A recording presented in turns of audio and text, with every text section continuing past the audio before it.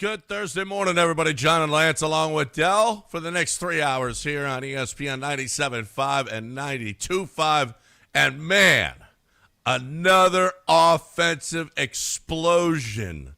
Astros with 5 hits last night, and they just can't be stopped. It is a train that is rolling and can't be stopped, Lance. 5 more hits last night. 1, 2, 3, Cancun. They can't be stopped for their summer vacation. They really can't be. That is just so pitiful. It is. This is not the Astros team we know. 10 times they've scored 1 run or less since August 1st. 5 times they've been shut out since August 15th. 5 shutouts. I'm almost positive that in 2000, I think they've had seasons where they didn't even have 5 shutouts in a season. I'm pretty sure. In 22, 19, my guess is they didn't even get shut out 5 times. They've been shut out 5 times since 2015. 5 times. So, I mean, that's Since just August a little 15th, bit you more mean? than a month. Since August 15th, you mean? Since you said August 2015, but yeah. Oh, since August 15th. August 15th. 5 shutouts. That's bad, I think. I don't know. I think that's bad. It's terrible. They're just a mess. They don't deserve to make. I don't even want them to make it at this point. Why would I want to wait? Why would I want to take up some afternoon watching them get the crap kicked out of them? For what? So people on the national stage can laugh and do their trash can stuff again. For what? I'd rather just trail out of these playoffs and just move on before anyone else gets hurt. I don't need someone to lose a life for this season. It's so bad. It is so bad. It's so bad. It sucks to watch. Like they don't. As soon as they're down 2, you know it's probably over. Yeah. And the A's are like, you guys. The A's are like, the Astros used to be the bullies. The A's are literally like somebody who's not afraid of the Astros at all. The A's have beat the crap out of the Astros this year. Yeah. And the Astros can't score in the A's. They scored 8 when they got beat. What was it, 37-8, and swept in the last series. And now the Astros, this is what they've done now the first 2 games. What an embarrassment. The A's are substantially better than us. How are they not ahead of us? Because they're the A's. Because, I mean, listen, they are better. They're just better. They're better. I look at them, I'm like, team. man, they look like they got a better team. They got a than nice us. young team. Nice young team. If it weren't for some miracle baseball going on, well, the Astros would legitimately be below 500.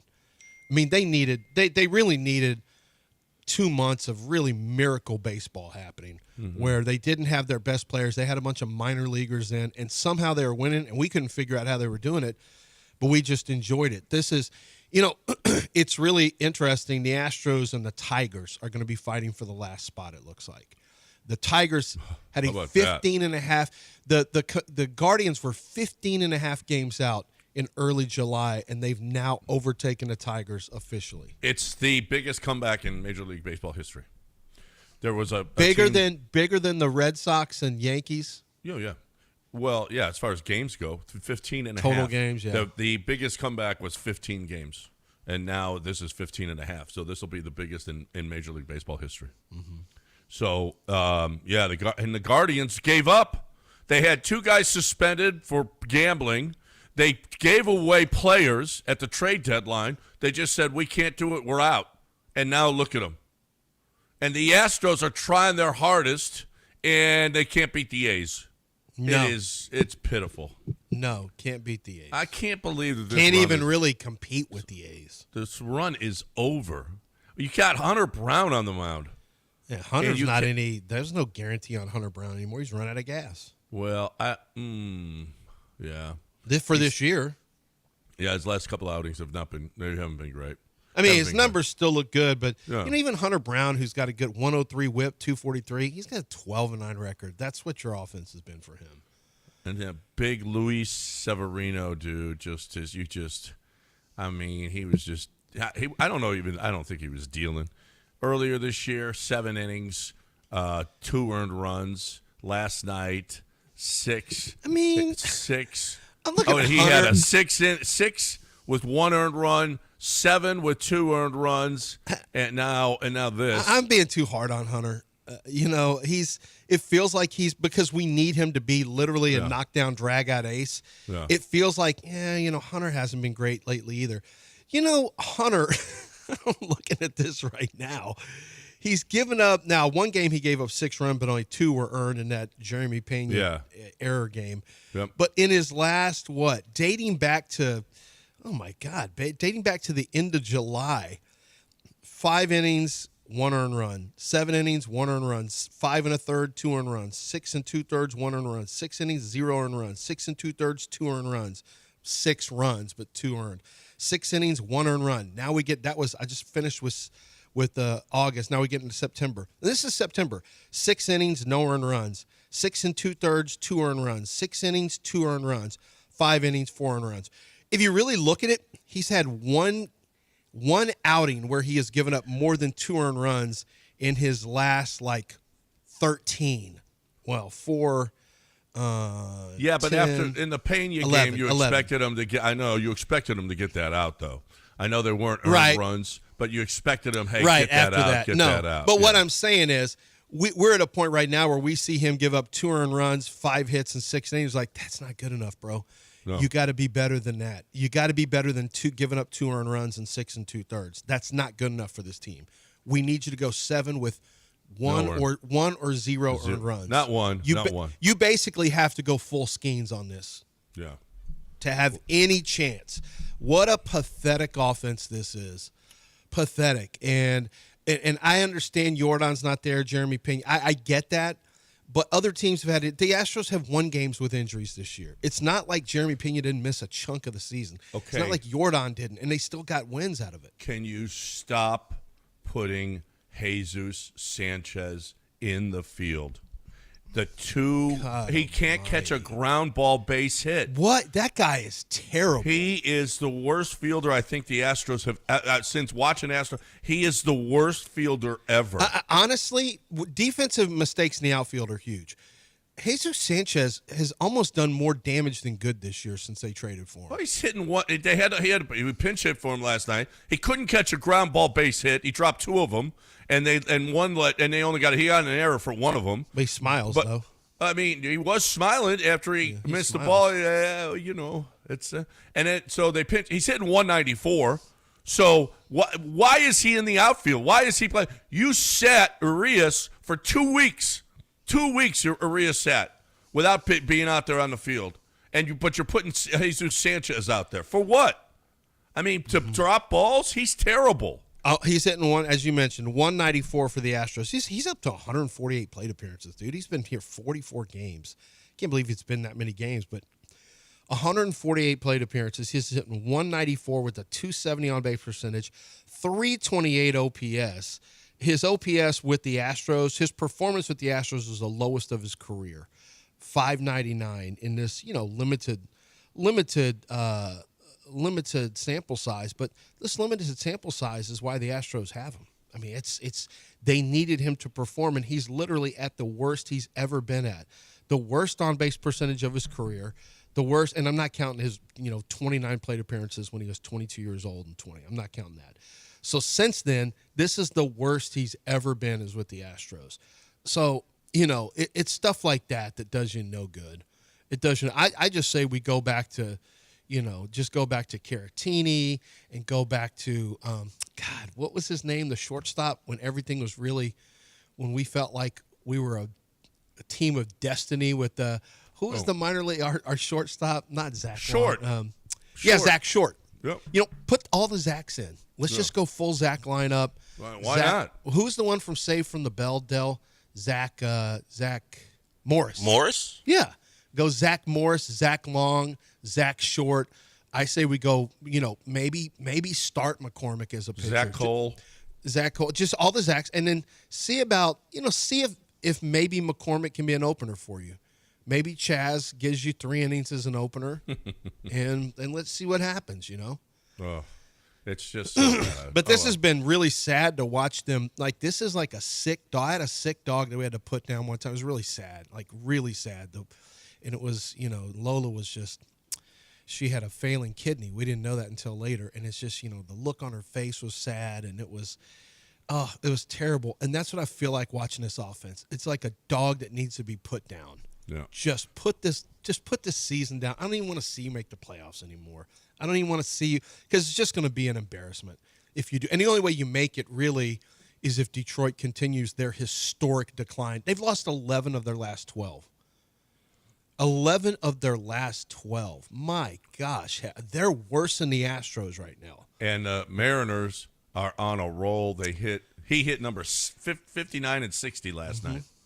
Cal Raleigh has 60 now. If they had a little bit more starting pitching, they might be the favorite in the American League. And with how hot they are, I don't think you can rule them out of winning the American League. Well, I don't know that they're not going to be the fafavorite. I mean, I did see the Yankees and Toronto are tied now. You know, they've got their own Dallas Keuchel. You remember in 2015 it was just Keuchel, and you just kind of hoped that McCullers could do something in your bullpen. And I mean, that's kind of right now the Mariners, have Wu. And Kirby is not having his best year, but they got a bullpen that's not bad. But they have so much power. They have so much power. And you look at the American League, Yankees are playing good baseball, but I don't know. I mean, I don't get the feel Guardians can't win anything. They're red hot, but I don't think the Guardians can win. The Blue Jays aren't playing great right now. I don't know why the Mariners can't get all the way through this thing and get to the World Series. No, they absolutely can. They absolutely can. They still got Castillo, so and he's not the Castillo that. Well, yeah, I mean, it's in there somewhere. Yeah, it has been at least. Right. He was dominant at one point. Yeah, he's got a 3.54. I mean, Brian Wu has been spectacular. Yeah. He's probably your game one starter. I don't know. He might start Castillo in game one. Ooh, We'll man, I'm going Wu. Yeah. Oh, he's really, really good. Woo! I mean, yeah, you got Kirby and they got 4 good starters. They got enough. All you need is 2 to get hot. That's all you need to win a championship. Well, to get to a World Series, you need 2 to get hot. Yeah. Because of the break times that you have. You just need, you got time in between each game. Yeah. And Logan Gilbert. It's probably Gilbert 3, Kirby 4. Yeah. They do have enough. They do have enough because all you need, like I said, all you need is 2 guys to get hot and 1 guy to be okay. With that lineup, man, that is a murderer's row of power that they have. Do you know how much time we have wasted of our lives talking Astros playoff rotation this year? Yeah. Well, so where's Fromber going to be? Do you know how much time that you and I could have been doing News of the Weird or looking at, Colombian Instagram accounts or stuff like, things that really bring you joy. Instead of talking about Astros playoff rotation, how much time we've wasted. What is this when I could have been Colombian Instagram account you speak of? It's a good one. It is? I think it's called Colombian Diaries, and it's a good one. I don't know anything about that. It just kept popping up on my timeline. You say, you sure you don't want to follow this account? Lance, you sure? And I'm like, fine, follow. That's fine. I don't. Follow. I've never seen anything. It's like one this. that you would have on your computer back in the days when you were here and scrolling through your timeline. Like, whoa, what's that? What is that? I know. Well, that's all of a sudden it just pops up. That's now my Instagram, and I'm like, what the hell? That's now my Where did Instagram. this come from? And I send these videos to my friend Why Christian. did this happen like this? Yeah, there's a Colombian barber I can send you. This is the music, and there's some girl who's on this guy's lap working on his eyebrows, trimming. Oh, just unbelievable. And this is what I could have seen. I'm just going to text to you right now. This is what I could have seen instead of staying up late and watching the Astros offense falter. I could have just scrolled this account. And I did. You hear that ding? Yeah, I got it. That's Thank what you. I sent you. That's it. I got to turn this off. Bing, ding. Look at this one. These Now, are this is what I'm saying. That's terrible. Don't be looking at your Colombian Diaries Insta account while we're doing a radio show. We gotta focus. This is worse than food being delivered here for you. It actually. Well, look at the one I just sent. Oh my God! You will watch this. I watched it probably 11 times. You will watch this one at least 11, if not 12 times. Do you see them? The 2 dancing? Yes, I see that. Just watch the whole thing. I can't be. Let's get to a break. We got to watch talk videos. about Game Day Men's Health. Guess what? Game Day Men's Health is working right now. Now you care. Game Day. Now you care. You know what? I feel like every day I'm on a Colombian Diaries Instagram account with Game Day Men's Health. Holy cow. It is so good. I'm telling you, it is. It makes you feel like you are younger. It makes you feel better. It makes you focus more on stuff like this account. It is incredible. Game Day Men's Health. I really do think it's better, guys. I have been taking testosterone for a long time. I've been doing it, and it's just better. It's just different at Game Day Men's Health when you got labs right there on site, which the other guys don't. When you get a free evaluation to find out whether or not you are a candidate for a testosterone therapy, then you got Game Day Men's Health. Free evaluation, labs on site, peptides to help you get to where you want to be. What is it that you need to do? Do you need to focus more? Do you need a better sex drive? Do you need to see results from the gym better? Do you need to lose weight? Do you want to gain weight? You can do that as well. It's all at Game Day Men's Health. They are going to get you to where you got to be. I really do believe that they're better. And if you're looking for the best way to get that testosterone replacement, all you need, one place. GameDayMen'sHealth.com. Find the location nearest you, GameDayMen'sHealth.com.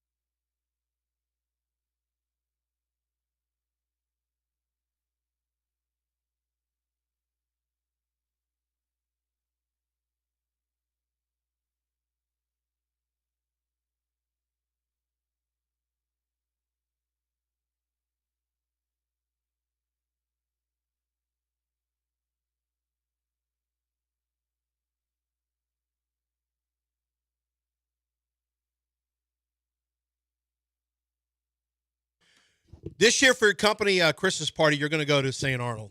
Okay? This is what you're going to do. You're going to go to StArnold.com right now. You're going to click on private events. If you're the one who, well, even if you want to make the case for whoever runs that department in your work, let's say you got a big, I don't care who you are. Let's say you're at a big shop and you've got, 30 workers in a warehouse and you've got, you know, the people on the HR side and the sales people. And go to St. Arnold, go to private events, go to StArnold.com, click private events, and then take a look at the beer hall, which hosts between like 100 and 300 people, and then the Investors Pub. Those are the two private event spaces they have.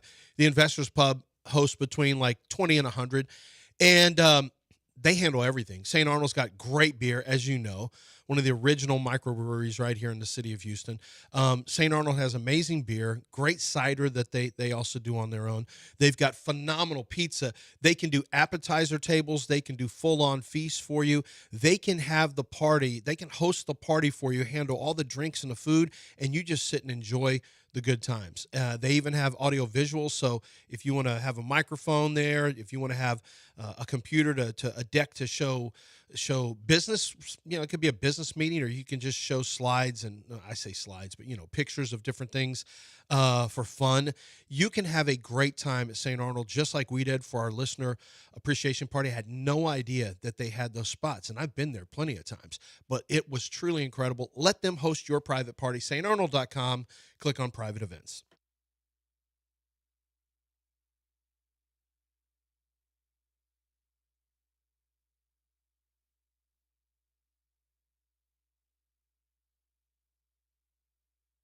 You're back in the Veritex Community Bank Studios with John and Lance. On ESPN 97.5 and 92.5. All right, welcome back. 713-780-3776. The number to call to get in here. D'Amico. Okay, so I'll get his C.J. Gardner-Johnson bite. So I knew D'Amico. He wasn't going to say anything. They tried to, ask a few questions, and he wasn't going to blast the guy. But C.J. Gardner-Johnson cut by the Texans the other day, and a lot of people are wondering, Many people are wondering. Well, and one of the questions was, did you try to trade him? And you'll hear D'Amico. It's just another failure. And I'm gonna read off the list of failures this offseason. But here's one of the big ones. CJ you gave up Kenyon Green, but so here is D'Amico talking about cutting CJ Gardner-Johnson. I know everyone saw the news where we released CeeDee. Just wish CeeDee the best. Unfortunately, we just moved on, and for me, every decision I make is always in the best interest of our team. I felt this was the best decision for us to move forward, and so now we're here. We're on to the Titans. Why did you think it was in the best interest of the team? Yeah, because it's my decision to move on. I know it's best for my team. Performance or something else? There's been a lot of news reports on it.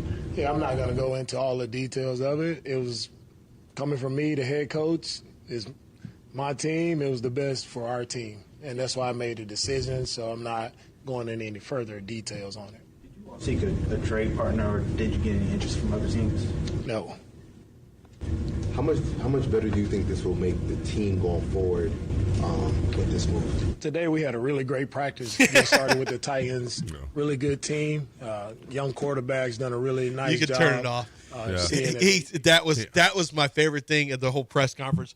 They kept asking me, because I'm not going to answer. Yeah. Did he say? He said, I'm not going to answer any more questions like that. Yeah. Then they asked, how much better do you think this makes the team? Today we had a really good practice. Yeah. He's like, I'm tired of messing with y'all now. I'm a polite man. He wasn't. You know what? He's classy. He ain't saying nothing. No. There was. And he didn't rip you. He didn't say, I already told you that I wasn't talking about this, Brian. Right. But there's not. But Yeah, Brian, right, Brian right. T. Smith's not here now. Okay, grade the offseason. C.J. Gardner-Johnson, released. Cam Robinson, benched.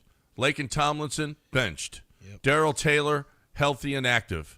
Sheldon Rankins, pretty good. Darrell Taylor, I forgot about Darrell Taylor. Ed Ingram, okay.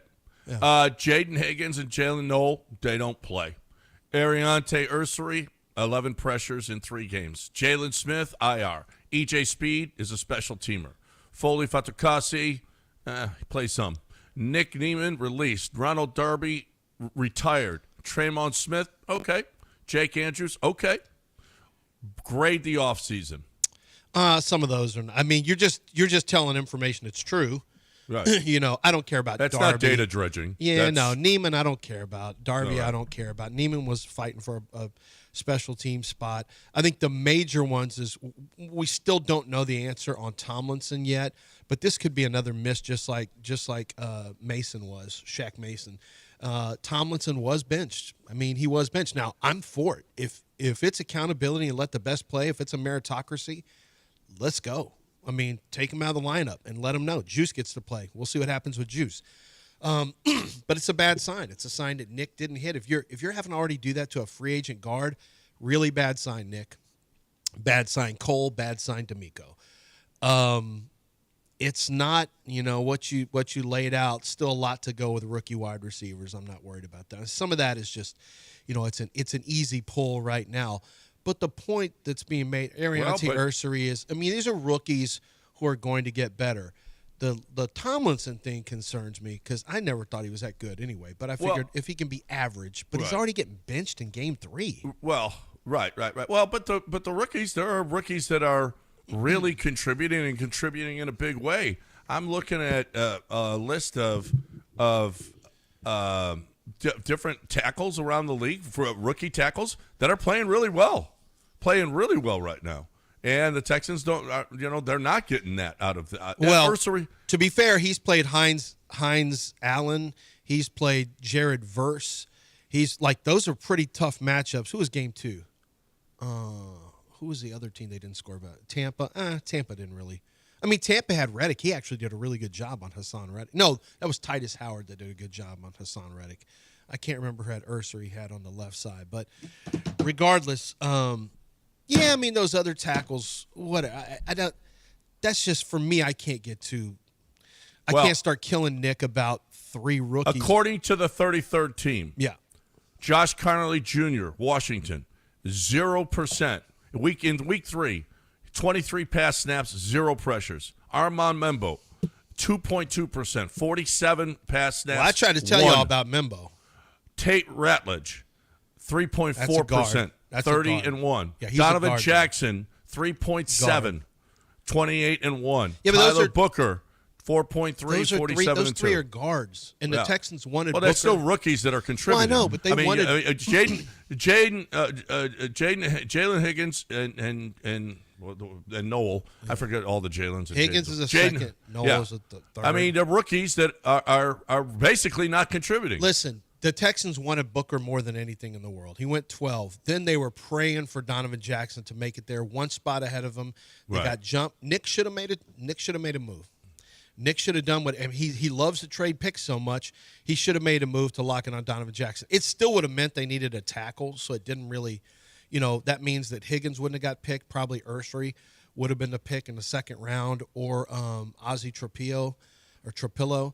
But because they still would have needed a tackle. Donovan, there's no way they were drafting Donovan Jackson as a tackle. But it's I'm more worried about evaluations and free agent signings. The Darrell Taylor thing is a little surprising. I mean, I guess you can't really worry about it if Dylan Horton's playing, who was a rookie you drafted, and Derek Barnett, who's one of your signings, is playing. Like, you got a bunch of guys that can play defensive end. I would maybe turn around and say, hey, can we move one of these guys before the trade deadline and pick something up for our roster that we need, an extra running back? If you're not going to have Joe Mixon back, I'm really worried about Joe Mixon, because if they don't have Joe Mixon, I firmly believe Why are this you team even will thinking be about Joe Mixon? Well, because he's out. You need 4 to go weeks. back to your Colombian diaries. I mean, again, you're wasting time worrying about Joe Mixon. You're right. Or worrying about who's going to start in the playoffs for the Astros. It's the same thing. It doesn't exist. I'm going to go back to Columbia. They don't exist. Neither of them. I mean, you're living in some kind of fantasy land with Joe Mixon. Do you really think? I don't. Where is Joe? We haven't heard him. Not one thing about Joe Mixon. Joe Mixon is not part of our lives. He's left you. Just let it go. He went to the store to buy some cigarettes, and you never saw him again. Oh no, he's a absentee father, Joe Mixon. Is that what he is? Look, but to your point, we're heading. I talked about it this week. We're heading to. This is the 4th game coming up, which would give Joe Mixon a chance to come back. You would think he would be spotted at practice at some point, like not practicing, but at least on the side, hanging out around the team. If he was near coming back, but he's nowhere to be seen. He's absent. Where'd he go? That's what I said. I'm not, but I don't. You put it in a position where he's like a dad. I'm just saying he's not around the team because he's not close to coming back. I don't know that he is, because if he's not, this to me, this offense gets noticeably better when Joe Mixon comes back. I truly believe that, because I saw it last year. The offense wasn't great last year, but it was better than this. And Joe Mixon rushed for 100 yards like 7 different times. And the Astros would be better if they had Prime Verlander too. But the Astros also lost with Jordan. And I Jordan said Verlander. I know, but Jordan was raking, and they still lost this year. So to compare the 2 teams in the same year, whose offense is worse? The Astros. It's getting to be a tougher they're call. about the same. I used to say Texans was worse, but am I sure the Texans is worse than the Astros? They've been shut out 5 times in the last 5 weeks. You can't blame Jordan, though. Jordan did his part. My point is that Joe Jordan Mixon would give a big lift to this team. My point is that Jordan, but Jordan did his part, and it still didn't matter. Well, but this is totally different. Give them a running game, and you know what? Joe Mixon would be a big boost. For this team. What did they average last year? They weren't a great offense last year. I think it would give them a boost too, but I want to make sure and couch it properly. He was great last year, the whole year. He had an injury. They were 10-7.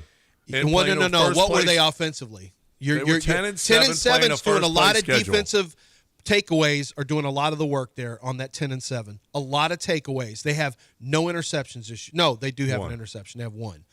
There was a lot of takeaways last year. You don't have that this year. It's going to be hard to lead the league by 15 or so. Yeah. That's going to be tough. Well, but I agree, though. Joe Mixon will make things easier on everybody, but that's the problem is, when does he get back?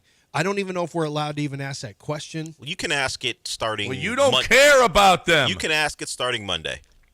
When D'Amico has his day after No, you presser. can't. No, you can't because you don't care about the player. Now it's time because he can come off IR. So No. or whatever his designation is. You just want views like Lance. So how do That's you? all. I already told you how you asked D'Amico. D'Amico, I know football is a big part of a lot of guys' lives, and it helps them get through things. I'm interested in Joe Mixon's well-being. You have to start. You have to lead with that. Yeah. How is Joe doing? I know Joe loves football, and taking football away could really affect his mental health. How's Joe dealing? How's Joe doing? And will he be able to be around the team again in short order so he can feel better about himself? Yeah.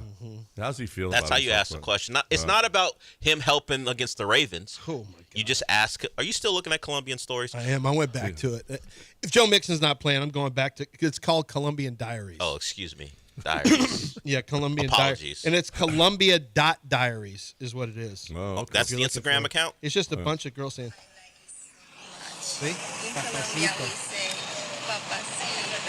In Colombia, they say. Do you have Nicole say, "Hey, Papa"? I tried to have her say it, and she won't say it. won't She say won't it. do any of that fun stuff anymore. I said, just call me Papacito in front of the kids. See what they do. Like, no, I'm not doing that. Like, She just all the fun is just gone. then I'll find somebody who will. Oh, Wow. You know what she'll say? Go ahead, Go try ahead, it. yeah. She'll say, go ahead, try it, see how it goes. Well, you did find somebody who will. yeah. Well, Well, Columbia. yeah, next Diaries. next time you bring potato chips, see if the girls will say Oh, it. no, don't do that. No, they won't. They won't. All right, Melissa's Colombian. Ask her to call No, you Papacito. let's not do that. Let's not go down that tricky road. Let's take a break and talk about GimmeTheVin.com. You know, I was here. It's so funny. On Saturday morning, I was listening to John Clay Wolf here in L.A. He's on here. He's on all over. He's the biggest and the best. The dude buys cars, okay? And especially he loves classics and collectibles. He's got GMTVCC.com. Sell your classic to him at GMTVCC.com. And if you got one, he's paying. He loves those vehicles, and he pays top dollar. So if you're selling a classic, make sure you stop there. But if you're selling your car, GimmeTheVin.com, already the best place to sell your car. It's even better now with the GimmeTheVin.com big cash giveaway. GimmeTheVin.com giving away $25,000 in cash every month. 2 ways to win. Get 250 chances to win with your mail-in entry, or 1,000 chances to win if they buy your car. Every month, giving away $25,000 in cash. The easiest place to sell your car. The process is so simple. They'll bring you the money. They'll pick up the car, deliver. I mean, they'll do it all. And if they can't beat CarMax's offer, they're going to send you $100. That's a guarantee you're going to get the most for your car at GimmeTheVin.com. That's GiveMeTheVin.com.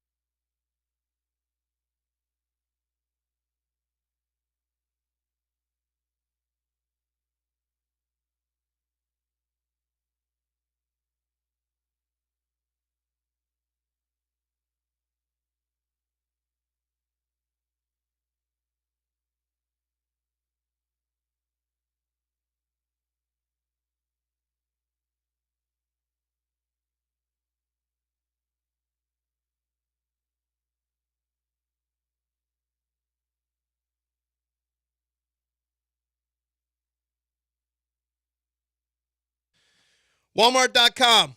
That's how you get to groceries, prescriptions, and household items all at one time. And you can do whatever you want during that. It's going to be delivered it takes about an hour. You get all those items delivered. And the great thing is they don't change prices on you. So you're paying the same price as if you'd go into the store. You know what you're not doing? Spending the gas to drive there. You know what you're not doing? Walking up and down the aisles. You get to go up and down the virtual aisles, the digital aisles, and make your picks online with your app or on your computer. Pick what you need. You can do all your grocery shopping. You can do all the shopping you need. You can get everything in one place. And the prices stay the same as if you were going in. That's incredible. And the delivery time is awesome. Unlike some of the other places out there. Walmart gives you a chance to get everything at one location for the same great prices and in a very timely fashion while you are allowed to go do whatever else it is that you need to do. Maximize your time, maximize your comfort level, and, save big money with Walmart. The Walmart you thought you knew is new. Who knew? It's Walmart.com.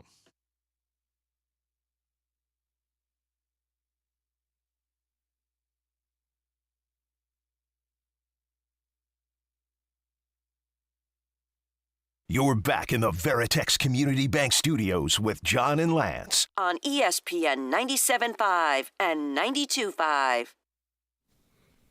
All right, welcome back here on ESPN 97.5 and 92.5. You want to stick around. 9 o'clock, Josh Pate. Is it, what time do we have? 9, right? Yep. Big football. Wow, what a college football weekend It's we got. a great weekend. Great weekend. So we got Josh to break it all down for us. That's we could potentially, once again, I'm kind of fading my comments from earlier. There is a chance the Astros make the playoffs once again. I don't even know if I want them to because this is just you'll just probably catch a beating. But I guess you'd rather be there than not be there.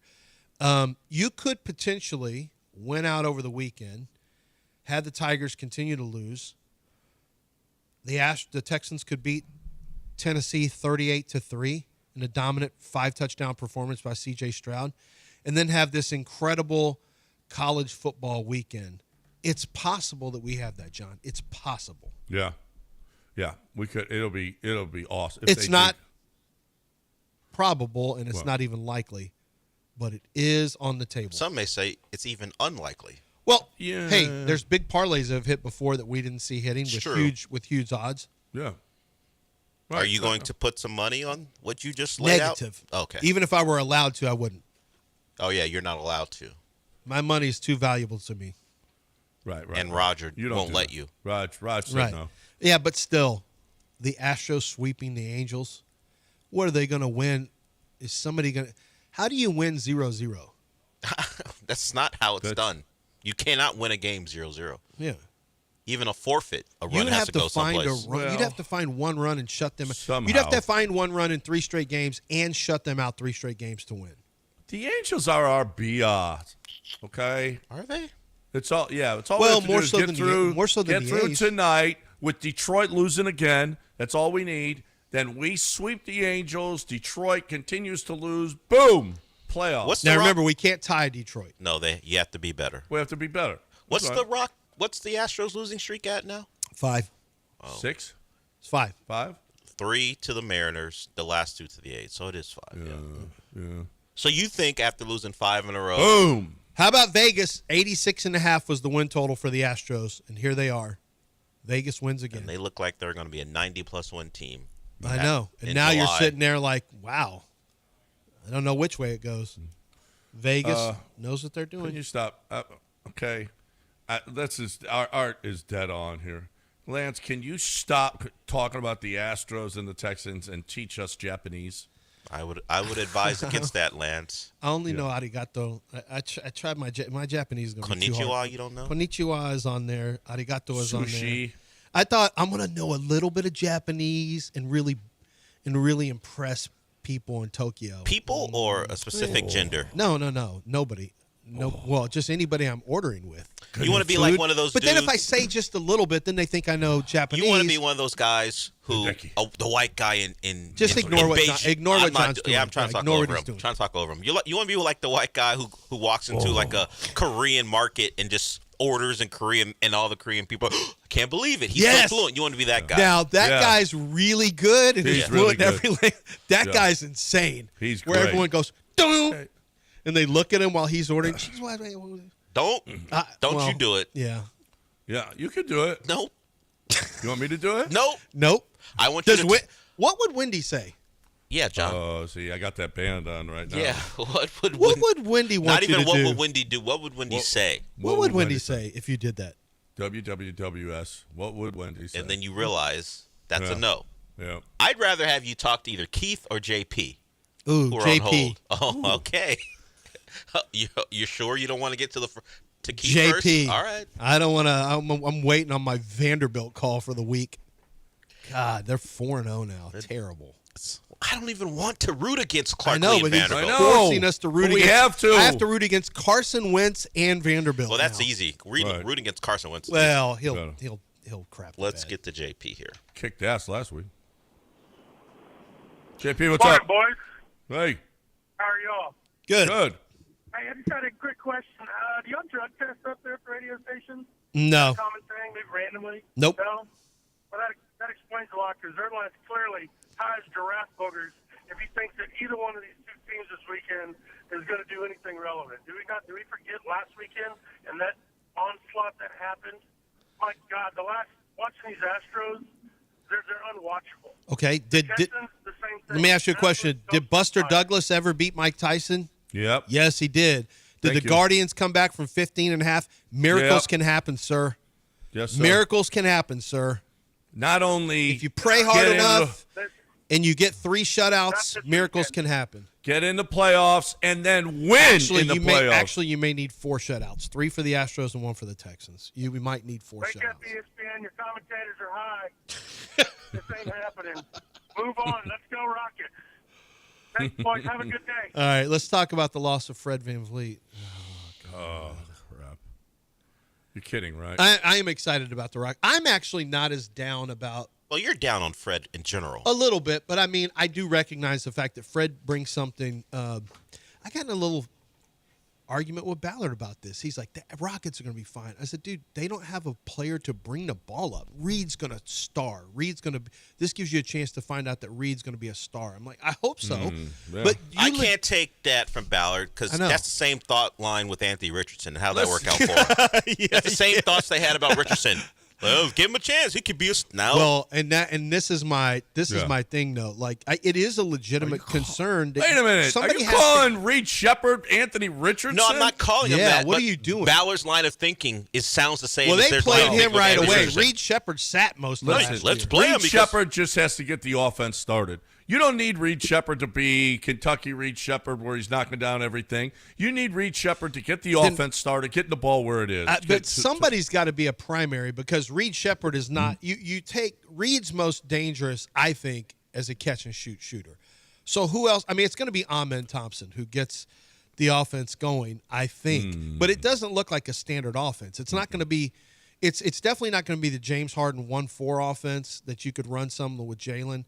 Because he's not – well, you could spread it and let him just try to attack, but then you're probably not playing double bigs because it's just Amen Thompson has to penetrate, has to get into the paint, and you don't want double bigs with a penetrating lineup. You want double bigs when when you're heaving it up from 3 because it gives you a rebound advantage. You don't want double bigs with penetrators because it's known to clog the lane. That's the exact opposite of when you want to use the double big lineup. So I think there's some – but I also think they're too talented to just write off because Fred VanVleet's gone. I think that's a mistake too, to just write them off. Well, what do you mean by write off? No one's Well, writing them off. I think there are some people who no, probably but, believe but it. it's a blow, man. It's a blow. It's a blow. It's a blow. I think That's their a ceiling huge is blow. lower. I don't know that. I still think they're a top 4 type I seed. think Fred but might. I think the loss of Fred might be worth 3 games, so- 3 full games. No, their 3-4 wins. odds, they dropped, I think, from 8-1 to 12-1 with Did they that really? injury. Yeah. See, Yeah. I probably would have dropped them to 10-1.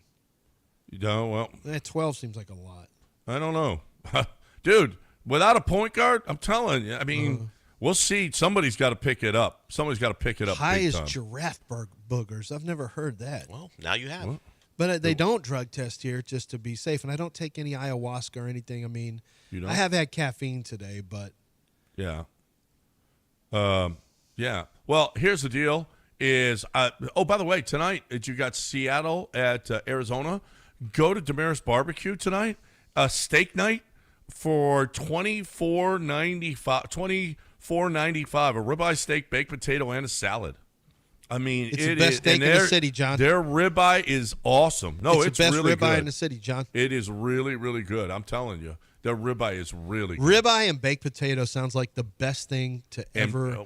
I wish it was here right now. And the salad is really good too. Yeah, by the way. whatever. The whole thing. Time to talk right now about my peeps over at Chastang Ford. Chastang Ford is where you get your vehicle on. I love doing business with Chastang Ford. I've talked about, and this is how many family-owned and operated businesses do I speak for? A bunch. This one's been around for 80-plus years. Chastangs have been selling cars in the city for over 80 years. Chastang Ford, the number one. Here's the reason that they're the number one commercial dealer in the city of Houston. Businesses are all about the bottom line. They want to get the best vehicle they possibly can, right? So you got that with Ford F-150s or whatever truck that you want to get. You got the price, which every business, that's what they're worried about. They want to pay as little as they possibly can. They want to get it customized exactly how they want it for their business, and Chastang Ford does that every single time. And then the service. Not only can you bring all your vehicles to Chastang Ford, if you've got a fleet of vehicles, they'll come to you. They have got a mobile fix-it unit that can go to wherever and fix the vehicles at your location, so you don't have to tow them over there or get them there. However, that's the kind of service that you get at Chastang Ford. But you get that as well, not only on the commercial side, but on the retail side as well. You're looking for a vehicle. I feel like there's only one place to go. I've bought 4 vehicles from them. Love them. ChastangFord.com at 610 at Homestead, not Hempstead. Just 5 minutes from downtown Chastang Ford.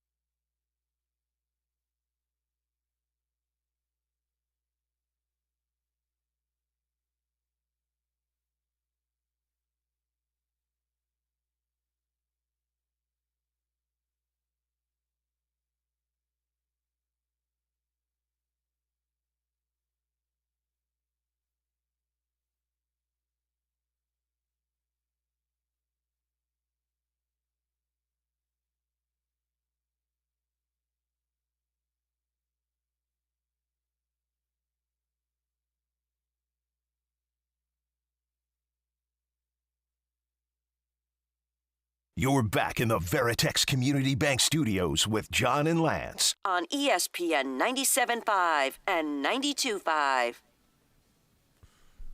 All right, welcome back here on ESPN 97.5 and 92.5. We just can't get rid of Keith.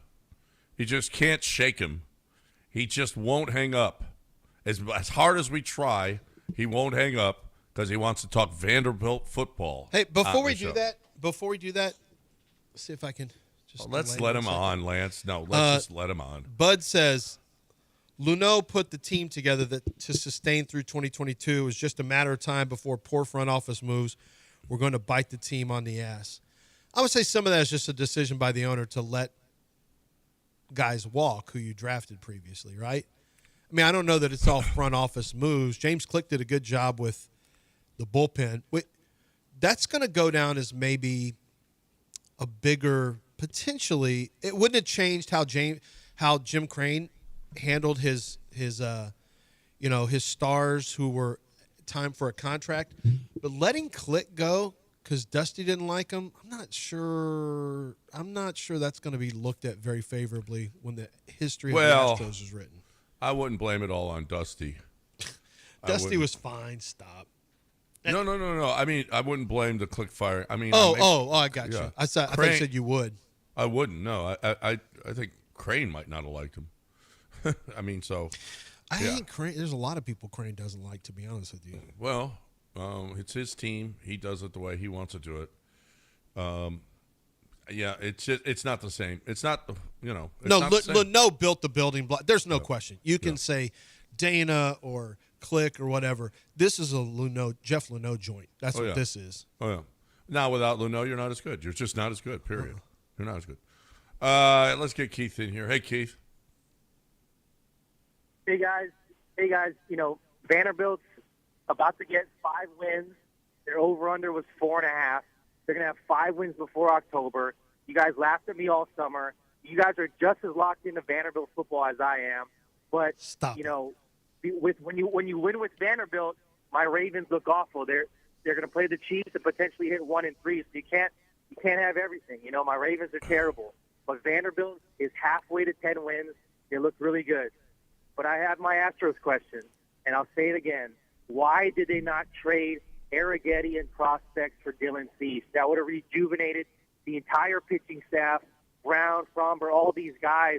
Why did they keep Arrighetti? He had 1 year last year, and he's out for the season this year. You could have traded Arrighetti, Blue Ball, Leon, Salazar, and you could have had Dylan Cease.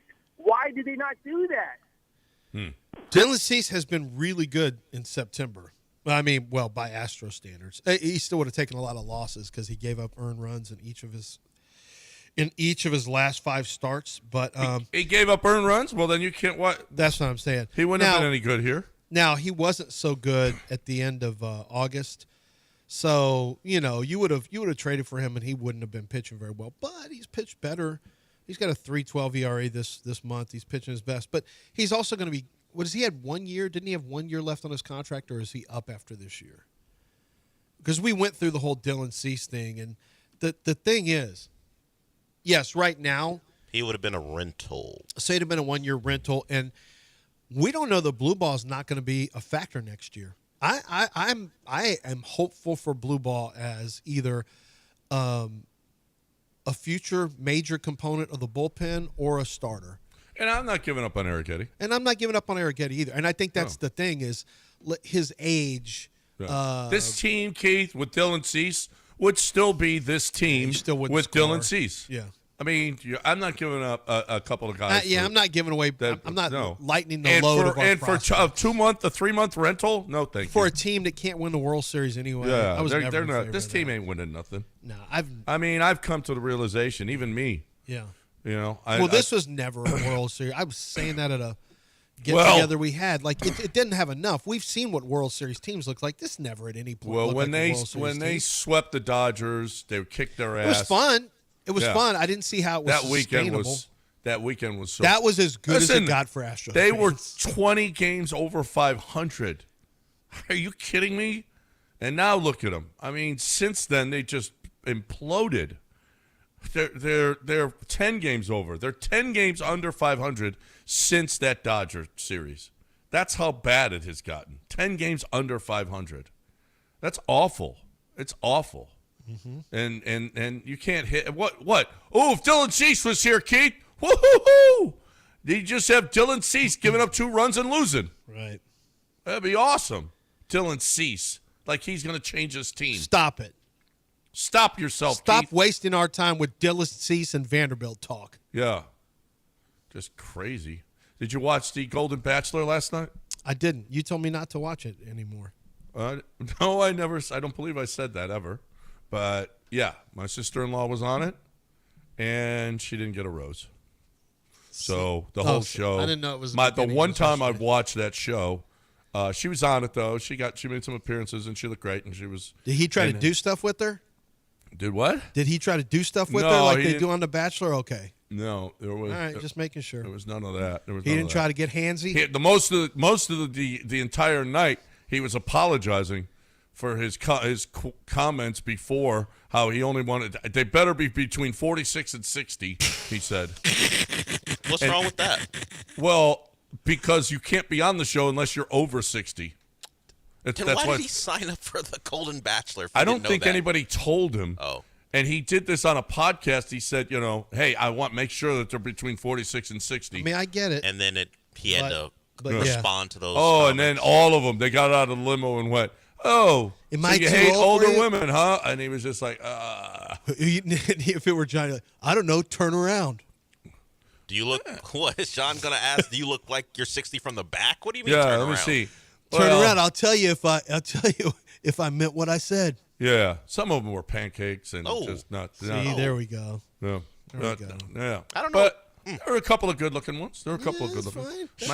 My sister-in-law was one of the best-looking ones, and she didn't even get a rose. So let's if we're talking about this, this guy said from 46 to 60. That was his initial hope. Yep.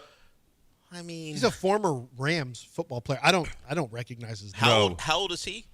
He's 62, 63. Then that request isn't so crazy. No, that's a typical guy. But you gotta know, man, honestly. you gotta know your audience. Yeah, they all have to be over 60. It's Bro, golden. You got to know the rule on this game. Yeah, I know. I don't think they explained it to him. I just think no matter who gets picked at the end, the guy who is requesting someone between 46 and 60 ain't staying with the plus 60-year-old woman he's with. No, probably not. Dell having a something fest to the do Golden Bachelor. I haven't watched an episode of the Golden Any of the Bachelors stay with him? I think one got married. It's happened a couple times. But then they got divorced but too. These guys, these women have no shot. If this man was, hey, you walk in already too old for me. Yeah, forget about it. He's gonna go as soon as she gets out. What if he just pointed to the right and said, get her out of here. Get back in the car. He's going to have to have a life. Get back in the car. He's going to probably want a bit of a public life. That's what you sign up for after The Bachelor. He can't be the complete a-hole. No, back in the car. Back in the car. He's probably never been with a woman that's over 60. Oh, no. No chance. The ex-athlete who, no chance. No chance. No chance. I got a buddy that's 67. He said, I've never been with a woman over 50. That's a life. Never been with a woman over 50. That's the life. It's a good life. You and he's never been married. You ought to hear what Leonardo DiCaprio says. Yeah. Never been with he's never been with any over 25. 26. Yeah, 25. Whatever it is. That's what Belichick says. Well, he had been, but he switched it up. Belichick on the Golden Bachelor. He was, I want to be on the regular Bachelor. Belichick's like. You see what I'm interested in? Yeah, no, I ain't doing that. Anyway, she looked great. She was great, and that's the last I'll ever watch. Well, she was already at a disadvantage. The guy wasn't looking for anyone of her in her age range. Right? No. Anyway, 713-780-3776. 713-780-3776. Is this true that you see? There's a new wife swap coming up, but it's with Real Housewives wives. Oh man, what a toxic mess that's going to be. It's going to be awful. What about Real Housewives of the Mafia? I don't want you. Who wants a Real Housewife anyway? And you want to swap for one? I've never seen one episode. I've only seen clips of reunion shows. Oh God! And Yeah, I don't. It gets violent on those like Real Housewives of Atlanta. Somebody's getting beat up. Yeah, you're not getting anyone from Atlanta. I don't know any of these women. I want to do Atlanta and the Mafia, Real Housewives of the Oh, Mafia. God, I New Jersey? I want them to flip. Of New Jersey, I want them to flip and see. Okay. Oh, God. It's going to be well, on you're anyway. going to get a woman from Salt Lake Or no, City. maybe I'm thinking of basketball. Oh, you probably are. OC, New Jersey, and Potomac. Potomac? Yeah. What? Potomac? There's a Real Housewives Potomac, yeah. Sounds terrible. By the way, Skip, because I'm ADD, the hitting coach defenders have been awfully quiet lately. First of all, I didn't know there were hitting coach defenders. That must be Astros Twitter. Alex Cintrone's job is in jeopardy. There's no way around it. Jim Crane makes changes. They won a World Series and the general manager had to go. You don't think Alex Cintrone, who's got a team that scored 1 run or less and 10 times since August 1st, been shut out 5 times in the last 6 weeks, you think he's safe? Yeah. All right, we got a break. 8 o'clock here. It's after 8 on ESPN 97.5 and 92.5. Time to talk about the Trailblazer Poker Tour. Starts today. Okay? And it runs through October 4th. So if you're looking for, it'll be it's in Las Colinas and Dallas and Las Colinas and Dallas. And so if you're looking for great poker, you got to get on up there. They've got the poker tour going on, the Trailblazer Poker Tour starting today. If you're a poker player, get up there. Get up there to Dallas because they got a huge event. Now, Texas Card House, they had their big events last weekend, but every day there's poker going on, brother. Every day, cash games. Every day, there's tournaments. Every day, you can get in at 2 o'clock Monday through Thursday for just $25. There's no better deal with a guarantee that you're going to win money. I'm telling you, if you're looking for poker, there's one place that you've got to be, in my mind, and that is at Texas Card House because that's the best poker that you're going to find in the city. Open 24/7, beautiful locations, clean locations, great parking, safe, security on hand, 24 hours a day, bar open till 2 a.m., always a game going on. Open right now. You'll find a game right now at either location, Green Ridge and Westheimer or on 45 at Spring Cypress. You're looking for the best way to play poker. I think there's only one place to go right now in the city of Houston, the best poker, Texas Card House, texascardhouse.com.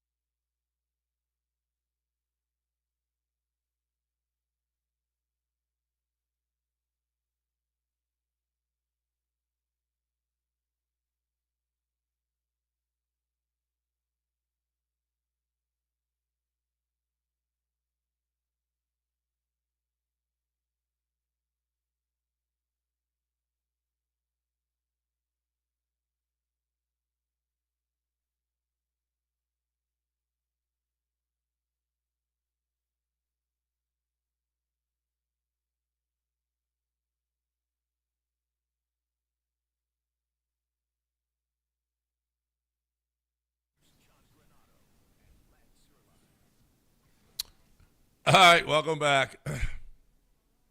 Yeah, my daughter watched last night. She said, "I'm surprised you're not saying how crazy and desperate and cringe that show was last night." It was. There were some real doozies. Anyway, I'm done watching that. That's it. I watched it once to see my sister-in-law, and that was it. And now it's over. Bye, Golden Bachelor. Speaking of being over, John. After making just 2 starts following a 28-month absence. It's 2 years and 4 months. Following Tommy John surgery, Luis Garcia is headed under the knife again in the coming days and will miss the entire 2026 season. So he will miss basically 4 consecutive years. Luis Garcia's career is over as an Astro. He really Espada wouldn't say the exact nature of the injury, but who really cares? Did he pitch in 23? No. He pitched missed all of 23, all of 24, most of 25. When he came back, he only made 2 starts, and he'll miss all of 26. Wow. Oh. He Luis pitched Garcia. in 23. Yeah. He was just done really early. Is that what it was? Yeah. I think he was his last start in 23 was in May. Oh, that's early. That's early, yeah. Basically didn't pitch. Basically, Luis Garcia has 2022. Yeah, he had 6 games he pitched May in. 1st, so last he's start. pitched 8 games since 2022. So in 4 years, he will have pitched 8 games. No. And his time, how's that going to work? His time will be up, right? The Astros won't have him anymore anyway. I don't know how that works. If you haven't pitched, I mean, I'm not sure. Not sure how that's going to work. But it doesn't matter. Doesn't Is he matter. Really I ever don't. going to pitch again? I wouldn't even. Is he ever going to pitch? You've already got McCullers who has done this forever. Yeah. You can't, I'm sorry, but Luis Garcia. So, okay, so arbitration was avoided this year. The Astros, he's got 1.875. He actually has 1 more year. Next year, he'll miss all of next year, which is his 3rd arbitration year. And then he becomes an unrestricted free agent in 27. And I think it counts. They're not going to, when you're out with an injury, they're not going to, it doesn't, you don't stop your service time then. So, I would say he's done as an Astro. I don't think he'll ever pitch again as an Astro, and I worry that he'll ever pitch again in Major League Baseball. Real shame. Yeah. Real shame for him. Yep. All right. Let's get Chris in here. Let's talk a little college football. Hey, Chris. Hey, guys. How's it going? Love the show. Hey, I didn't want to call in too early in the week because I know it's NFL and Astros and stuff like that. But, Lance, I was listening to football this past week, and I heard Utah's quarterback followed their coach, and then we know Mateer followed the offensive coordinator. I don't know about you, John, but I know, Lance, you and I have been through some cease and desist and things like that through prior jobs. Has there been any talk about when an offensive coordinator leaves to go to another school, not recruiting from the current school if the player's not in the current portal?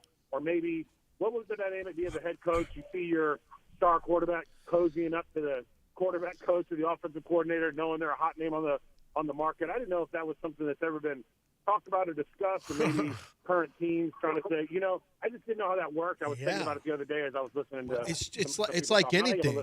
It's like anything. Like it's an uncomfortable situation because that coach is trying to win games now, and a lot of times it drives a wedge between head coach and former offensive coordinator because they're competing for that quarterback's probably going to want to come with that offensive coordinator, and of course that offensive coordinator, he can say what he wants, but more than likely, he's certainly open to taking a call from that quarterback if that quarterback wants to transfer. It's got to be I thought about this too. What was it like when between Aaron Glenn and Ben Johnson, six coaches left that staff. 6. I don't know if it was 4 total or 6 assistant coaches left. I think it was 6 other assistant coaches left with Ben Johnson and Aaron Glenn combined from that Detroit staff. I wonder how Dan Campbell dealt with that. If he was really pissed off, if he was mother bleeping his 2 former coordinators, it hasn't had much of an impact, but to lose that many coaches, to have to replace that many coaches in a single season, that's tough for Dan Campbell. Almost seems like tortious interference. Yeah, it does. Yeah, because you're taking, their ability. Although if they're under contract, they can't go.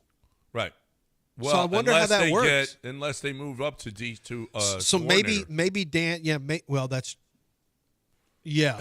Maybe Dan gave permission for some of them. Maybe he was okay with it. I don't know, but how could you be okay with losing Mateer if you're at Washington State? How could you be okay with losing Utah, losing a starting quarterback in this economy? Right. Well, in this quarterback economy, you got no choice now. Now it's you can be pissed off all you want. Oh, yeah, great. Sorry, you're mad. Oh well. Guess what? Sorry, you're mad. I don't give a crap. But it's actually you're actually right. Yep. 713-780-3776 is the number. We got some sound that let's catch up on breaks, and on the other side we will hear from CJ Stroud. CJ and D'Amico talking about CJ and where he is mentally, because CJ looks like a whip dog. CJ just looks like a whip dog, and let's talk about that on the other side. But first, we're talking about Underdog Fantasy. I'm talking about Underdog and a chance for you to play the ladders game in streaks. Those are two different ways. I tell you all the time about playing high or low, right? You pick the statistic and you go higher or lower than statistic, and it's a great way to watch the games and play along with the games. It's fantastic. But streaks is actually really cool because you can stop whenever you want to. If you get on a hot streak, you pick two players to go higher or lower on their stats. And if you win both of those, it unlocks the third one. And so the third one, you make another one higher or lower. If you win that one, it goes on to the fourth one. It goes one and then one and then one, and you keep going. And the higher you go, the bigger the payout is. And it's kind of like that game Card Sharks, when I used to watch Card Sharks. Higher, lower, stay, and then they'd freeze it. Well, you can do the same thing, only you can either go higher or lower with your statistics, or you can basically say, that's it, I'm cashing out. I won 4 of them in a row. I'm going to go ahead and cash out. You can start by playing as little as $5. You can pay 10. You can play 20.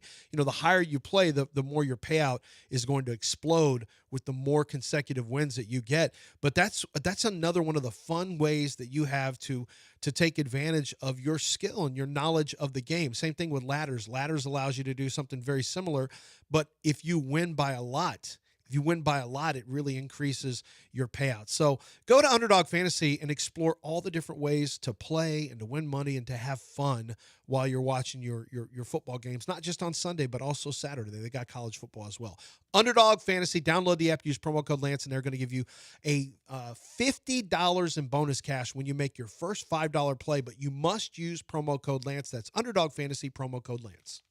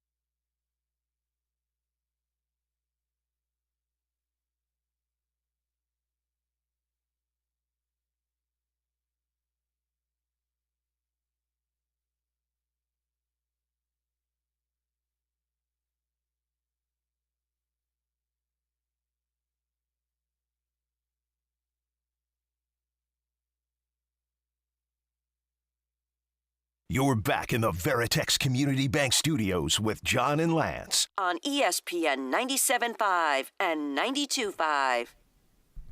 Well, I wanted to talk about Coors Light here, but Dell won't let me. Nice job. Nice job, Dell. Okay. So I had a few last night. I sure did. Had a couple, 3 or 5.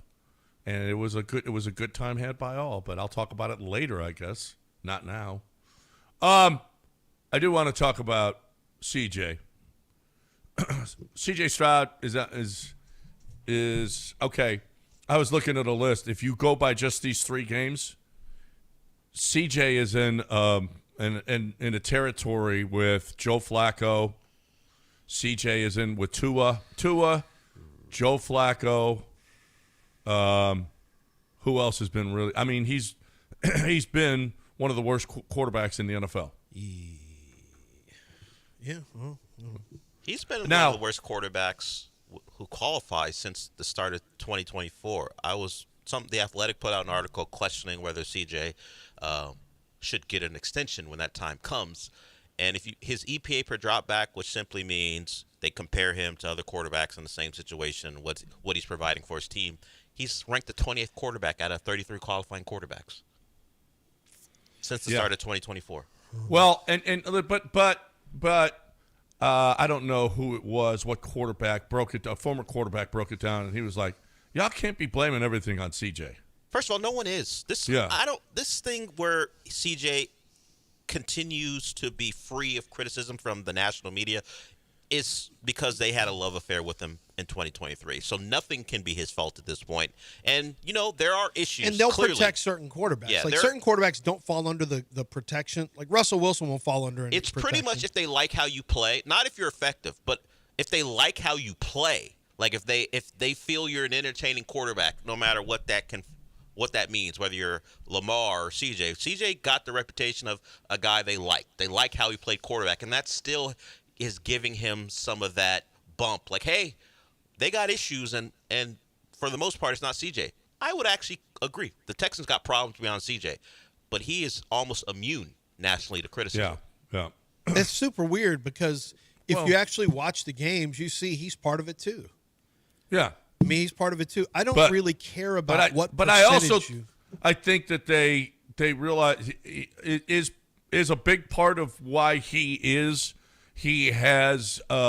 not as good as he used to be is because he's got, because the offensive line has been so crappy. His footwork is not as good. He's fallen off. He's doing all kinds. He's getting rid of the ball faster than he should in some instances. And maybe he's jumpy because of what he's been through. He's got some PTSD. But if you say that, if you make that admission and you accept it as true, then what you're telling me is he could be properly bleeped. Cooked. Yep. Because it's hard to come back from that. I'm convinced he's not re-signing here. I am too. I'm getting that way too, John. I think he's going to. Do we have the sound from CJ? CJ was pretty honest with his assessment, but I don't know. There was some. He made a point that they asked him about Chauncey Gardner-Johnson. He's like, I like him. That wasn't my decision. That was right. You had to go talk to those guys. That was at the top. And I didn't think that was here. Let's hear CJ. I'm trying to listen for clues for what you say because I'm kind of the same way, John. I think CJ I think his personality is when things aren't going great for him personally, and I'm not calling him a front runner. I'm saying his frustration level builds. And he I looks think frustrated.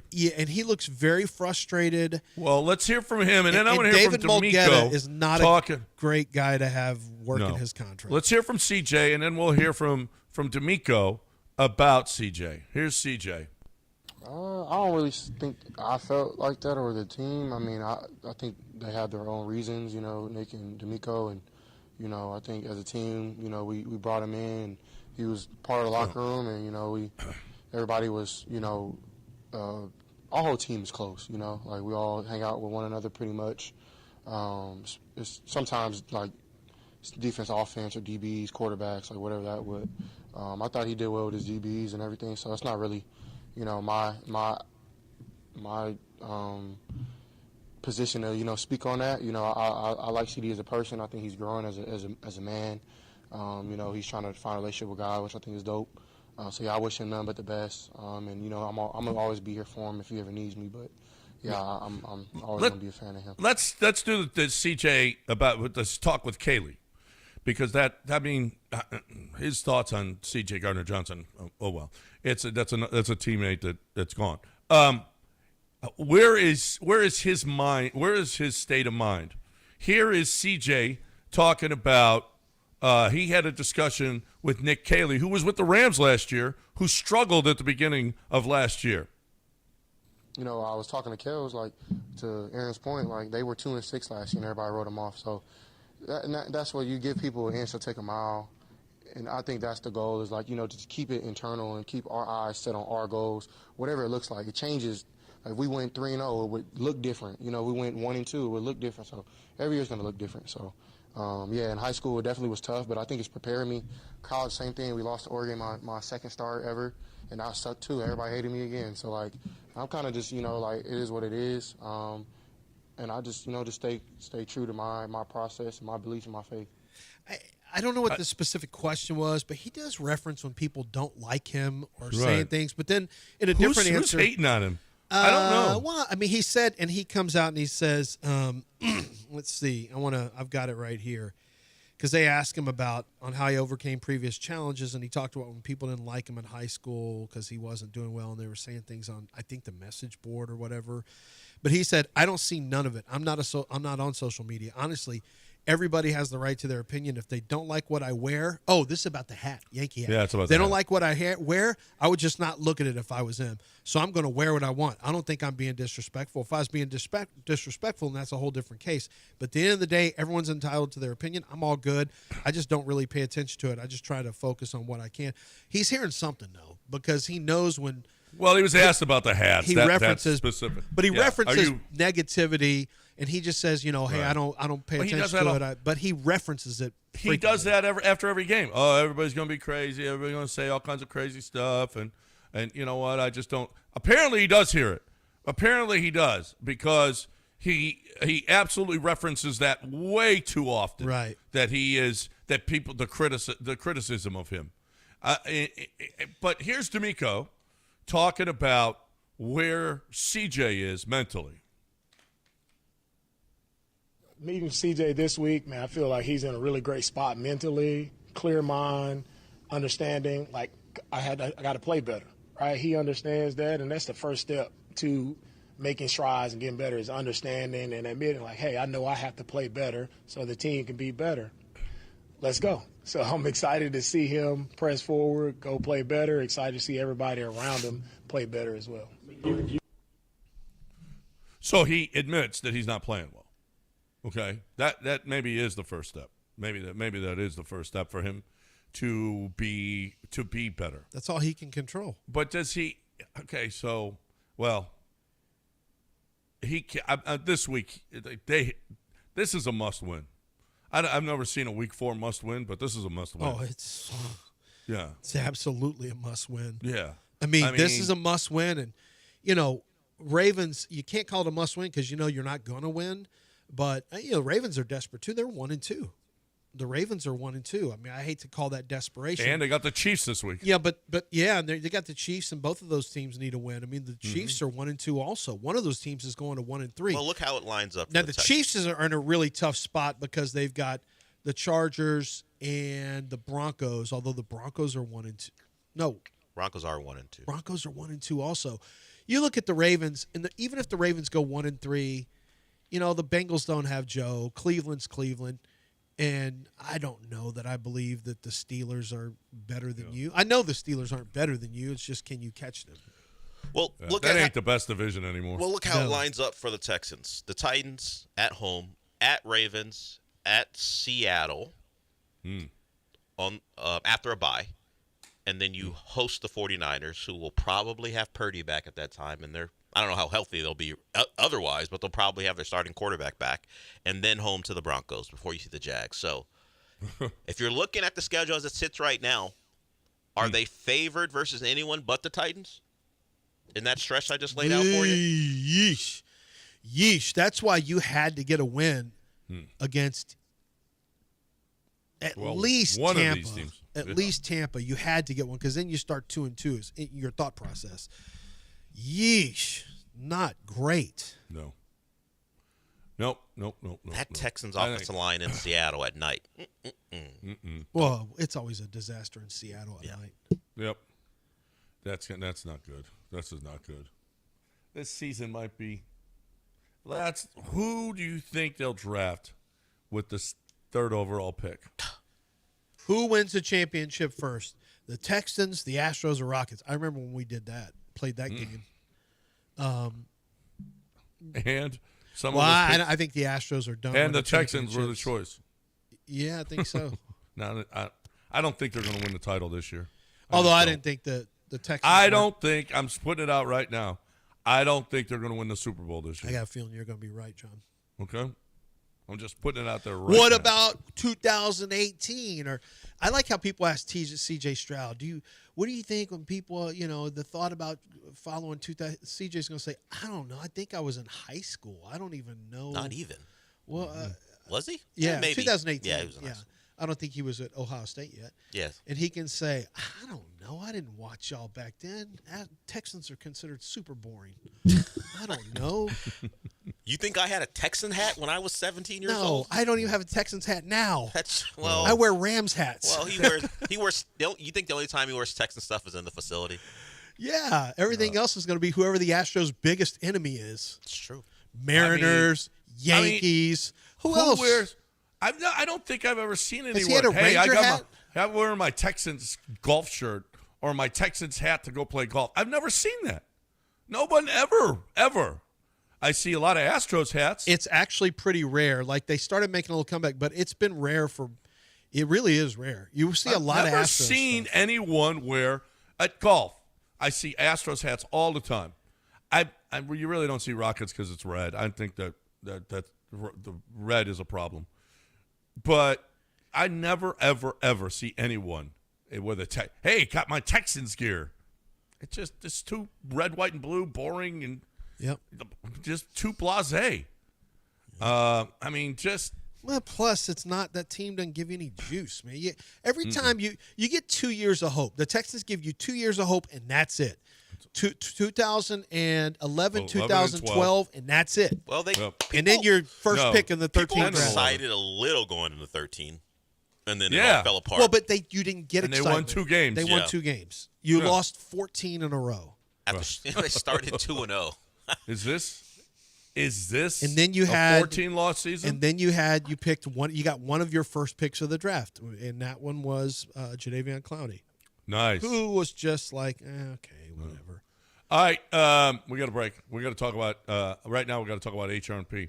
We got to talk about a business that is helping your business. And I'm telling you, people, I was shocked. At how inexpensive and how because it's a service that takes away. Listen, if you've got a payroll department, I don't know if you've got 30, 40 employees, whatever it is. You pay a full-time person and maybe some help to do that. I'm telling you, you are wasting money. Get that pay. You like your payroll person? Put them in another place because HR&P can do your payroll for way less than it's going to have a full-time employee or multiple employees in your HR and payroll departments.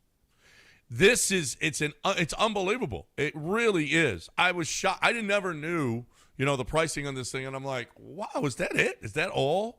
So why don't you have them look at the way you're doing it and how much money they can save you? I mean, there was a small business they were looking at with just not even 30 employees, and they said we could save you about $150,000 a year. That's a lot of money to your bottom line. If you're looking for a great way to get your payroll, your HR, your taxes all done, HR&P, man, I'm telling you, they're going to do it for way, way better. First of all, technologically, they're going to do it better than you can. And secondly, they're going to save you a bunch of money. HRP.net, 281-880-6525. Get a free evaluation at HRP.net.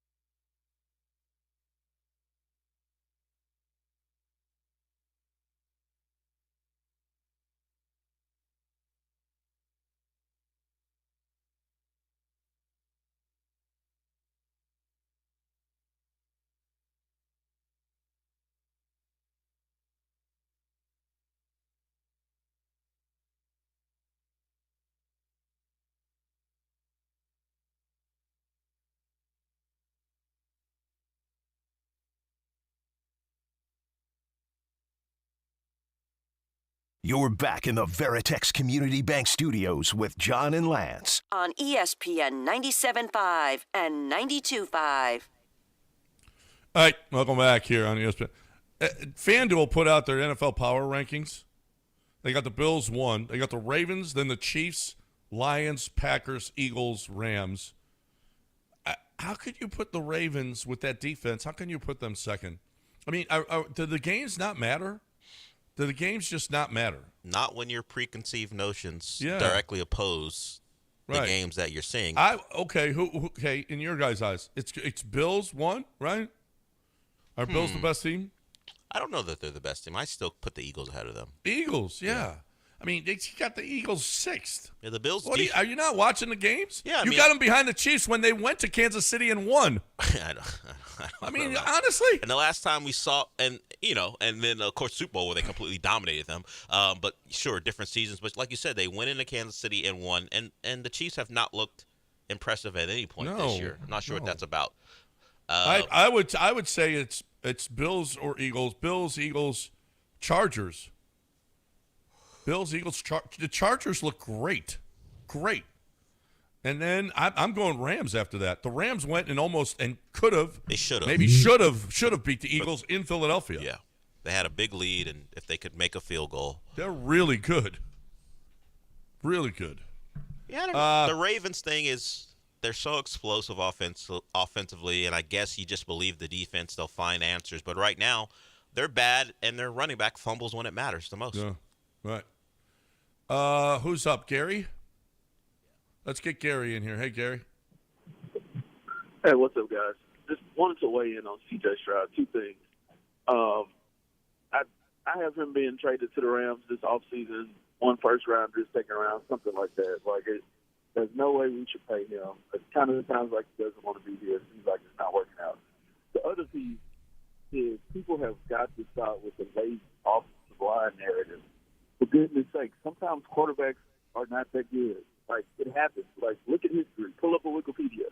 There's a lot of quarterbacks that don't work out. I'm not saying that C.J. Stroud is one of them, but it's not looking good. It's not always the offensive line. Tampa Bay was starting some guy who couldn't even be a backup for us. He was terrible. And their left tackle, who's all world, was out. Baker Mayfield made plays when it mattered. Our guy did it. It's not always the offensive line. C.J. has been struggling since last season. The team is not super great. But if you need a good offensive line, a good offensive coordinator, a good running game, a good front office to be a good quarterback, you're not that good. I don't think people understand that. Yeah. Listen, a quarterback can make a huge – Joe Burrow got the Bengals to the Super Bowl with one of the worst offensive lines in Super Bowl history. It was awful. They were awful. Yeah, that's why that's what makes a quarterback special. Yeah. When you can rise above your constraints – that's an elite quarterback. I'm tired of hearing the word CJ will we'll never see him as an elite quarterback again as long as you have. Stop saying CJ was ever elite. He had a great first rookie season, but he wasn't an elite quarterback as a rookie either. We just assumed he would keep taking steps. CJ's not an elite. Please stop using the phrase elite. Stop it. Do you just use that? I don't remember hearing many people. I say read. Oh no! It was there. Yeah, it was there. It was you. What are you kidding me? Everyone. We were arguing if CJ was top 5. Okay, listen. That narrative has changed. That's been well over a year now since he's been called anything like that. I want to ask you a question. It was just asking me. What do you think the relationship between DeMeco Ryans and CJ is? I think it's probably pretty good. I think it's average. Well, I don't think so. Here's why. He was asked about that. No, me and DeMeco are good. As a matter of fact. Well, here's why I ask. Well, you know who else he was good with? Bobby Slowick. Me and Bobby are good. I heard that too. I don't think that was true. I think CJ will tell you what you need to hear. Do you think CJ regrets that now? No, I don't think he wanted Bobby Slowick. Period. It doesn't change. Well, next he won't want. It's even worse Nick now. Haley. Yeah, but I don't think he wanted. I don't think he wanted Bobby Slowick back. But here's why I asked the question.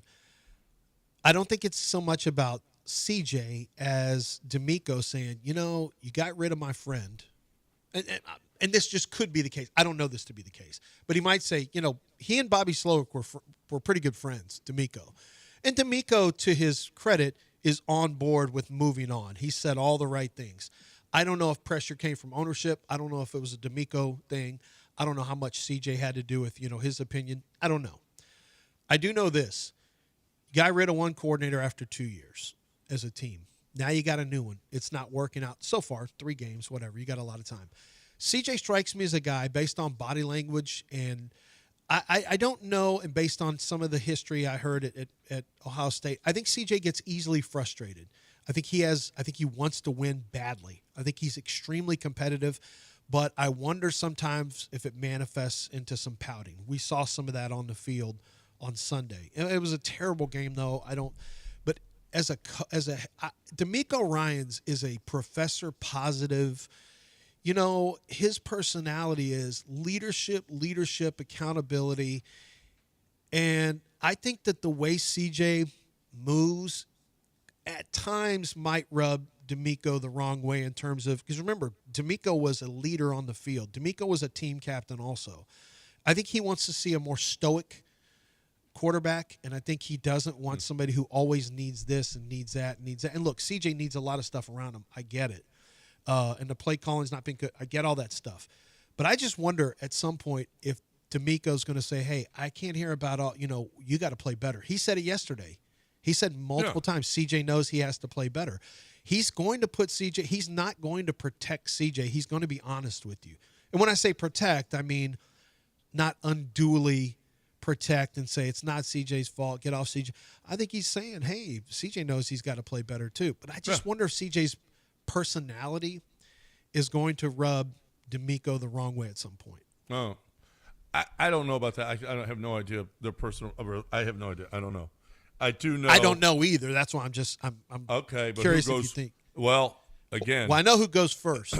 Well, I don't. I don't know either. Who goes first. I don't either. Because I'm not sure. I mean, they've dealt with this quarterback and Mulligetta thing before, and I don't know that you immediately. And oh, by the way, you gave that money, you gave that big contract to Deshaun. I'm not so sure CJ is getting that $60 million that everybody's been after his rookie year was talking about. I'm not so sure that's the case.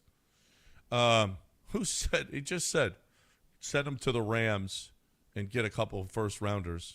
No, that's out there. He'll want to go. Said, yeah, he'll want to go to the West Coast. It's not crazy. But who does that? Very few teams will do that. Nobody has the balls to do that so far in the NFL. Name the team that's done it other than a guy who had massage issues. Okay. Well, I was just thinking this. You get a high pick this year. You suck all year. You get a high pick. What position are you taking with a really high pick, a top 4 pick? Well, you can't take quarterback.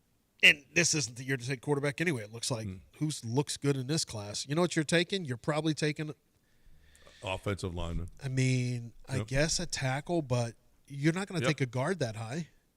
No, you're going to take a tackle that high.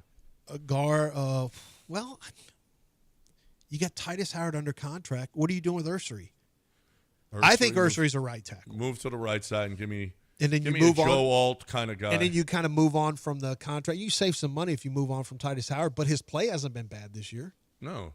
So we're just going to get rid of guard. You move back to guard. You may have to. Yep. And then you draft a left tackle. They've got some good tackles in this draft too. All right, 8:45 because we got Josh Pate coming up at the top of the hour. Let's just get out of here on time. There's a lot of great college football to talk about, so you don't want to miss that. John Chill at the bottom of the hour to talk about the gambling aspect of it. Right now, we're talking about Dream Rate Mortgage.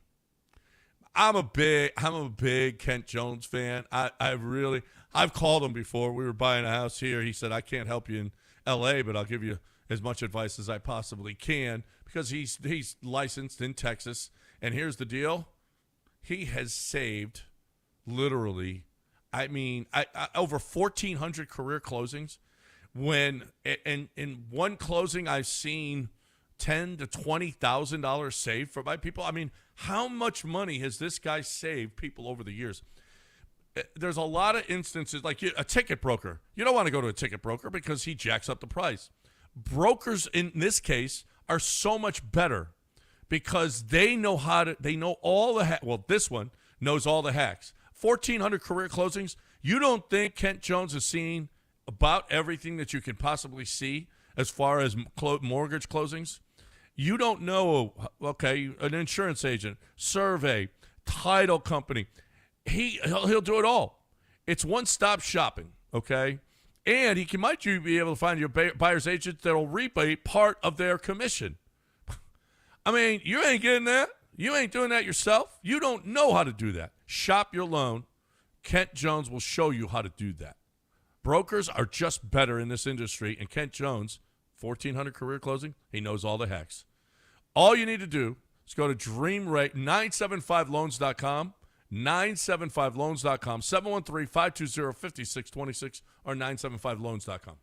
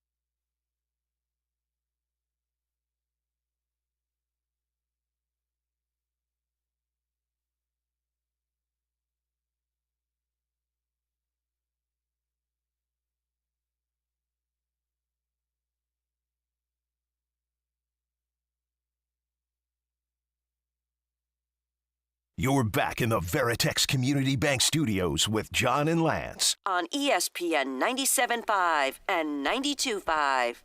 I am seeing, like my boy Ian, new guy Meltz, he put out the video last night of Carlos Correa walking away from Joe Espada.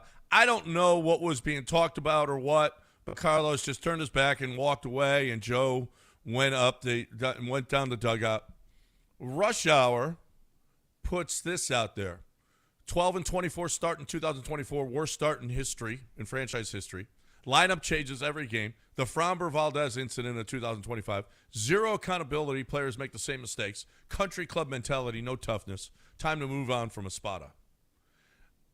Joe Espada could be like lineup changes every day because, well, he's trying to make chicken salad All year long, he's been trying to make chicken salad out of this chicken bleep. Yeah, but once again, I go back to Click. Like, if you're not, there's no chance. There's no.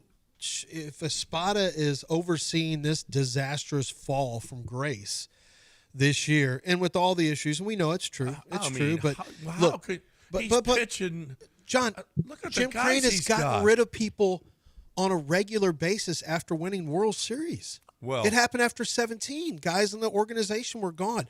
Crane needs to fire. This is what somebody said. LJ says this. Crane needs to fire Dana, Joe, third base coach, hitting coaches, ban Bagwell for life, get all the baseball people out of the build, quote unquote baseball people out of the building, bring back heavy analytics and stay out of the way. Do what made us great to begin with. Easy fix. If Fromber doesn't fall apart, do they win this division? Yes. Ooh, well, I don't know about wind man. of it. Seattle's winning a lot. How of many games have they lost with him on the mound? Yeah, I mean, look at they won 13 straight with him. They've and lost now they every can't game. win any of his So stuff. every game he starts. I get they all lose. the things you can pick out a spot about. If your alleged ace was ace-like, where are you right now? You can't even win with Hunter on the mound now. Yeah. So what's? I mean, Hunter 6 innings, 2 runs is not good enough, Hunter. So what's the spotter to do in some cases? I'm not saying it's the right. What I am saying is I wouldn't just assume a spot is safe. I think he's safe. I thought Bobby Sloak he's going to was safe. finish top 3 in manager of the year. I thought Bobby Sloak was safe after being offensive, after being a hot coaching commodity. Then his team doesn't score as many runs, quote unquote runs, and guess what? He was gone. Well, because the star player didn't want him. What star player doesn't want a spot around? I don't know. Does Correa? I don't. Well, should he get? Are the players should going to he say be we the don't? guy? I think that. Look, I think Espada, by the way, leans into analytics. Espada uses analytics. Yeah. He believes in analytics. Espada is the guy who wants more analytics. So, now the baseball, quote unquote baseball people, they did some real damage with some of these terrible contracts. But I don't know that. Golly, to fire all these guys. I can't imagine that after this year, especially the way this is ending, and with all these injuries, somebody's going. Alex Cintron, I don't think Alex Cintron survives. He's not going to survive. He's going to be the scapegoat. Cintron's got to be the scapegoat. You think Miller? No, I don't survives. Think Miller and Murphy are fine. I think. Why? Why do you think that? Well, it's what? Is it their fault that everybody's It got doesn't. Tommy It John? doesn't matter. Somebody has to go. They didn't make the playoffs. They fell miserably. The bullpen was one of the worst in baseball for a second. Although they've been better. They've been better lately. They've been a lot better lately. They were really good when they had really good pitchers. Fromber has fallen apart. I don't. Your logic isn't going to matter for an owner that says this isn't good enough. We need to make changes. I don't like the lack of accountability. He should have done something with the Fromber thing. He should have suspended him. He should have suspended him. Conduct detrimental, whatever you want. He's gone anyway. Make a point of him. Yeah, right. Who does that come from? GM or coach or manager? Manager, Joe. Well, he brought him into the office right after. Yeah, but Dana Brown could have gone and said, hey, we want to suspend him because Dana is over. In this organization, Dana is over Espada. Dana could have made that choice. And in the middle of a pennant chase. But that's the problem. Of course, Fromber stunk anyway, but in the middle of a pennant chase, what are they valuing? A guy who goes out there every time or but this or was his in issues? Fromber's first incident. Fromber talking about the positioning of the players. Fromber talking about I couldn't even get a sip of water because when Young was throwing the no-hitter, I couldn't even get a sip of water. So how am I supposed to pitch now? I mean, throwing his teammates under the bus. Joe Espada needed to step in and say and then throwing it at his catcher, crossing up his catcher. I mean, he needed to put his foot down, and that's on Joe. That's on Joe. Who's the caller, Del? Well, I would say we got to get to Josh Pate. Oh, Josh Pate's up. Yep, we got to get to Josh Pate. Sorry, we got Josh Pate. Brought to you by Walmart. Next, right here on ESPN 97.5 and 92.5. Great college football weekend with a guy who's one of the premier college football guys in the country, Josh Pate. Don't you go anywhere. Right now, we got John Daspit. Yeah, John Daspit's one of the premier personal injury lawyers. And what does John Daspit do that's so special? Well, I think it's just work ethic, and I think it's understanding where the line is. He understands how to push, where to push, and how to get you the best settlements. There are other companies out there. I shouldn't say companies.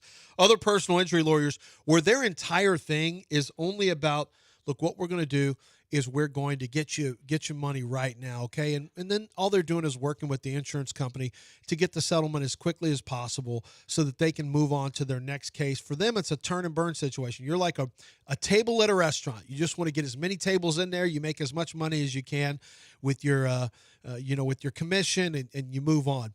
John Daspit doesn't look at it that way. He understands that this is your one opportunity to make sure all your bills are paid, all your medicals are paid, your regular bills that are going to pile up because you can't work because you're physically unable to work, whether it's short term or long term, that is accounted for, and then your pain and suffering is accounted for. Because many people, I don't know if a lot of people out there realize just how long-term some of the pain and suffering can be with some of these injuries. They just don't go away for some people. And so that's got to be accounted for properly as well.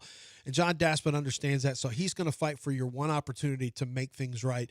And that's why you can trust the Daspit Law Firm. DaspitLaw.com. That's DaspitLaw.com. 713 call now. Easy phone number to remember. You can start the chat process online at DaspitLaw.com.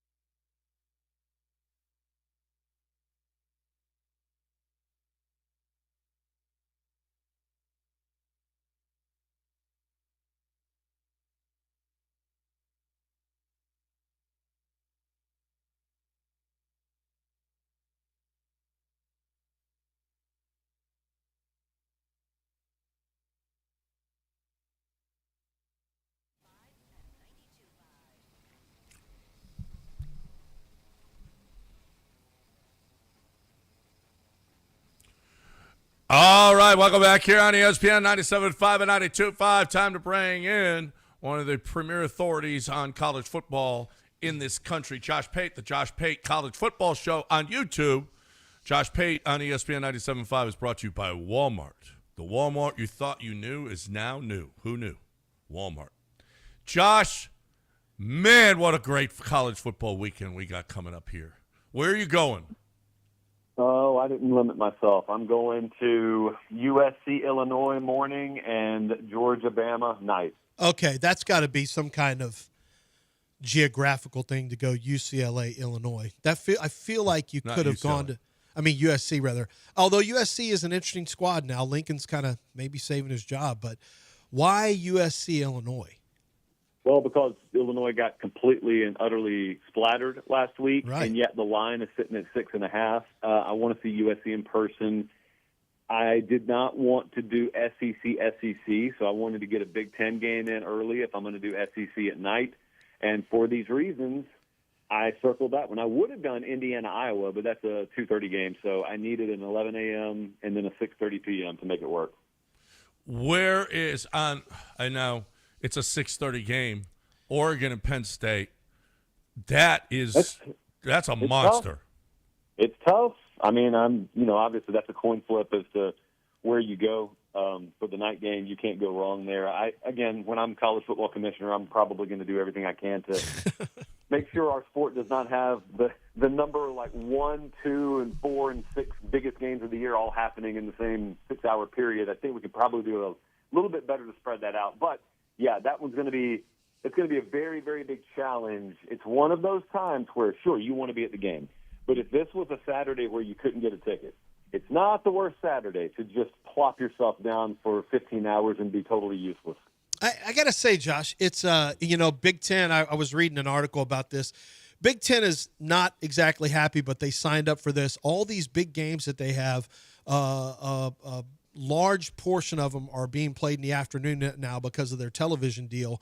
And that's when we saw Texas and Ohio State. In the past, that would have been an evening game, but that it is interesting you say that because we're used to the NFL where they in the end we're used to professional sports where they you maneuver the schedules to make it best for the viewer, but in college football in the past it's been okay, we're our own entity, Big 10, Big 12, Pac-12 and all that.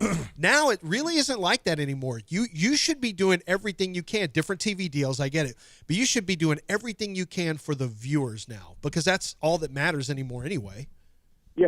Yeah, well, also you said, I know you can't do it because of TV deals. Yeah, that's what's dumb about it.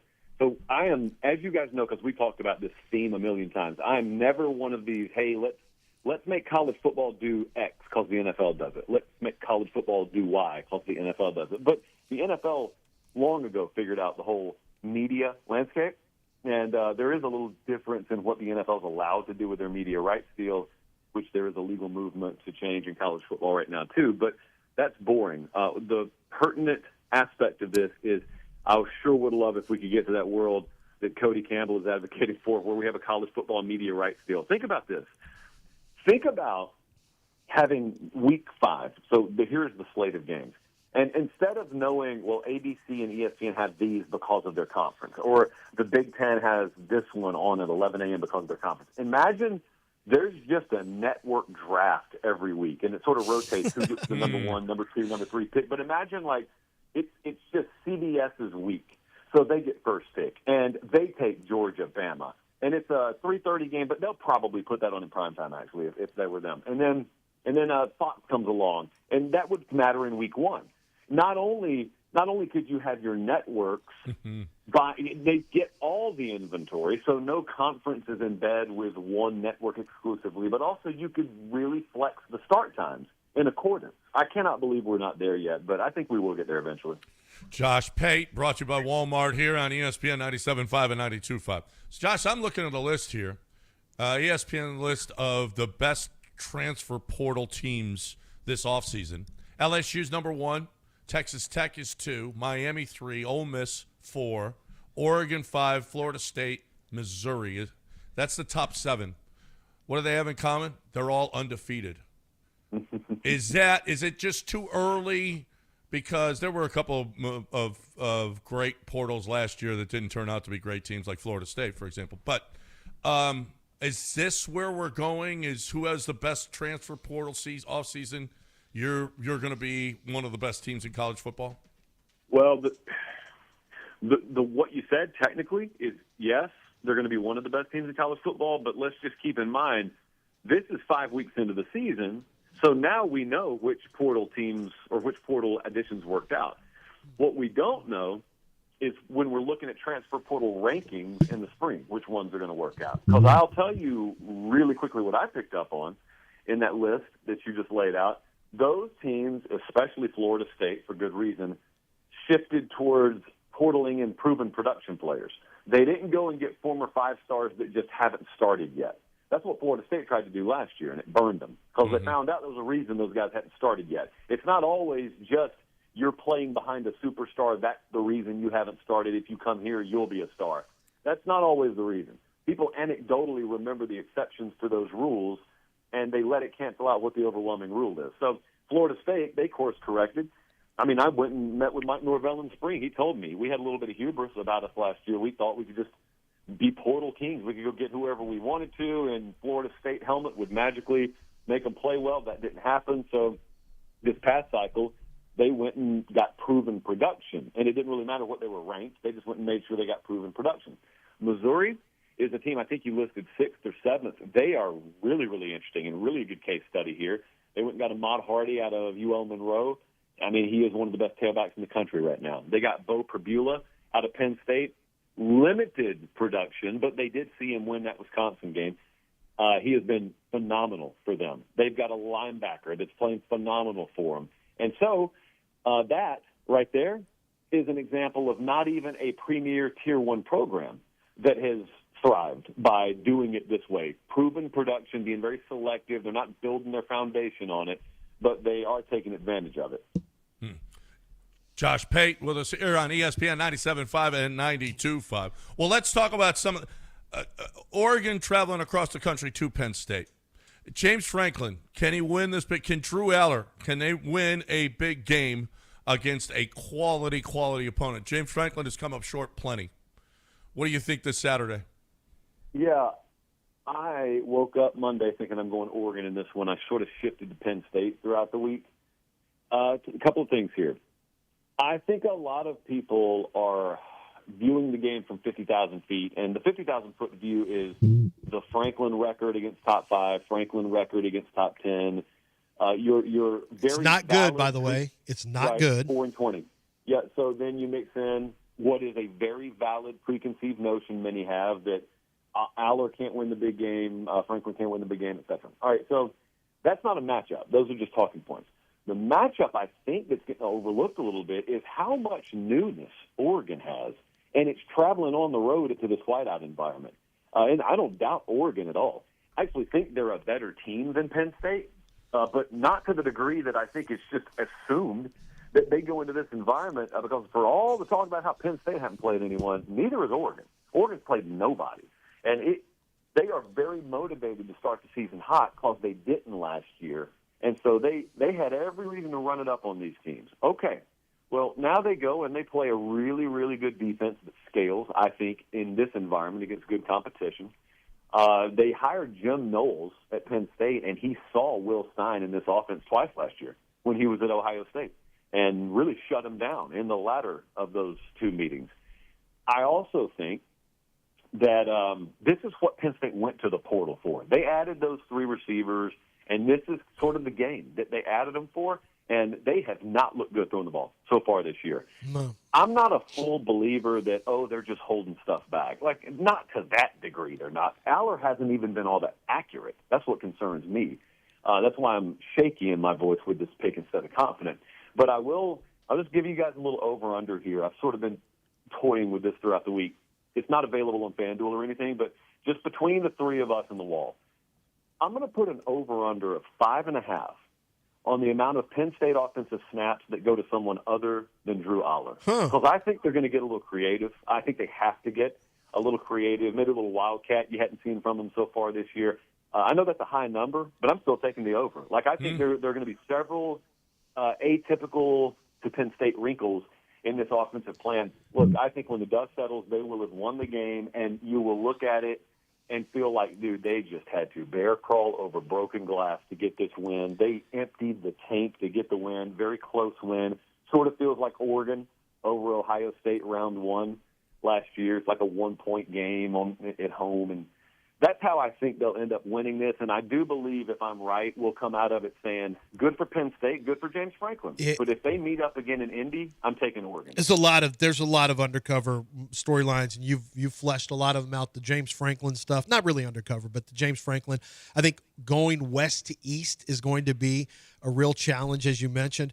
I saw a video somebody put out of the whiteout, Penn State's whiteout, where the whole stadium is filled with the white jerseys at night. They're extremely loud, and it showed the kickoff. I don't know if you guys saw this yesterday. It showed the kickoff, and then it's an actual television broadcast. And then, the camera, it's got the zooming camera around the, that are on the wires, and then they go straight to the behind the offensive set as they're lining up to get ready to take a snap for Oregon, and Penn State's on defense.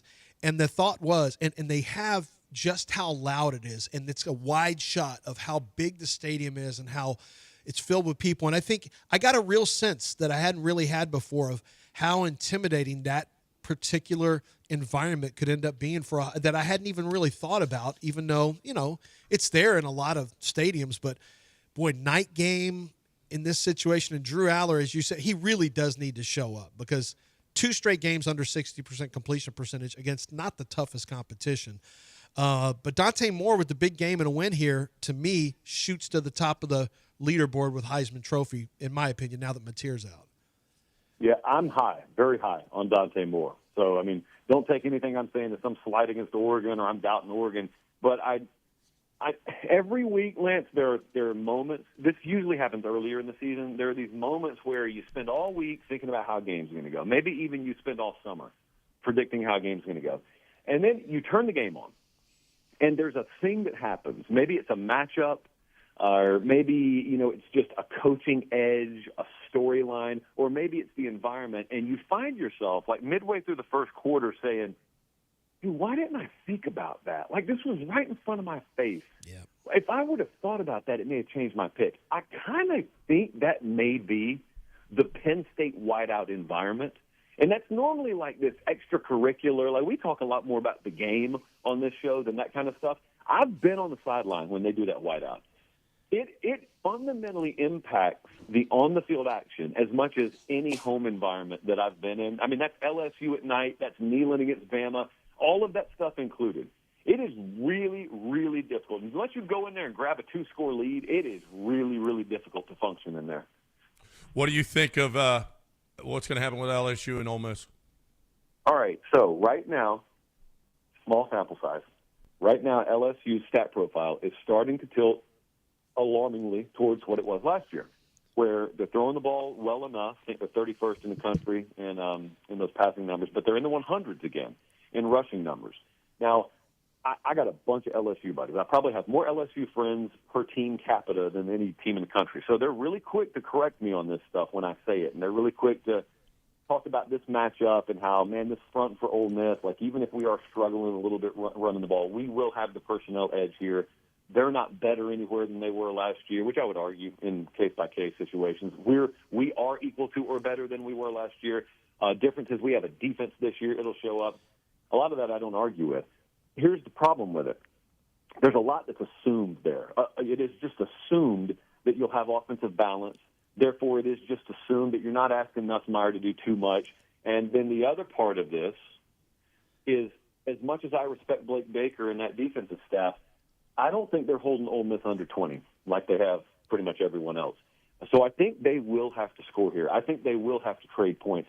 And for the first time this year, what it does is it puts Nuss in a situation kind of like he was in last year, where it's not just nice if he makes some plays. He's got to make them because we're not running the ball effectively enough. Now, if they can run the ball, LSU will win this game by double digits. I just don't know that they avoid some of the situations, obvious third-down passing situations that they got themselves in last year. And that doesn't guarantee they'll lose. It just puts them in a little more leveraged position. It makes the turnover margin maybe a little more possible for Ole Miss to win. I also just think Ole Miss is scaling really hard at the right time. 15 designed QB runs, by the way, for Trinidad Chambliss in that game last week. That is a huge element to that offense. Now, I think Ole Miss is going to find a way to win the game. Georgia versus Alabama. Who's got the better quarterback, Stockton or Ty Simpson? That's a great question, buddy, because I watched Stockton do it on the road, if I get any semblance of what I've seen from Ty Simpson at home on the road, man, I may go Ty Simpson. Just pure arm talent. Dude, he looks so good. But then again, he had time to operate against UL Monroe. He had time to operate against Wisconsin. He didn't so much against FSU, and he was the least of their problems against FSU. My bad. Don't get me wrong, but I think it's too early to say. I think there's probably a little bit more upside with Ty Simpson, but I mean, I'm not knocking Gunnar Stockton whatsoever for the performance he put on Neyland Stadium. I'll just say this about that matchup. It is an absolutely amazing game to witness. It's sort of a spectacle to witness. I picked Alabama to win the national title, so I kind of want to be right on that. But I don't trust them until they go on the road and do it. I've seen the OU game. I've seen the Vandy game. I saw the Florida State game earlier this year. I just got to reestablish my trust with them. The thing to watch early is Georgia getting home. I don't think they'll get home with 4. I do think they got to bring pressure. But, I mean, Alabama on the road has been a tough product to watch. That offensive line, confusion, penalties. If it's like that, Georgia will win the game. If it's not like that, and Georgia's not getting pressure, if they're not affecting Ty Simpson, I'm telling you he can carve them up. And that Bama receiver core can carve them up, and they could embarrass Georgia. I ended up picking Georgia to win the game because that's a lot of ifs, just like I said with LSU. That's a lot of ifs. And so if I'm going to be proven wrong in this game, I'm going to be proven wrong by Kirby Smart losing at a place he hadn't lost since before COVID. Just let that marinate for a second. Will Muschamp was the last head coach to go into Georgia and win a game as a road team. And I'm going to be proven wrong by Bama flexing on the road because I just haven't seen those two things happen enough. And if I'm wrong, I'm wrong. But until proven wrong, I'm going to lean slightly with Georgia in that game. Jackson Arnold sacked 9 times last week by Oklahoma. That seems high. That's a lot. It seems like a lot. But A&M can't stop the run. So if I'm Auburn, I ain't dropping back. I think that the box score after this thing could look like, 17 passes, 54 runs. That kind of run to pass ratio. Because I agree with you. I mean, that's very obvious. Anyone who's watched Auburn understands that's how they're going to have to win. I am interested to know, Lance, if you watched the Auburn OU game. Like, did you watch? Yeah. All 22 copy. Did you think that was mostly on O-line or a blend of that and him just holding the ball? Both. Jackson's a ball holder. Wow. So Wow. What a technical term there, by the way. Yeah, he's a perennial ball holder, and that's what and that is an interesting term now that I say it out loud a second time. But but you do that. That's the nature of college football now. You don't have guys who work on time. This has been since Johnny Manziel is when I really start taking off. And ever since then, you've got guys who make a lot of plays, but sometimes guys like Jackson Arnold think they can make more plays than they can, and so you have to manage them because they will hold on to it. The offensive line wasn't good, and Oklahoma, as you know, Josh, has a really good front. Their front seven is a talented front, and they can get after you. So I thought it was a combination of the two, but to me, you have to manage Jackson Arnold. When you have quarterbacks who hang on to it too long and you don't have an offensive line that can hold up, you have to start managing that inside the game with your play calling and how you manage the game as a head coach and as an offensive coordinator. And to be fair, it was a low-scoring game. Like, neither team could get off on the other team. I look at the, as it pertains to the fighting Texas Aggies, who have scored 40 in every game this year, but who can't stop the run. They had a week off. People don't realize they've had a week to prepare for Auburn, and Auburn just got in a knockdown, drag-out fist fight, and they have to come into this game at College Station. This is a really tough spot for Auburn. Yep. It's a massive gut check spot for them, and history tells you this team in wounded animal mode that can run the ball tends to find a way to save its life. I just hate the schedule dynamic, and we talked about Penn State and Oregon. Penn State rested at home against an Oregon team traveling cross-country, no rest. There's just a couple of schedule dynamic games that are way out of whack this week. So I leaned with A&M there. I would never bet a penny on that game. Like, I could easily see Auburn finding a way, when the dust settles in that one, to make people say, how in the world did they do that? You know what? Good for them. I don't even need an answer how they did it. No way. No way, Josh. Aggies are too explosive right now. Craver. They're too explosive. They got big play capabilities this year, which you've never seen out of the Aggies. But they can't stop the run. I mean, that's the big concern that I have is just. But everything else you mentioned. So a handicapper, the guy who taught me years and years ago, he said, in college football, assume the line maker's doing their job and just get the team that's most ready to play. And when I look at it in that way, if you really simplify, I think the Aggies are going to be most ready to play. You do make the wounded animal comment, but we just got done talking about how tough it is to play at Penn State.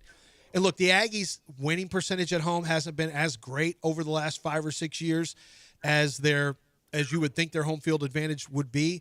But man, when John and I both been in that stadium, I'm sure you've been there, Josh. The Aggies can do it as loud as anybody in college football, and that is going to be a rough environment on Saturday for that wounded dog to try to get right. It helps, like you said, when the explosivity is there. When you don't have Jimbo Fisher putting the emergency brake on the home field environment, that helps a lot too. Yeah. That's Josh Pate, brought to you by Walmart every week right here on ESPN 97.5 and 92.5. The Walmart you thought you knew is now new. Who knew? Walmart. Josh, as always, man, we appreciate it. Have fun on your Saturday. You're going to Champaign. I don't know about that, but okay. Good luck. Who's your night game, Josh? Who are you going to? Georgia, Alabama. Oh, yeah, of course. Yeah. How are you getting there? Yeah, how you got your private jet all set up? Hey, how is not important. Let's just focus on the where. Herb Street. He's riding with that dog. He's got richer friends than I do. He's riding with the dog on the jet. Oh, okay. Josh, man, as always, we appreciate it. Thanks for your time, and we will talk to you again next week. Thanks, Josh. Appreciate it, guys. All right. Let's talk a little Walmart, Lance. Walmart, chance for you to get everything you need. Did you know that you can transfer your prescriptions over to Walmart? How much are you paying where you're getting your prescriptions? Did you know that there are competitive prices from Walmart's in terms of prescriptions when you transfer it over to their pharmacy? They're extremely competitive. So what you might end up finding out is that you can get your groceries, your household items, and your prescriptions all at one place. And I'm going to sweeten it for you. Not only can you get it in one place, you can go online and have everything accounted for. Say, I want this, I want this, I want this, I want this. Shop online with 500 million different items that you can, to choose from. Put together your grocery list. They've got their grocery stores. Have it all delivered at the same price as when you would walk into the Walmart and shop yourself. If you don't want to go in, do it all online, get the same price, have it delivered like by an hour. What a great opportunity for you to get everything that you needed all in one place, all while doing whatever it is that you need to do. Make the most of your time while having everything delivered for you at the same price as if you went into the store. It's Walmart. Go online and start your shopping experience at walmart.com. The Walmart you thought you knew is new. Who knew?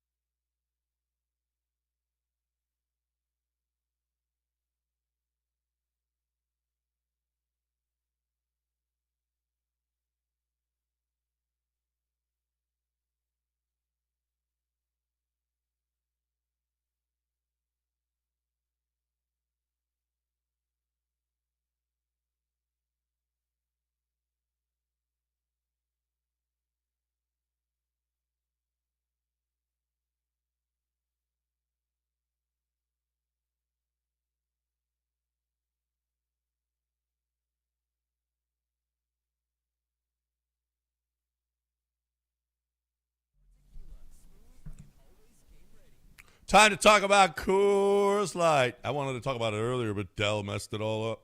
So here's the deal. Lance was just talking about Walmart. I know where you can get Coors Light, so you can get it at Walmart. Go and pick up your 12-pack, your case, your 30-pack, whatever. Make sure you're loaded up. You're ready for bear, all right? You're ready for your buddies to come to your house, and you got cold, clean, crisp, and refreshing. Make sure those mountains are blue, all right, when your boys come over, or when you're sitting watching the game tonight. You got a couple of games. We got football, we got baseball, and you got a couple of cold, clean, crisp, refreshing Coors Light. You don't want that motor oil beer. What you want to be is refreshed. And where do you get refreshed? With cold, clean, crisp, and refreshing. I love me some Coors Lights. I know you will too. Please, you're looking for a great way to enjoy whatever sporting event or whatever event you have. Cold, clean, crisp, refreshing Coors Light. Load up for your boys. Coors Light. Climb on, brother.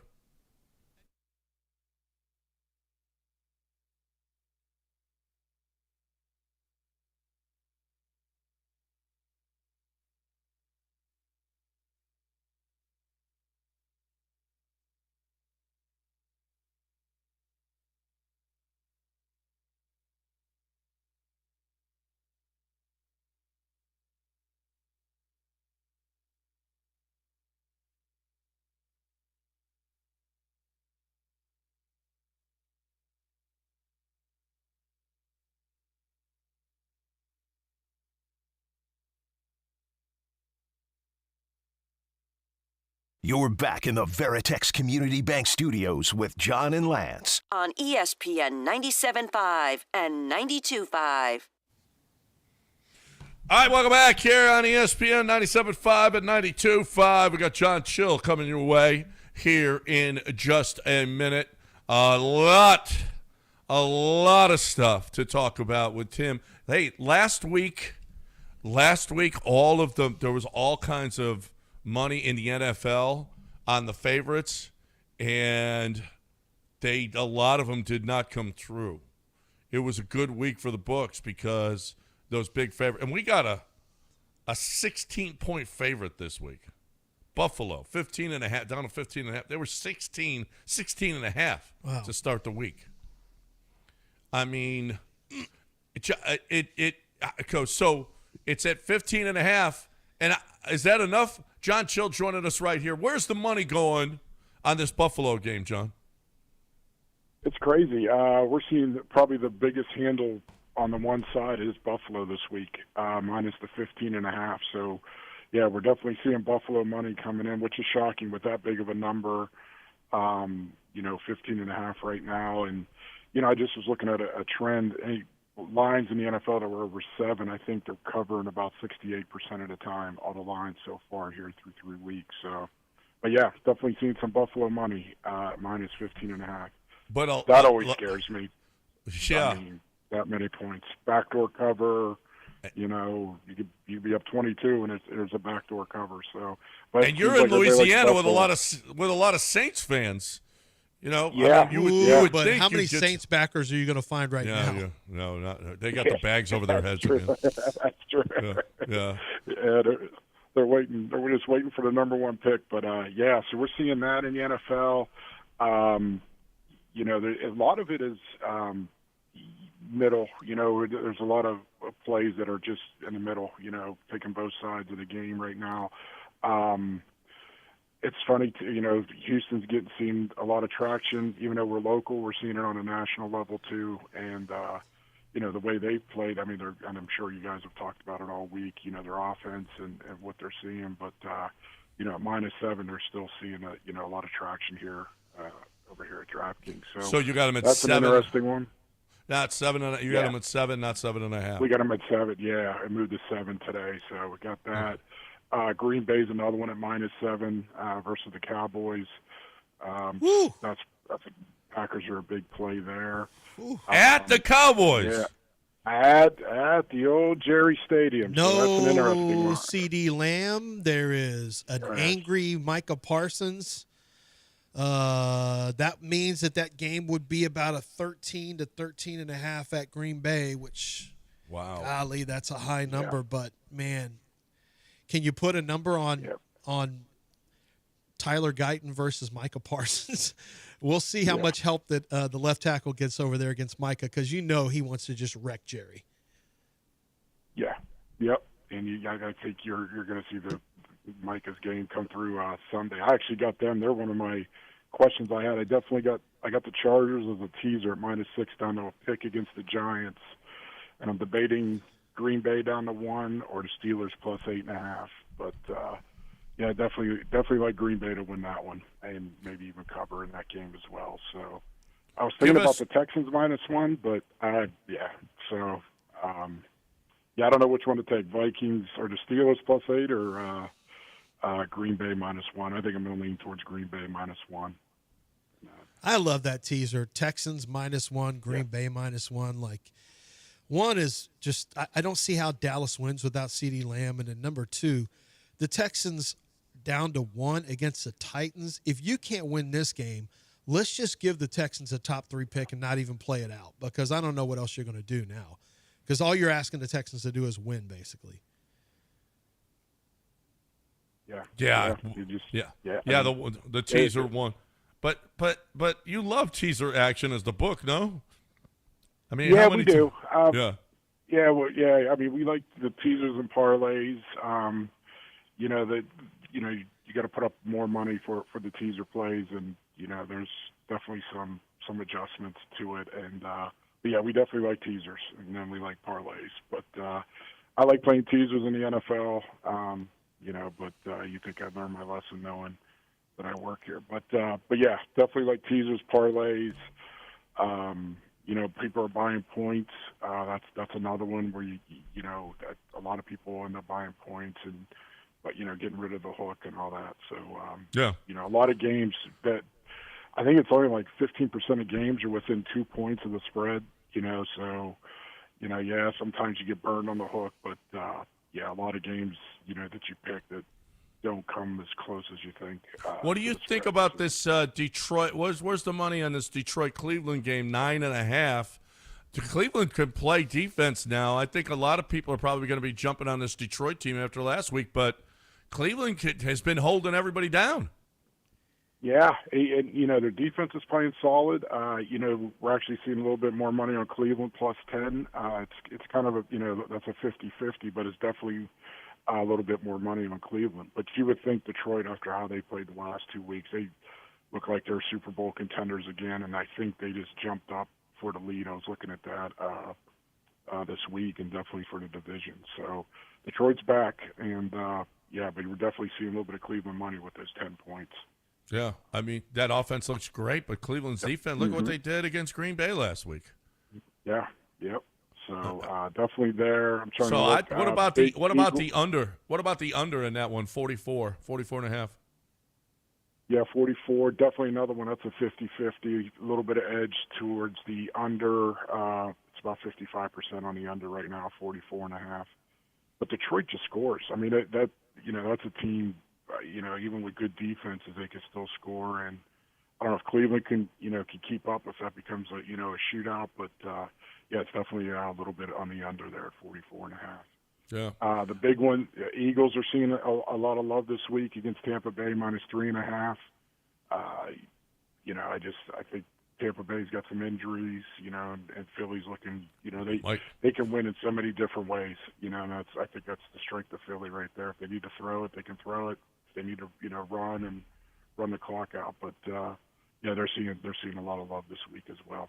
Well, without Mike Evans, it's different. Although Emeka Buka has really come on for Baker. Boy, he's been terrific. Yeah. He's been terrific, and Jackson Smith and Jigba's been terrific in Seattle for Sam Darnold. That's going to be that's a Thursday night. I mean, you got Seattle going to Arizona. How are the Arizona's a 1.5 point underdog here? What's the action look like at your casino? I'm interested to see there. For that's another one. A lot of Seattle money. It's over 70% right there. Where Seattle -1.5. And then a lot of the over as well on that. But, you're definitely seeing Seattle money coming in. It's been late money, too. I think early was Arizona, and now we're starting to see some strong Seattle money coming in. The Rams are headed to the Giants. and a rookie starting, Jackson Dart making his first start against this Rams defensive line. Man, the Rams. Oh, excuse me, it's the Chargers. The I'm Chargers, sorry. yeah. The Chargers, who look great. The Chargers are 6.5. Chargers are 6.5 against Jackson Dart making his first start. I like that. I thought it was so. It's the Chargers. I like the Chargers even more now. Yeah, I mean, Where's that money? That's why. That's most of it's on the Chargers. Yeah, that's definitely heavy Charger money right now. And went down. It's -6 too. The hook went away this morning, so we're at -6 with the Chargers. I actually I'm like with you. I like the other side. You like the other way? Yeah, because you know what? And it's not about rookie making his first start. Number one, I think this kid's shown a lot of more confidence than I think I don't know. I've watched the Giants play. The Giants have been, for the most part, fairly competitive. Last week was a disaster for them, but it just feels like a game where maybe some of the travel stuff with the Chargers catches up. I just feel like they may just have a blah game here. That's a big number in an NFL game to throw out there. You got a little bit of a pass rush for the Giants as well against, a team that doesn't have their starting left tackle for the year. I don't know. I just have a feeling that one stays inside the number. It's kind of an ugly game that I think the Chargers win it inside the number, but we'll see. Where's the money going on Colts Rams? Let's see. The Colts Rams. That is definitely Colts. Oh wow. +3.5. Yeah, that's over 70 plus. Wow. Colts. Yeah, I kind of like the Rams at home again. It's kind of similar to the Giants Chargers. Colts have been playing good, but Rams have turned it around, except for last week's. Well, they should have won last week. They had a little bit of a hiccup and made some bettors happy and some bettors very mad there at the end of that game. So how about it? Yeah, last play you right covers. Boy, talk about a bad beat if you had the Rams last week. Holy crap! Oh, one of the worst beats I've seen in a long time. Yeah, terrible beat. And I think the guy ran. I saw a stat. I think he was going 19 miles an hour as well. I think I saw 18.9 miles an hour for a 330-pound defensive tackle. That's crazy. Yeah. That's unbelievable. Of course, he ran a sub 540, or he ran like low 540 at the combine. John, he had a really impressive combine when he came out of the draft. But man, that miles per hour for that big guy, because he did not want to be. He's like, this is my one chance to get a touchdown. Yep. Yeah. Yep. Awesome. Yep. So give me your 3-team parlay for this week. You ready? I'm going to do a little call. I'll mix it up. I'm going to actually do Penn State -3.5. I'll talk about some of the big games. I think it's Drew Aller's day. I think Franklin gets over the hump. We're going to talk about handle. A lot of people like Oregon, but I think the whiteout and everything will have an effect. I think Penn State finally turns a corner there on the big games. Like them.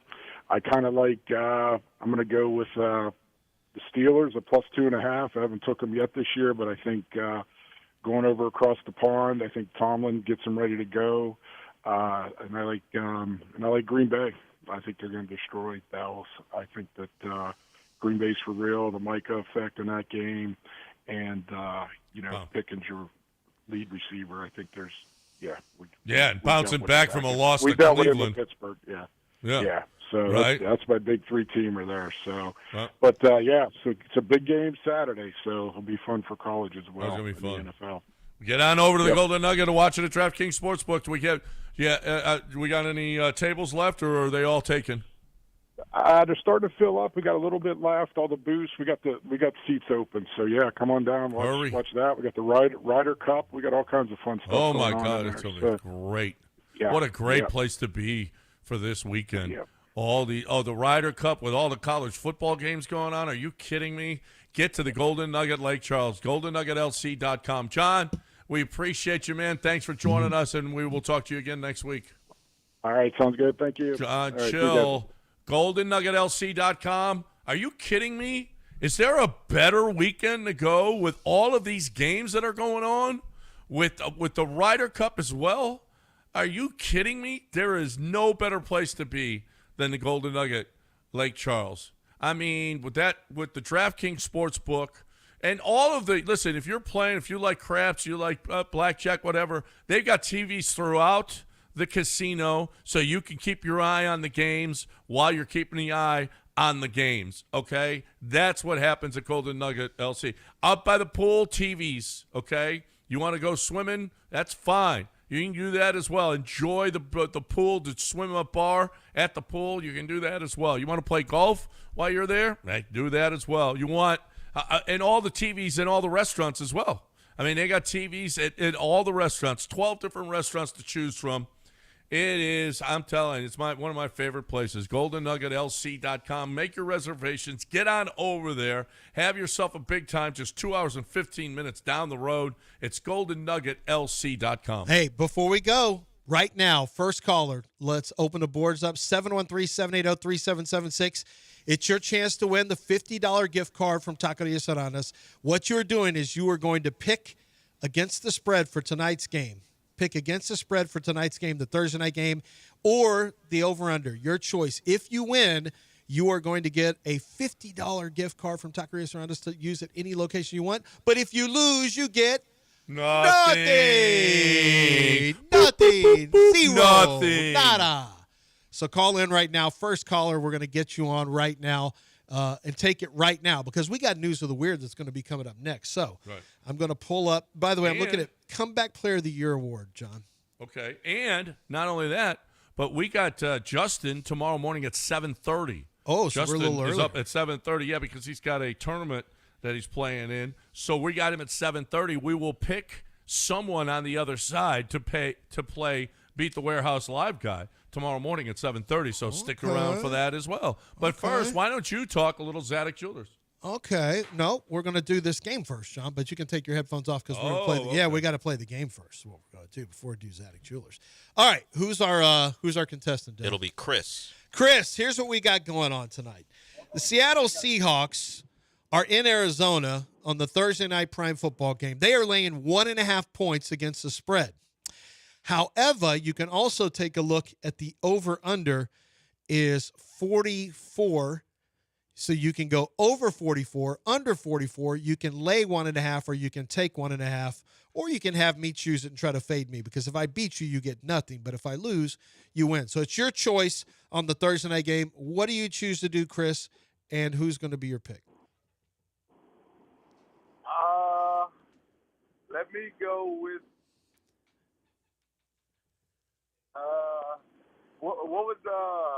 what's the line on the favorite? The line is Seattle's laying 1.5 points.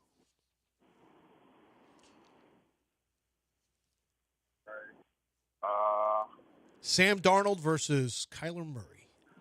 James Conner out for the year with an Achilles injury for the Cardinals. Is a recent happening that occurred there for the Cardinals, if it matters. And if I let you pick for me, and you get it right, then I lose? That's right. Oh.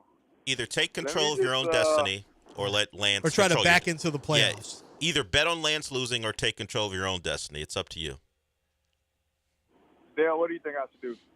Well, Lance is a mush. So But, then tell him to let me pick it. look, then. man, do you want to control it or do you want to have Lance be in control of what to do? I mean, this is the game we're playing. That's all. It's just a game. Yeah. You either win or you get it's nothing. for $50 of food, it or you costs get you nothing. It costs you nothing to choose your own destiny. Choose your path, Chris. Okay, let me. All right, I'll let Lance choose it. I take the Arizona Cardinals plus 1.5. I'm taking division home dog on a Thursday night. Kyler Murray goes off for 2 touchdown passes and probably 215 yards. So who's favored again? Seattle? Or? Seattle's minus 1.5. So basically, more than likely, Arizona's just going to have to win. So, I mean, if technically, if I lose by 1, yeah. then you still get nothing. So Chris? You like Seattle anyway. You're going to take Seattle anyway, so I'm doing you a favor. Yeah. I've got Arizona plus 1.5. All right, Chris. So Take when his you're information watching, when you're watching the game, hope for a Seattle win by more than You're a Sam Darnold fan. 1 tonight. point. Hold on, Chris. We will get your information. There we go. Good luck to you, Chris. Okay. Thank you. I don't know. I don't know if I want to win or lose because I don't mind Chris getting a $50 gift card, but at the same But you time, don't want to be wrong. Sometimes I like when people get Nothing. Okay. That's kind of the hater in me. But what about when people need jewelry? Well, Zadig Jewelers, and I don't want you to walk out of there with nothing. I want you to walk out of there with something. And with 28,000 square feet of store, you're going to find some incredible items to choose from at Zadig Jewelers. Go to Zadig.com and get a feel for what I'm talking about. It's easy to maneuver around their website. They have pictures of and prices for their watches, for their tennis bracelets, for their diamond pendants, for the different settings that they have for engagement rings, for earrings. I mean, everything that you can imagine. They know what the hot metals are, the precious metals, which ones are hot. They know which designs and which designers are the very best right now, the ones that she's going to absolutely love. All you're looking to do is find a gift that is going to be extremely memorable. And if you're looking for an engagement ring, you want something that is going to last a lifetime and really pop for that day that you get engaged, something that is beyond memorable. And there's no problem there. Zadig is the king. They're the best. They're the king and everyone else is the sorry people. The top jeweler in the entire city by far, with 4 decades behind them to prove their value here in Houston. I think you're going to find the same thing when you step into Zadig Jewelers at 1801 Post Oak Boulevard.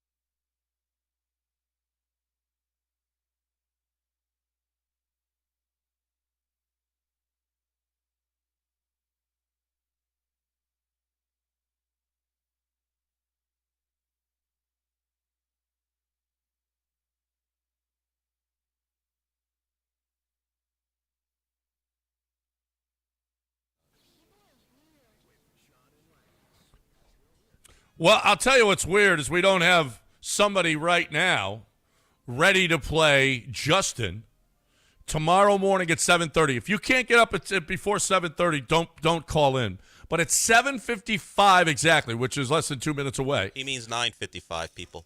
Yeah, I'm sorry. And here at 7:55. 9:55. At 9:55, you call in, and the third caller is going to play Beat the Warehouse Live Guy. But you got to be ready at 7:30 with your picks, okay? I should have done it in the 7 o'clock hour, Del, because a lot of these people that are listening now, they don't get up for 7 o'clock. So that's a problem. We got some listeners who take in the entire show. Maybe it's your chance. Normally, you guys don't get a shot, so take the chance. Now, Justin's good. No one's beaten him this year, but if you can be available at 7:30, you got a chance to maybe win tickets to a Rockets game, possibly, and the free limo ride and back. So now's your opportunity. 30 seconds away. Right? To call in. So caller 3. Caller number 3. 713-780-3776. All right, so we'll do that. So there is a Dutchman. He was living in Thailand, and apparently he was arrested for stealing an ATM in Wong District. I kind of feel like if you're from the Netherlands, you're going to stick out like a sore thumb and going to be easily detected if you're trying to steal an entire ATM. Don't you feel that way? I feel like most of the time you will, regardless of where you're from. But if you're a Dutchman, yeah, probably more so than other people. Yeah, I think that's fair. I just feel let's look for the tall guy. You know, I just don't. I think people, you're an easy pickings for the police. I don't know. So Fox and Friends, they had a little discussion about the homeless the other day, and one of their anchors. Okay, this is a little bit old, not super old, but a little bit old. A little bit. It didn't just happen, by the way. It didn't. It happened. Oh yeah, September 13th. Yeah, he had to apologize. Go ahead and say what he said. He had to apologize. Go ahead and say what he said. Okay, so they were talking about the homeless issue. This is happening all across the country. It's a money issue. There's a lot of homeless people that don't want help. Well, you can give them a chance. Either take the resources that we're going to give you, or you decide that you got to be locked up in jail. Well, Brian Kilmeade said, or involuntary lethal injection or something. Just kill them. Do you feel like we should just kill? I don't feel like that. I don't even want to answer this question. I don't want to joke about it because that means you lose your job. You don't think that we should just kill the homeless? That's what you're saying. No. Let the record reflect I do not. Okay, I was just asking. I mean, that was just a question. No, I just want to put that out there. I don't. Yeah, you're on the record. Yeah, I'm on it's official now. Do you want to listen? I want to go to the Ryder Cup. Yeah, but I don't know anymore. I saw the alcohol prices. Ooh, what do they look like? And first of all, that's all they have is Budweiser products. I'm out. Michelob Ultra, 15. Ultra, 18. Ultra Zero, 12. Bud Light, $15. Are you kidding? Okay. A specialty drink, Transfusion, $19.50. $19.50 for a drink. Yeah. Now, I know this is probably out of bounds and crazy to suggest, but nothing's forcing you to drink at the Ryder Cup. You can just go really? watch. Why are you doing that, Del? You could just go watch. Why are you wasting your time? Yeah, that's the dumbest thing you've ever said. Why are you wasting your time? I say much less dumb things than you do, and that's I don't documented. understand why you're wasting your time. You say a lot of dumb things. If we go by the level of dumb things said over the years since we've done the show together, you are far and ahead. You lead the league? He leads the league. So I mean, John is the league leader? Yeah. You think I'm the league leader. Not after that comment you just made. Go to the Ryder Cup and don't drink. Despite all evidence to the contrary, said the Astros were still going to win the division last week. He screams at restaurant owners who don't carry his beer. What are you talking about? You think he's going to go somewhere where they don't carry his beer? If the Ryder Cup was during Lent, he wouldn't drink. Yeah, the prices aren't going to scare you away. Well, you but pay is- those at is it at Lent? other places. The Ryder Cups never played during Lent. So what I'm saying is, you have done things without alcohol being a driving force. Do you Haven't know do you know how badly I want Lent to end? Every year. Well, it just speaks how boring golf is. You must drink to enjoy it. You have to. How are you going? Oh, by the way, it is. I talked to a guy who's there. My buddy Terry is there. Yates, you guys know Terry. Yeah. The lawyer, he is there, and he said it is crazy. It is going to be a big home course advantage with how many maniacal New York fans are out there. Really? That oh my God, he said it's relentless. It's relentless. always loud. Is it going to turn? Because that's where they yelled at Colin Montgomery years ago. Oh, and Sergio, where they were counting Yeah. in Spanish how many times he regripped. So is it Uno, basically dos, tres, cuatro, it's basically like Phoenix Open used to be maybe 8 years ago before Yeah. it completely went off the rails? Right. It's going to be like that. It's Okay. going to be like that.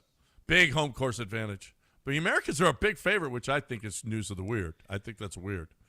Because, they're like minus 150. Well, our guy, JJ, what's his name? What's his last name again? Spawn. JJ Spawn's there. Of course they're favorites. Well, That's our guy. How can you That not? is our How guy. can you not make them the favorites? You when were JJ Spawn's confused there? by you were confused. still You am. showed a JJ. lot of confusion. I looked at several pictures again after the show. Still don't know what he is.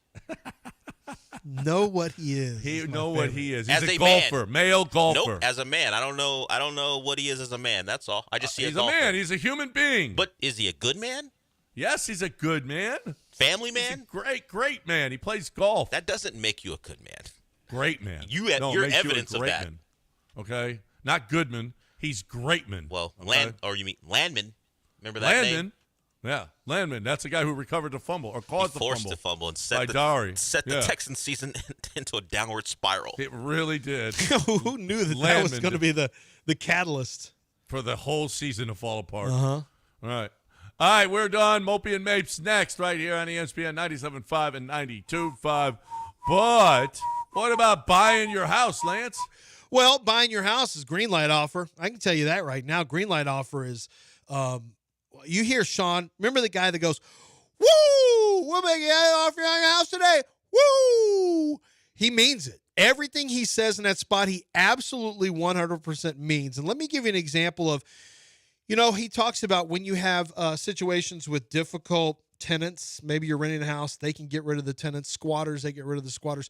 They buy your home quickly without you having to do repairs to the home, without you having to get ready, without you having to do showings. They'll buy it for you quickly, get you a fair price very quickly. The closing happens it's happened as soon as 3 days, but typically it's going to be like 7 to 10 days. But listen, here's some other things that might resonate with you. Divorce situations where they get deals done, and a lot of people from ESPN actually, unfortunately, have gone over to him for divorce situations where they just need to sell the home and get equity quickly. Retired landlords who want to just cash out. Job relocation where sellers need to move their house quickly. Vacant or fire damaged homes. I didn't even realize that they'll buy a fire damaged home or a vacant home that has, really gone downhill. They'll do that for you as well. And all points in between. Make sure that you give them a call. Just go to the website at greenlightoffer.com. That's greenlightoffer.com, and you can get the entire process going today, or give them a phone call and ask for Sean, and he will walk you through everything by himself. He's that good, and this company is that good. Get an offer today at greenlightoffer.com.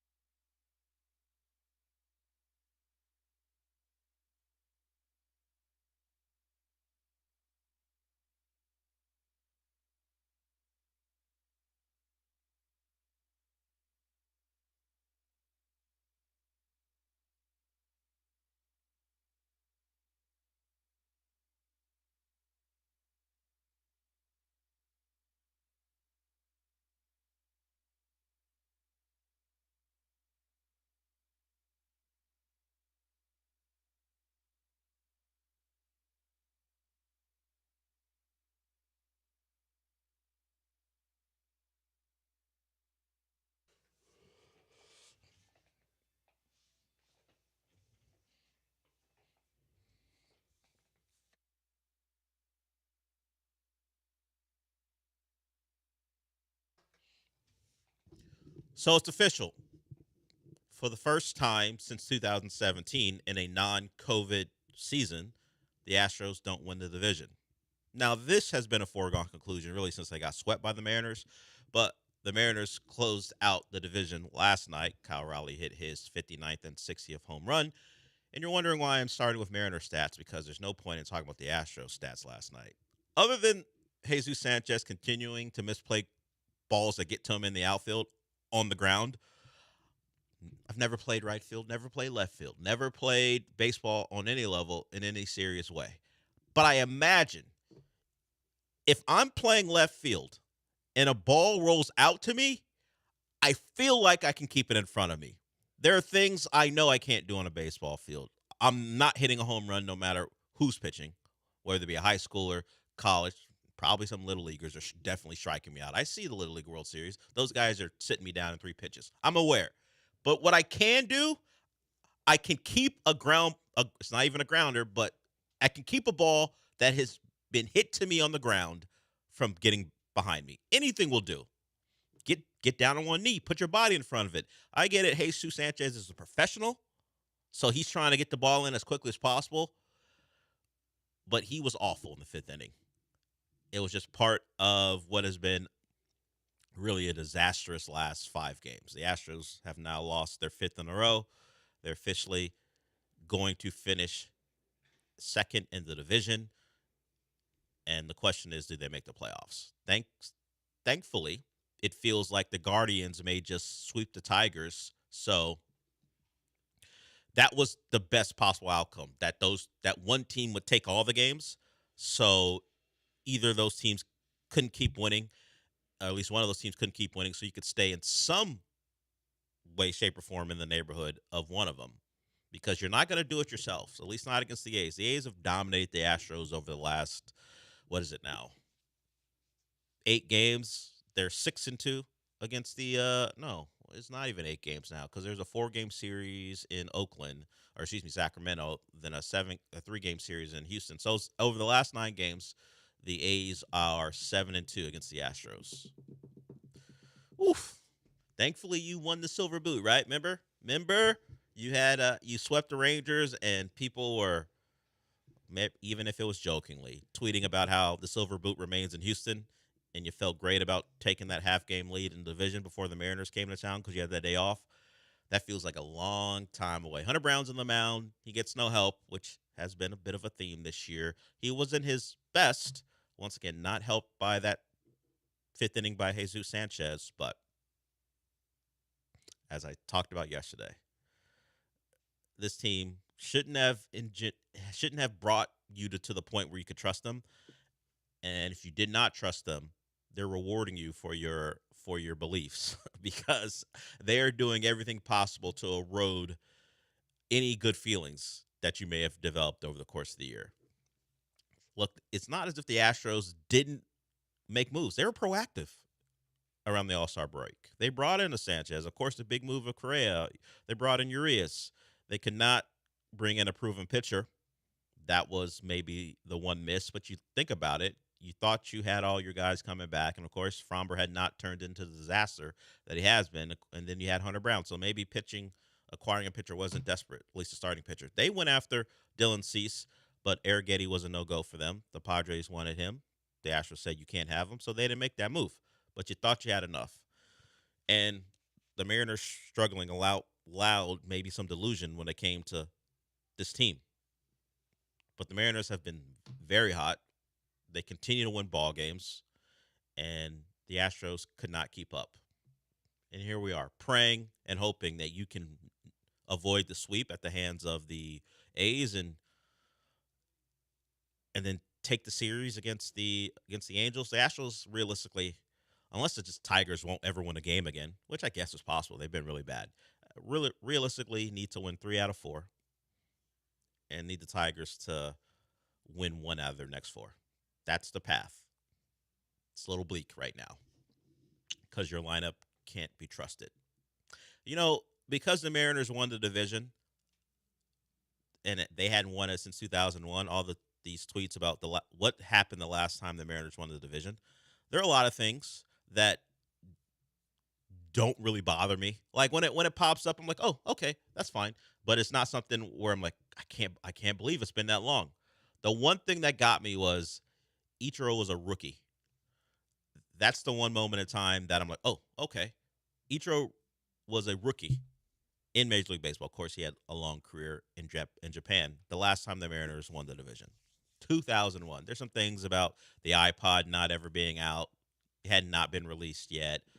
Alicia Keys' "Fallen" was the number one song at the time. Harry Potter, the first Harry Potter film was out. Whatever.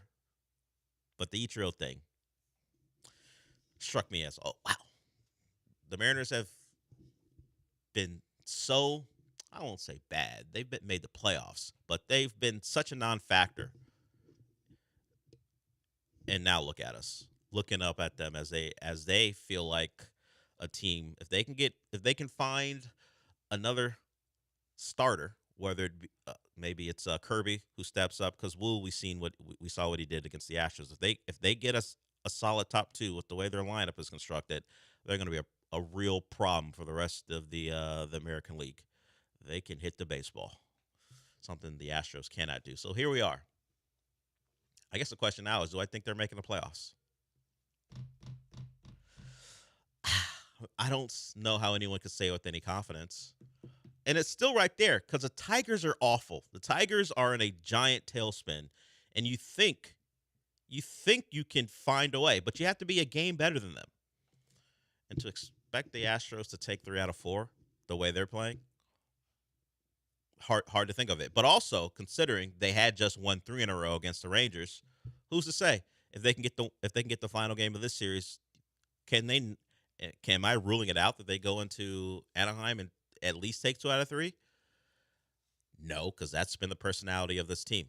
And where they stand now, if they don't make the playoffs, a lot of conversations are going to be had about who should pay for this. I think Joe Espada should be excluded from that conversation. I think firing managers or firing coaches should really come if you look at them and they are hampering this team's ability to win. And it's kind of difficult to put that on a manager in baseball because it feels like such an individual sport. Aren't you more motivator than tactician? Sure, there's some analytics that you follow, positioning an outfielder here or there, but for the most part, the plan of attack at the plate by your lineup, how much of a say do you have in that when you know Altuve is a hacker and you can't make him take pitches? So I look at the injuries, I look at the lineup's inability to be consistent. I don't know if I put that on a spot up, but someone's probably going to go, and maybe it's one of the someone from their let's say their hitting department, as far as a hitting coach like Cintron, or maybe a pitching coach, but it seems doubtful. Certainly the training staff should have to answer for some things, but that's where we are. Where we have been for a long time is planning a playoff rotation and seeing how they match up against a particular opponent. Now it's hoping and praying they find a way in, and then asking questions about this entire organization from the top down. When you miss the playoffs, possibly for the first time since 2016, does that mean someone major has to go? After looking at this team all year long, does that mean that Dana Brown has to go? Does that mean that Espada has to go? I would be hesitant on Espada. I almost want Dana Brown gone. I don't really want him gone, but to avoid having to listen through another year of his dancing around injuries, that this whole thing where guys might come back or they won't come back, I don't know if I can stomach another year of the Astros misdiagnosing injuries and having Dana Brown be the guy who has to take all the shrapnel when he has to walk back something he said, or just have him be completely wrong on a timeline. That's the only issue I have with him, really. They made moves that people, for the most part, liked. But I would suggest trust the fan base of the guy you're acquiring. Because I know people like the Jesus Sanchez move because he needed another bat. But when Marlin fans are telling you how bad he is as a defender and a guy on the base paths, even if they're Marlin fans, where we don't take any advice from that baseball fandom, which is not big, and they haven't had a lot to cheer for. Although, surprisingly, that team is still in the playoff chase. Trust them. Sometimes you got to trust the intel from the fans, and they told you the problems with Jesus Sanchez, but he'll smile through it, which is probably more infuriating now when he's not hitting, and certainly he's playing poorly in the field. So there we are. It's almost autopsy time for the Astros. I mean, we'll talk. Certainly, we have another game to talk about tomorrow, but by the time Monday rolls around, we're either talking about how they scrapped their way into the playoffs, or we're writing a eulogy and doing an autopsy on the season. It can go that quick, and we're almost at that point. So if you want to talk Astros, you're welcome. If you think someone needs to quote unquote pay for this, you can certainly call in 713-780-3776. A lot of text and sound to get to as they have to avoid going 0-4. And look, 0-3 is bad enough. You go 0-4 with the Titans being the team that drops you there. And I went through the schedule this morning. We'll look at it again.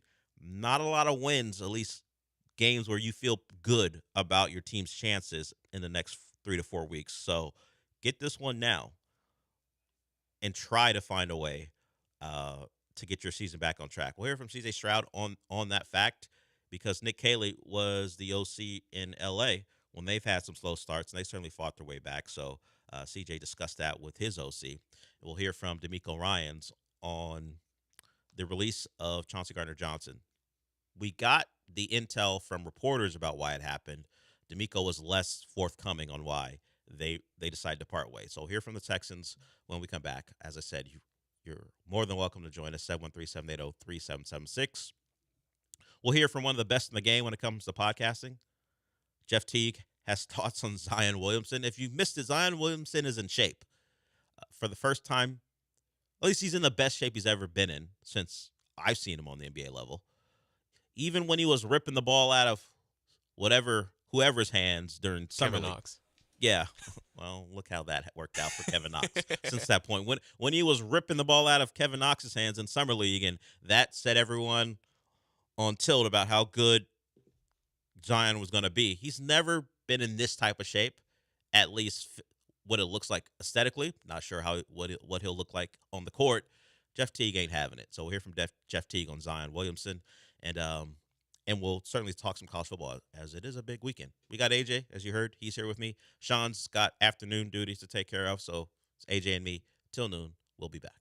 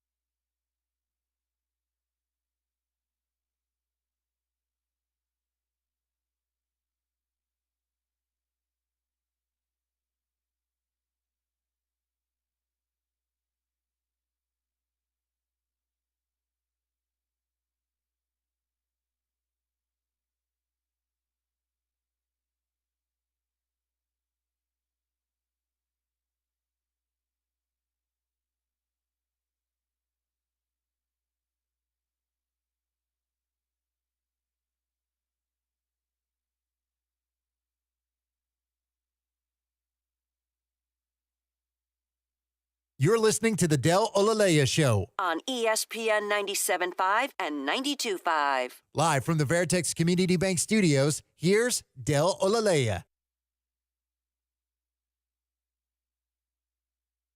One last thing, at least for now on the Astros. There's a headline on CBS Sports where they acknowledge the Mariners winning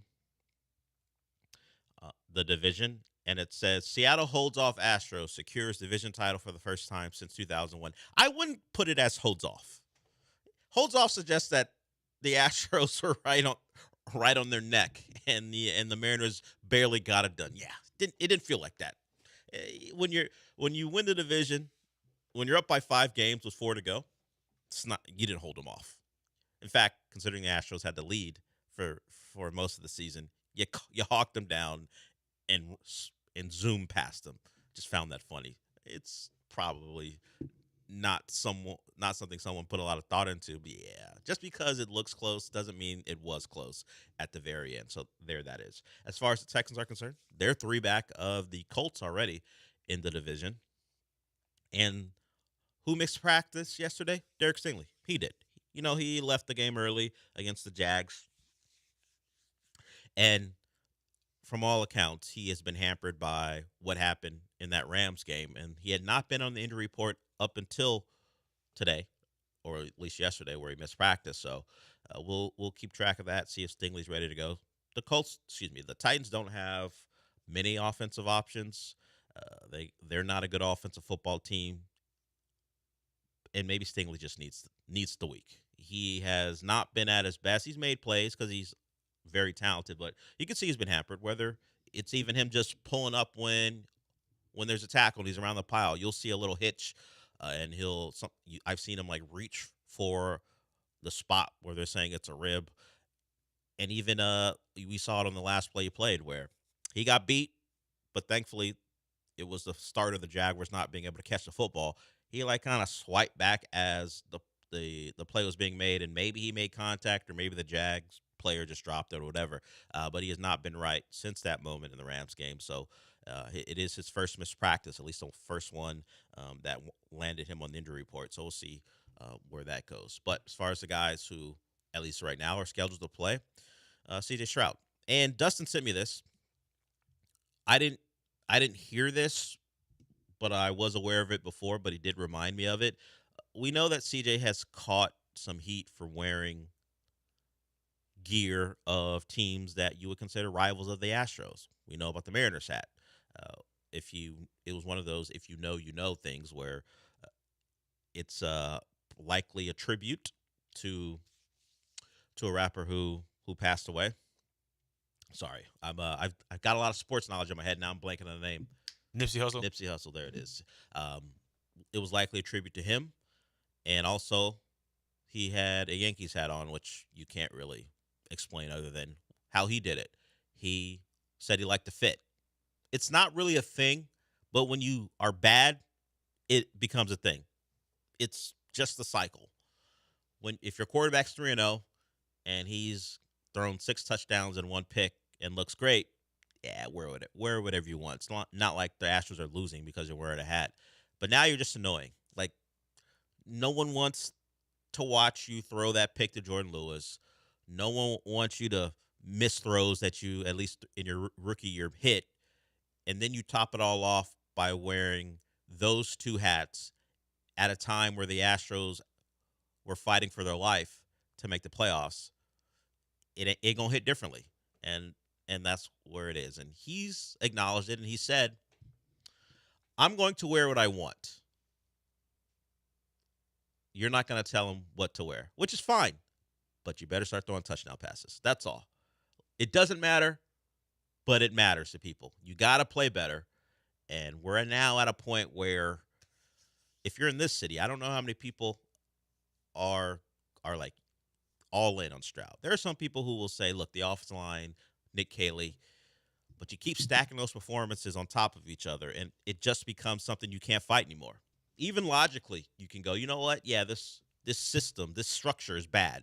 It's not going to help a quarterback achieve what they can at their ceiling. But as was pointed out this morning, Joe Burrow had one of the worst offensive lines in football. Now, of course, he had Jamar Chase and T. Higgins and others, and Joe Mixon at the time, but he led that bad offensive line to the Super Bowl. So while I don't expect that, I don't think the Texans' weapons are as good as those Bengals at the time. If we accept that the system and the structure mean quite a bit to CJ's success, then you got to take him out of the top tier if you had him there. You got to start putting him, even if you don't feel like it, throw him in the Jared Goff category. And maybe I'm even insulting Jared Goff at this point. You got to start lowering him down the list if you believe that he is so hampered by play call, coordinator, players around him. Then he's more Brock Purdy than he is Josh Allen or Lamar Jackson or Patrick Mahomes. Some of the guys you want your quarterback to be mentioned with when it comes to potential to go out and win Super Bowls. If he's, as I said before, if he's a victim of his environment, then put him in line with all those other victims of their environment. When the environment's good, they can be really good. The environment's bad, then they're just an average quarterback who you're always wondering how are we going to keep the environment at its very best if we got to pay him $55 million a year. We didn't want CJ to be that guy, but right now he appears to be that guy. Well, let's hear from CJ Stroud on the Texans' slow start. He leaned on Nick Caley this week because Nick Caley was part of a Rams group who started slow. They didn't start 2-6 like CJ's going to say, but I believe they're 2-4 and turned it around and made the playoffs. Here's CJ on trying to get over starting 0-3. You know, I was talking to Kels, like, to Aaron's point, like, they were 2-6 last year, and everybody wrote them off. So that's what you give people an inch to take a mile. And I think that's the goal is, like, you know, to keep it internal and keep our eyes set on our goals, whatever it looks like. It changes. Like, we went 3-0, it would look different. You know, we went 1-2, it would look different. So every year's going to look different. So, in high school it definitely was tough, but I think it's preparing me. College, same thing. We lost to Oregon my second start ever, and I sucked too. Everybody hated me again. So, like, I'm kind of just, you know, like, it is what it is. And I just, you know, just stay true to my process and my belief and my faith. Yeah, I looked at the Rams' schedule last year.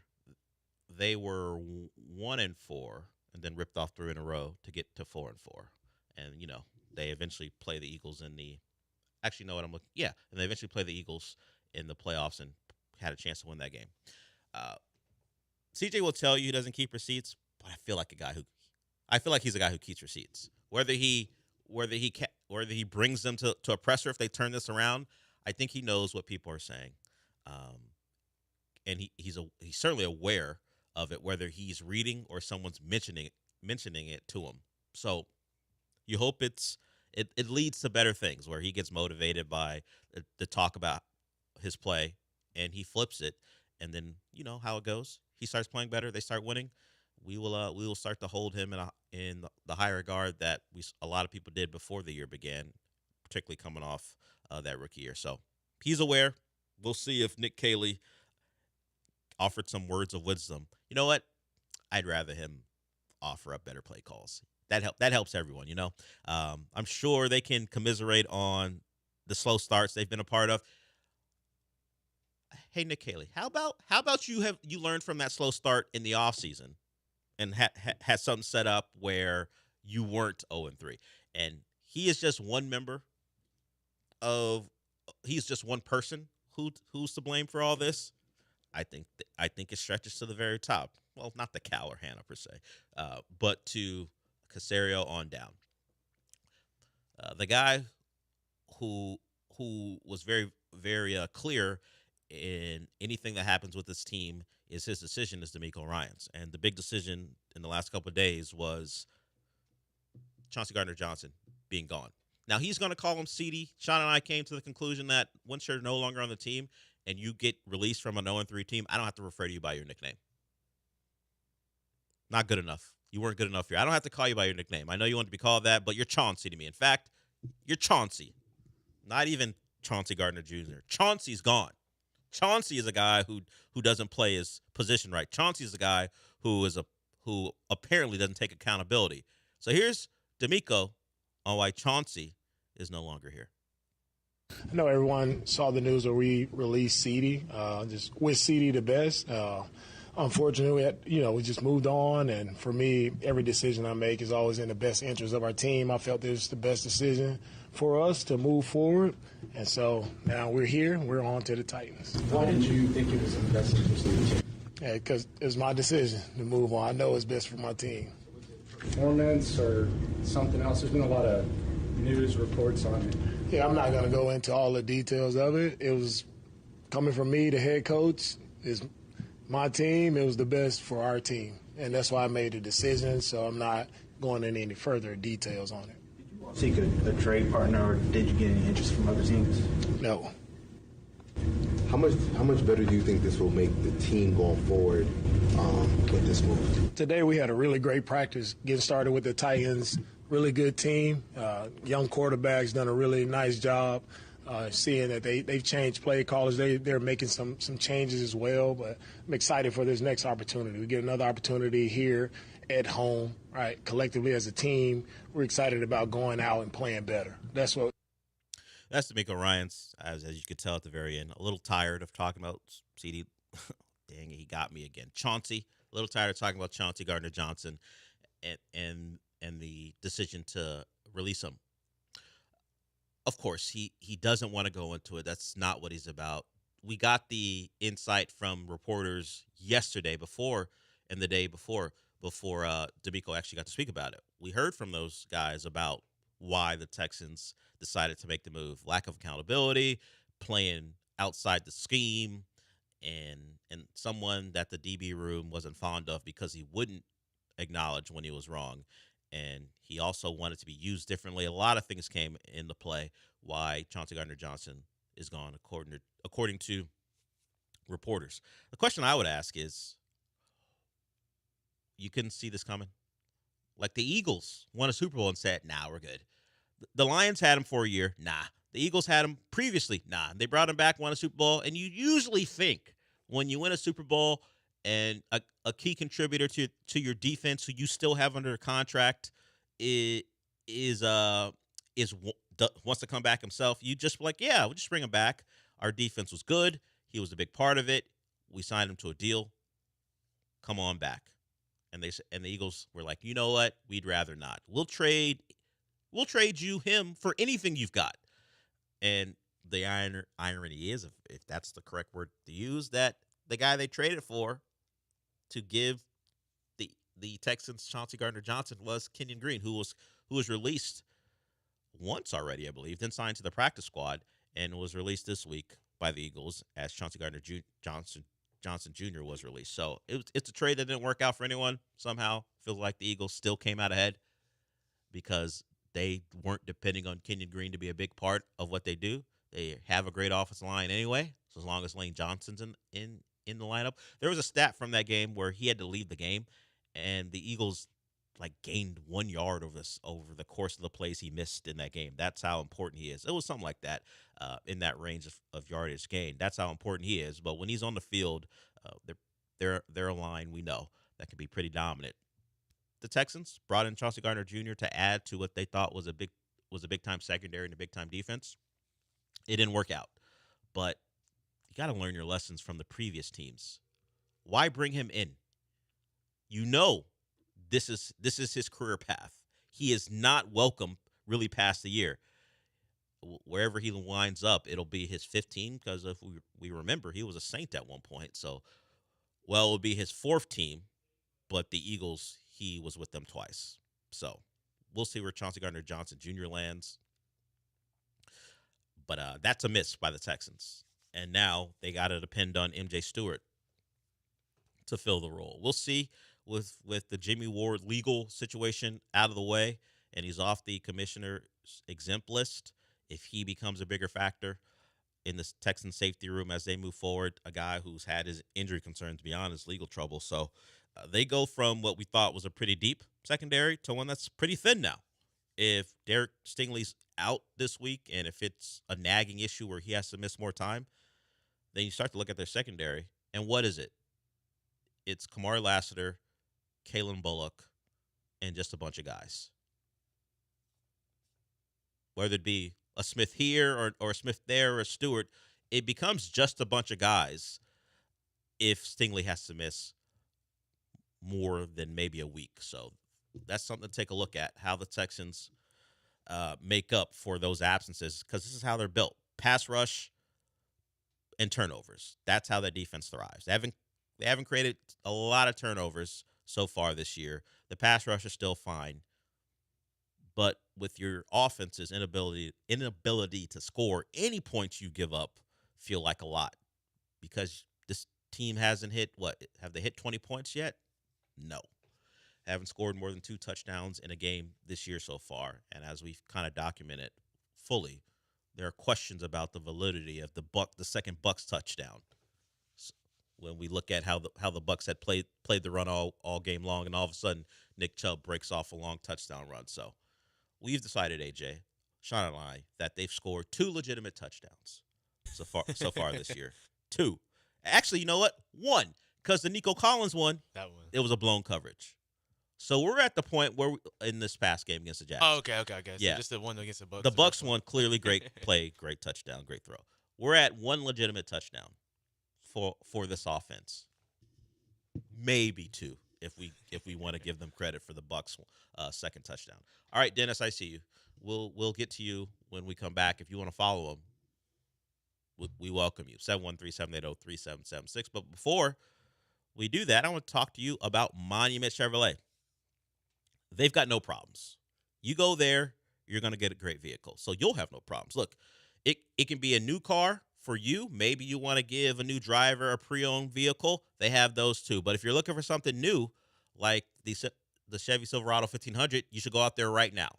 It's truck month till the end of September. So you only got a couple days left.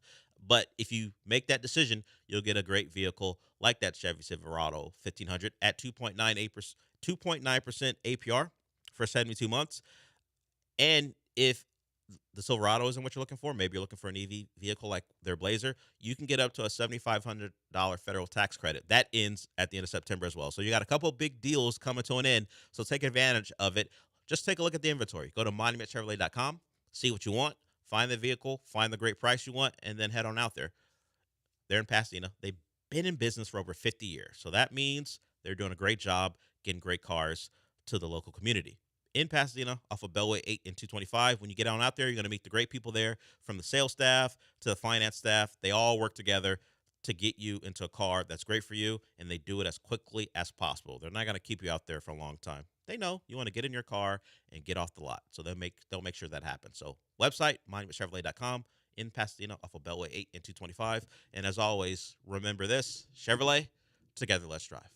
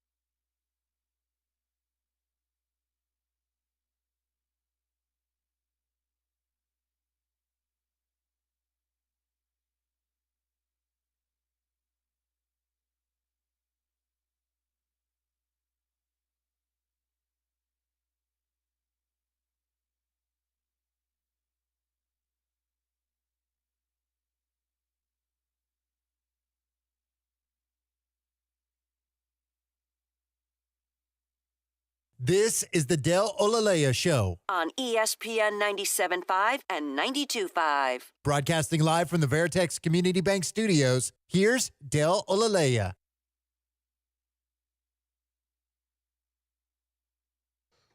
All right, let's get to Dennis here. He wants to talk Texans. What's up, Dennis? Hey, Dale. How are you this morning? I'm good, man. How are you? Good. Hey, real quick, I was actually calling to talk Astros, not Texans. Okay. But a couple of things.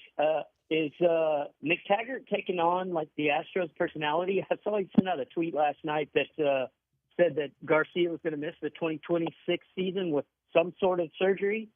I really applaud the clarity on that tweet there. Well, to shoot him some bail, it's because Espada wasn't clear on what it would be. It came from the organization. So if it sounded like the Astros, there's a reason for it. Yeah. Fair enough. And then secondly, the other thing, so if Detroit goes ahead and completes this epic collapse, that's only happened, 3 other times in Major League history, and they fire A.J. Hinch, I mean, since the Astros are trying to bring all the boys back together, do we let go of Espada and bring Hinch back? When I talked about that and saying Espada shouldn't go, I did not think of that scenario where that's a guy when we talk about who gets blamed for things. If you are the manager of a team who blows a 15.5 game lead and doesn't make the playoffs, that's probably a fireable offense. The question is, does A.J. Hinch want to be back? Like I think a lot of people here would make that move. They go, yeah, let's bring A.J. back because he was the originator, part of the start of the glory days. I think it would be a move that would be a winner with the fan base. I don't know if A.J. Hinch wants to come back. So if he does, I'd be in. But also, you got to think about it. How could you not stop this slide from happening? It's a lot to take. It's a lot to think about. You lose a lead of 15.5 games and don't make the playoffs. That's nuts. It's an all-time collapse. But he's our guy, so I think that would be welcomed. But of course, there's a guy with that job currently. So as you said, it would have to be the Astros deciding Espada was no longer part of their plans. I don't think it'll fall on Espada. I think it'll probably fall on some people because at some point the run does have to end. But if you want to hold on and try to figure out ways to extend it, maybe some people who are members of that coaching staff have to be people who take the brunt of this. It's just the way it goes. It's a cycle. And maybe the Astros are at the end of their cycle. But if they think they're not, then you have to start looking at who you can move around if you're not going to do it strictly player-based. So thank you, Dennis, for the call. Appreciate it, man. I did not think of the A.J. Hinch part of it, but A.J. Hinch has a historic collapse on his resume currently. It's not the best way to come back, but I think we'd probably ignore that if that can get done. So we'll see. They're fighting and clawing. It's funny because A.J. Hinch's failures may be the only reason the Astros make the playoffs at this point. So I guess we root on the Tigers falling apart and continuing to do that because it feels like even if the Guardians drop a game here or there, they're a team well on their way to finding a way into the playoffs. So thanks for that. AJ, you film games, high school games on Friday nights? Is that what you do? Yeah. So where are you at this week? I'm actually about to find out here in a second. But, your schedule isn't always set. Right. Is it based on importance of the game or just availability? How does that go? Usually importance of the game, best matchups, like the top teams. They don't like doing a contender against like a trash team. Okay, they want compelling video. Got it. So if you didn't know, AJ spends his Friday nights when he's not rooting on the Cougs when they're in Corvallis, filming high school football games. So we'll see. So I guess you're just waiting on a text or something about where you'll go. What's the best game you've seen so far this year? Actually last week I did Hightower against Fort Bend Travis and went to overtime and won 46-40. It was a high scoring game. Got it. So who as you've watched some of the best teams in the area play, who do you think is the best team right now? Right now, I mean, of course, North Shore is always you're right, one of them. Actually, my high school that I used to go to, Dickinson, they beat Cy Fair and they beat Katy, I believe. So they're undefeated right now too. So they're actually looking pretty solid right now. So Yeah, my high school, not in the state of Texas. I always randomly when I'm looking for nostalgia, I'll Google and see what they're up to. Mhm. They're never really up to anything good. So, I mean, we weren't great when I was there. They had a state title in their back pocket like 10 years before I played there, Okay. but they haven't been. Antonio Pierce played there. Oh, that's cool. Yeah, haven't produced a lot of Antonio Pierces since though. They have not. They have not done that. Paramount High School, near Long Beach, California. All right, we'll go to break. Hour one is done. We'll come back. We'll hear more from the Texans, particularly Nico Collins, because he heard what L'Jarius Sneed had to say. If you missed it, L'Jarius Sneed was asked about Nico Collins and pretended like he didn't know who he was. He said, "Who? Who?" a couple times. That got back to Nico Collins. So you'll hear a couple clips from Nico Collins as he responds to that, because, the reporter saw it and brought it to Nico and his availability yesterday. So we'll hear from him. We'll also get to that Jeff T sound about Zion Williamson. And we'll also bring up something else. Yesterday, Sean and I talked about reckless speculation coming from Zach Lowe and Bill Simmons about Austin Reeves being a potential trade target for the Rockets. Well, the lists are starting of guys the Rockets should look at. We always just thought, well, at least in our head, we thought, it'll just be either Reed or Aaron Holiday. I did not think of the trade aspect. We know the Rockets are gunning for a title. That's why you bring Kevin Durant in. Would they, I won't say waste, but will they spend a year trying to figure out if Reed Shepherd can be a starting point guard, or are they going to go big with Amin Thompson as their starting guard and add like DFS to the starting lineup, or will they be active in the trade market to try to capitalize on this team? And there are some names out there. At least a list was compiled. There are no rumors at the moment, but we'll see if we like some of the names that could be available for the Rockets if they go the trade route to try to get themselves a point guard as opposed to trying to do it internally. So we'll do that in the second hour. You guys want to join us? 713-780-3776. We'll be back.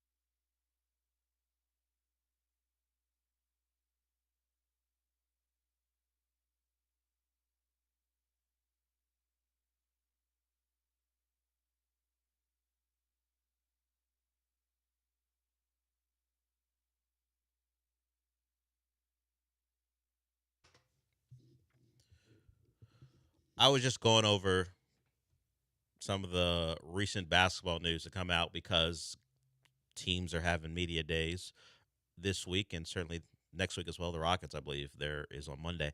Like, if you're a fan of the Nets, you're already in a bad way. So, since the promise of having KD, Kyrie, and James Harden on your team, it's been bad. It's been bad to be a Nets fan.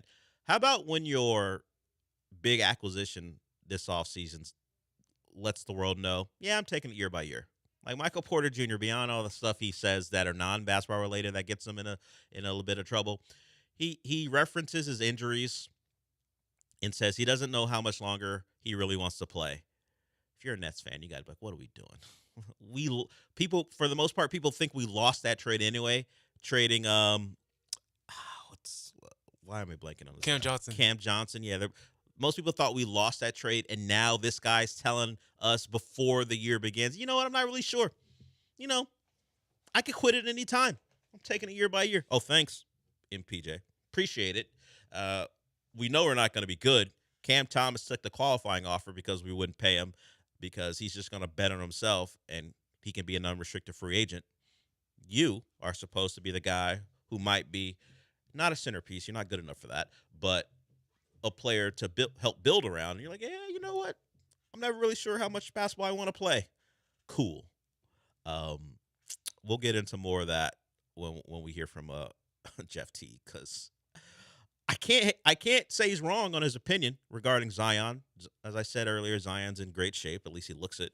And Jeff T wasn't so bothered by Zion getting into great shape. He was bothered by the fact that Zion talked about now being in great shape and feeling the best he's felt since Duke. And I'm not going to give it all away. I'll let Jeff Teague tell you about it. We'll get to what Nico Collins said because, Pena, I see you. We'll get to you here. Nico Collins is clearly the Texans' best offensive player right now. He hasn't had a great start to his year. The big fumble, of course. He does have 2 touchdowns already through 3 games, but when your offense scores less than 20, no one's going to be looked at that per game. No one's going to be looked at that favorably. So he's been fine. You would hope for more as we go forward. And it's funny when a guy who was a great player on a good team is now on a bad team, but they still talk like they were on a good team. Like L'Jarius Sneed was a good corner for the Chiefs. He's now a Titan. The Chiefs weren't going to pay him, so they traded him, and they got his money from the Titans. But he's still talking like he's got the Chiefs infrastructure around him. So he was asked about Nico Collins, and he went, who? Look, you can have an individual matchup, and maybe you win your battle against Nico a couple times. But when you play for the Titans, I'm not sure where that energy is coming from, honestly. You've been there for a couple years now, and they've been bad. They wanted to be bad last year. Now they have a rookie quarterback, and they've continued to be bad. So L'Jarius Sneed was disrespectful. We're going to hear a couple clips from Nico. Let's start with the one that's less aggressive. I'll put it that way, AJ. Considering how I labeled it, I think you know. Let's start with the less aggressive clip from Nico Collins. Thoughts on going against Sneed on the other side? Yeah, it's going to be fun. Can't wait for the matchup. Can't wait to get back on the field with the guys and play again. You know, that's the most important thing I'm most excited about, getting back out there with my teammates and my brothers. Going there, rocking out, getting our swag back. He was asked about you, and he said who a couple times today. Sneed. Okay. Yeah, he knows who I am. So that is what you would deem as typical from Nico Collins. Professional, but confident. You know, he knows who I am. Let's get to the more aggressive clip because the reporters kept going on it, and here's Nico Collins on who he is. Sunday. They know. Can't take advantage of that. If somebody doesn't know you, what should they know about you after Sunday? They know.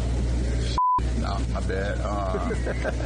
Yeah, I'm a dog. You know what I'm saying? I'm just me. I don't say much. I just play. You know what I'm saying? You can talk all you want. I'm not hearing it. You know, just line that up. You heard him.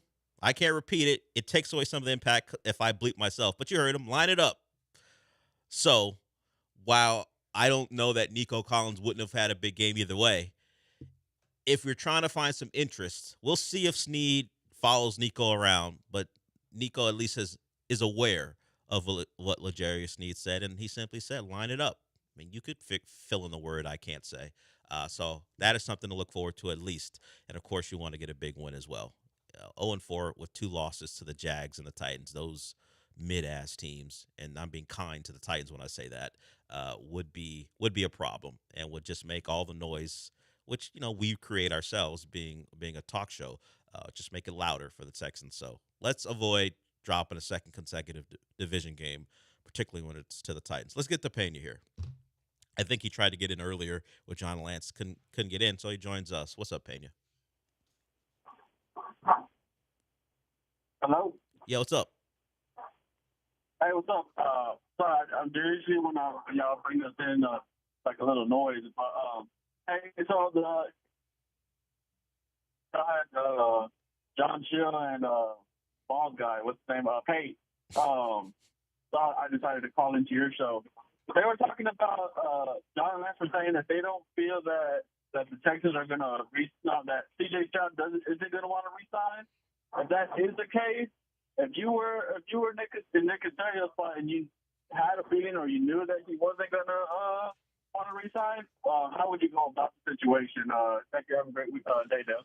Yeah, appreciate it. So it was more in line of reckless speculation, and we're not above doing that, particularly on this show. This is just a show filled with nonsense for the most part. But, yeah, it came up this morning that if CJ was unhappy and didn't want to come back for reasons, and I think some of it has to do with who his agent is, it's just a perception that David Mulugheta will make sure to extract everything he can from a team, and if a player doesn't want to be there, not only will he extract what he can from you, then he'll make sure he gets traded to the team he wants to be, and then get another deal. That's certainly been the case with Jalen Ramsey, and Deshaun got a deal, and when he wasn't happy, went and got another deal and got traded to Cleveland. Of course, all the other stuff surrounding that. But what I would do in a scenario, in a disaster scenario where the Texans want C.J. Stroud to return, once they want him to be their long-term quarterback, and he says, nah, I'm good, I want to go,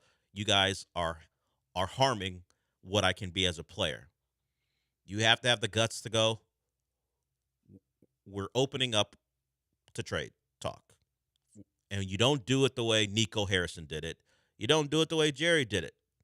You open it up. You make it clear. Of course, it has to be during an offseason. You can't have it over your head during the season. But you make it pretty clear to those involved, even if it's not a public thing where the reporters get wind of it. So it's now a thing you might have to answer questions about. In the offseason, you got a little protection there. You say, hey, rest of the league, how much are you going to give up for CJ? Of course, you have to bring the agent in to allow him to negotiate a contract with the other team before you make a deal. Handle it like you did with Deshaun. It's a wide open auction in a way where, hey, you can't talk to our guy until you reach the type of compensation we want, and then we'll let you negotiate. Then we'll let you get into the nitty-gritty of how much guaranteed money and how many years and what the signing bonus is with the guy. But you have to reach our level. And then when we decide that you have, then you can then CJ, Mulugheta, and you can figure out if you're the best spot for him. But everyone who gets involved in this, before you get to talk to our player, you have to come with the picks. That's how you handle it. They handled it correctly the last time around. They have experience doing it with this agent and this position. I don't think that we're going to get there, but we've gotten there already, not in the not too distant past. So under the caveat that this is all speculation and there's nothing behind it to suggest that it would ever happen, you have a blueprint not that long ago. The Texans have done it. We hope that they don't have to. That would be bad. I mean, they won the Browns trade for Deshaun. That's been a disaster for the Browns. I don't know that trading two franchise quarterbacks as they were perceived in the span of, let's just say, 6 years looks good for your organization. Like they'd be the opposite of the Colts. where the Colts walked into 2 franchise quarterbacks in a row. The Packers look to have found 3 solidified franchise quarterbacks in a row. Give or take what you think of Jordan Love, but people feel like he could be a franchise quarterback, and those guys had very long careers with the Packers. If it turns out that the Texans have to trade another quarterback, woof.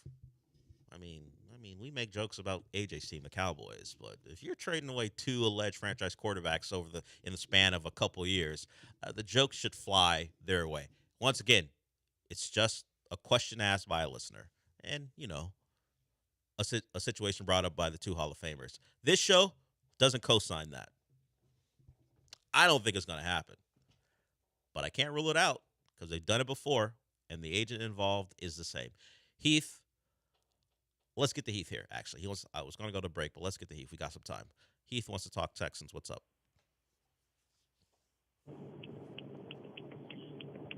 What's up, Heath? Hey, Dale.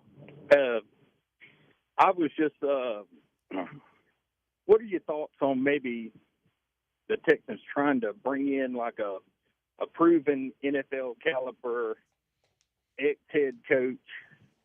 Like, I mean, I know it's crazy, but like, see what John Gruden's doing, man, or Hugh Jackson, or somebody that's had some type of success, just to mentor this offensive group, and try to get this thing straightened out before it gets too far out of hand. Well, you'd have to ask the question, if you're bringing in someone like John Gruden, is that a guy who wants to be simply an analyst or as you put it, a mentor, even as an OC? I don't think that's what John Gruden's looking for. If he's coming back to the NFL, it's to be a head coach, and that isn't happening here. If he has eyes on a head coaching spot, I don't feel like that's a fit. You have a head coach, at least you believe you have a head coach that can take you to where you want to go. So I would think John Gruden's out. I honestly thought you were going to ask about an ex-coordinator who has an established resume that you could bring in, but that coordinator has to have a philosophy that's somewhat similar to what you want. And we know DeMeco had a decision to make in the offseason. Did he want to go with the more spread it out? I would say like Bengals-like system where they had Joe Burrow in the shotgun all the time, and they had T. Higgins, and they had Jamar Chase, and, of course, Joe Mixon was in the backfield, and they had Tyler Boyd as well. That system fit more of what Joe Burrow was great at in college, and that worked to great effect. Or did he want what we got? What was a under-center power running game system?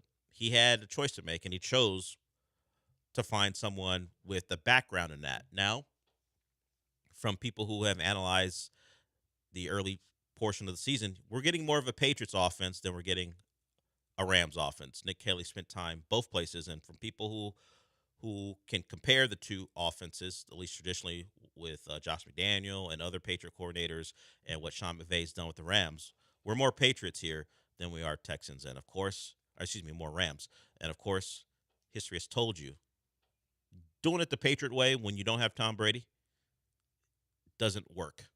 So it has not worked here so far. I don't foresee a name like John Gruden coming here. But if we're talking about next year, because I don't know if anything's going to happen this year, it could get bad. Kaylee could be demoted. Maybe you hand the play calling stuff over to Gerard Johnson if it gets to that level. But as far as just flipping this thing, I don't see it happening in this season. But maybe if you're looking for a head coach who's done it before, maybe you look to the guy in Miami if things go poorly, as poorly as they have gone for him so far this year. If he's available, maybe you go grab him, another former San Francisco guy, but at least with certainly an established track record of calling plays and creating explosive offenses, at least in those first 2 seasons in Miami. And they weren't bad last year when Tua was on the field. So if we're looking for a name who's done it, maybe look to Miami if it comes to that next year. I think they're kind of stuck this year unless they decide to make a structural change, because DeMeco Ryan talked about it earlier, where they may want to go more up-tempo. Does that mean we're going full-on, spread it out every play? I don't even know if they have the weapons to pull that off. You have Nico and a bunch of unproven guys, but that might be best for CJ considering what he did at Ohio State. But we'll see. We'll see what they look like on Sunday against the Titans if that becomes more of the approach. Maybe you don't get a personnel change as far as coaching. Maybe you get a structural change as far as how their offense is run. Or maybe that has to wait to the bye week, which is not that far away, actually. Maurice, I see you. You want to talk Texans? Hold on through the break, Maurice. It'll be short. We'll get to you. Anyone else want to follow him? 713-780-3776. We'll be back.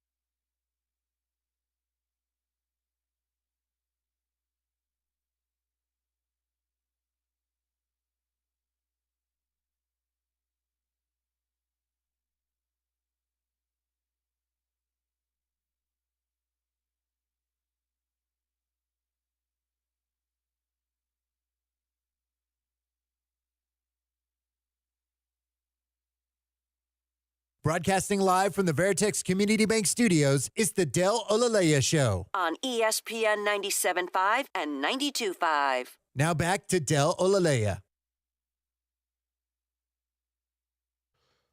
Maurice held through the break. We appreciate it. So we'll get to him right now. Maurice wants to talk some Texans. What's up? Yes, hello? Yeah, go ahead. All right. Yeah, so I just wanted to chime in real quick. I got two quick things.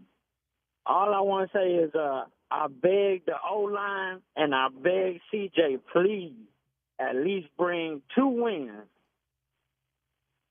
Value losses, but from the looks of it, it looks like that's the most games, like where it's been in a position where we at. Well, it's only two wins. Now, mind you, if we backtrack, that's what happened that last time, how we wound up with CJ. When, we just got them 2 wins, and there we are at the top pick to pick him.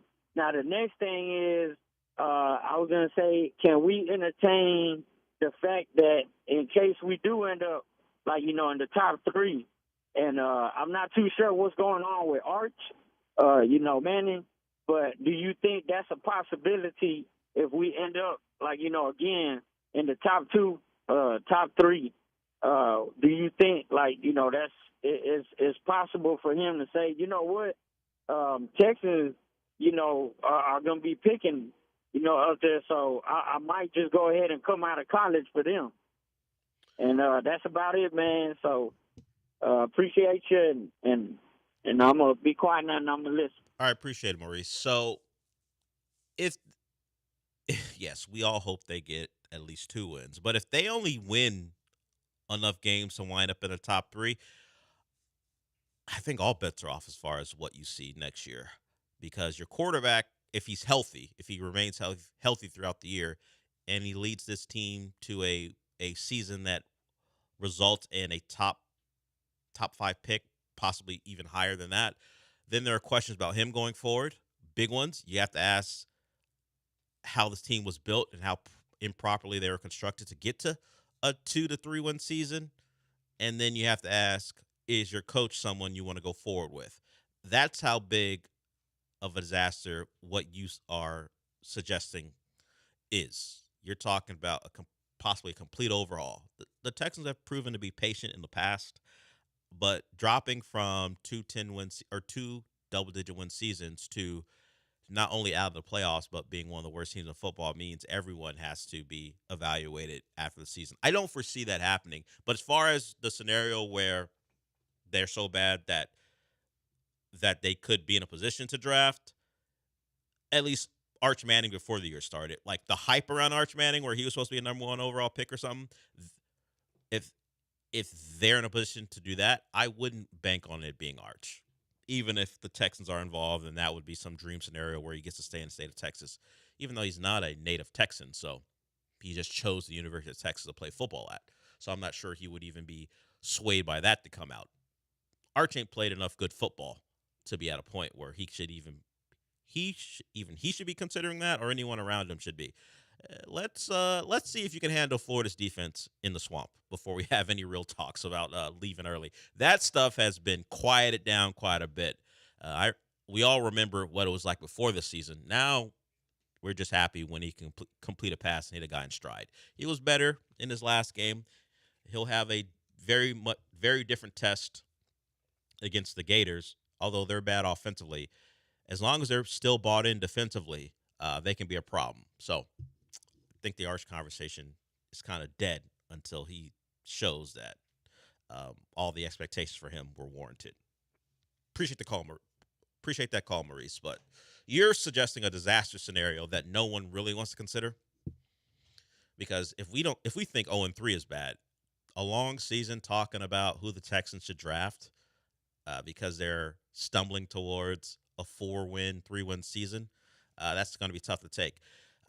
Of course, the win on Sunday is very much needed, but if you look at our potential win, I shouldn't say the win, that's no guarantee, but you look at their schedule after Sunday, it's the Ravens, then the bye, then they have to go to Seattle Monday night, and then you've got the Broncos. Actually, you got the 49ers at home and the Broncos at home. All teams who either made the playoffs last year, are in contention to make it this year, or have gotten off to good starts. The Ravens have not, but they're the Ravens, and they always kick the Texans' ass. So until proven otherwise, just pencil that in as a loss. And then you have to go to Seattle at night. That's rough. Very, very rough. But at least you'd be coming off a bye, and it's on Monday Night Football. So tough stuff for the Texans going forward. They got to dig themselves out of a hole. And unfortunately, it's one they put themselves in. And I'm not even going to use what has happened the first 3 games to say they put themselves in a hole. I think they set themselves up for that by how they approached the offseason with the first-time play caller, with the questionable offensive line, and banking on Nick Chubb as your lead back when you knew Joe Mixon was suffering through a long-term injury. They did go and trade up for Woody Marks, but Nick Chubb at this point in his career should not be your primary back.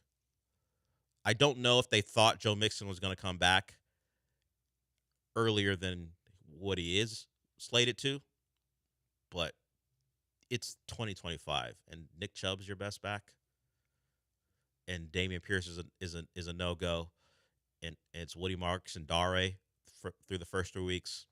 That's poor planning. Now it's running backs. It's hard to go get a great one, and I understand that, but Nick Chubb cannot be your starter. Not at this point. He's fine. He'll get you what's there, but he's not a top talent anymore. Let's go to Jerry. Jerry wants to talk Texans. What's up? Hello? Hey, yeah, go ahead, Jerry. Yeah. Hey, look, we're not even, halfway through the season. We really shouldn't be talking about draft trades and draft stock and whatnot. Look, the offense is boring. It's boring to watch, but the Texans have had just key moments where they could honestly at worst be 2-1. If Toto would have got Baker, and if Nico Collins wouldn't have fumbled late in the fourth, it's just key moments that the Texans have just been on the wrong side of it. I personally do watch the games, and yes, the offense is boring. I'm hoping that, being 0-3, that they'll finally just open up the playbook today, because if it's going to be like this all year, then yeah, it's going to be a bad year. The Texans are boring as the Astros playing the last 2 nights, so I think we'll be all right. They'll get a dub this weekend, but hopefully they just open up the playbook going forward. Thank you. It is what people have called for. Be more like what CJ was in college. And while I don't really even disagree that they should change some things up, I do question whether a coaching staff would do it. All that install stuff you did in training camp, all the things you thought this offense would be, would they be so quick to toss it aside and be a different offense completely? I have my doubts just watching how coaches operate. Very few of them are so willing to adapt quickly, even when there's a clear problem. As I said, I could see it happening during a bye week, and their bye week would come up after the Ravens game. I could see something like a drastic change happening then. I just don't see coaches cleaning the board, starting over, changing philosophies this early in the year, particularly with a new play caller. How sure are we that he's going to be capable of flipping what they're supposed to be? And does D'Amico want them to flip what they're supposed to be? You can talk about how you want to go more up tempo. You can talk about how you want to maybe spread things out occasionally, but do you want to go full on and have a different mentality for your offense the rest of the way? That's the real test of who they think they can be. Coaches generally like to be stubborn, even if they don't believe they're being stubborn. It's just who they are. They got to a certain level doing it this way. They generally like to keep doing it that way. That's why some of the greats are the great, because they can flip pretty quickly when they see things are going poorly. It's a test for D'Amico, and if he believes that the offense would operate better with CJ being more in the shotgun and 4 wide and got 5 in the pattern, I would suggest doing it if you think your OC and your O-line coach and that offensive staff is capable of implementing it. I'm just not sure, considering the lack of experience in those rooms. I'm not sure they're capable of that. Chase, hold on. We'll get to you when we come back. You want to talk Texans as well. If you want to follow him up, 713-780-3776. And I will agree with Jerry on one thing. It is too soon to be talking about the draft, but I'm just taking the calls as they come. I think the season has gone a way that's unexpected for people. You win the division 2 years in a row, win a playoff game, people think you're going to be good. But if you kind of look closely, you could see some of this coming. But you thought you could find a way to squeeze out some wins, but you have not been able to. the one-score games have not gone your way like they have in the past, and now you're stuck trying to avoid 0-4. We'll talk to Chase and anyone else when we come back.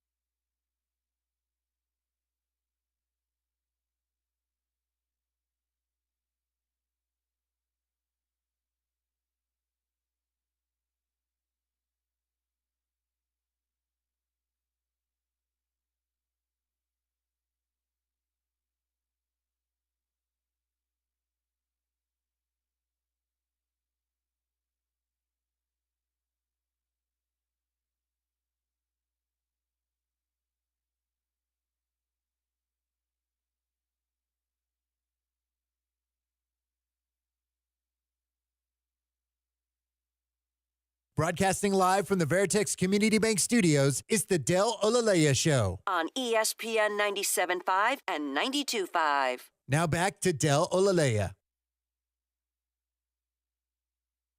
We'll get to Chase, and then AJ and I are going to have a discussion about what type of people we are.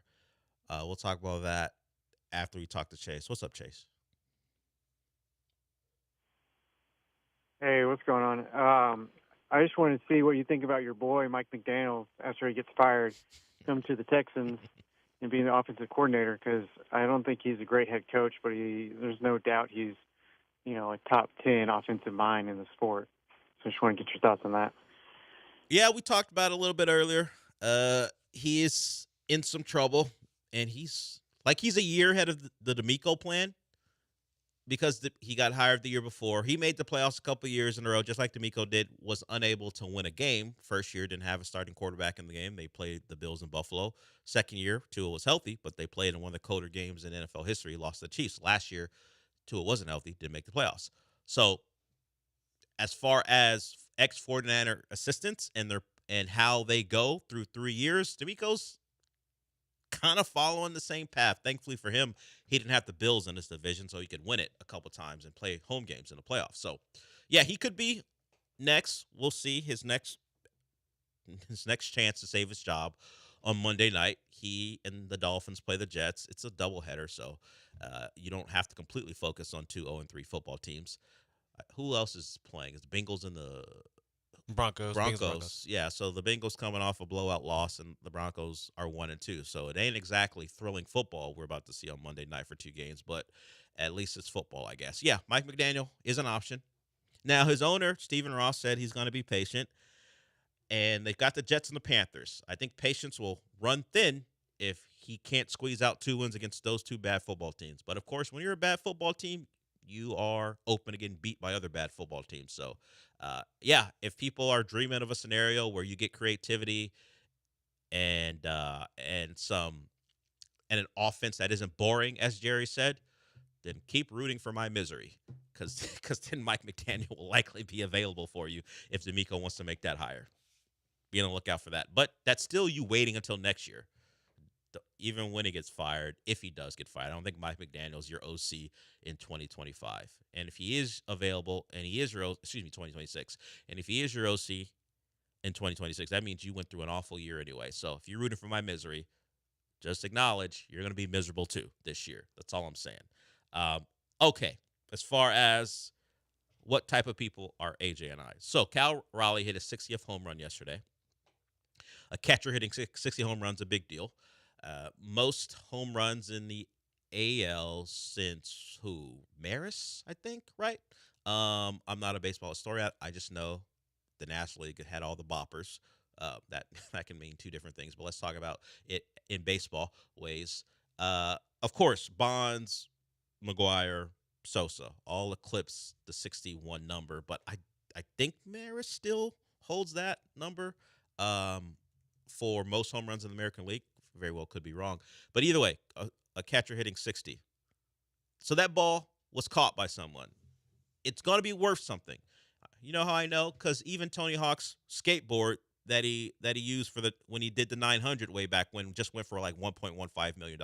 So there's money to be had when you have a historic thing, whether it be a skateboard or baseball. So a fan caught the baseball. Oh, I was corrected. Judge hit 62 in 2022. Thank you for that. That's my guy, KJ. With that, I believe.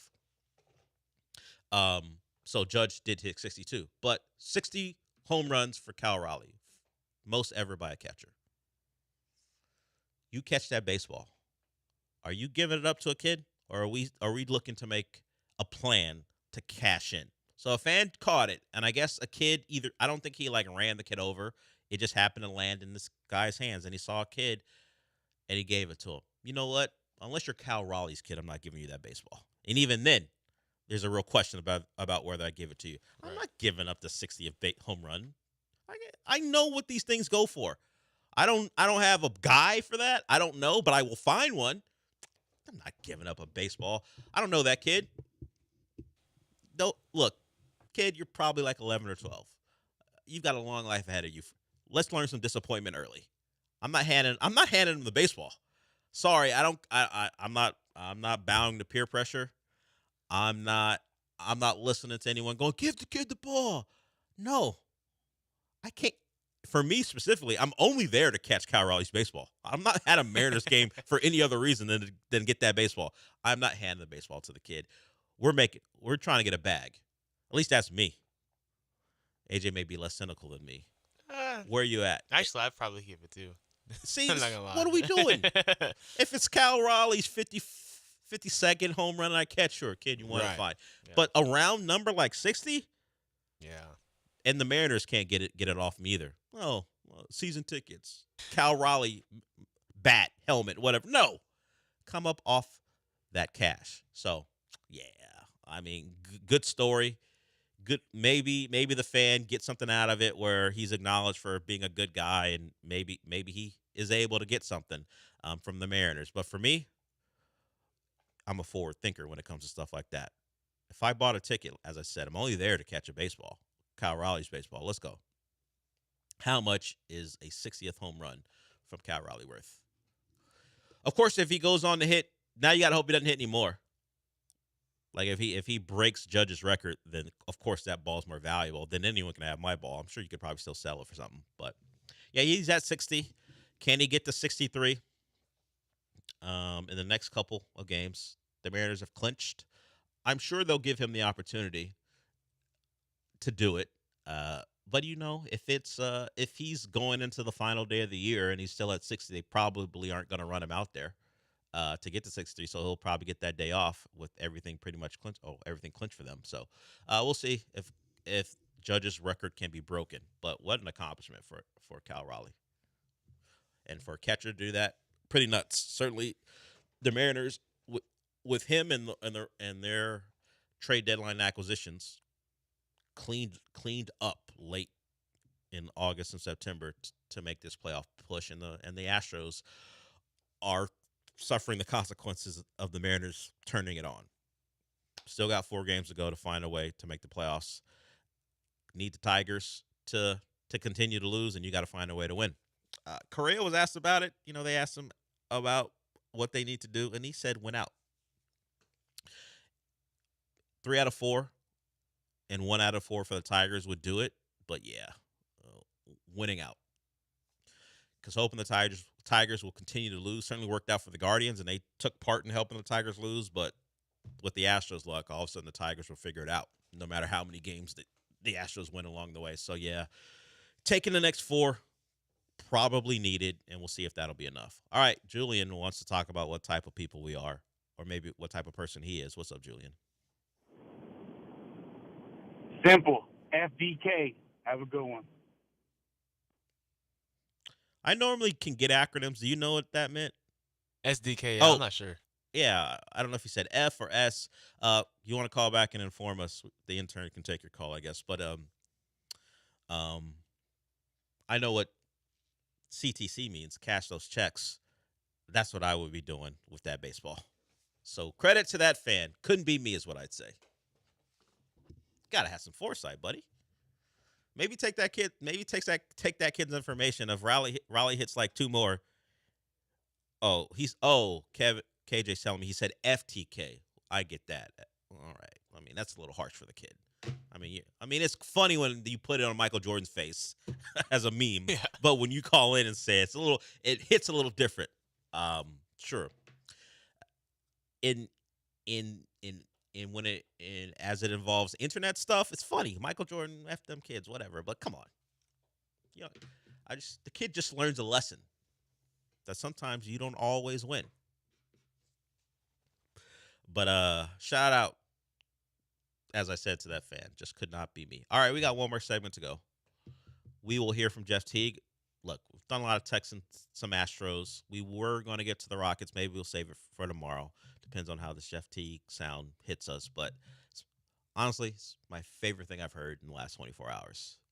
Jeff Teague, who has been very honest about not caring that much about winning a title with the Bucks because he barely played and just wanted to get home and find a party to go to. This is the type of guy we're talking about. And even he had an issue with Zion Williamson's approach to the game. We'll hear that when we come back.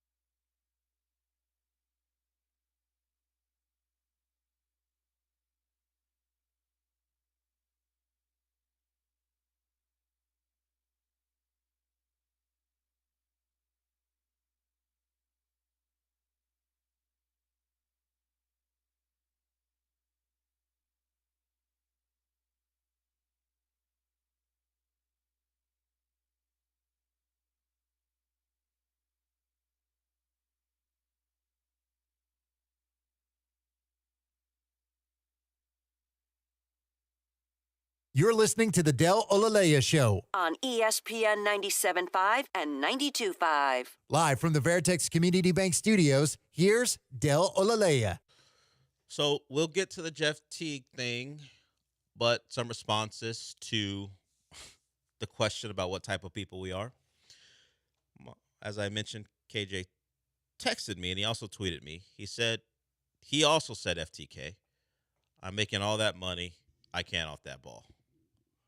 Childish Altuve asked a more, I don't know how to put this. He asked a question that fits the show, I guess I would say. Would you give up that ball for an hour, no holds barred, with Skylar Johansson? She's not a hooker. What do you, 1 hour? Stop it. She's a Hollywood actress. Yes, we had Salsa always calling about OnlyFans models and would a certain actress become one? But no, that's an inappropriate question, okay? Because she doesn't live that type of life.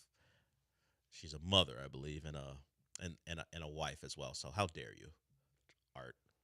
And no, FTK doesn't mean funk Todd Callis either. It doesn't mean that. We found out what that means once we knew what Julian actually said. Okay. All that seriousness aside, let's get to Jeff Teague. Jeff Teague, what does he hold? Is it the 520 podcast? He hosts the 520 podcast. His brother's now on it quite a bit. A couple of his boys are there as well. And Zion Williamson at Pelicans Media Day showed up in great shape, in better shape than we maybe have ever seen him. Because even at Duke, he wasn't like ripped. He didn't balloon up to what he has been at times in the NBA. But Zion looks good, at least aesthetically. We'll see what he looks like on the court and if he can stay healthy. And some of Zion's comments were saying he finally feels good and he believes that they believe in him, and a lot of things that Jeff Teague took issue with. Here's Jeff Teague on Zion's comments. It's probably the dumbest press conference I ever heard in my life. All this stuff is because of you. You choose to eat, be out of shape, all that. Now all of a sudden it's a contract year probably, or he looking for an extension. All of a sudden he in shape, and they believe in me. Fool, they gave you a max deal. They've been believed in you. Yeah. But they had to put all them options on there because you ain't believe in you. Like, that's dumb as hell. That press conference dumb. He said, hey, they embraced me. It meant a lot. Man, they embraced you when they first got here. What are you talking about? Yeah, he was playing with the church's money. One was out of shape. Yeah, we have been talking about his shape for like too long. Come on, bro. And you decided to like lock in and do what pro athletes do. Take care of themselves. Yeah. Like, I ain't, man, hell no. I'm off that. Jeff Teague, part of the Club 520 podcast. Zion's, if you don't remember, is actually in this division.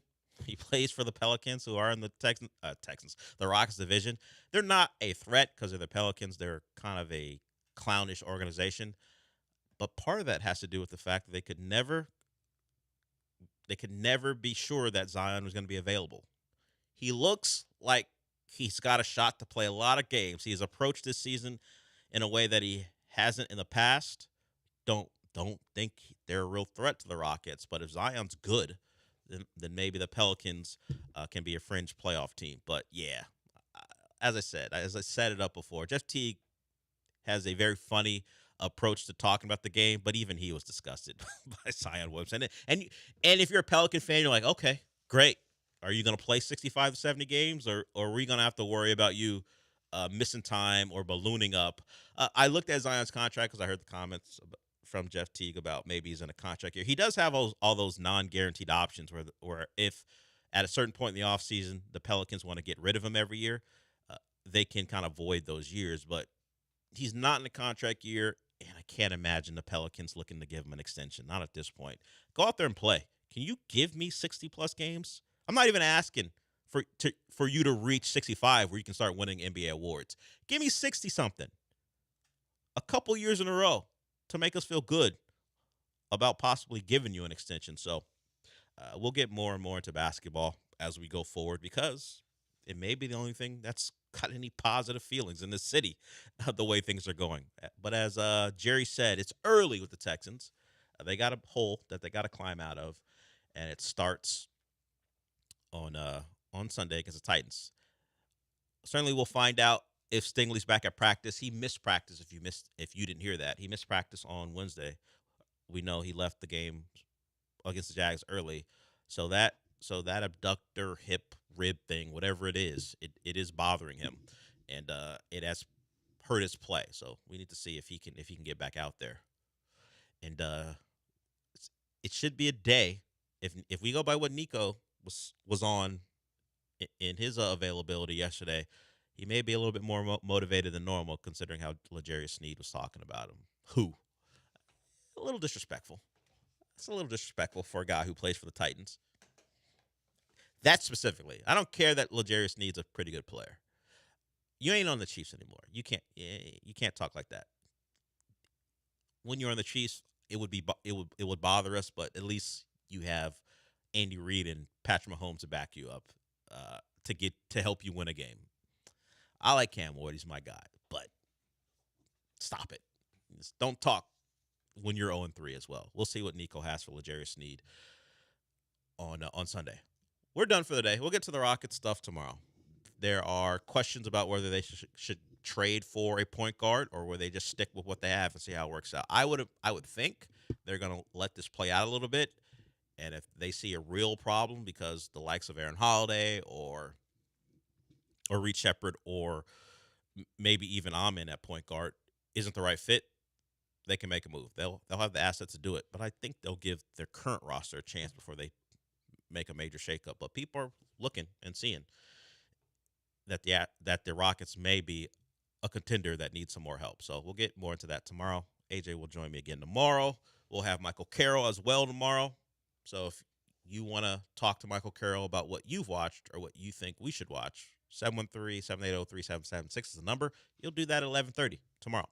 He is the host of Comicast. He joins us every Friday if he can. AJ, that music means we're done. So since we're done for the day, what does that mean? Well, nobody want me to do this, is it? Nah, man, you're a new father. You got a kid with a prominent woman. No one wants you to date their sister, Stephon Diggs. All right, we'll talk to you tomorrow.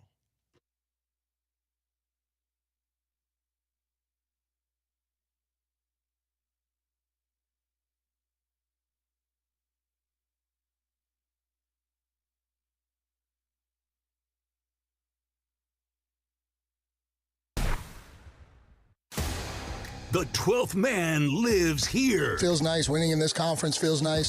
So you got to earn them. This is who we are. Giga, baby! Touchdown, Aggies! Battling that they're getting better, and they got another big game next week. Join us Saturday. The Aggies host the Auburn Tigers. Our coverage begins at 1:30 on your home for Aggie football. Texas A&M versus Auburn, Saturday at 1:30 on ESPN 97.5 and 92.5.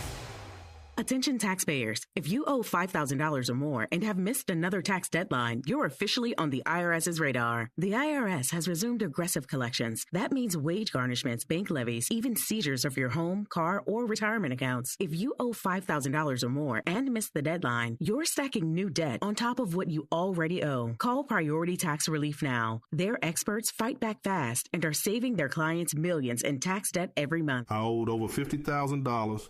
And they settled it for pennies on the dollar. These guys are as legit as they come. After speaking on my behalf with the IRS, my entire debt of $25,000 will be eliminated. Whether you've received collection letters or you're already facing liens and garnishments, call for your free consultation. There are no upfront fees. Priority Tax Relief. Let's make your taxes our priority. Call 800-860-6195. 800-860-6195. 800-860-6195. Priority Tax Relief. Thinking about going electric? Now's the time. Get up to a $7,500 federal tax credit when you buy an EV. But hurry, it ends September 30th. EV Blazers are in stock now at Monument Chevrolet off Beltway 8 and 225. Chevrolet, together, let's drive. Whether you're buying a home or you're refinancing, Kent Jones at Dream Rate Mortgage is the guy for you. He's done over 1,400 closings. He's been in it for 30 years. He knows all the hacks. He can save you thousands and thousands of dollars. He does it all the time. Dream Rate Mortgage is the way to go. Shop your loan. Kent Jones loves that.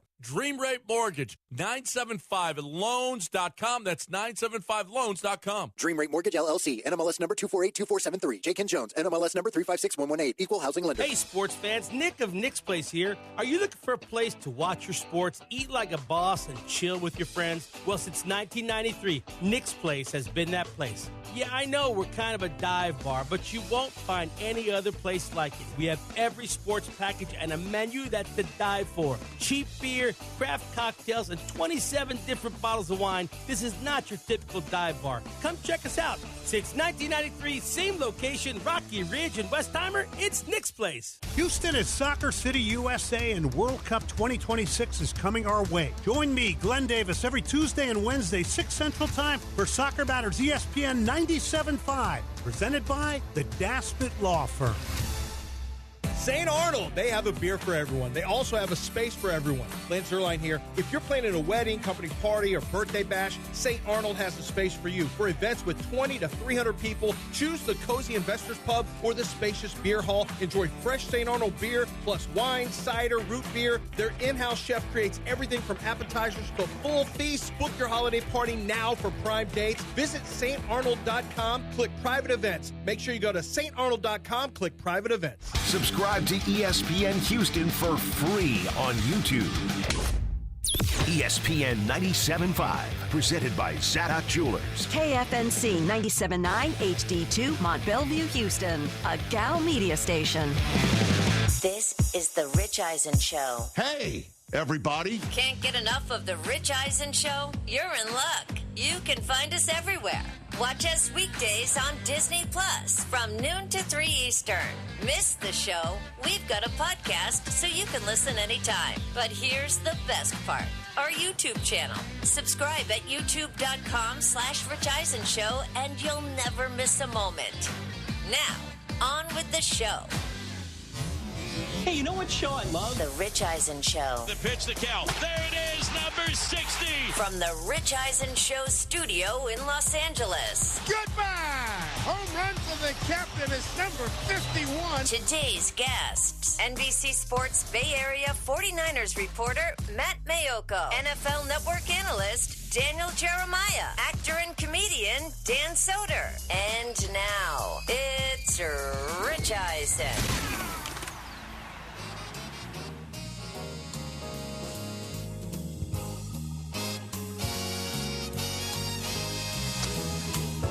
Yes, welcome to this edition of the Rich Eisen Show here on the Disney Plus app, as well as the ESPN app, available everywhere. ESPN Radio, presented by Progressive Insurance, on the air with our program. Thrilled to be here, and always appreciative of this Rich Eisen Show ESPN Radio affiliate saying, yeah, we'll take the show. We don't take it for granted. We also appreciate being on Sirius XM Channel 80 and being with you. 844-204-RICH is the number to dial. I love looking down and seeing the phone lines light before I even utter a syllable on this show. And I utter a lot of syllables. I mean, between now and the end of the program, it's going to be a lot. And we always appreciate you sticking with us. Good to see you over there, Christopher Brockman. What's going on? Rich, what's up, man? DJ Mikey D is in D's nuts, wearing a Dodgers hat again, which is an outrage. Okay. It's okay. It's all right. You jumped the ship, and the Yanks might wind up with the best record in the American League anyway. So good on you. Maybe you can close for the Dodgers.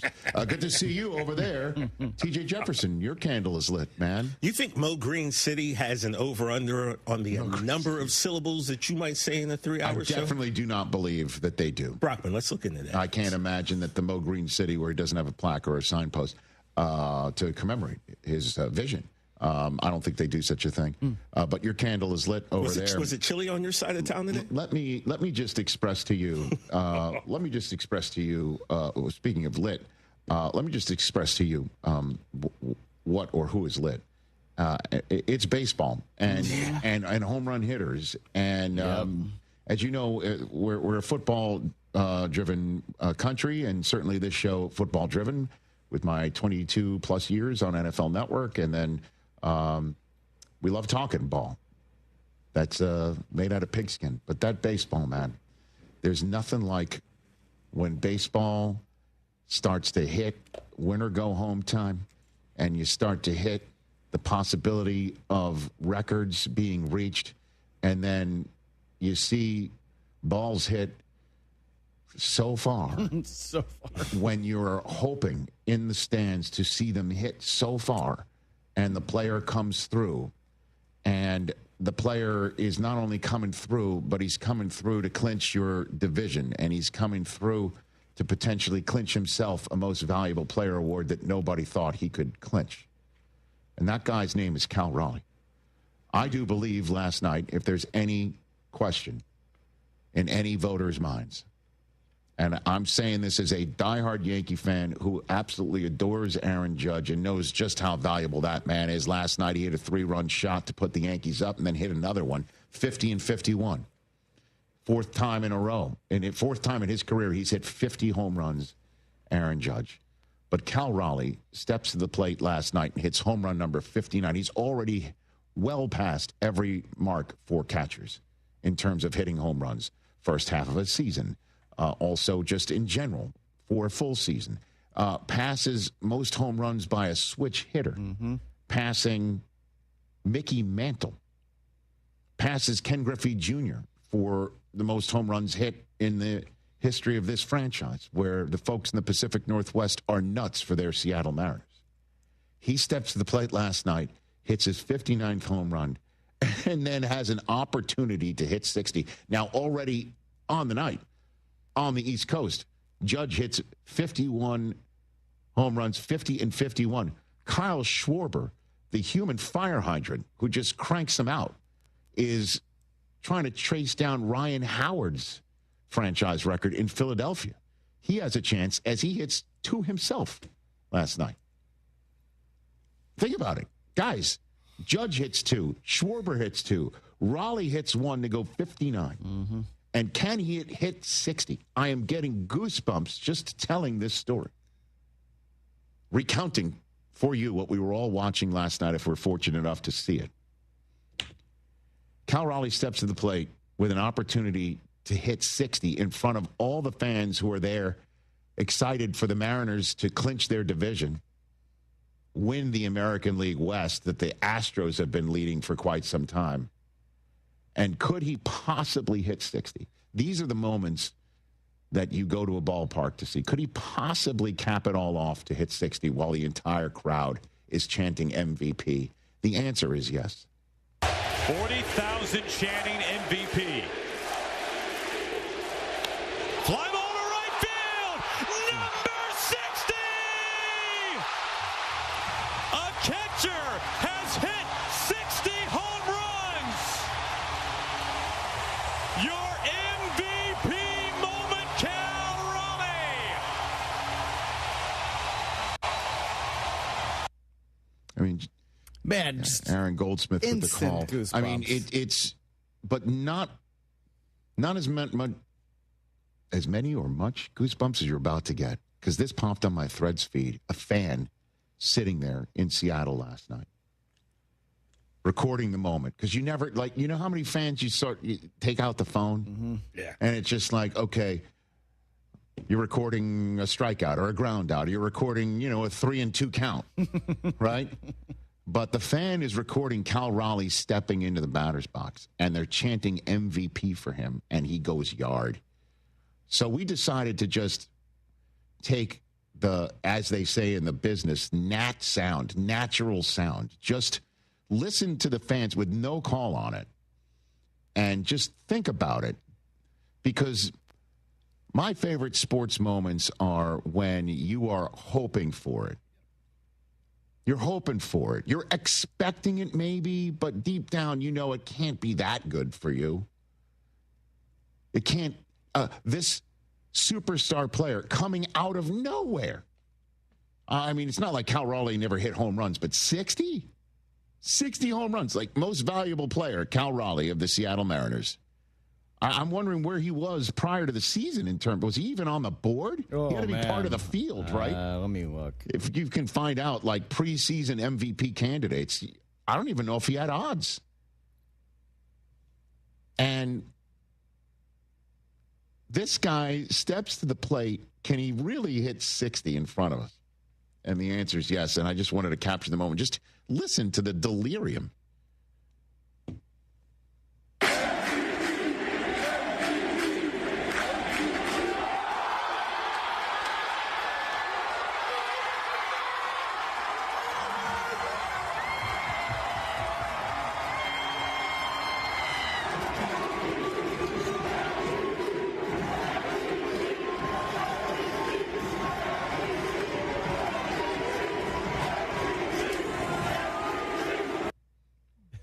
That guy in the back. Oh, my God. Yeah, that guy and the girl. What do you say? I'm just glad there was no cursing. T-Mobile Park just lit by this guy. And then, the Big Dumper, as he's known. Yeah. Big Dumper. Great name. Channels Major League in front of the entire crowd when he is being interviewed afterwards. And what he is saying is being pumped into T-Mobile Park. Just listen to this exchange. I think last night what I kept hearing from everybody on this team was we got more work to do, and it seems like this team was just even more focused tonight. Yeah, I mean, I think most people heard what I said last night, might as well win the whole thing. Oh, that's amazing, Major League. And everyone in T-Mobile acts like Pedro Serrano, like, yeah. Maybe they will. Maybe they will. They got the pitching. They got this guy. They believe. And there's now conversations like, well, I mean, do you play him the last 4 games because you clinched the division? Yeah, you play him. Yeah, you do. He needs 3 home runs. He needs 3 home runs to break Aaron Judge's single-season mark for an American League player. I don't know. You're just read it. That's why you shouldn't read that. There's even questions about, do you play Schwarber to try and get Ryan Howard's team record? The answer is yes. Like, Schwarber can get to 60. I mean, let's go, right? Like, let's go. This is why you play baseball. This is why you go to games. This is why. And the Mariners can catch the Yankees or the Blue Jays atop the American League for best record. Everybody's got to go to the Pacific Northwest if you have a right. Your thoughts of playing in the World Series. Because this is crazy, man. Listen, I know Guardians fans might be out there saying, how come you didn't spend maybe 10 minutes to start your program about us? An incredible story. It's like a slow-motion car crash for the Detroit Tigers, who could potentially fall completely, forget about out of the division lead, out of the playoffs. The Astros are 1 game behind them. The Tigers have gone from leading the Central to being in the 3rd-place wild card position. And fascinatingly enough, the Tigers might have played themselves into going back to Cleveland, where they've just had their nightmare just is, they got to wake up from this nightmare. And the Guardians are like, stay asleep, because the calls are coming from within the house. Guardians can win the World Series. They're playing the best baseball of anybody in the last few weeks. The Yankees have been playing, teams that are at the bottom of the American League right now and feasting on that, while the Red Sox go up to Toronto. And the Blue Jays are falling apart. Vlad got ejected last night. 2 of the players, including Vlad, get ejected last night. Alejandro Kirk ends the game on a base hit to right. And he's thrown out a 9-3 putout. So the Blue Jays are getting walked off, if you will, by a 9-3 putout. And they got to be sitting there saying, what the hell's happening to us? They had this American League East wrapped. They crushed the Yankees in head-to-head this year, which is why they're still atop the East and having the same exact record as New York, because the Yankees couldn't beat the Blue Jays this year. But if the Yankees beat the White Sox tonight and the Red Sox sweep the Blue Jays, the Yankees would be in first place in the entire league, and the Mariners are just a game behind them. And their last series are home against the Dodgers, who just got out of Dodge in Arizona last night, despite having another lead blown in the bullpen. And all the Dodgers are doing is like, how many starters could come out of the pen for them? Because they're not touched. I don't think they could touch Ohtani now. It's all Ohtani. Ohtani had 5 no-hit innings and 6 shutout innings with 8 strikeouts. I mean, he's just as lit as he possibly can be out of the starter's role. That's why they chose Sasaki. They gave him an inning last night. He looked great, throwing 100. He touched 100. Didn't Kershaw pitch an inning last night? Yeah, Kershaw out of the pen last night. Yeah. So it's just like, let's use them all. Can Oral come out of the booth?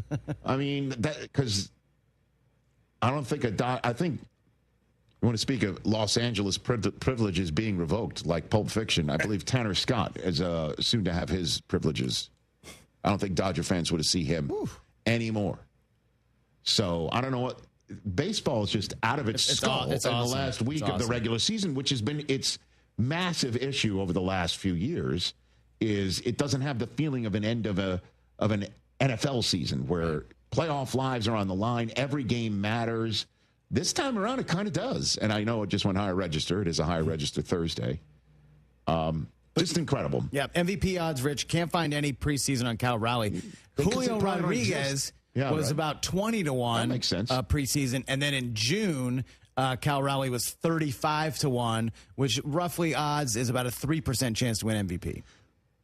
Don't you think it's like 100% chance now? He's flipped it now. He's minus 200 to win. Okay, I mean, it's, as much, again, you never know. You know where I'm coming from.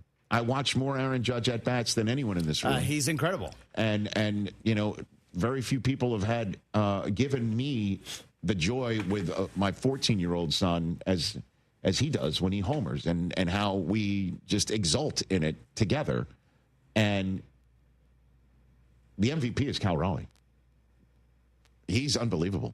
He might, he might, the way that he's doing it, his 59th one, I do believe, landed in Lumen Field, which is where the Seahawks play, right next door. But I wish the NL race was a little bit closer on the odds. Ohtani's minus 50,000, which means bet $50,000 to win $100. Oh. Schwarber, I think, deserves to be. This should be much, much closer. Without Ohtani, the Dodgers are still probably winning the NL West. Yeah. Without Schwarber, the Phillies have no chance at anything. They're not leading the division. They're not World Series favorites. They are.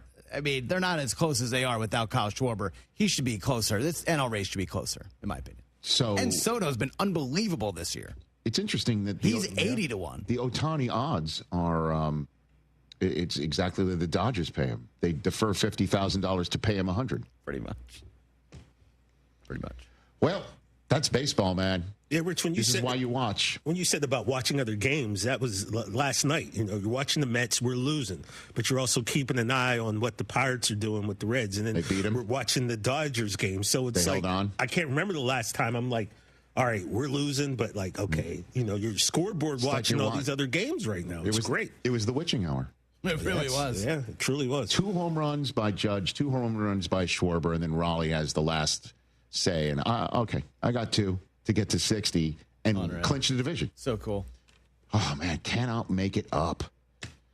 Love it. I agree with you though, Chris. One Soto season for some reason it's just getting swept aside, swept under the rug, and it makes no. It's historical. Look at Soto's numbers, and he's unbelievable. Yeah, he's been great, which makes it even more amazing that the Yankees could wind up with the top record in the American League in a Mets town. Yeah, see, but you're trying to take away from it right then and there with that comment. You're trying to take away from the greatness that is Soto's season. And I do hope that the Mets make the playoffs because it is a Mets town in New York, as Soto proclaimed. It's amazing you're still hung up on that. Yeah. But the fact of the matter is, Juan Soto has been. You crapped on him for the whole first half of the season. I didn't do a thing other than talk about his statistics. That's all. And him saying it's a Mets town. It's a Mets town, and if it's a Mets town, I do hope your team can get more breaks by the Pirates and the Dodgers beating their opponents to keep you guys from falling out when you lose. I can't wait till you guys choke in the playoffs regardless, because you know it's going to happen. Well, I mean, if it happens, it's a Mets town, so hopefully you can carry the banner. I think you're the last person on earth who's still hanging on that. And again, I'm not. Don't live in New York. Why honestly, Aaron Judge should save some of these home runs for the playoffs. Okay, fine. Yeah. Say all you will, because I understand what he's done in the postseason. But again, the Yankees lose. I got your back, they lose somebody of Soto's significance and have a shot after everything at the end of the day, still having the best record in the American League. They currently are tied for such right now in a Mets town to compete just in the shadows of the Mets being 4 games above 500, 30 for 30 and on how holding they on made it for through dear this life. Season. What if I told you? Unbelievable. I'm rooting for the Red Sox, and you're rooting for the Dodgers. Cats and dogs are hanging together. Living together. Pandemonium. Isn't that amazing? That's what's happening. But what are the Mets according to the Cubs? We're the White Sox of New York. Yes. Where's Zool? Yes, and hopefully at the end of the day for us Yankee fans, in terms of the Mets, to just paraphrase another phrase from that movie. Yes, that man has no playoffs. Can't wait for that. That's a giant Twinkie. Let's take a break here. Oh, my God. Speaking of trying to bust a ghost, I don't know what's going on in San Francisco with the Niners and all their injuries. It's caused us to call up Dr. Matt Mayoko, paging Dr. Mayoko. What is happening with the 49ers? Daniel Jeremiah still to come, and Dan Soder in studio, hour 3.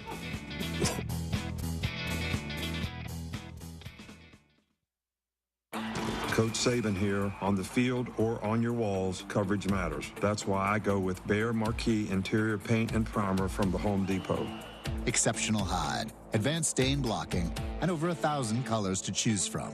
Behr Marquee delivers one-coat coverage that stands up to real life. One-coat coverage, no overtime. Behr Marquee, only at the Home Depot.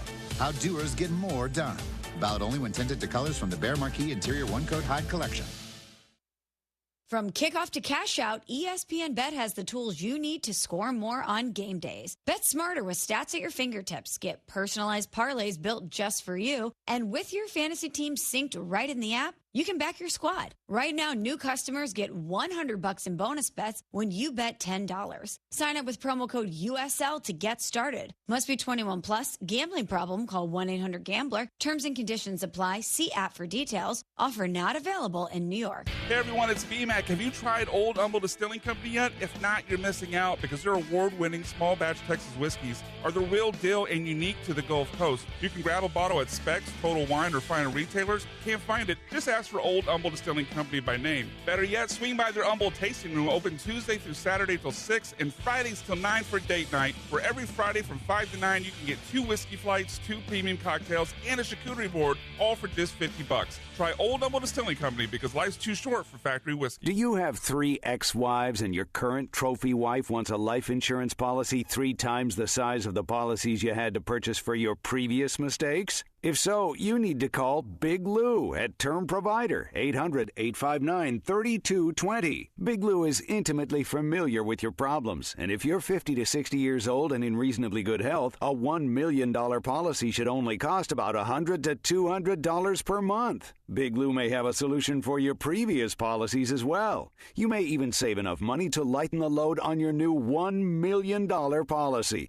Remember, call Big Lou. He's like you, except he's only on number 2. Call Term Provider at 800-859-3220. That's 800-859-3220 for $1 million in term life insurance that you can live with. Call Big Lou at 800-859-3220. 800-859-3220. Contact Tax Relief Helpers for details and restrictions. Attention, anyone that owes money to the IRS. Every day, your unpaid tax debt gets bigger and bigger from daily interest. The longer you wait, the more you will end up paying. If you owe $10,000 or more, now is the time to settle your debt before the IRS takes aggressive action, like taking your wages or property. A special toll-free number has been established so you can stop penalty fees, avoid liens, levies, or other hostile measures by the IRS. Call Tax Relief Helpers right now. I got behind on my taxes and owed $48,000. I called and they got my bill lowered to just $3,500. I owed $87,000 in taxes and it was scary. I got the amount I owed down to just $3,500. I saved $83,500.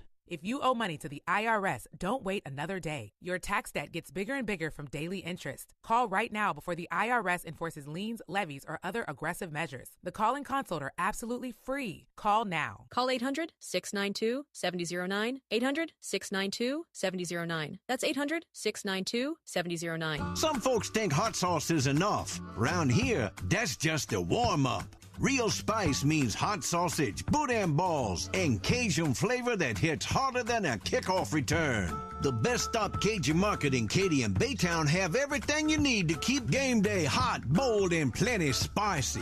Don't bring no weak sauce to the party. Bring the fire. Visit Best Stop Katy or Best Stop Baytown before your tailgate or watch party and stay true to the flavor.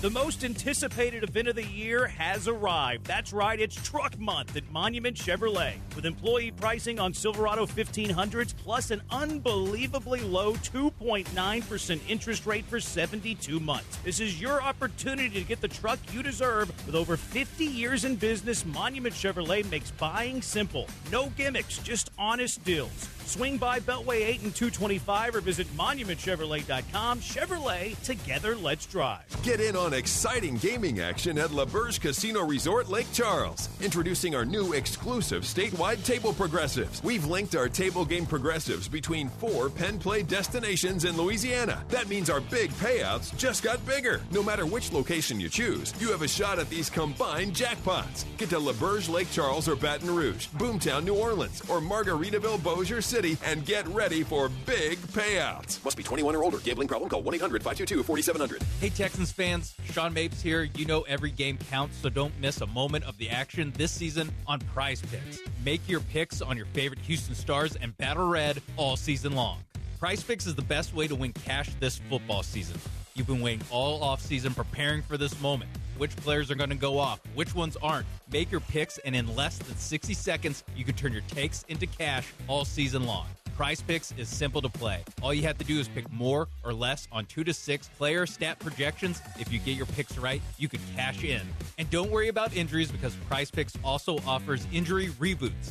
If one of your players leaves the game in the first half and doesn't return, Prize Picks won't count it as a loss. Download the Prize Picks app today. Use promo code MAPES to get $50 in lineups after you play your first $5 lineup. That's promo code MAPES to get $50 in lineups after you play your first $5 lineup. Prize Picks. It's good to be right. Must be present in certain states. Visit prizepicks.com for restrictions and details.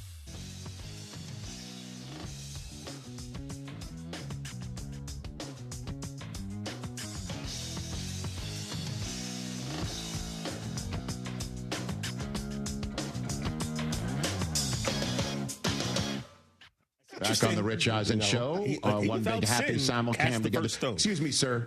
We're back on a simulcam. This is not an Arby's. We have the beef. 844-204-RICH, number to dial. Back on ESPN Radio, presented by Progressive Insurance.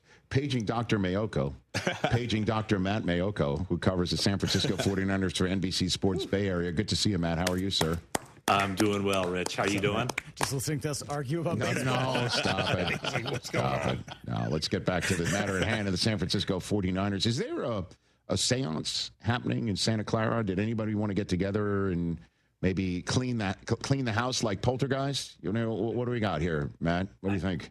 I don't know what to tell you, Rich, because that is like the topic and has been the topic for years, it seems like. You know, 49ers, if they aren't the most injured team in football, being so close to it, and the fan base certainly believes they are, and it's hard to argue. You know, I know there are injuries throughout the league.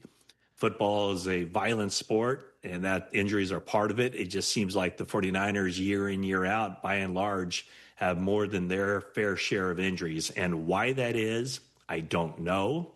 I don't know that anybody really knows. It's not like they're all the same types of injuries. You know, some of them are freaks. Some of them are just, you know, soft tissue injuries. You know, you got broken bones. You have torn ACLs. It's just, you know, non-contact ACLs, contact ACLs. You're right. I mean, it kind of seems like they're cursed, but here they are, 3 games in with a 3-0 record. Yeah, I know. If you took an MRI of the standings, it would come back clean. It would. You know what I mean? Yeah. But then they'd probably go for a second opinion and it would show something else. The second opinion of the longtime listeners, first-time callers, right? So let's jump into the positives and those who might be returning. Is Brock Purdy one of them for this weekend against Jacksonville, do you think, Matt? I think so. Yeah, he practiced more on Wednesday than he did the previous week. It's been trending in a positive direction. No setbacks after that, I guess, mild turf toe, certainly not a Joe Burrow level of turf toe that he sustained in week 1. So he is able to get out there for some limited work last week. I don't think there was really much of a chance that he would play against Arizona, but things seem to be looking more positive this week. He practiced on Wednesday, and then today when they get out there in about 4 hours or so, probably have a little bit better idea, you know, how he's feeling after that. But if I were a betting man, I would think I would go with Brock Purdy getting his first start since week 1 this coming Sunday against Jacksonville. And then what about Kittle? Where is he on the return? I know he's on the IR, which meant 4 games was definitely going to be it. Is it more than that? What are you hearing about him? Yeah, so he would miss the Thursday night game a week from today against the Rams. That is off the table. And then I think once that happens, once he gets through that, then it becomes a week-to-week thing. So the following game would be 10 days later against Tampa Bay. So I think that that's on the table, but that's going to be up in the air a little bit. And then, Brandon Ayuk, he's still on IR. He's eligible to come off of IR after this game Sunday, but he certainly won't come back on an early week and probably looking a little bit more down the line. I'm sure they'll want to see him on the practice field for a week or two before they make that decision of when to bring him off of IR. So, theoretically speaking, once they get to around the mid-season mark, other than Nick Bosa, the hope for the 49ers is that they get guys back and that offense will have to start carrying more of the load without one of their top defensive players out there. Yeah, before we get to the Bosa and how to replace him, so you're basically saying this crucial stretch of short week visit to the Rams and then at Tampa, which, potentially, who knows, could be a battle of unbeatens. There's a lot of miles to go before we get to that one as a possibility. Those two back-to-back games might be Kittle-less and definitely Ayuk-less for the Niners, is what you're saying. Yes, that's Kittle, and I would say I'd be very surprised if Kittle or Ayuk. Well, Kittle can't, but I don't think Ayuk won't be out there for that Thursday game against the Rams. When you look at that schedule right there and you see those back-to-back games, Rams and Tampa Bay, those are difficult games, obviously, even if the 49ers were full. Even if they were the 49ers, you would expect them to be, in the offseason. This is their full team. So I think that puts so much more pressure and emphasis on this game against Jacksonville because, 49ers are playing that last place schedule. And so there's not a whole lot of daunting games on that schedule, but other than, playing at the Rams, who I'm sure now are the favorites to win the NFC West, and then at Tampa Bay, I mean, those are two of the more difficult games on the schedule on paper. So it really puts an added emphasis on taking care of business in the games that they need to win. And this game coming up week 4 against Jacksonville at Levi Stadium is a game that they can't let get away from them. Matt Mayoko here on the Rich Eisen Show covering the San Francisco 49ers, NBC Sports Bay Area. What is the plan to replace the massive Defensive Player of the Year shoes of Nick Bosa, Matt? Bullpen by committee.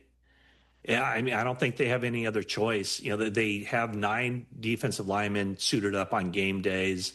Nobody's going to do what Nick Bosa does, but it's going to take a lot of different guys stepping up. Michael Williams, a rookie, 11 pick overall.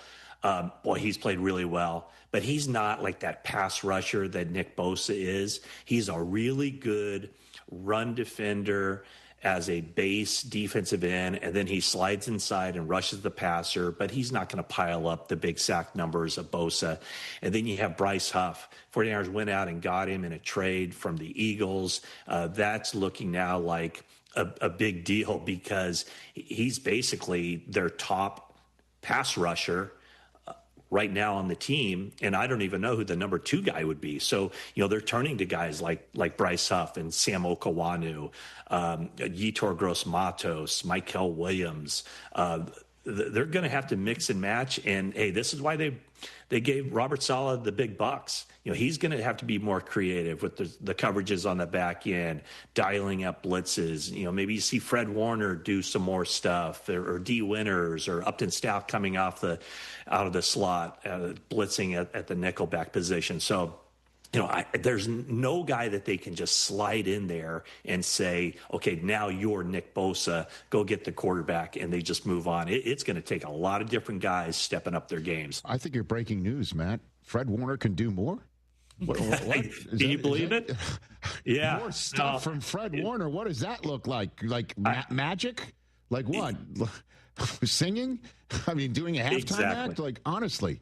Really? Yeah, and what I'm saying there is maybe they put even a little bit more on his plate. Sure. As far as getting after the quarterback. I got it. Maybe getting a handful of sacks this season. Why not, right? He does everything else. Why not add that to his repertoire? 5 weeks from now is the trade deadline, so clearly this is way too early, but, screw it. I'm already hearing from Niner fans. I think Chris, who's not even one, was mentioning the other day, let's just say the Bengals fall apart. Trey Hendrickson might be, available. Maybe, Cam Jordan for the Saints, if he wants to say, hey, I want to go potentially ring chase before the end of my career. Is that something salary cap or draft capital-wise the Niners can stomach, endeavor? What do you think, Matt? I think they can do it, but it'll be difficult because I would suspect that once any team or teams, especially in the NFC, get a whiff of the 49ers' interest in Trey Hendrickson, then, they're going to come strong too. And that asking price or what it would take as far as the compensation would only rise. So I don't think it's too feasible, but back in 2023, the 49ers kind of came out of nowhere to acquire Chase Young at the trade deadline. And that was something that was seen as, a big deal at the time. And, Chase Young helped the 49ers, no doubt about it. A little bit up and down, but he had a really good Super Bowl. And, could they do something again? They could. I don't know how feasible it is. I don't know how realistic it is, but John Lynch has always been very aggressive as far as going after guys. My guess, it would be probably somebody a little bit more under the radar, somebody who just wouldn't step in and be, the guy, but somebody who could just kind of lift the floor of what they expect from their edge rushers. That would be my thought. So, obviously we hear what fans are saying and what fans keep, saying over and over again, especially Matt Mayoko. And all we've heard since Robert Saleh left the 49ers to take the Jets head coaching job, all we heard from Niners fans was just like, man, if we only could get Saleh back. And that's been the problem with our defense. Do you think the first 3 weeks of the season have given full credence, box check, on the fan sentiment on that regard, Matt? And then some. Yeah, I mean, just think about the task that he had, coming back to the 49ers and incorporating all of the young guys. Because when he took that job, he knew, they were up front with him. They knew that they were going to be parting ways with a lot of the veteran players. And, they in essence waived or released 3 of their starting defensive linemen to open the 2024 season: Javon Hargrave, Malik Collins, and Leonard Floyd. And then they knew that there was a good chance that Dre Greenlaw wouldn't be back, Charvarius Ward, Talanoa Hufanga. There are 6 guys right there who were key players on the 49ers defense, or at least envisioned to be key players on the 49ers defense in 2024. So they knew with a lot of draft picks, they were going to bring in a lot of fresh faces, and it was up to Robert Saleh and his staff to get those guys ready to play. And then the 2025 draft rolls around, and they were true to their words. 5 defensive players with their first 5 picks in that draft. And then you add another guy a little bit later, Marquise Siegel, who earned a starting job at safety from week 1. So the 49ers have so many young guys on that defense, and it's up to Saleh to get those guys up to speed, learn what they can and can't do, and fit the pieces together, while all the while probably having to be a lot more creative than he was during his first time with the 49ers, because they don't have that dominant pass rush, 4 guys across the defensive front who they just go get the quarterback and we'll play cover 3 on the back end.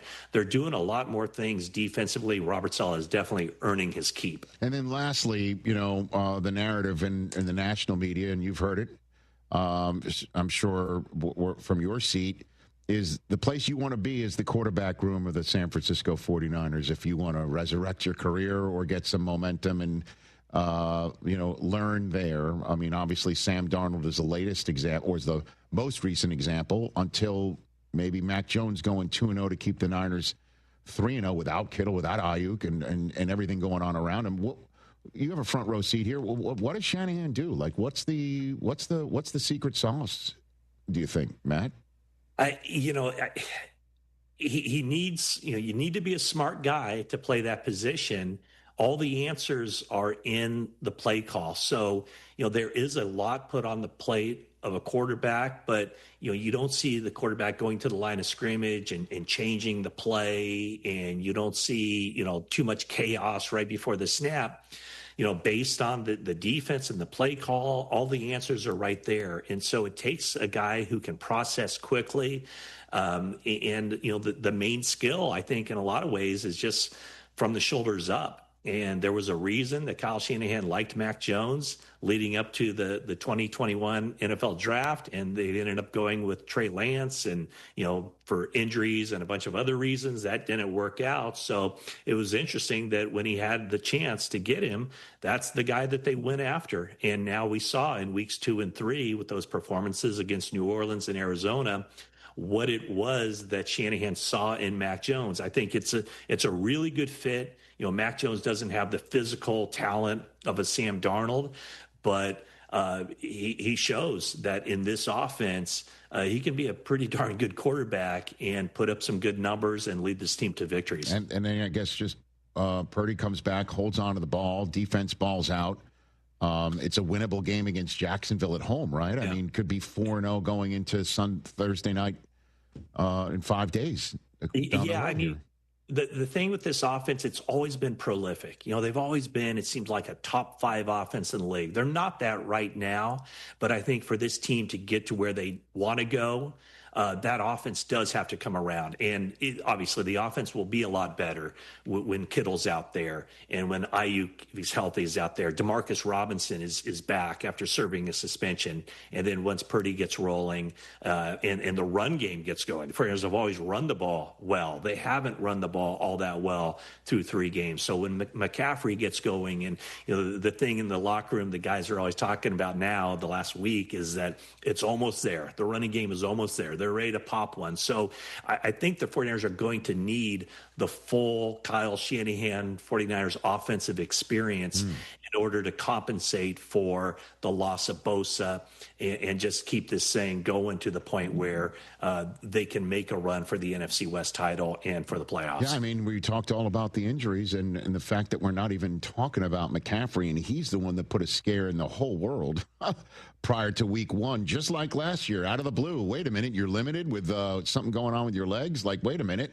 And, I mean, he's been I know the running game hasn't been up to their standards, but in terms of yards from scrimmage, it looks like McCaffrey, man, Yeah, the yards from scrimmage, touches. I mean, They certainly didn't say, hey, let's dial this thing back. Right. I mean, Brian Robinson, who they acquired from the Commanders right before the start of the regular season, maybe when he gets a little bit more ingrained in the offense, he'll get some touches, but also maybe don't hold your breath. I mean, it is so difficult for the 49ers to take Christian McCaffrey off the field. And here he is through 3 games. I mean, he has more yards receiving than he does rushing. And so, he's just the ultimate chess piece and a guy that can be used in a number of different ways. And the 49ers definitely do use him in a number of different ways. Matt, thanks for the time. As always appreciate you coming on and sharing your knowledge and making us smarter. Appreciate it. All right, Rich. Always my pleasure. Thank you so much. Matt Mayoko of NBC Sports Bay Area here on the Rich Eisen Show. Just real fast, would you mind putting the 49ers schedule back up here? Because as you just heard from Matt, Purdy expected to return this weekend. If not, then in 5 days up the road, right? Mm-hmm. Kittle is definitely missing 5 days up the road, Rams, this weekend, and then he might be back for Tampa. Then Ayuk returns. I guess you're pegging maybe middle of the season, right? If not sooner than that. And then that's when you take a look at their schedule and things kind of ease up. Now, you got to be careful about saying ease up. Perfect example, prior to the season 3 weeks ago, you're looking at week 16, a Monday nighter at Indianapolis. You're going, oh, check that box, man. Mm-hmm. All right. Uncheck it now. But you are looking at, say, Houston 3 weeks ago. You're like, at Houston, that could be a tough one. And yet, right now, Houston's 0-3. At the Giants, how will the Giants look with Jackson Dart? Could he be suddenly a new shiny toy that the Giants use and win with? Or he's a rookie that is susceptible to playing like one? Don't know. And then you're home for the Rams. Week 10. How are you looking now? Ayuk's back. Everybody's back, feeling good. Home for Carolina on a Monday night.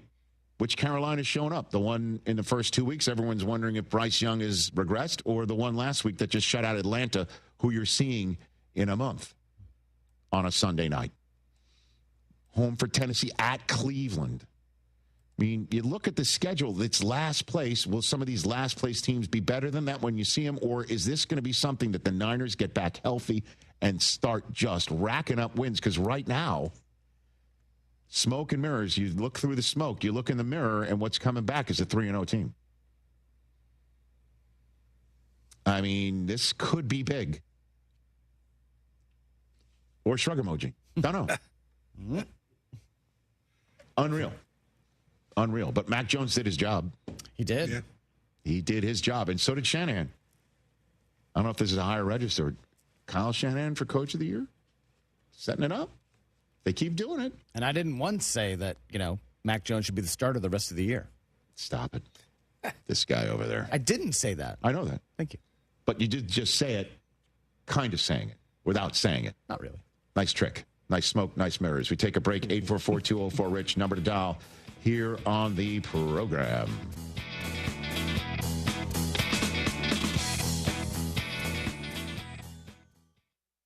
What is it that makes the all-new Hyundai Palisade hybrid an incredible SUV? Is it the spacious interior that's comfy for the whole crew? Or the capability to go off-road? Maybe it's up to 600-plus miles of range. Is it the driver behind the wheel? What if it's all of that and more? What is it then? The all-new Hyundai Palisade Hybrid. So much more than just another SUV. Visit HyundaiUSA.com or call 562-314-4603 for more details. That's 562-314-4603. This college football moment is brought to you by Serve Pro. College football teams have moments they recovered from and made it like it never even happened. Like on October 2nd, 1993, when the University of California faced a 30-0 halftime deficit to Oregon. Cal went on a remarkable 42-11 run in the second half to capture a 42-41 victory, one of the largest comebacks in college football history. Serve Pro, like it never even happened. Texas Card House is Houston's premier poker facility, open 24/7. The bar's open till 2 every single night. You can always find a game. You're looking for cash games or tournaments. They got great tournaments at both locations. Seniors on Friday at Westheimer, and at 2 o'clock, $140 buy-in. You could win $15,000. They've also got online poker with Hijack Poker. You're looking for poker in the city of Houston, there's one place to go. That's TexasCardHouse.com, TexasCardHouse.com. Small businesses look for banking partners who make fast and efficient decisions. Veritex Community Bank has a lending team standing by to help you navigate through the loan process. Visit veritexbank.com for more details. That's VERITEX bank.com. Member FDIC, subject to credit approval. Trust, price, and ease of transaction. That's our philosophy at GiveMeTheVin.com. We love to buy cars. Fat ones, skinny ones, curvy ones, fast ones, slow ones, round ones, and square ones. Yes, square body Chevys. We buy them at GiveMeTheVin.com. Go to GiveMeTheVin.com right now, put yours in, and get a quote. We'd love to buy it. GiveMeTheVin.com, America's best car buyer. Sell us your car. GiveMeTheVin.com. So easy you can do it in your underwear.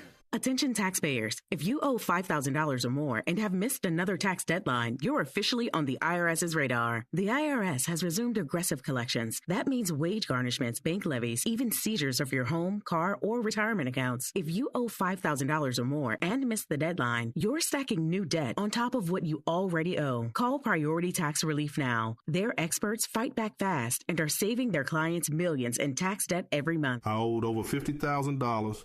And they settled it for pennies on the dollar. These guys are as legit as they come. After speaking on my behalf with the IRS, my entire debt of $25,000 will be eliminated. Whether you've received collection letters or you're already facing liens and garnishments, call for your free consultation. There are no upfront fees. Priority Tax Relief. Let's make your taxes our priority. Call 800-860-6195. 800-860-6195. 800-860-6195. Priority Tax tax relief.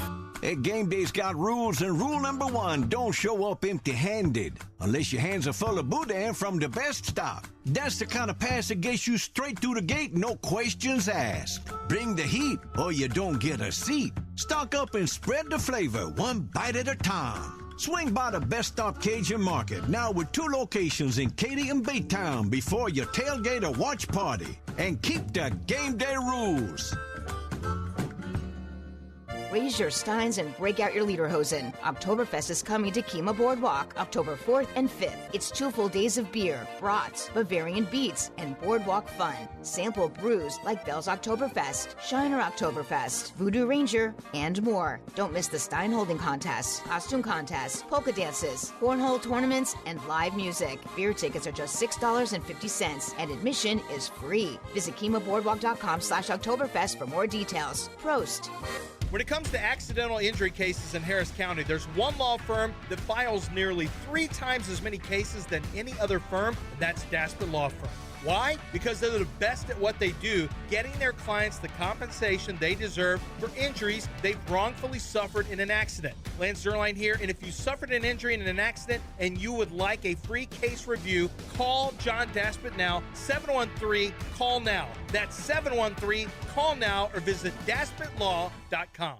Houston is Soccer City, USA, and World Cup 2026 is coming our way. Join me, Glenn Davis, every Tuesday and Wednesday, 6 Central Time, for Soccer Matters ESPN 97.5, presented by the Daspit Law Firm.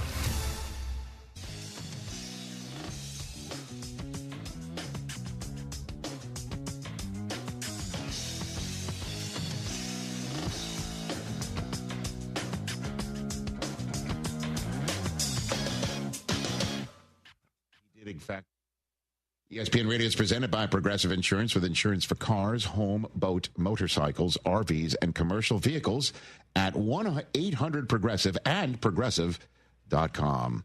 844-204-RICH, number to dial. We'll take phone calls shortly. Daniel Jeremiah is going to join this program coming up in hour number 2. We'll talk Chargers, and he's a perfect guy. He saw the Jackson Dart stuff going into the draft, and he sees the Chargers every single week, and so to bring to you as Jackson Dart's about to get his first career start against the Chargers, and Daniel Jeremiah is going to join us. Jaden Daniels spoke yesterday. It's up to the doctor, folks. He's feeling good. It's up to the doctor about whether he plays in Atlanta this week. Can you give us an assessment of where you are right now as far as come Sunday? It's up to the doctor. It's not my decision. I mean, where do you think you're at? And feel good. Jaden, how much running and cutting have you been able to do so far?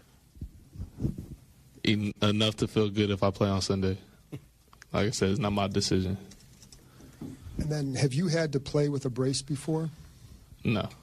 What's that feel like, just wearing it even in practice? Something to get used to. Would you have to wear one if you do play on Sunday? The doctors haven't said that decision yet, so that'll be a conversation. Not saying much, just one-line answers, finishing questions with just a string of words. Looks like he's probably playing this week. No, right? it looks like he wants to, and he knows it's not his decision. Let's put it this way. If there's any chance of him aggravating it, he should sit. Let Mariota take on the Atlanta Falcons. Worst comes to worst, you're 2-2. Then you go to work. That said, the doctors will make the right decision. And that said, I am hoping one of the doctors drafted Ashton Genty first, then Nico Collins, because Matt Berry said he's going to have a great season. Then after that, drafts Jaden Daniels, and then decides to grab Terry McLaurin to hook up with Jaden Daniels. Of course, yeah, the stack. Yeah. Because if I was that doctor, I would green light Jaden Daniels. If I was that doctor. You'd be 0-3. Like that doctor. And you begin the malpractice suit. I don't know. I don't really need to share my fantasy predicaments publicly. You, as in you. I meant just that person. These are all hypotheticals. Yeah. Hypotheticals. Just throwing it out there. Yep. To everyone. Doctor, and I don't know. Take an MRI of that. What do you think of that? Paging Dr. Vinny Boombats. No, and he's never played with a brace either. Bless him for never playing with a brace. So you're going to put him out there with a brace in Atlanta? Really? Is that what we're doing? And then just look at last year, how Jordan Love didn't seem to overcome whatever happened to him and his knee from Brazil. Daniels had a rib thing in the middle of the last season, which was obvious. And he was able to get through it, right? But he didn't look great while he was playing through it. Doesn't look like McLaurin's going to go either. When you're getting second opinions on your quad injury from a core muscle individual, that means, what are you thinking? It's from up in the core that's affecting your quad rather than it just being the quad? And if you can't figure that thing out, oh, my word. But, hey, one reason why you better make sure Jaden Daniels is all copacetic isn't just you're at Atlanta. You're at the Chargers the following week before a Monday nighter against Chicago at home, at Dallas, then another Monday nighter at Kansas City, then home for Seattle, which is a Sunday night game, and that is a big game in conference, certainly with the way Seattle's playing, home for Detroit, and then you're in Madrid against Miami. So that's the gauntlet that's coming up before your bye. They're not going to get the benefit of a 1 week off and you're back and you're feeling good, which I do believe did happen for Jaden Daniels last year. No, I'm sorry, that was the Bears who had the bye before that game, and then it was bye-bye after the Hail Mary. Hour 2 coming up. From kickoff to cash out, ESPN Bet has the tools you need to score more on game days. Bet smarter with stats at your fingertips. Get personalized parlays built just for you. And with your fantasy team synced right in the app, you can back your squad. Right now, new customers get $100 in bonus bets when you bet $10. Sign up with promo code USL to get started. Must be 21 plus. Gambling problem? Call 1-800-GAMBLER. Terms and conditions apply. See app for details. Offer not available in New York. The post-crib assembly press conference, brought to you by Progressive. Michael, you had some trouble putting the crib together today. What went wrong? You know, those instructions can be tough, and, well, you saw the outcome. Were you upset when your wife pulled you and called in the backup? No, I mean, the baby needs a crib to sleep in, so whatever it takes. You've got a changing table to put together next. It's got a lot of drawers. What's your comment? You know what? We're done here. Like it or not, sometimes you need a backup. That's why there's Progressive to protect your home and auto. Progressive Casualty Insurance Company affiliates and other insurers. Not available in all states or situations. Contact Tax Relief Helpers for details and restrictions. Attention, anyone that owes money to the IRS. Every day, your unpaid tax debt gets bigger and bigger from daily interest. The longer you wait, the more you will end up paying. If you owe $10,000 or more, now is the time to settle your debt before the IRS takes aggressive action, like taking your wages or property. A special toll-free number has been established so you can stop penalty fees, avoid liens, levies, or other hostile measures by the IRS. Call Tax Relief Helpers right now. I got behind on my taxes and owed $48,000. I called and they got my bill lowered to just $3,500. I owed $87,000 in taxes and it was scary. I got the amount I owed down to just $3,500. I saved $83,500. If you owe money to the IRS, don't wait another day. Your tax debt gets bigger and bigger from daily interest. Call right now before the IRS enforces liens, levies, or other aggressive measures. The call and consult are absolutely free. Call now. Call 800-692-7009. 800-692-7009. That's 800-692-7009. Collectors Firearms. Don't let the name fool you. We have new guns too. With 12,000 new and pre-owned guns in stock, we have the largest selection in the country. Got a dirty gun? We'll clean it free while you wait. With over 50 years of experience, our expert staff help both seasoned collectors and first-time owners. From tactical firearms to historical rifles, modern handguns to vintage classics. Visit us at Westheimer and Voss or online at collectorsfirearms.com. Collectors Firearms, the best damn gun shop in the world. Blue Star Tequila, the world's first and only night-harvested tequila. This is tequila at its natural, unfiltered best, made with 100% blue agave and totally additive-free. Smooth, vibrant, and full of character. It's tequila the way it was meant to be. So whether you're chasing championships or celebrating the moment, raise your glass to bold beginnings and taste the Blue Star difference. Find it near you at bluestartequila.com. Hey Texans fans, Sean Mapes here. You know every game counts, so don't miss a moment of the action this season on Prize Picks. Make your picks on your favorite Houston Stars and Battle Red all season long. Prize Picks is the best way to win cash this football season. You've been waiting all offseason preparing for this moment. which players are going to go off, which ones aren't. Make your picks, and in less than 60 seconds, you can turn your takes into cash all season long. Prize Picks is simple to play. All you have to do is pick more or less on 2 to 6 player stat projections. If you get your picks right, you can cash in. And don't worry about injuries because Prize Picks also offers injury reboots. If one of your players leaves the game in the first half and doesn't return, Prize Picks won't count it as a loss. Download the Prize Picks app today. Use promo code MAPES to get $50 in lineups after you play your first $5 lineup. That's promo code MAPES to get $50 in lineups after you play your first $5 lineup. Prize Picks. It's good to be right. Must be present in certain states. Visit prizepicks.com for restrictions and details. Houston, have you tried Portillo's yet? Portillo's brings authentic Chicago-style flavor with their slow-roasted Italian beef, Chicago-style hot dogs, char-broiled burgers, and crinkle-cut fries with cheese sauce. Save room for their famous chocolate cake and cake shake. Eat in, drive-thru, or order online. Now with 5 Houston locations. Find yours at Portillos.com. That's Portillos.com.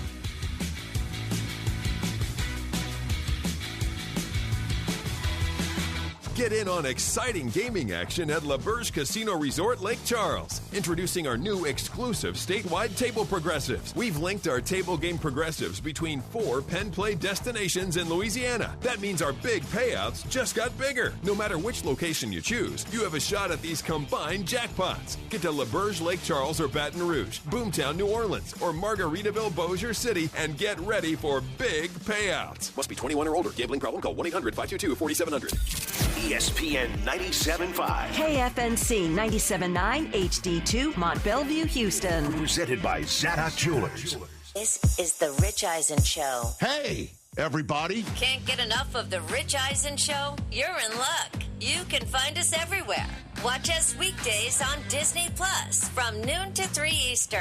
Miss the show? We've got a podcast so you can listen anytime. But here's the best part. Our YouTube channel. Subscribe at youtube.com/Rich Eisen Show and you'll never miss a moment. Now, on with the show. Hey, you know what show I love? The Rich Eisen Show. The pitch to Cal. There it is, number 60. From the Rich Eisen Show studio in Los Angeles. Goodbye! Home run for the captain is number 51. Earlier on the show, NBC Sports Bay Area 49ers reporter Matt Mayoko. Coming up, NFL Network analyst Daniel Jeremiah. Actor and comedian Dan Soder. And now, it's Rich Eisen.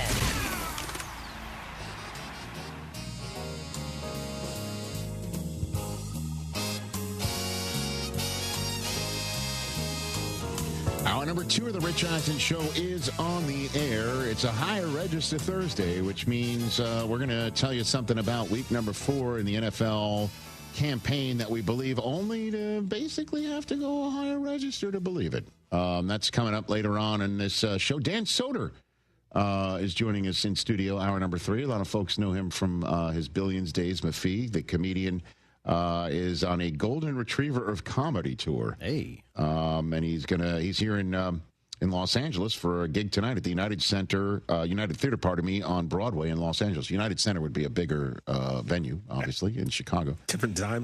Different time. I know, different time. Different city. Different times as well. 844-204-RICH is the number to dial. Daniel Jeremiah is going to join us shortly. He calls Chargers games locally here on the radio. He also is my guy for the Combine and the Draft, and your guy if you watch NFL Network's coverage. And so clearly he knows a lot about what Jackson Dart could bring to the table. And so Jackson Dart making his first career start against the Chargers means he gets a phone call from us. And thankfully he will be joining us on Zoom shortly on this program as Jackson Dart joined the media after being named the starter by Brian Daboll, saying, I'm not telling you what we said in the meeting. I'm not telling you what I told Dart and Russ. Just telling you I told Russ it's Jackson's gig. And both Dart and Russ met with the media upon the news. And Jackson Dart, no pressure. You're just the savior. Yeah. Don't screw it up. Honestly. Counting on you. Just ask Daniel Jones what people thought about being drafted 6th overall. When you're drafted 6th overall, and this guy wearing number 6 got drafted by the Giants after the Giants drafted Abdul Carter 3rd overall and then traded back into the first round to take the Ole Miss quarterback because they thought he had it. And I'll be honest with you, he looks the part. Oh, yeah. I mean, if you're watching on Disney Central Plus casting. or the ESPN app, you will see what I'm talking about. Teen movie. If you're listening on ESPN Radio presented by Progressive Insurance or Sirius XM Channel 80 or our podcast, just trust me. Yet another quarterback that if I ever have the good fortune of interviewing one-on-one on camera, it's going to be a bad 2-shot for the kid. And by the kid, I'm just referring to myself as such. Even though he is a child. You could be his father. Oh, my God.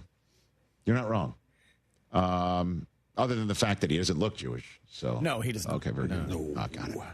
Jackson Dart. What a name, too, right? Great name. Hey. Telling you, it's right out of a high school movie. Dart. Yeah. It's coming to Broadway, man. Yeah.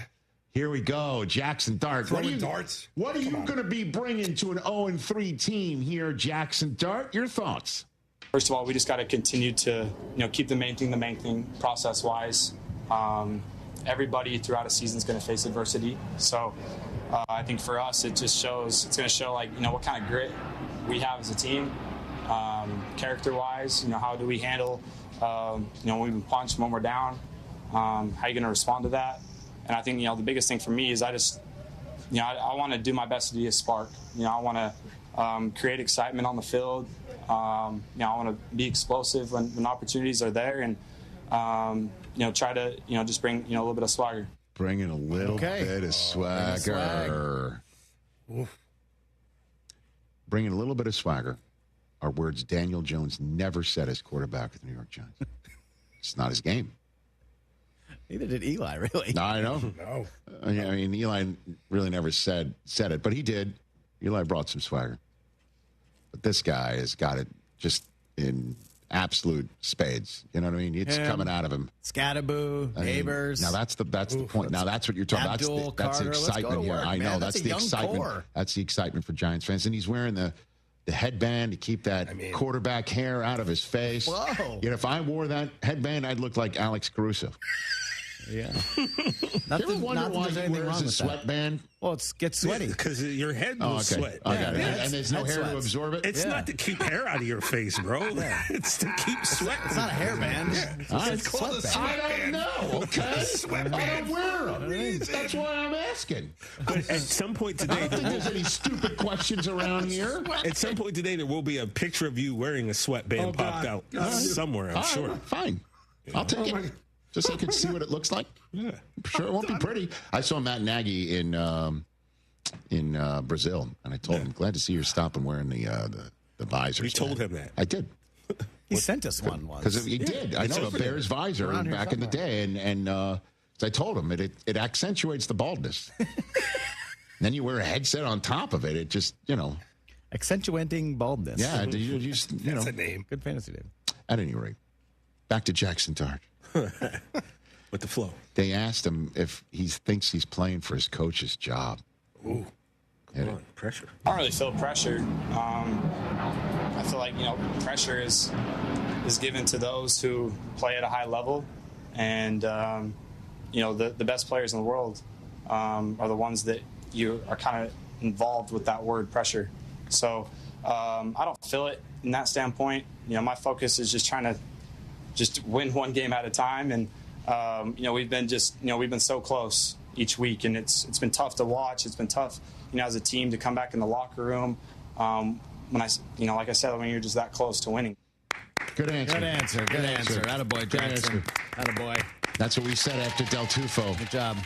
Said something on Celebrity Family Feud. It was a bad answer, Rich. That's the problem. Age like fine jewelry. Oh, wow. The board treated you like the Chargers intend to treat Jackson Dart. I was just going to say. Yeah, survey says. That's the phrase. Survey says. Right, exactly Age right. like Exactly fine right. jewelry. Very good.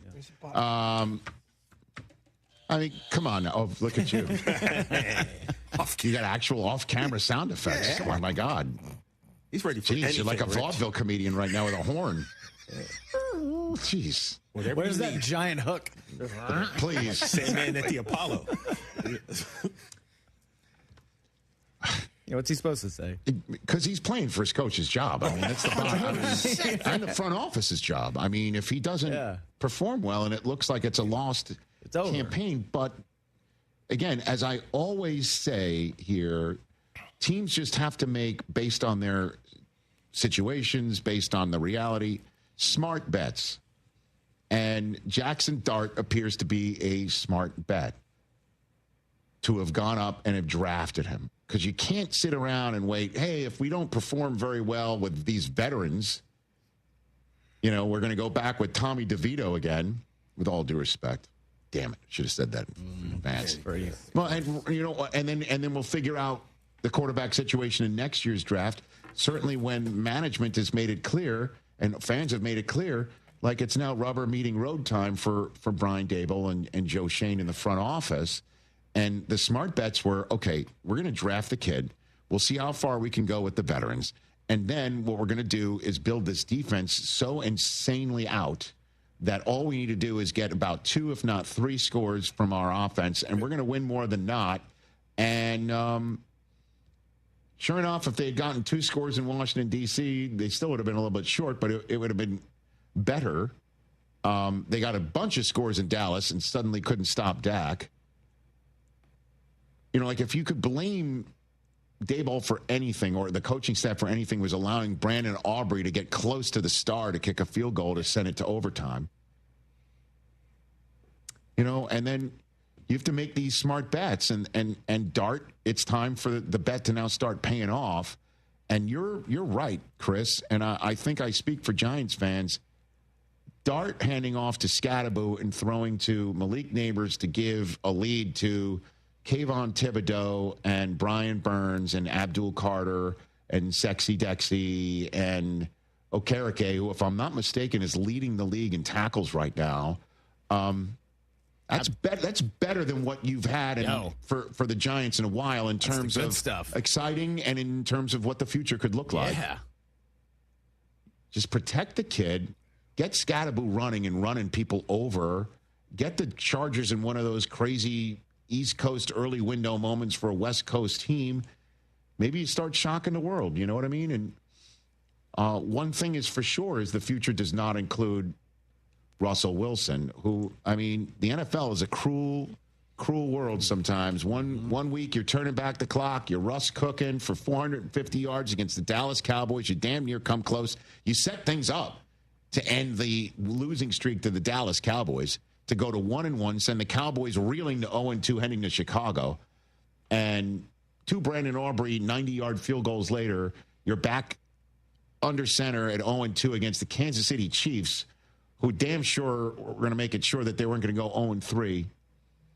You have this awful series inside the red zone in a game that you're down 22-9. So a lot would have to happen in order for you to win, but the a lot will never happen if you don't score a touchdown here. And it was just a brutal series of 4 snaps. And now he's back to the role of saying things like this about his career, whether it's over or not. I think for me personally, as well as I'm not done. I got so much belief in myself and know what I'm capable of.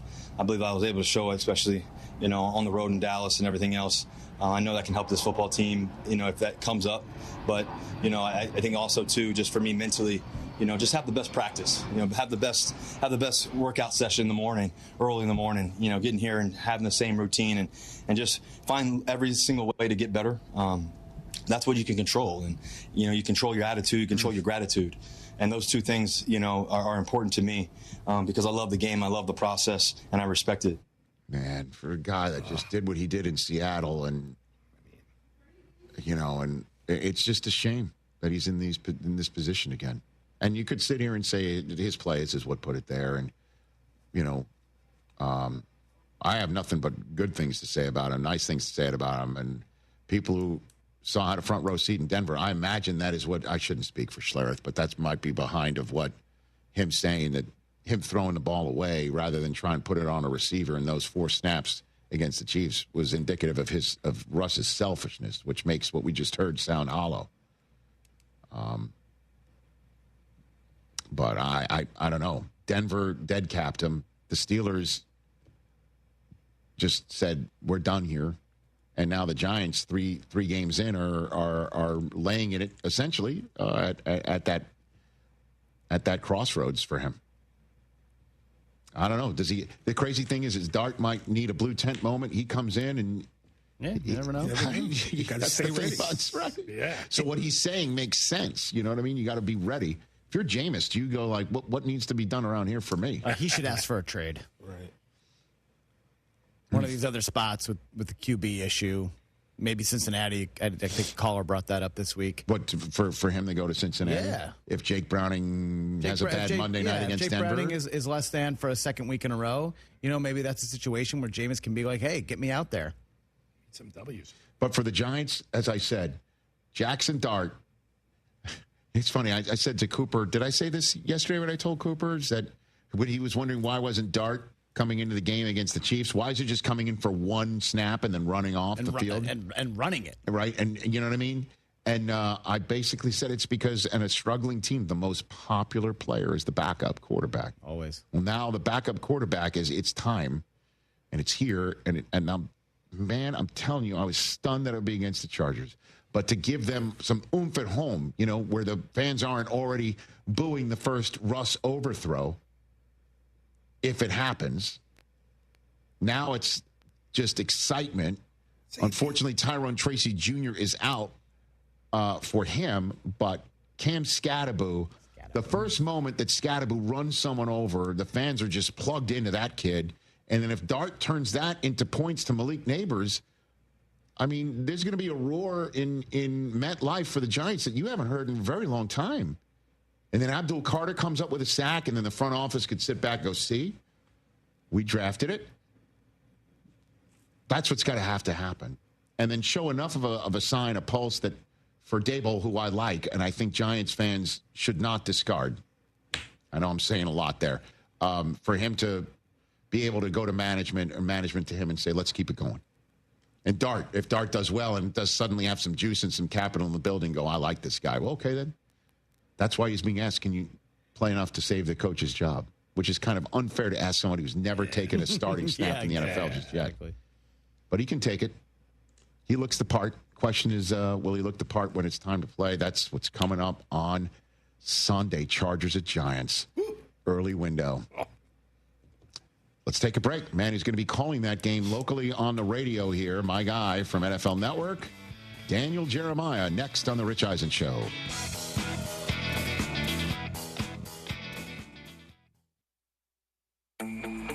Hey, it's Desmond Howard. You want to win the weekend? It all starts with the tailgate. And for me, that means Kingsford Charcoal. They've been bringing the flavor, the smoke, and the heat since 1920. No wonder they're still the gold standard of grilling. So fire it up, feed your crew, and let the smoke do the talking. Kingsford, the king of the tailgate. Get it today at the Home Depot. How doers get more done.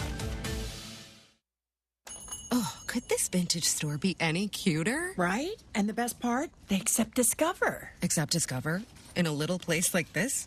I don't think so, Jennifer. Oh, yeah, huh? Discover's accepted where I like to shop. Come on, baby, get with the times. Right, so we shouldn't get the parachute pants? These are making a comeback. I think. Discover is accepted at 99% of places that take credit cards nationwide.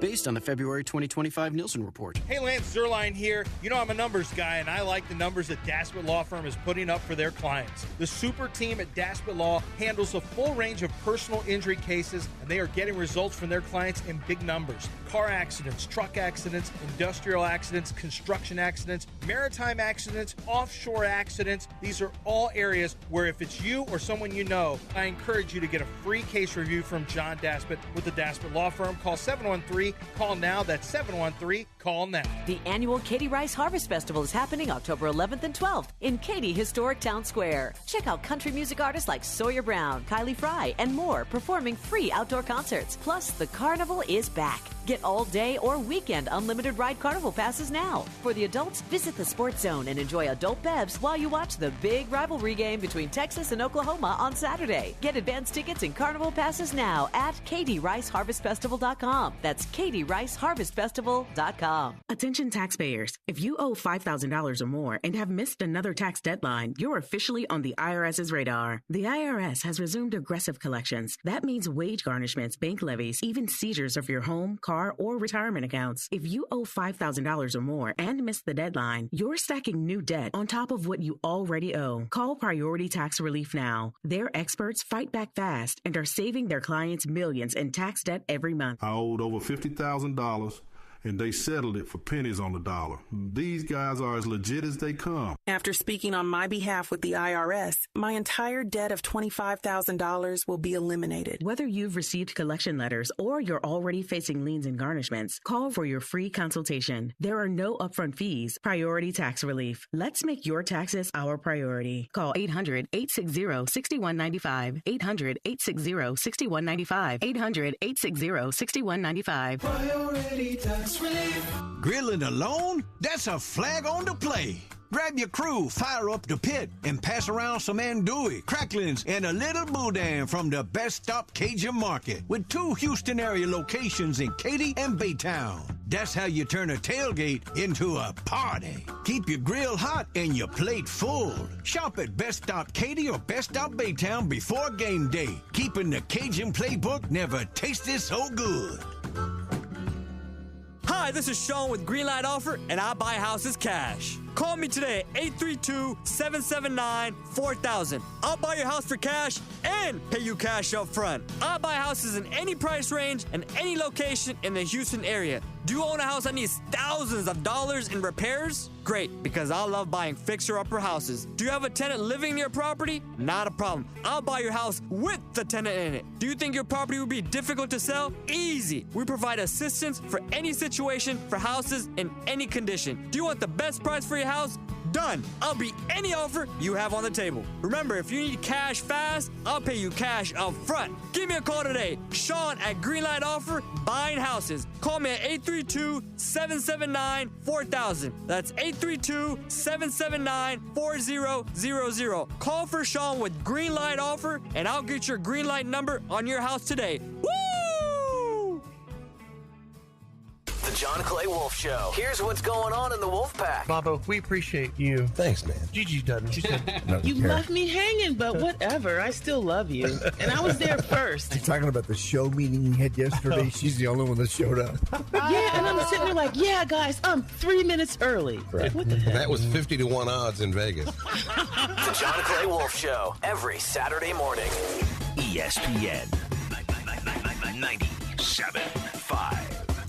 Actual price will depend on product and subscription plan. Featured products are compounded drug products, which the FDA does not approve or verify for safety, effectiveness, or quality. Prescription products require an online consultation with a healthcare provider who will determine if appropriate. See website for details, restrictions, and important safety information. Want a boost in and out of the bedroom? Hims has you covered. Introducing a new 2-in-1 approach to level up your game. Tadalafil for better bedroom performance and zinc for testosterone support. Turn things all the way up and find affordable treatment options at up to 95% less than brand names at hims.com/joy. That's hims.com/joy.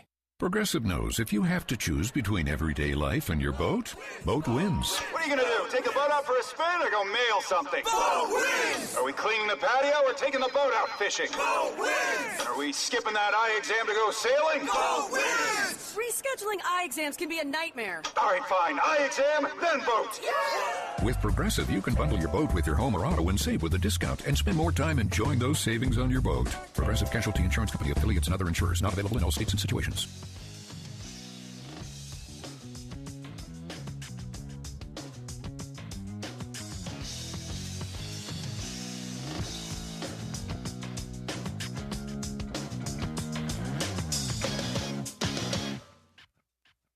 Here on the ESPN radio feed. I guess we're on ESPN radio we're on ESPN radio presented by Progressive Insurance. We're back on our simulcast, Disney Plus, the ESPN app everywhere, and ESPN radio, Sirius XM Channel 80.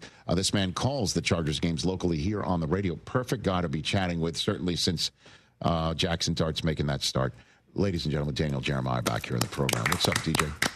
You're doing great, buddy. I like to see you trying to will fall to get here. I can't get enough of it. I can't get enough. I'm like, exactly what I thought to myself today. There's no chill in the Southern California air, but damn it, I just want to start to will that to arrive. How great is that? How great is that first night, by the way, where it's just a little cold? I know. That's what I'm looking for. I know. Spoken like two Southern Californian residents right now. Some of the country's like, what are you talking about? Let's just jump into it. I texted you yesterday. Yeah. You are the perfect guest in every way, no matter when. But in this instance, having probably watched as much Jackson Dart tape as anybody else prior to the draft and calling Chargers games as you do locally here on the radio, now those two shall meet. Were you surprised that Jackson Dart, now's the time against this defense that you know is one of the top in the National Football League, DJ? I'm not surprised, and more so just because you look at their schedule. I don't know where the break is, really. I mean, there's just so many tough defensive opponents lined up for the Giants. Kind of as you look through it, you're like, okay, well, you could have gone New Orleans, but then you turn around and you go Philly. I just saw Denver and saw them hammer Herbert. I mean, they are very good up front. Philly twice, San Francisco. I mean, like, it's just, I don't think they want to wait till Chicago week 10 to get him out there on the field. So not surprised that it happened this early. There's no perfect time to do it. And, I thought, okay, maybe Russ bought him some time with the Dallas game. And then we've just kind of learned that Dallas is just awful, dreadful defensively. So that wasn't something that they felt was sustainable. Okay. So now what do you think Jackson Dart can bring to the equation starting this weekend against those Chargers? DJ? Well, the thing that 100% he's going to bring two things. He's going to bring energy and athleticism. So he's going to get everybody excited. He's going to get the stadium excited, and as someone who's been a New York sports fan, Rich, when there's the new thing, I mean, that gets everybody fired up and excited. So that's going to take place. And then the athleticism side of it, he's going to be able to get away from some things that maybe Russ couldn't get away from. They can create some design quarterback runs if they'd like to help in that regard. I mean, it's going to be a very tough challenge with the Chargers because the Chargers can collapse the pocket with their rush. It's not really an individual rusher. It's more kind of like a rush plan that they use where they're just going to kind of condense you in and try and just crowd your space inside the pocket. And they do it with four guys. And now you've got 7 to comb through on the back end. That can kind of muddy the picture. So, I went back through all the preseason stuff. I went back through my college notes and I watched all the preseason stuff with Dart, and he got better and better each game, each of the 3 weeks. Mm-hmm. And I thought they kind of figured out where he was comfortable, which was a lot more empty stuff. It really spread in the formation, spread in the field, giving him some clear sight lines, kind of a catch, rock, and throw from the gun with quick decisions. And then it also creates some running lanes when you spread the field like that where he can use his athleticism, take off and go. I don't think you want to condense things down. I think that would make the picture very, very muddy for him in his first start. What do you mean condense? What do you mean by that in terms of what Daboll would do? Is that what you're saying? Well, I mean, look, there's a lot going on with teams playing with a lot of tight ends, and you're seeing 12 personnel, a lot of 2 tight ends. You're seeing a lot of teams condense it down, so you're going to bring the receivers into the formation. You're going to kind of condense everything down and then kind of break out from there, run the ball, play action, and then try and hit some things off of that. I don't think that's, at this point in time where Dart's going to be the most comfortable. I think he's going to be more comfortable if you think back to when Joe Burrow was coming into the league. We advocated the same thing for him, which was he likes to have answers and be able to see everything spread across the field, find an individual matchup that he likes, and try and get the ball out. That's when he's going to be at his best at this point in time. Daniel Jeremiah here on the Rich Eisen Show, and let's talk Chargers here, sir. I mean, you've been part of the Ravens-Eagles organization prior to doing what you do on television, and so you've been there, done that, when you've seen championship organizations start to coalesce around a roster and a coach. Do you see championship stuff through 3 weeks with the Chargers right now, Daniel? I think there's some championship DNA in there. And what those organizations have in common and what Jim Harbaugh has kind of instilled with this group is that you're going to have those 3 or 4 plays. I mean, how many times have you guys come in on a Monday and you're recapping games and you go, man, if just this one play happens differently. I mean, the Eagles could be 0-3 right now if not for 3 plays in their first 3 games. Well, that's the NFL. And those teams that in those winning time moments they're comfortable in those moments and they thrive in those moments. You've seen it with the Eagles, and it's not just offense, defense, it's special teams as well. They block a kick. Last week, the Chargers defense had to get a stop late in the game. They get it. You got to get a drive down the field. Herbert's making plays to, a rookie tight end and a rookie back. And then you've got a kicker who's got to nail the field goal, and Cameron Dicker doesn't miss. So they've really got comfortable in those stressful winning time moments, and I think that's all Harbaugh, man. It's all him. It's all instilling belief in all of his guys. It's the extra work and the grinding, that they do during training camp and the extra periods, and that's how you finish well. And in the NFL, I mean, that's every week you're going to be in games, in tight games, and you've got to make winning time plays in those moments. And you were there for Herbert taking off and running to steal the Chiefs game.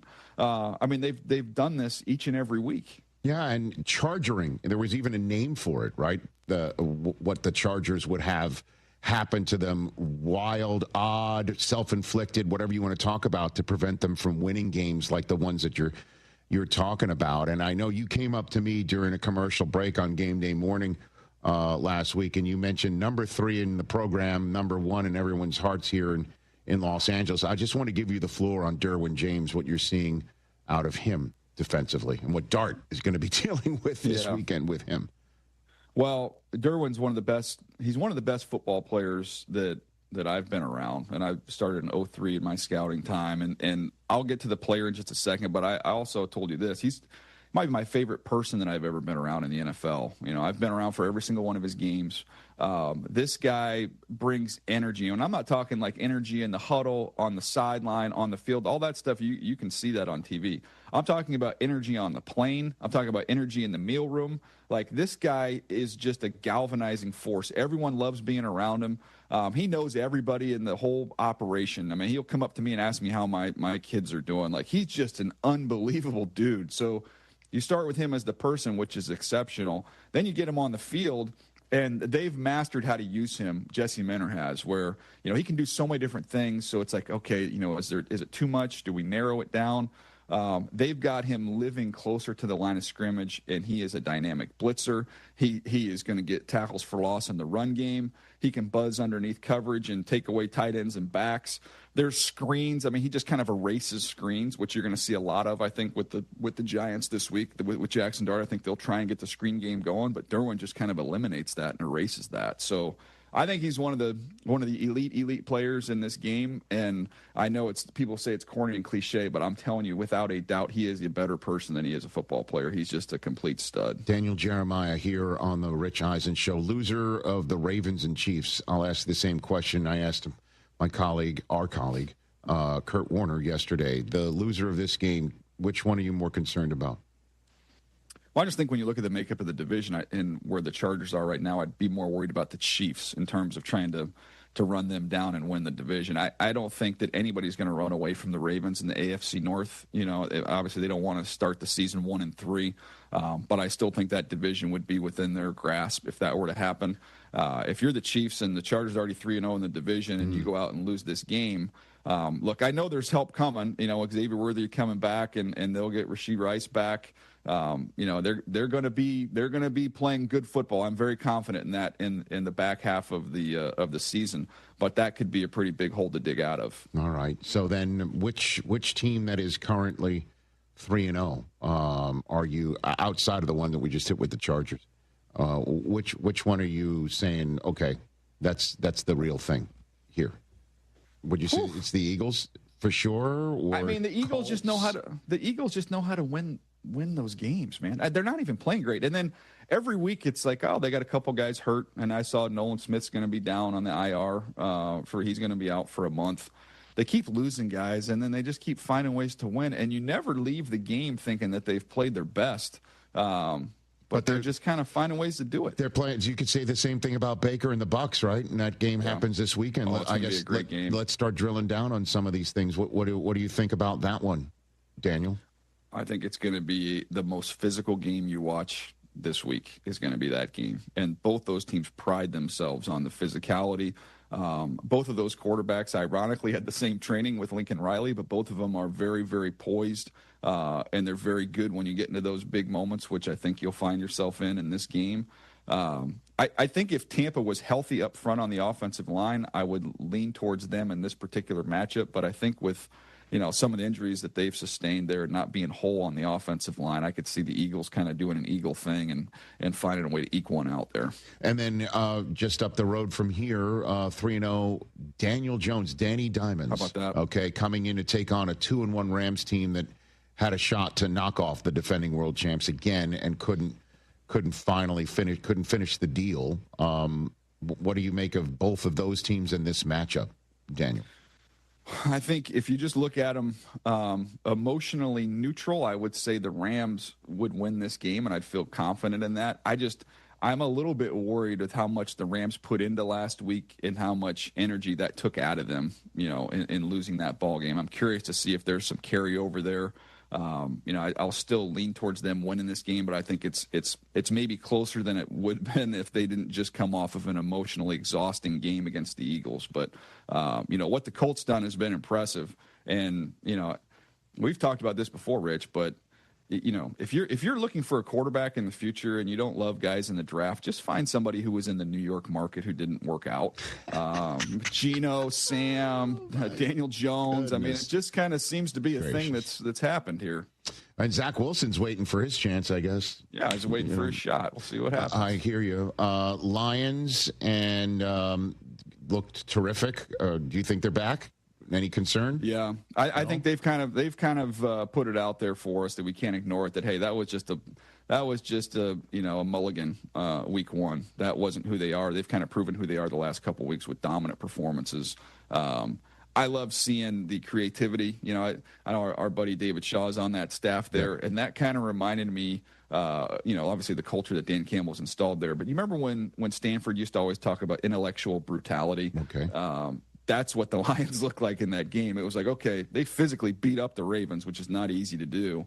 But then they also had the creative component to it as well. So it's almost like they outthought them and then they out-physicaled them. And when you've got that combination going, you're in pretty good shape. But I think that's the most impressive win we've seen this year. Do you think that they are the best team in the NFC North, or it's just recency bias because the Packers had issues with the Cleveland defense that may turn out to be top 5 at the end of the day anyway? But the Vikings got Carson Wentz and opening up a playbook that clearly wasn't as open for J.J. McCarthy as was with Carson Wentz. What's your read of the NFC North here? Well, I mean, I just think if you look at a snapshot of where they are now and you take out what we saw week one, to me, I just look at it and say, okay, well, Detroit's playing the best football, and I think it's sustainable what they're doing. So I would put them there as the favorite inside this division right now, but there's still a lot to be sorted out. I think it's a really, really good division. Looking forward to seeing how that, kind of shakes out as we go forward. I was just looking at all the divisions the other day and it's like, what was the most intriguing one, or what am I curious to follow? That would probably be number 2 for me. I think what's going on in the NFC West, I think the Seahawks are playing really good football. I think the Rams, I mean, again, you mentioned it. They had that game well in hand and couldn't finish it against the Eagles. But those teams going at it, and then somehow you look up and minus some key players, including their quarterback, it's like, wait, the 49ers are undefeated? Yeah. What? Yeah. So, that's an interesting division to keep an eye on. The Cardinals are 2-1. They lost James Conner, but that's the way things kick off tonight for Week 4 is Seattle at Arizona, and the winner of that game's 3-1. And if the Seahawks knock down the pass from Purdy to Jake Tonjes, they're 3-0. You know what I mean? And so, I like them, man. I really like what I've seen from them, watching them on tape. Why? Sam is playing great. Sam's comfortable. He's just playing with a lot of trust in his guys and his eyes. I mean, he's seeing it. He's letting it rip. JSN looks like a legit number 1. Torrey Horton, we sat together on the draft set. I thought that was one of the all-time steals in the draft where they were able to pick him up. He should never have been there that late, and you're seeing him make plays. Oots, who was a favorite of ours at the Combine. Oots, there it is. Oots, there it is. Yeah, that was one of our favorites. Right, that's another one. Yep, we were having a lot of fun.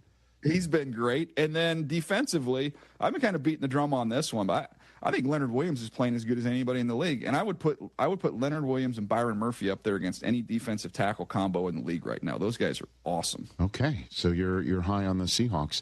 Before I let you go, let's talk a little college football. What are you seeing out of that quarterback class that we might be waiting for in a few months. I know we still have a lot of playing season left, but what are you seeing at the collegiate level that's intriguing you at the quarterback spot, Daniel? I think it's wide open. I don't think anybody's kind of blown the doors off of evaluators, at this point in time.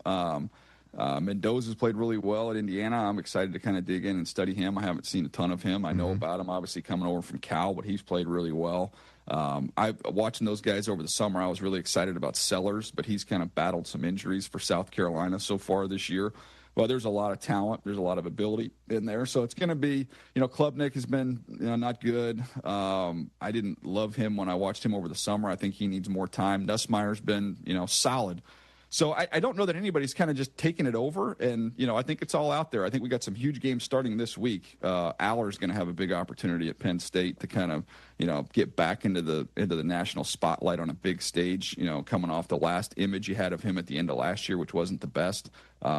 That's going to be a huge challenge, a huge test for them with Oregon coming to town. So he's got a huge opportunity in front of him to see if he can kind of grab a hold of that thing. Yeah, man. The Browns are going to tank for Arch. Conversations are gone right now. Yeah. You know what I mean? Like, again, I don't know how much you've been focusing on film or anything, drilling down on Arch Manning's first month. And it potentially unfair to have placed some sort of expectation level on Arch Manning coming into the season. But do you have an opinion on that, Daniel? Yeah, I mean, I haven't gone through all the tape, so I wouldn't give you the stamp one way or the other. It's just TV scouting and watching on TV. He just hadn't looked like he's gotten settled in and comfortable. Now, obviously the quality of the opponent went down, and you saw him put up some better numbers outside the UTEP game, which that was not a great first half there. But he just needs to play. He just needs to play. We can eliminate the talk about him, jumping into the draft this year. He needs to play a lot of football. And, the size, the athleticism, that's all there. I thought he looked a little bit nicked up when in that game against Ohio State. I didn't think he kept just rolling his shoulder on the sideline and stuff. I didn't know what was going on there. That might be something we'll find out at the end of the year. Maybe there was something there, but that's my only takeaway, Rich. It's not a headline grabber, but just give the guy some time. He needs it. All right. Very good.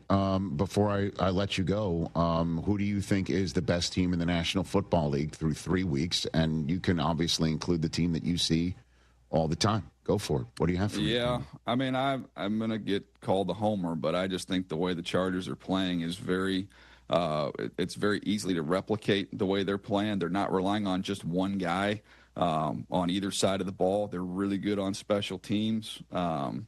They're playing really good football, and they've banked 3 division wins. So, it's hard for me to not be a homer on that one and say that they look like the best team. I do have one question for you. Okay, Daniel. Before we leave, you're asking me if I'm going to relieve for the Dodgers in the playoffs? No, I was going to. I thought you were going to Padre fan was about to come out. I'm sorry. What do you think? I wasn't going to say that. I was going to say, is Del Tufo now closing for the Dodgers? I saw he was wearing a good. Please give him grief, Daniel. I didn't know. Please, because this guy showing up in a Dodger hat. He's the worst. It is, and he's laughing. He thinks he's funny. Go Dodgers. But honestly, for all of us in the New York City metropolitan area, it's like the Goodfellas line. We have to turn our back on him now.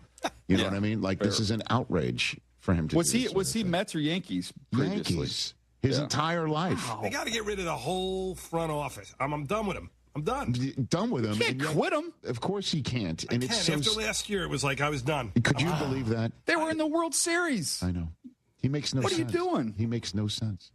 Please get on him. Go for it. Goodness gracious. You know how much bad baseball I've sat through at Jack Murphy, Qualcomm, and Petco over the years? But I've actually watched one of those years Daniel. When the Yankees beat him. Get him. But in saying that, it's like they're not. Come on. Get him. Daniel. DJ, get him. They got to get. It's like, come on. This is embarrassing. It's not. Do you realize I've got my youngest is 18 years old, okay? My youngest son's 18 years old. I will make this proclamation. If the Padres were to not even win, if they were to get to the World Series this year, his great-grandchildren will be Padre fans. I'm very confident in saying that. You're going to quit him? They were in the World Series last year. Are you crazy? First of all, I didn't quit. You did. You definitely quit. The hat on your head. You're literally wearing a Dodger hat. Sign something that says I can have 2 teams. Mike, I'm bicoastal. The hat on your head screams, I quit. In the same way that Costanza and Seinfeld always said, anyone who wears sweats is quitting on life as well. I'm wondering if you're wearing sweatpants right now. Seriously. Okay, now look at him. Now look at him. See? This is just an outrage. Oh, my God. I go back DJ. and forth. Goodness You're gracious. terrible. It's so unacceptable. I'll even give you this. I don't love it, but I will give you, if you have another sport in a different city, like if you're a Yankees fan, but maybe you had spent time in Philadelphia. You're a Sixers fan, but you got to stick with your one team and your one sport. That's non-negotiable. May I introduce you to one T.J. Jefferson, who is just sitting back and enjoying this entire exchange. A Met Sixer Clipper fan, right there. Okay. So you don't get Sixers and Clippers. You don't get both of those. No, he can. I mean, there's like East and West Coast, but there he is right there.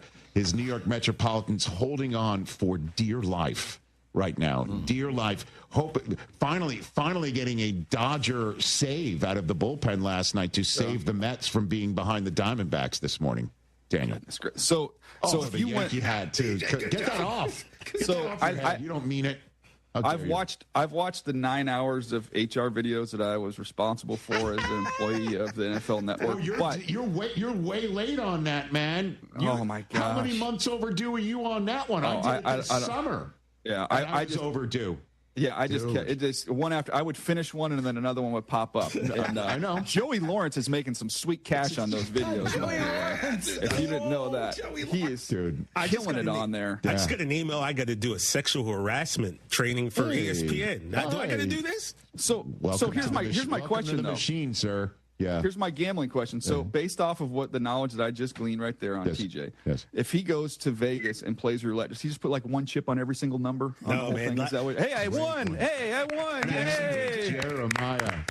Hey, look, I don't care. You know what I'm saying? I don't care, DJ.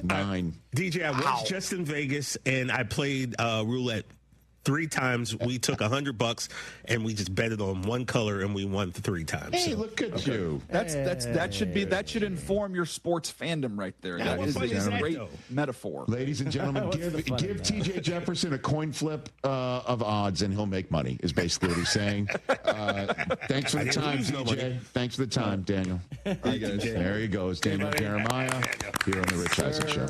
All right. And Daniel's one of the nicest people on planet Earth, and even he's all in on you, dude. Rich.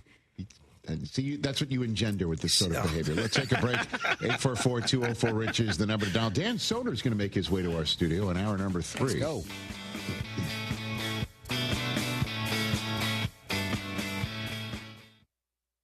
Buying a car or refinancing? Navy Federal Credit Union offers great auto loan rates, 90-day pre-approvals, and military discounts. Applying is easy, and you could get a decision in seconds. You could even refinance from another lender with Navy Federal and get a $200 bonus. At Navy Federal, our members are the mission. Find out more at NavyFederal.org/auto loans. Credit and collateral subject to approval. Rates are subject to change and are based on creditworthiness. Refinance loan must be at least $5,000 to be eligible for the $200 bonus. Terms and conditions apply. Terms and conditions apply for military discounts. Navy Federal is insured by NCUA. What is it that makes the all-new Hyundai Palisade hybrid an incredible SUV? Is it the spacious interior that's comfy for the whole crew? Or the capability to go off-road? Maybe it's up to 600-plus miles of range. Is it the driver behind the wheel? What if it's all of that and more? What is it then? The all-new Hyundai Palisade Hybrid, so much more than just another SUV. Visit HyundaiUSA.com or call 562-314-4603 for more details. That's 562-314-4603.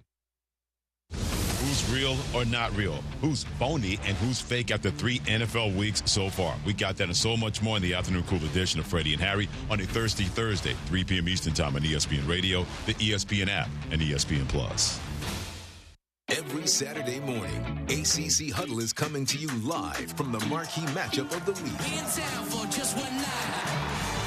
I'm trying to get down.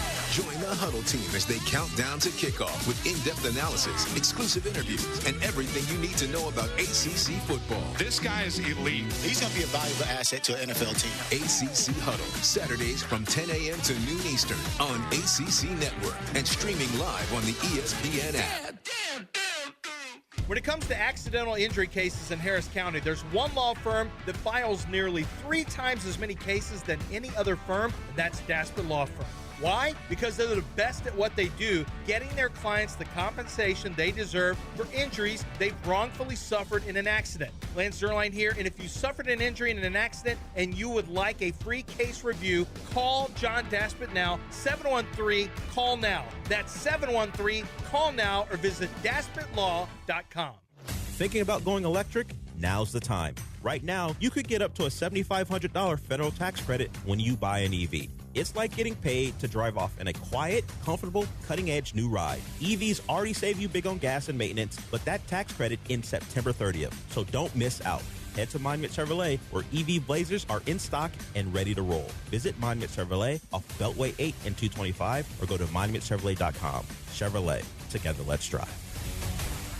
Hey everyone, it's BMAC. Are you looking for a drink that's unique to the Gulf Coast? A handcrafted spirit made the right way to give it a better taste than the big name brands? Then you must try the Special Reserve from Old Humble Distilling Company. It's a straight whiskey that they sent back to the barrels to relax and age a bit longer, which gives the Special Reserve a deep, dark color with a smokier flavor to warm your spirits. You can grab a bottle at Specs, Total Wine, or finer retailers. Can't find it? Just ask for Old Humble Distilling Company by name. Try Old Humble Distilling Company because life's too short for factory whiskey. Contact Tax Relief Helpers for details and restrictions. Attention, anyone that owes money to the IRS. Every day, your unpaid tax debt gets bigger and bigger from daily interest. The longer you wait, the more you will end up paying. If you owe $10,000 or more, now is the time to settle your debt before the IRS takes aggressive action, like taking your wages or property. A special toll-free number has been established so you can stop penalty fees, avoid liens, levies, or other hostile measures by the IRS. Call Tax Relief Helpers right now. I got behind on my taxes and owed $48,000. I called and they got my bill lowered to just $3,500. I owed $87,000 in taxes and it was scary. I got the amount I owed down to just $3,500. I saved $83,500. If you owe money to the IRS, don't wait another day. Your tax debt gets bigger and bigger from daily interest. Call right now before the IRS enforces liens, levies, or other aggressive measures. The call and consult are absolutely free. Call now. Call 800-692-7009. 800-692-7009. That's 800-692-7009. Whether you're buying a home or you're refinancing, Kent Jones at Dream Rate Mortgage is the guy for you. He's done over 1,400 closings. He's been in it for 30 years. He knows all the hacks. He can save you thousands and thousands of dollars. He does it all the time. Dream Rate Mortgage is the way to go. Shop your loan. Kent Jones loves that. Dream Rate Mortgage, 975loans.com. That's 975loans.com. Dream Rate Mortgage, LLC, NMLS number 2482473. J. Ken Jones, NMLS number 356118. Equal housing lender. Get in on exciting gaming action at La Berge Casino Resort Lake Charles. Introducing our new exclusive statewide table progressives. We've linked our table game progressives between 4 pen play destinations in Louisiana. That means our big payouts just got bigger. No matter which location you choose, you have a shot at these combined jackpots. Get to La Berge, Lake Charles, or Baton Rouge, Boomtown, New Orleans, or Margaritaville, Bossier City, and get ready for big payouts. Must be 21 or older. Gambling problem? Call 1-800-522-4700. John Granado here for Game Day Health. Are you feeling lethargic, having issues in the bedroom? How about weight gain, muscle loss, even brain fog? You may have low testosterone. Game Day Men's Health are the experts in testosterone replacement therapy, ED, and weight management strategies. They can help you get back to feeling and performing better. With 5 locations, 15 more on the way, book a free testosterone test today at GameDayMen'sHealth.com. That's GameDayMen'sHealth.com.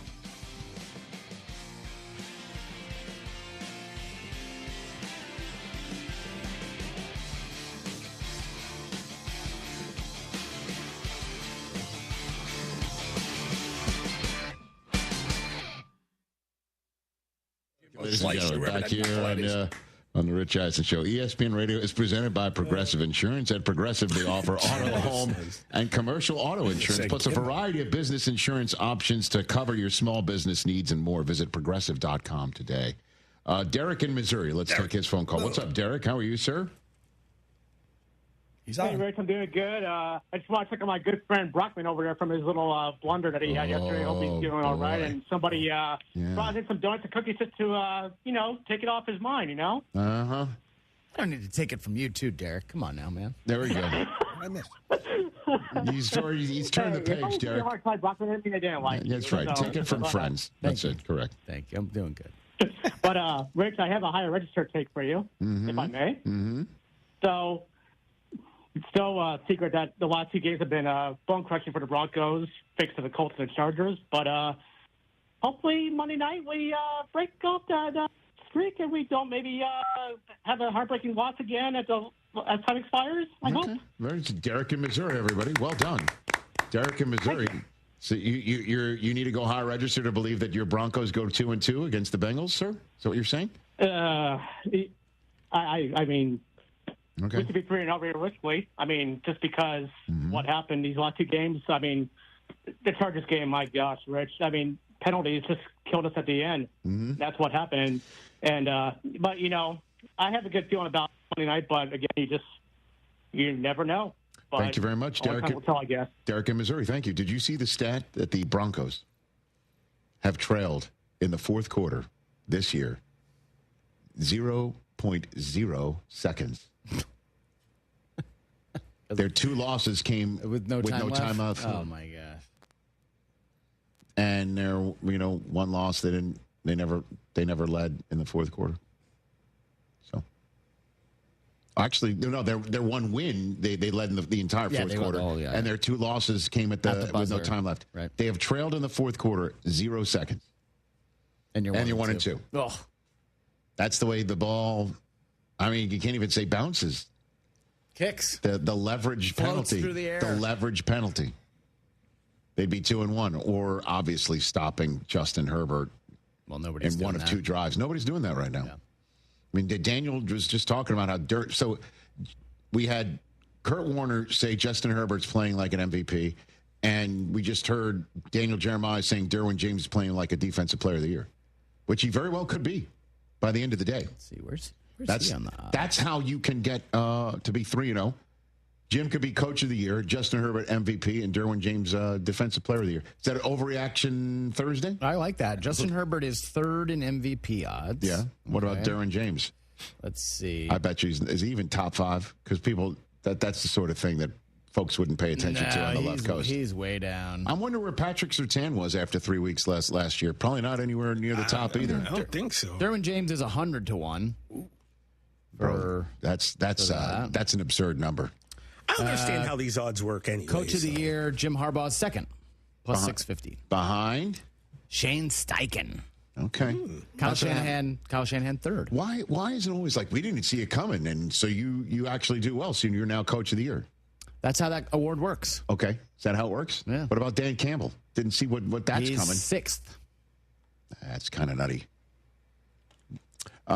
Line 1. This is Joe Budden. You and I make decisions every day, but on Prize Picks, being right can get you paid. So I'm here to make sure you don't miss any of the daily fantasy action this football season with Prize Picks, where it's good to be right. Download the Prize Picks app today and use code PLAYNOW to get $50 in site credits after you play your first $5. That's code PLAYNOW to get $50 in site credits after you play your first $5. Prize Picks. It's good to be right. Must be present in certain states. Visit prizepicks.com for restrictions and details.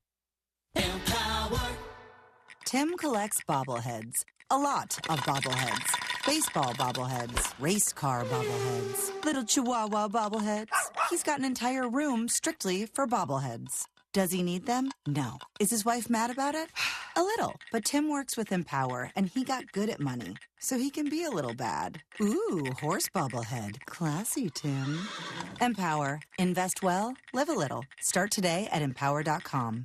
Hey guys, Lance Zierlein here. Football is so back, and Underdog is ready for you. It's the best place to make picks, and of course, it's available for you right here in the state of Texas. Playing on Underdog is easy. Just pick whether your favorite players will go higher or lower on stats like touchdowns, receiving yards, interceptions. Get your picks right, and you can win up to 5,000 times your cash. You can play with as little as $1. This year, there are 2 new opportunities for you, ladders and streaks. Make 3 to 5 picks and progressively win more based on how well each pick performs. Win a little on a different night and a lot on a great night, up to 250 times your money. That's a ladder. For streaks, each streak starts by making 2 picks. If both picks are correct, the next pick for the streak becomes available. Get all 11 correct and the prize is yours. Download the app today and sign up with promo code Lance. You are going to score $50 in bonus funds when you play your first $5. That's promo code Lance. Millions of fans are winning with Underdog Fantasy. Must be 18 plus. Present Texas terms apply. See website for complete details. Concerned with your play, call 1-800-GAMBLER or visit ncbgambling.org. Hey guys, this is Lisa Zadok from Zadok Jewelers with a hot tip on how to keep your lady happy.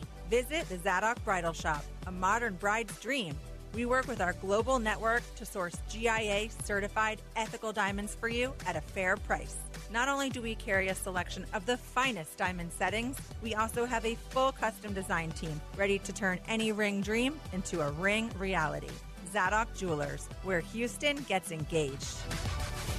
Attention taxpayers. If you owe $5,000 or more and have missed another tax deadline, you're officially on the IRS's radar. The IRS has resumed aggressive collections. That means wage garnishments, bank levies, even seizures of your home, car, or retirement accounts. If you owe $5,000 or more and missed the deadline, you're stacking new debt on top of what you already owe. Call Priority Tax Relief now. Their experts fight back fast and are saving their clients millions in tax debt every month. I owed over $50,000.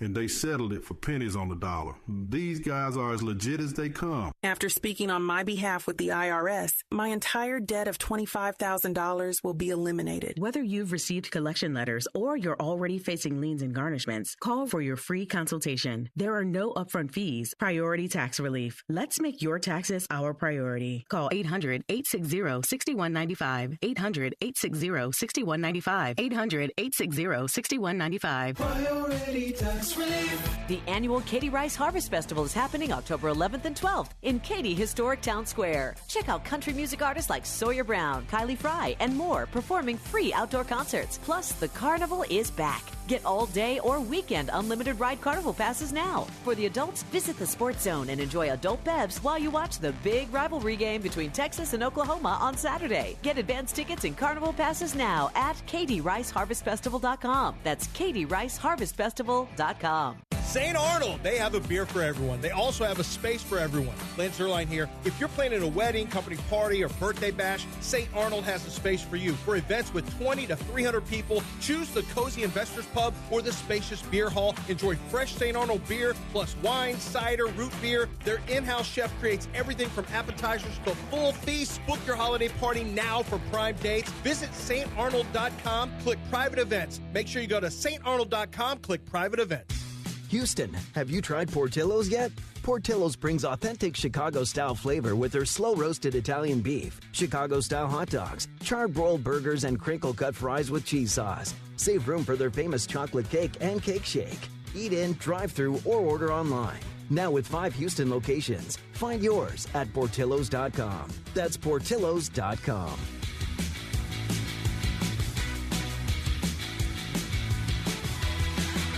ESPN 97.5, presented by Zadok Jewelers. KFNC 97.9 HD2, Mont Bellevue, Houston, a Gal media station.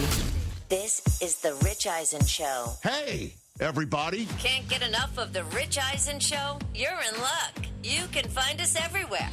Watch us weekdays on Disney Plus from noon to 3 Eastern. Miss the show? We've got a podcast so you can listen anytime. But here's the best part. Our YouTube channel. Subscribe at youtube.com/Rich Eisen Show and you'll never miss a moment. Now, on with the show. Hey, you know what show I love? The Rich Eisen Show. The pitch to Cal. There it is, number 60. From the Rich Eisen Show studio in Los Angeles. Goodbye! Home run for the captain is number 51. Earlier on the show, NBC Sports Bay Area 49ers reporter Matt Mayoko. NFL Network analyst Daniel Jeremiah. Coming up, actor and comedian Dan Soder. And now, it's Rich Eisen.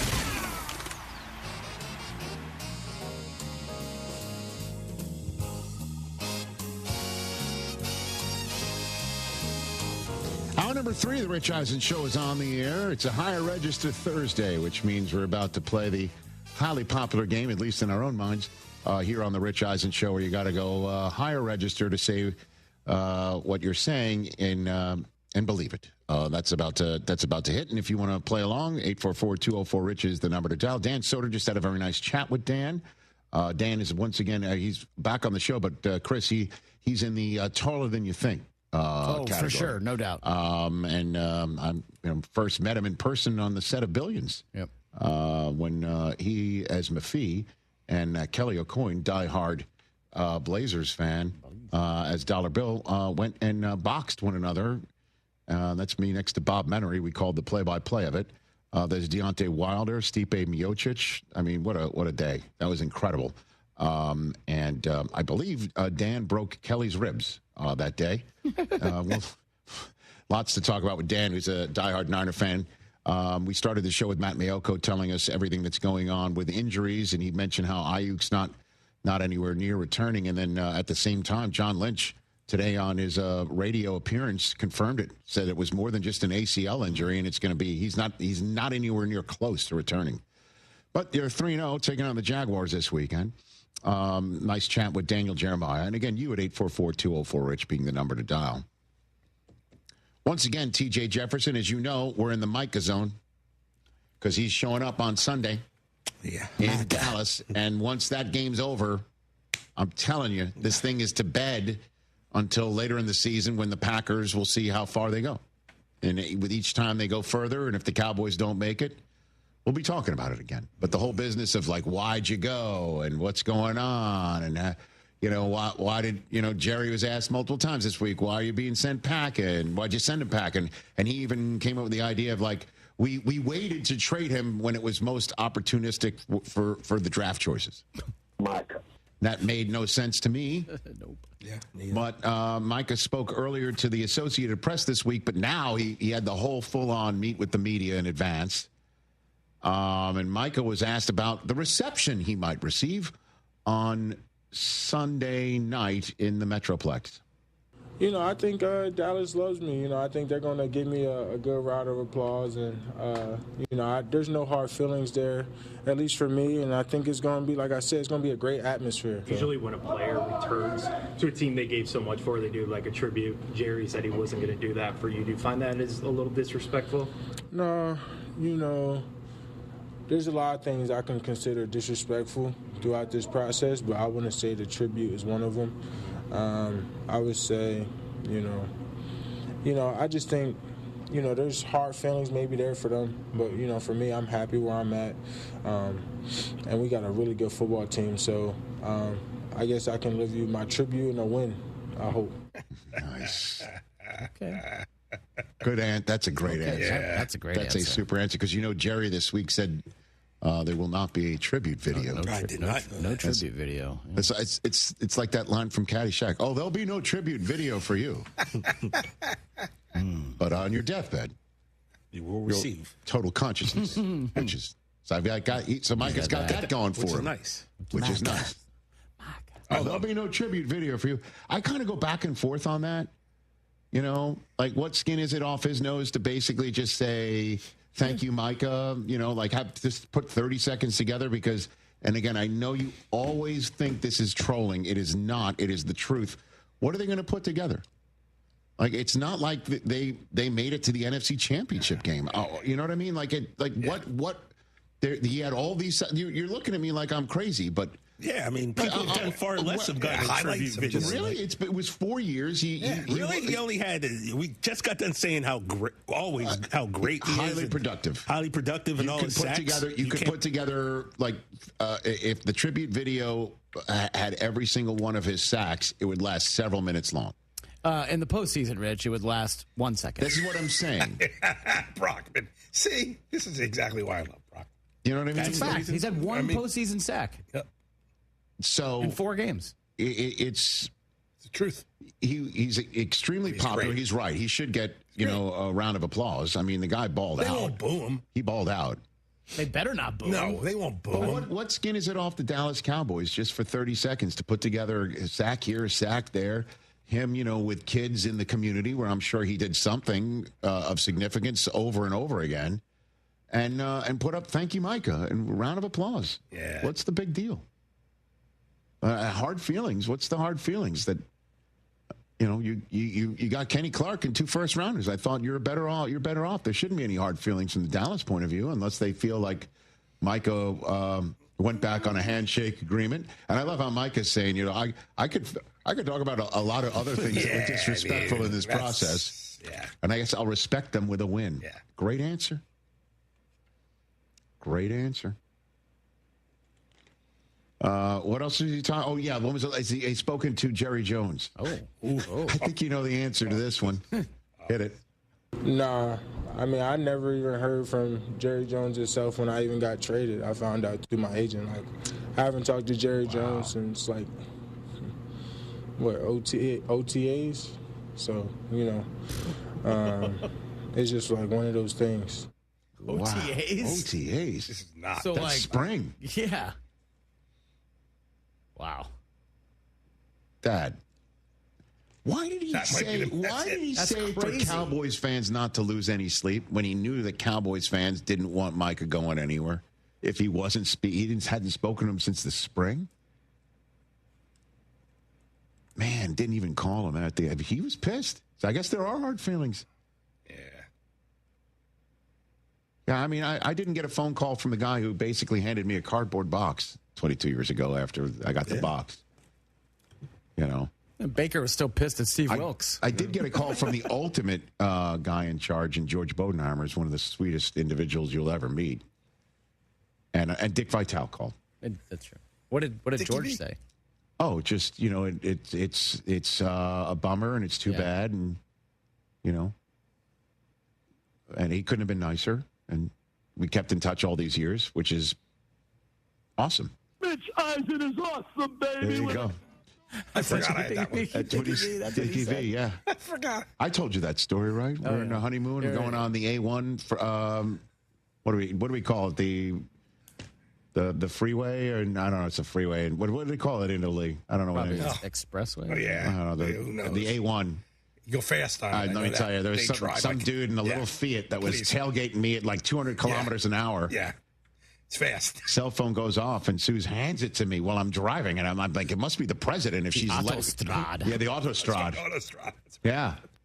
And it was Dick Vitale saying he was bummed that he was not going to be able to toss to me and Stu on SportsCenter. SportsCenter's next. I just thought it was awesome. I'm in Italy on my honeymoon, and Dick Vitale's calling. That's that's pretty cool. That's a box check. That's kind of G right there. Cool. No, but I mean, there's hard feelings. Oh yeah. And it's Sunday night, and it'll be over. Maybe. If you're Jerry, shouldn't you seek him out before the game? It's going to happen. He's going to be down If I'm there. Jerry, I'm seeking him out before the game. To do what? Get in his head. Because clearly we haven't spoken, and if I walk up to him with my hand extended... that's just going to make him more pissed. You don't want to do that. I don't know. Let me explain something to you. In the big scheme of things, Micah is in a better position than he was. He's got more money, and he's on a better team with a better chance of winning.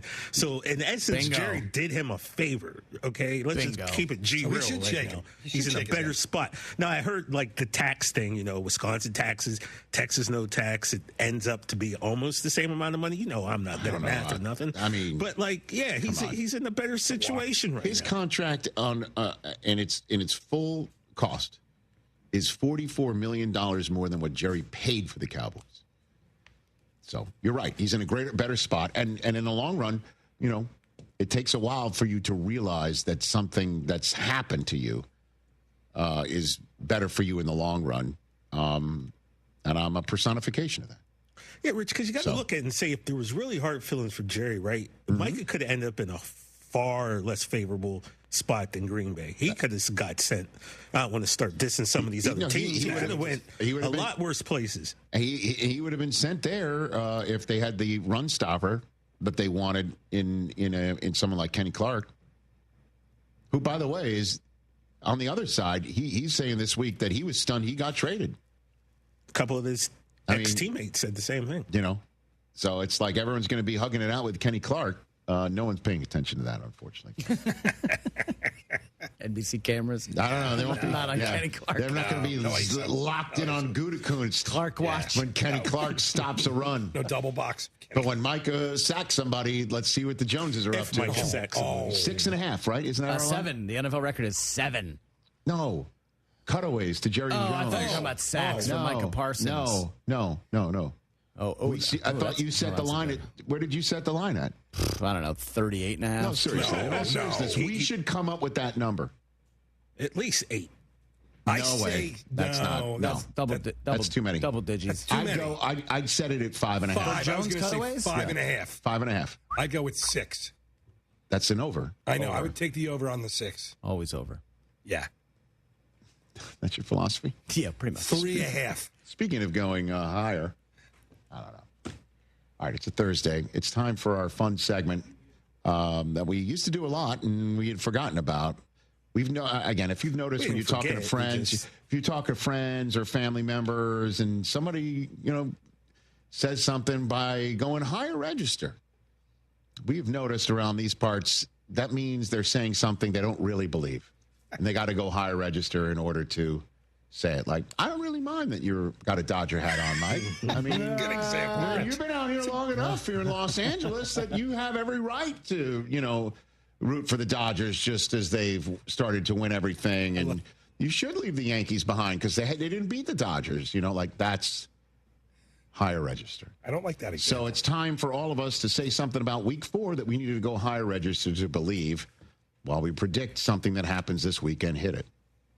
There's a chance. The Rich Eisen shows that there could be higher register take of the week.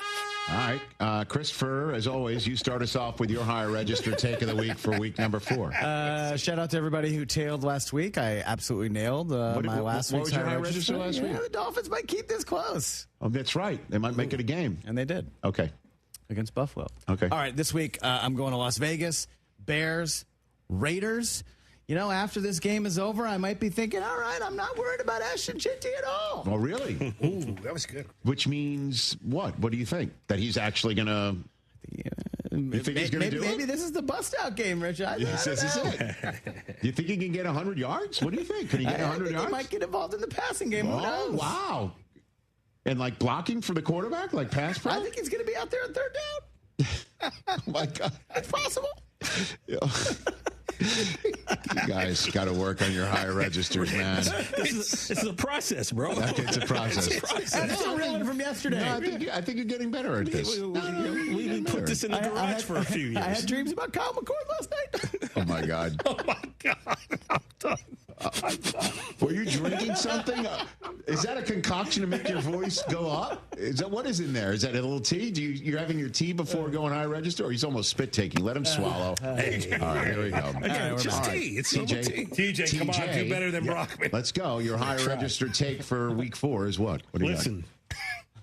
Big matchup Sunday afternoon. And look, these two teams, I think everyone in this room had high hopes for them. And the thing is, whoever loses this game is going to have 3 L's in that. I think I'm going to the same game as you. But you know what?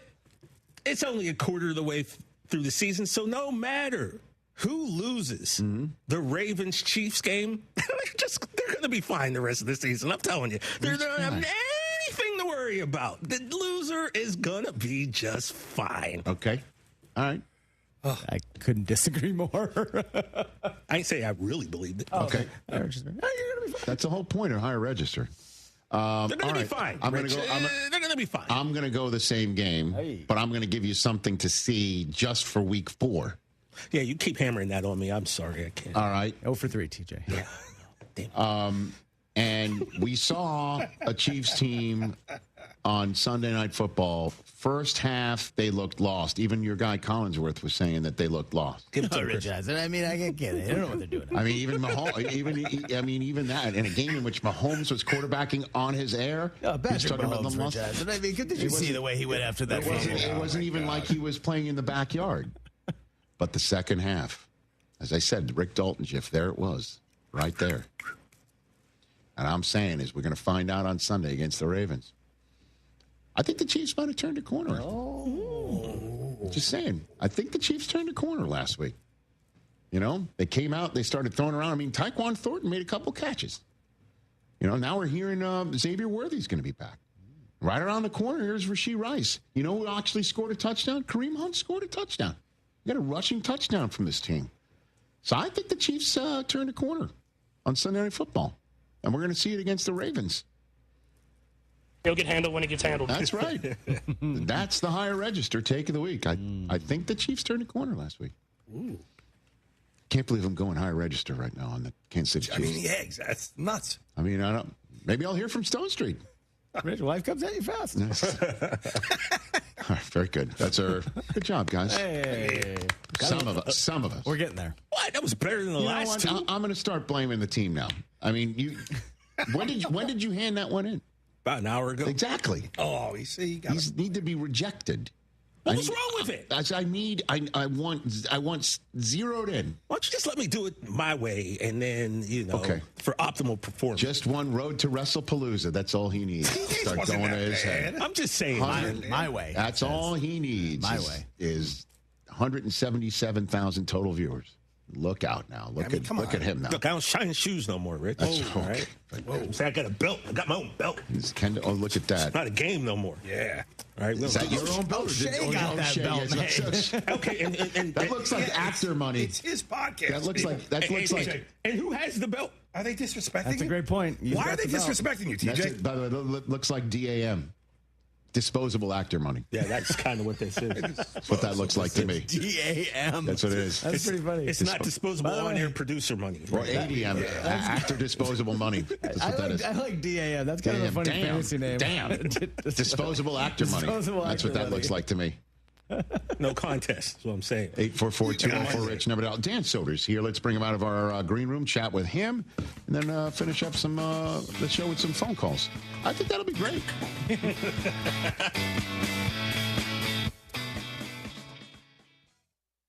Are you ready to make a difference for the environment while helping the visually impaired at the same time? Then donate your vehicle to Heritage for the Blind today by calling 1-800-983-6530. Every donated vehicle will either be properly recycled in an eco-friendly manner or given a new life through reuse. Donating your vehicle is easy. Simply call 1-800-983-6530 and Heritage for the Blind will do the rest. They'll even arrange for your vehicle to be picked up at no cost to you. And for a limited time, when you donate your car, you'll receive a $200 restaurant voucher and a 2-night, 3-day hotel stay at one of 50 locations. Call 1-800-983-6530 right now to schedule your vehicle donation and make a positive impact on the environment while helping others. Heritage for the Blind, where every car donation counts and every person makes a difference. Call 1-800-983-6530 now. This advertisement is paid for by Heritage for the Blind. Contact Tax Relief Helpers for details and restrictions. Attention, anyone that owes money to the IRS. Every day, your unpaid tax debt gets bigger and bigger from daily interest. The longer you wait, the more you will end up paying. If you owe $10,000 or more, now is the time to settle your debt before the IRS takes aggressive action, like taking your wages or property. A special toll-free number has been established so you can stop penalty fees, avoid liens, levies, or other hostile measures by the IRS.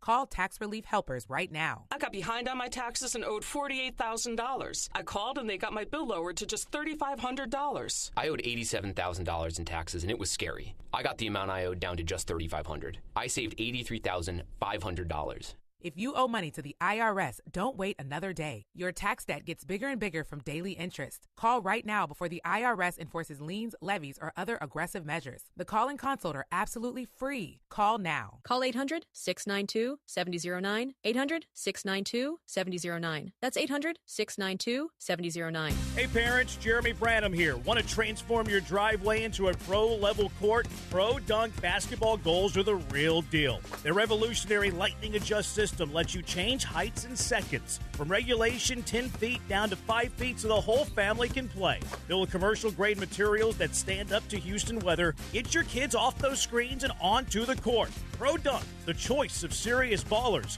Visit ProDunk.com today. That's ProDunk.com.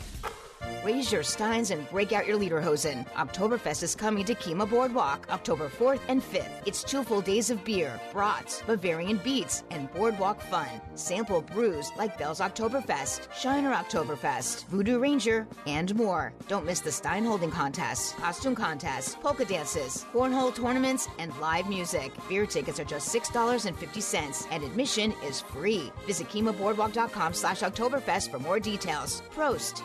If your business is growing and looking for working capital, funds to acquire a business or purchase equipment, Veritex Community Bank's lending team is standing by to help you navigate through the loan process. Visit veritexbank.com for more details. That's VERITEX bank.com. Member FDIC, subject to credit approval. It's your guy, Sean, with Greenlight Offer, and guess what? we are still buying houses at fair prices. If you own a house and want to sell it fast in the most simplest way, I'm your guy. Call me today at 832-779-4000. We buy houses in any condition, any price range, in any location in the Texas area. Every single month, every single weekend, every single day, we are doing two things, Houston, and that's helping homeowners like yourself with their property problems and buying houses. In 2024, we bought 138 houses, and we want to buy more. We buy inherited houses, vacant houses, pretty houses, not so pretty houses, behind in payment houses. We even buy my tenant won't pay me the rent houses. We buy them all. We will buy your house in as-is condition. No repairs needed, no clean out, and we will pay for movers to help you move. Call me at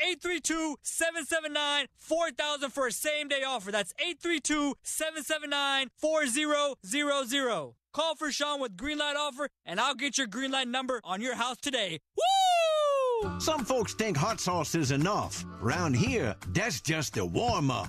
Real spice means hot sausage, boudin balls, and Cajun flavor that hits harder than a kickoff return. The Best Stop Cajun Market in Katy and Baytown have everything you need to keep game day hot, bold, and plenty spicy. Don't bring no weak sauce to the party. Bring the fire. Visit Best Stop Katy or Best Stop Baytown before you tailgate or watch party and stay true to the flavor. Get in on exciting gaming action at La Berge Casino Resort Lake Charles. Introducing our new exclusive statewide table progressives. We've linked our table game progressives between 4 pen play destinations in Louisiana. That means our big payouts just got bigger. No matter which location you choose, you have a shot at these combined jackpots. Get to La Berge Lake Charles or Baton Rouge, Boomtown, New Orleans, or Margaritaville, Bossier City, and get ready for big payouts. Must be 21 or older. Gambling problem? Call 1-800-522-4700. Thinking about going electric? Now's the time. Right now, you can get up to a $7,500 federal tax credit when you buy an EV. It's like getting paid to drive off in a quiet, comfortable, cutting-edge new ride. EVs already save you big on gas and maintenance, but that tax credit ends September 30th, so don't miss out.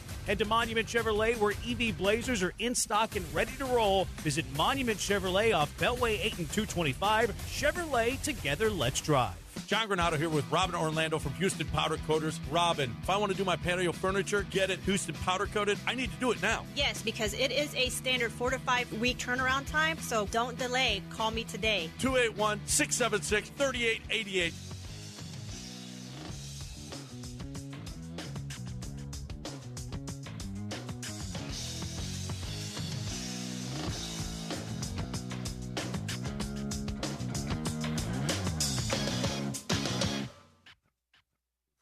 Back here on the ESPN Radio, presented by Progressive Insurance on our Disney Plus and ESPN app feed. One big happy family. Golden Retriever of Comedy Tour starting tonight at the United Theater on Broadway in Los Angeles. If you're in town, go check out Dan Soder, who's back here on the Rich Eisen Show. Tickets available at dansoder.com. How you been, man? It's been a while since you've appeared on this program. Yeah, it has. There's been a lot that's happened. Last time I was here. Yeah.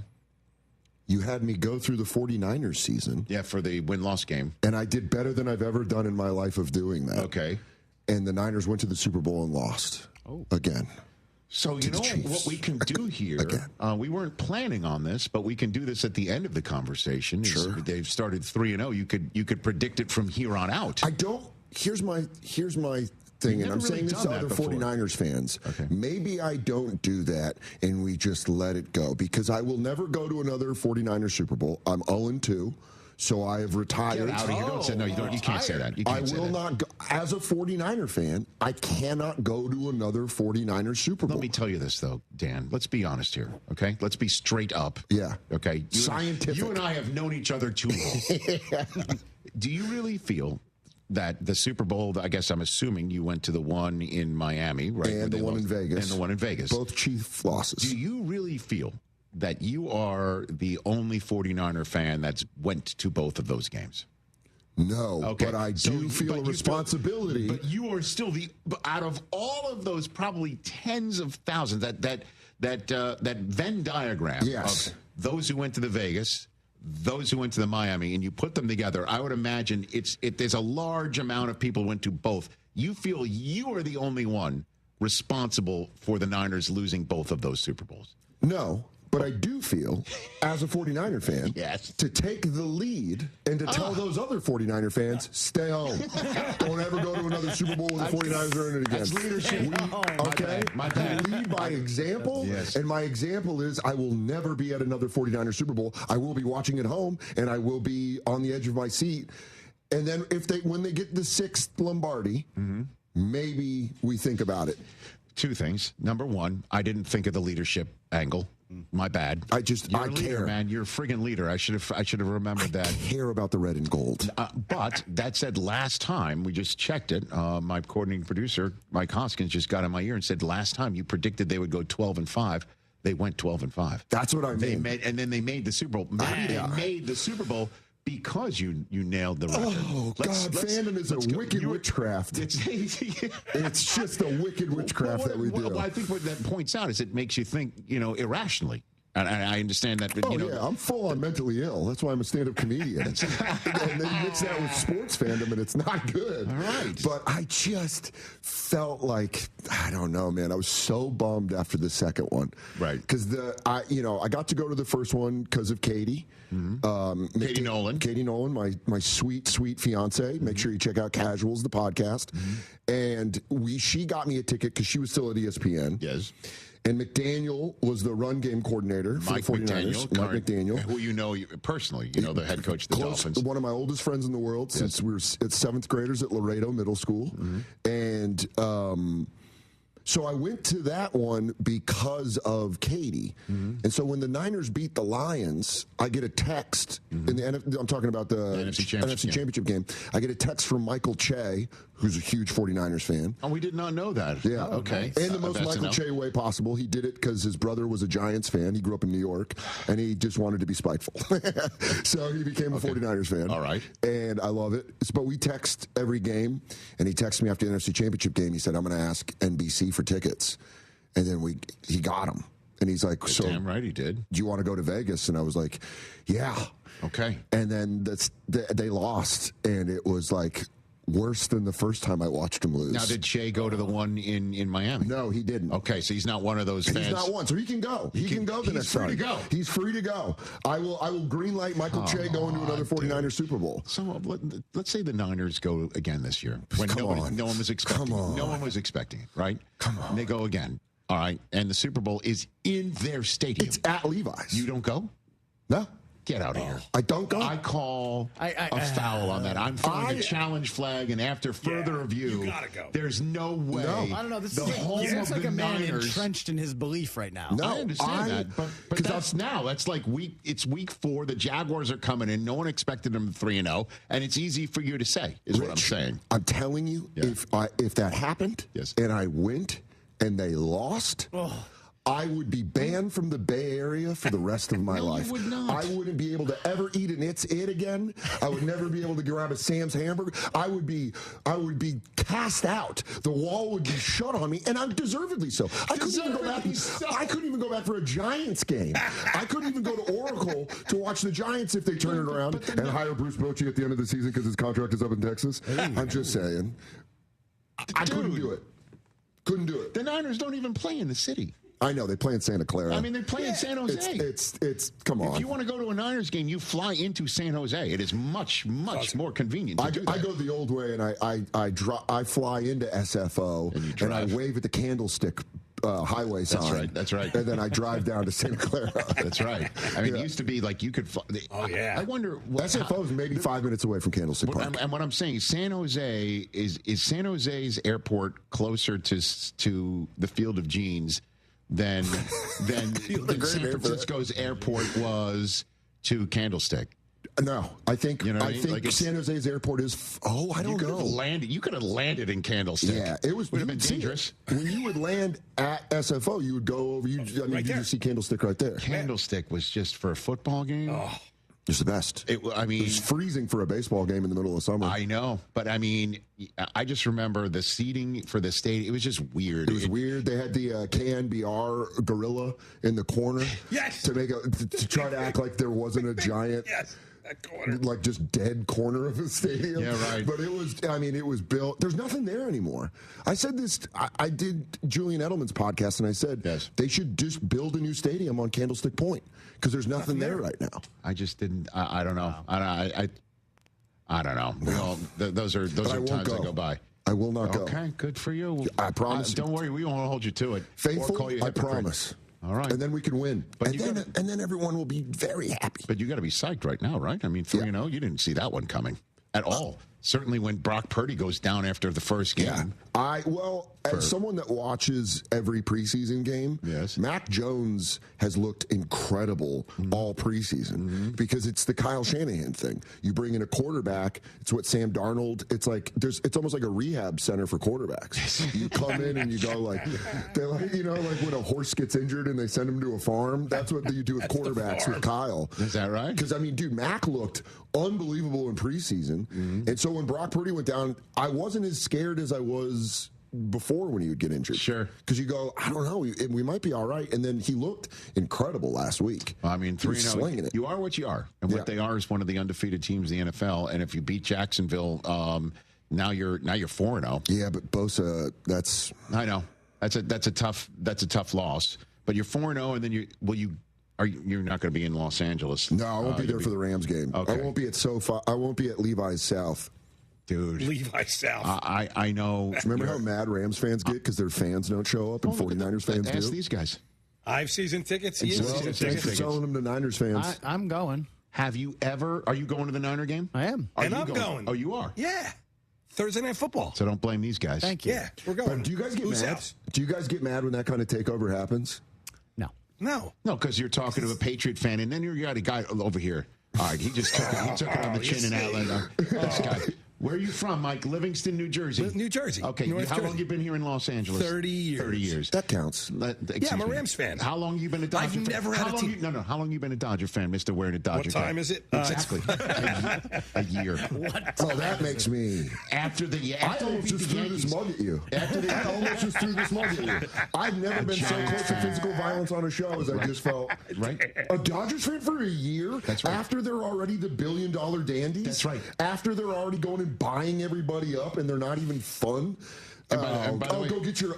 It was it Ohtani that did it. It's like loving a girl. No, it was the first game when I watched that first game. I was done in person. I hate the Dodgers. It's like what? I was going to say it's when a lady gets giant fake boobs and someone jumps on board and they go, "Well, yeah, it just kind of changes the way I feel about you." You absolute. Growing up, boob. Yeah, growing up hating the Dodgers as a Giants fan, when the last 5 years, it's just like when they get everybody, they just keep getting it. And then Ohtani's like, yeah, pay me $1 now. That's the worst part because the Giants legal, match the offer. Which is what? We'll pay $1 now? No, they like the same amount of millions, and Ohtani was like, but my dog's name's Dodger, and we were like, we couldn't get Aaron Judge, who's from the Bay. Right. And you're like, we couldn't get. He tried. We got Jung Hoo Lee, though. Captain Handsome? Listen, Handsome. Yeah. That's my guy. And, it didn't work out in the very end of the day here this year. But we just got eliminated. That's all right. So, the Dodgers just can't close anybody. They can't close any games right now. Well, for our house, for Katie and I's house, last year's World Series was worst case scenario because she's a Red Sox fan. Right. I'm a Giants fan, and we're watching Dodgers-Yankees in the World Series. My freshman year in college was Mets-Red Sox, and I just wanted I was rooting for the Meteor. Yeah, simple. It's a simple series. Just 1 second, it's just like, oh, that's great that it's something terrible's happening, but the other people are happy. You know what I mean? That's what it was. And she was happy because the Yankees didn't win, and then that made me angry because now I'm seeing her be happy that the Dodgers won. Yeah, I understand. Yeah, he's a fraud. That's what I just. Well, I don't count you. You're not a Dodgers fan yet. Get out of here. So you have to go through some bad seasons. I don't know if we hit this the last time, but when you and I worked together one day on Billions. Oh yeah, back in my boxing days. Yeah, did you broke Kelly O'Coin's ribs? Yeah. Did you? You're not supposed to hit him. Yeah, right? I know. I love Kelly to death, and Kelly's the man. And he texted me like, a week after we filmed that scene, and he was like, "Hey, buddy, I just want to let you know you broke one of my ribs." Right away, though, right? Like, I think the first take, because they were like, "Do a flurry," and I was like, and I just swung and I hit him, connected. Who was in your corner? Was it Deontay Wilder was in your corner? Deontay Wilder was in Kelly's corner. I had Stipe Miocic, and that was awesome. That was like, what was Stipe saying to you? Oh, nothing. He was like, "This is cool." Stipe's the man. Stipe is. I'm gonna tell you right now. Giving you any tips on how to do combat sports? They'd go like cut, and he'd be like, "I don't know. You guys are supposed to look terrible. You're doing a good job." Yeah, he was just kind of like that because we were supposed to look like buffoons.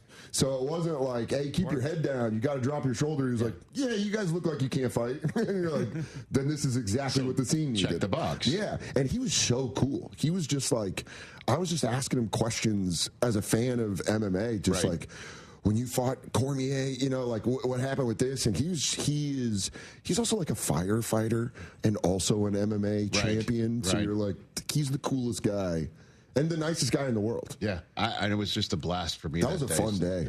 Is there any chance of any more billions at all? I don't think so. That's over. We're done. I think it was fun, and I think we did it. And I think that day of filming, you know, who was the craziest person I met that day? Because we were all talking, like we were all hanging out, me and you and Bob and other people were like talking. Memory, yeah. Bob Memory. And then I'm sitting there talking to this older gentleman, very nice suit. And we're just like sitting there talking, and I just think he's like an extra. And then he walks away, and David Levine, the creator of the show, comes up, one of the creators of the show, him and Brian. David comes up to me and he goes, "Do you know who you're just talking to?" And I was like, "No." And he's like, "It's the guy that shorted Enron." And you're like, "Oh, that guy's like, wow." Are you serious? I didn't even know. And I had so many more questions about it that I was like, oh, because they would get like finance people to come on the show. And I don't know that. I'm an idiot. So when he walked away, I was like, oh, man, I want to talk to that guy. I didn't know that either. Yeah, they had there was a pocket of people, and I don't think we were aware of this, but they brought in like a pocket of like finance heavyweights to be in the scenes. I thought that they were legit extras to be dressed up because they're like Bobby Axelrod's buddies. That's exactly, but they were real finance people. They were like actual movers and shakers in the finance world, and I don't think any of us knew. We're just like, "Hey, how you doing?" The guy's worth like $7 billion, and he's like, "Pretty good. How are you?" And you're like, "Oh, snacks are kind of cold today." And the guy's like, "Cool, whatever." He goes about craft services. The guy who shorted Enron. Exactly. Like, his coffee's a little past its expiration, but how you doing? Guy's name is Jim Shanos. And he was there, huh? And he was one of the guys that was there. It was pretty crazy. What's your favorite scene from Billions that you were ever part of? It wasn't a scene. It was season 1. Okay. I'm not a trained actor. I was learning how to act on the show. That's right. Yeah. Okay. And I was very loud with the other actors. I'm like, I'm a comic, so if I do something stupid, just tell me and I'll try to correct the course. Yes. So season 1, there was a scene from the series finale the season finale that was cut. Yes. And it's me in Bobby Axelrod's office with Wags. So I'm with Damien and David, and we're filming the scene, and we do a couple takes, and they go to like turn around. And I'm a comic, so I'm like, always just trying to make people laugh randomly. And we're in the office, and I'm sitting in a seat, and I go, "Hey," and I lean, I go, and let out a huge fart. And Damien goes, "We can't circulate the air because of the sound." And that was when I was like, "Oh no!" And I just had to sit in my own. And Damien and David were cool about it, but at first they were like, "Dude, there's no circulation in this room right now," and I was like, "I'm so sorry." But that was like a memory that sticks in my head from the whole show. Just looking at Damien going, and he's behind Bobby Axelrod's desk, and he's like, "Don't do that. You don't do that here." Oh my God. Yeah. Oh, would it be a good fantasy team named Dutch Ovening Damian Lewis? Yeah, the Dutch Oven Damian Lewis. Dutch Oven That's pretty funny. A little long. At least you didn't do it to Paul Giamatti. Yeah, dude, I would have never. I mean, Giamatti, I didn't know that well. Damien, I ended up knowing really well, and he was the man. He was the man. You weren't in many scenes with Paul Giamatti, I imagine. Right? One in the whole 7 seasons. That's it. It's it. It was in the final season, in like I think the third to last episode. I finally had a scene, which I'll tell you what, dude. Okay. Watching someone like Paul Giamatti act live, like being in a scene with him, is like it's like watching someone solo on a guitar. I felt the same way about Damien.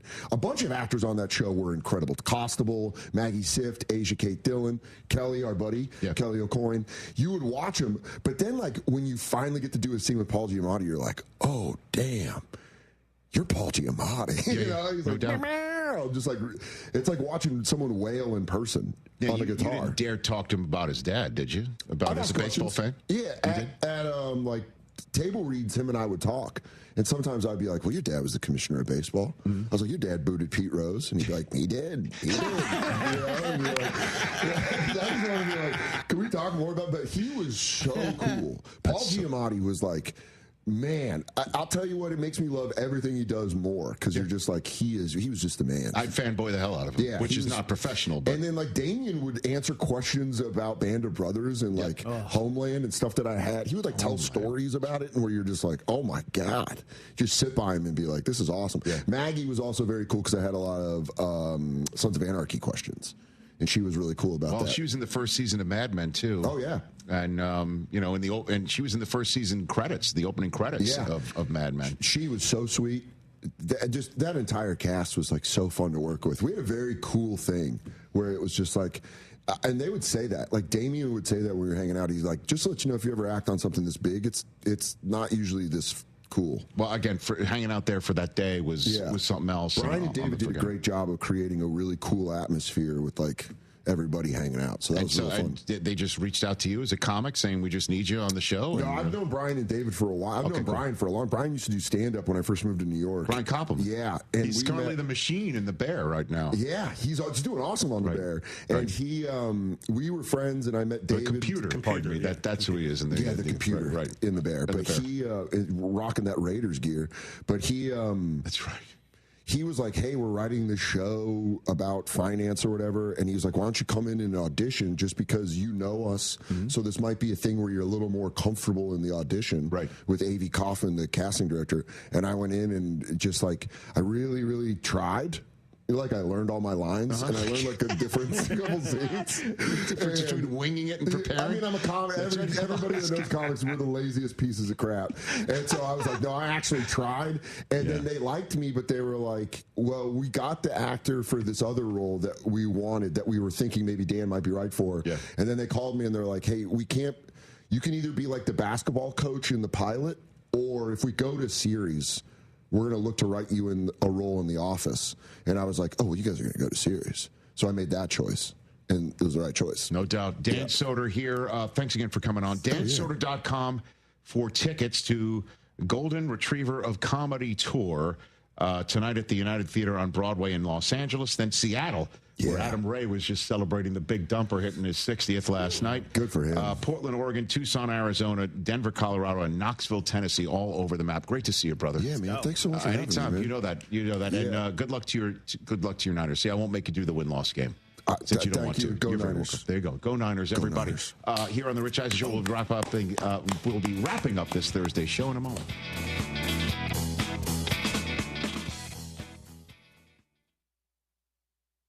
Do you have trouble getting in and out of the bathtub? Are you afraid you'll slip and fall entering or exiting a tub? Safe Step walk-in tubs can transform your bathtub from an area of concern to a calming refuge. Call them today at 1-800-731-4558 and save $1,600. Safe Step walk-in tubs and showers are proudly made in Tennessee and offer an ultra-low step-in, avoiding that difficult climb over a traditional bathtub wall. They also offer a variety of therapeutic benefits that may help soothe your aching muscles and joints, increasing your mobility, boosting your energy, and improving your sleep. Safe Step walk-in tubs are designed to easily fit your existing tub space and are often installed in as little as one day. Just dial 1-800-731-4558 today to save $1,600 and receive a free shower package. That's 1-800-731-4558 for a free no-obligation consultation and to save $1,600. Safe Step walk-in tubs. Safety never felt so good. Attention taxpayers. If you owe $5,000 or more and have missed another tax deadline, you're officially on the IRS's radar. The IRS has resumed aggressive collections. That means wage garnishments, bank levies, even seizures of your home, car, or retirement accounts. If you owe $5,000 or more and missed the deadline, you're stacking new debt on top of what you already owe. Call Priority Tax Relief now. Their experts fight back fast and are saving their clients millions in tax debt every month. I owed over $50,000,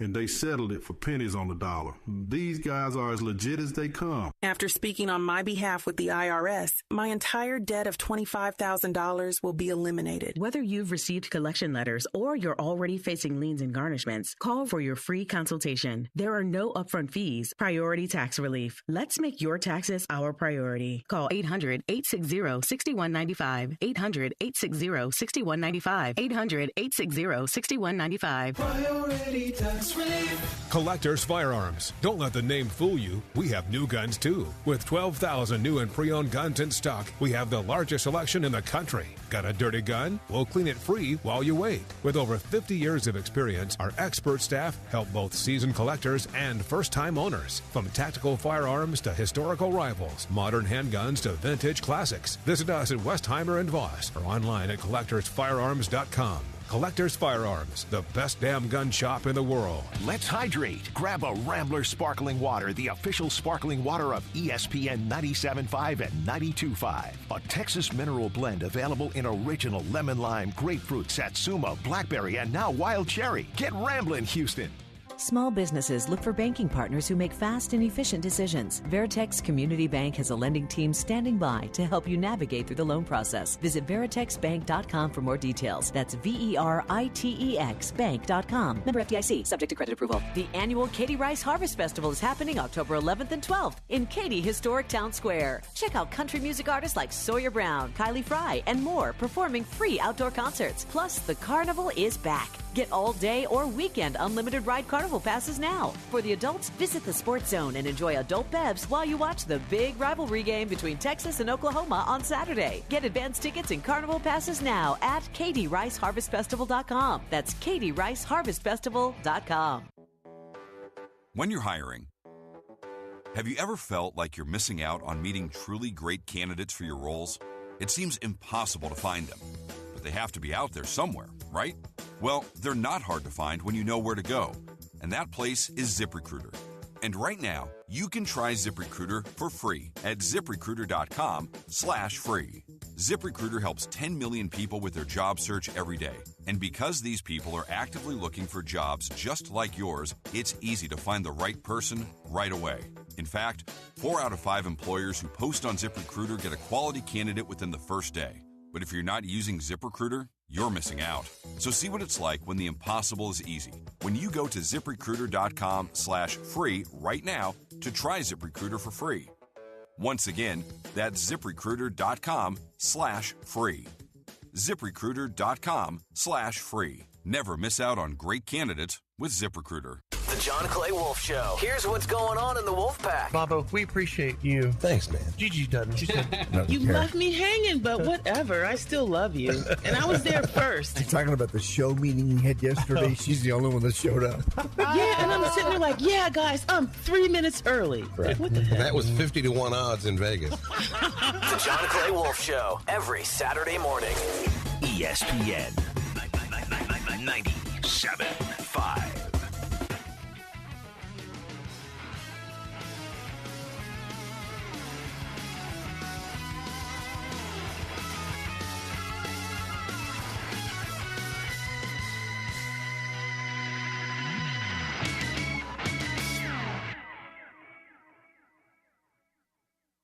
Back here on our program, 844-204-RICH is the number to dial on the show.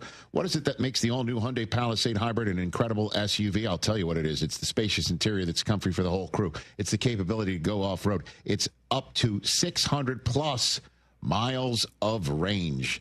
And maybe it's that driver behind the wheel, too. It's the all-new Hyundai Palisade Hybrid, so much more than just another SUV. Visit HyundaiUSA.com or call 562-314-4603 for more details. That's 562-314-4603 for more details. All right. Fun show, guys. Yeah. Who wins tonight?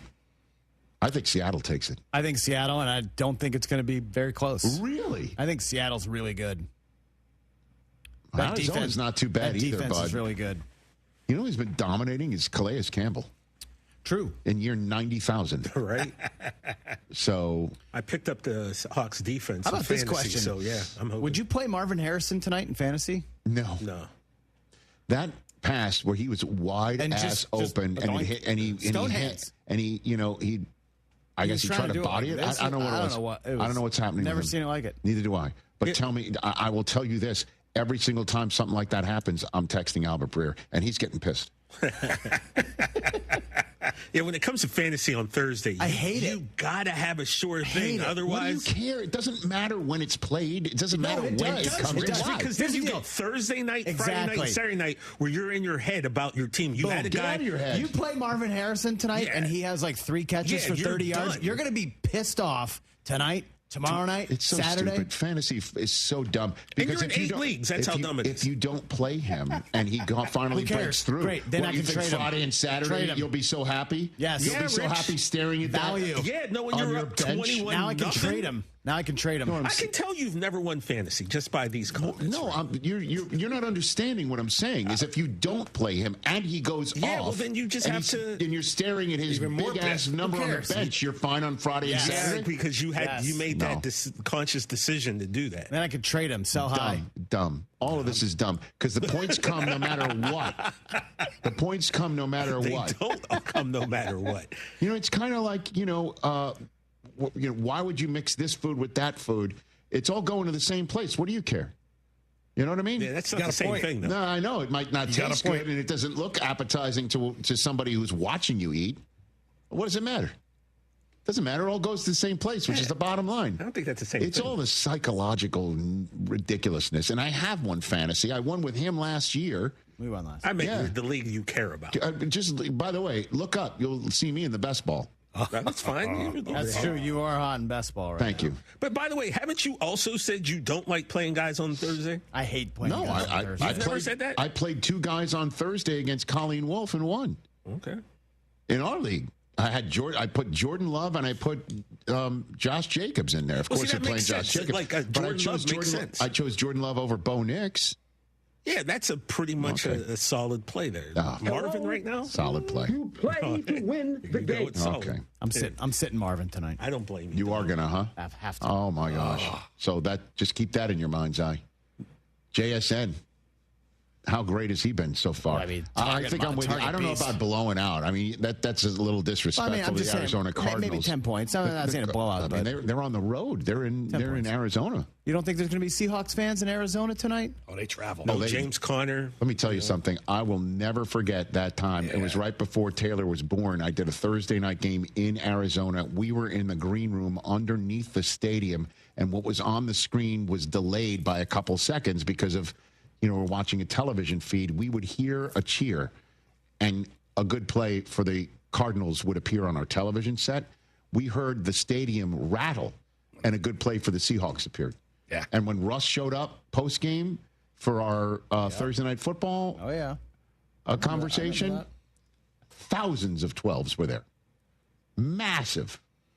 So I hear you on that. I understand, but, the Cardinals are, I think, are better than you think.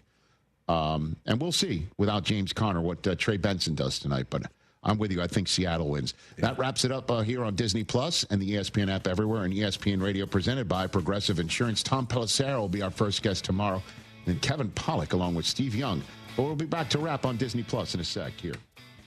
Every 40 seconds, a child is reported missing. That's 2,000 children every single day. It's a heart-wrenching reality that we can no longer ignore.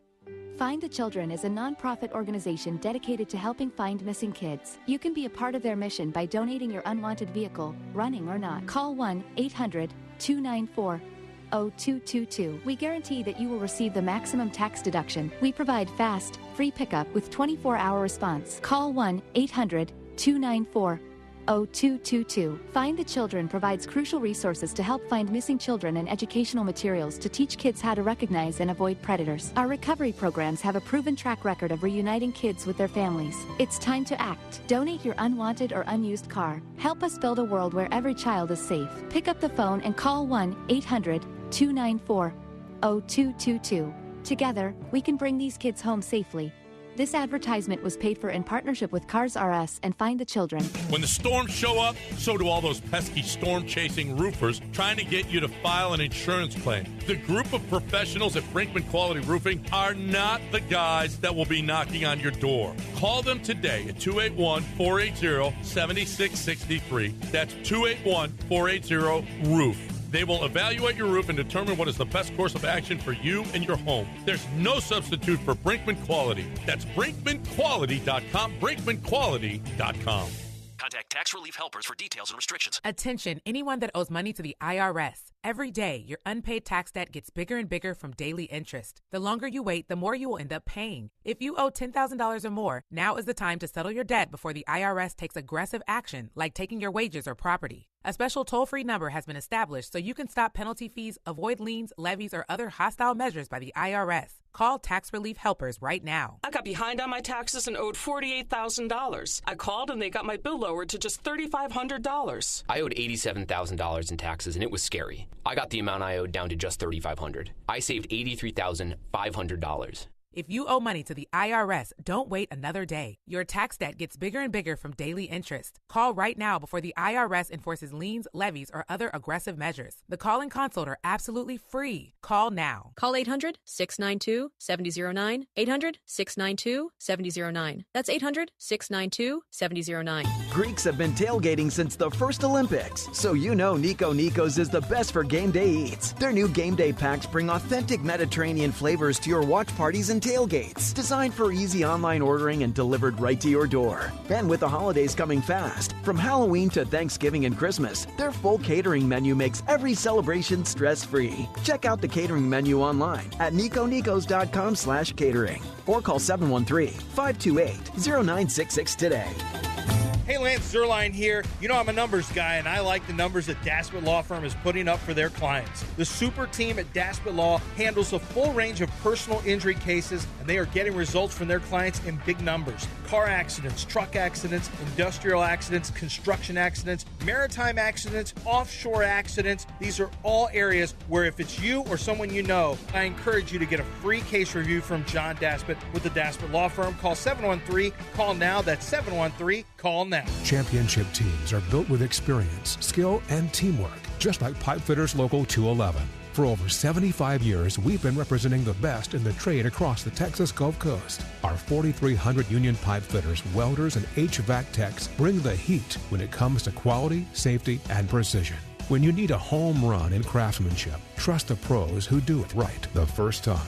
Pipefitters Local 211. Brought to you by the journeymen and apprentices of Pipefitters Local Union 211. Get in on exciting gaming action at La Berge Casino Resort Lake Charles. Introducing our new exclusive statewide table progressives. We've linked our table game progressives between 4 pen play destinations in Louisiana. That means our big payouts just got bigger. No matter which location you choose, you have a shot at these combined jackpots. Get to La Berge Lake Charles or Baton Rouge, Boomtown, New Orleans, or Margaritaville, Bossier City, and get ready for big payouts.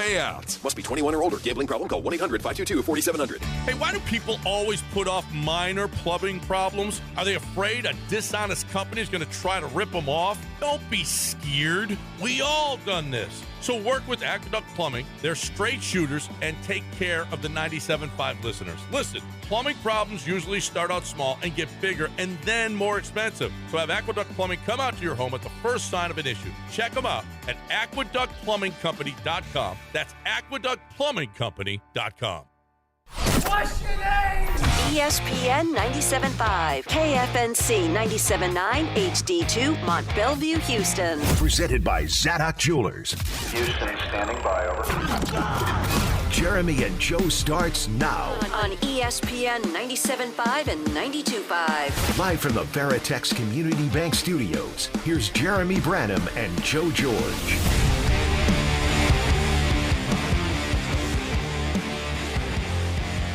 There fires the ball past the diving second baseman Darrell Hernandez. Being waved around is Isaac Paredes. He's going to jog home, and the Astros have their first lead in the last 6 games. It's 1-0. You heard it from the man himself, Todd Callis. The Astros have their first lead in the last 6 games. They lead 2-0. Top of the second inning. Framber Valdez he looks different. His dreads are gone. Oh, yes. He's out there. New Framber, new day, at least for 1 inning. And the Astros have a lead. I was going to say he also looks different because he got out of an inning clean. Yes. That also. I mean, credit to Framber for his impeccable timing. Like, I mean, you really got to know your spots. Like, all of August, 90% of September, no. September 25th is when you get your act Lock together. in. Yeah. Joe George, Sean Mapes, Brian McDonald here with you. Oh, Jeremy will return to the show on Monday. Monday or Tuesday is when Todd Callis, the voice you just heard, will join the show next. He won't be on tomorrow with Mapes and Will. He'll be on with Jeremy and I on Monday. If the Astros make the playoffs, Tuesday if they do not make the playoffs. That's the schedule for next week. But we got a lot to talk about. We'll talk about last night's game, what we're seeing from this team.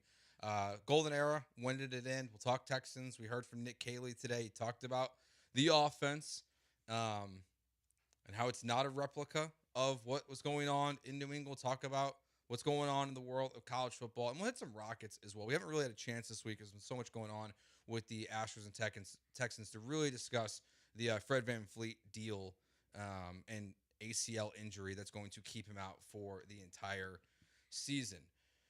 So the Astros essentially now have to win 3 out of their 4 remaining games, and the Tigers have to lose 3 out of 4. Now, the Tigers are awful.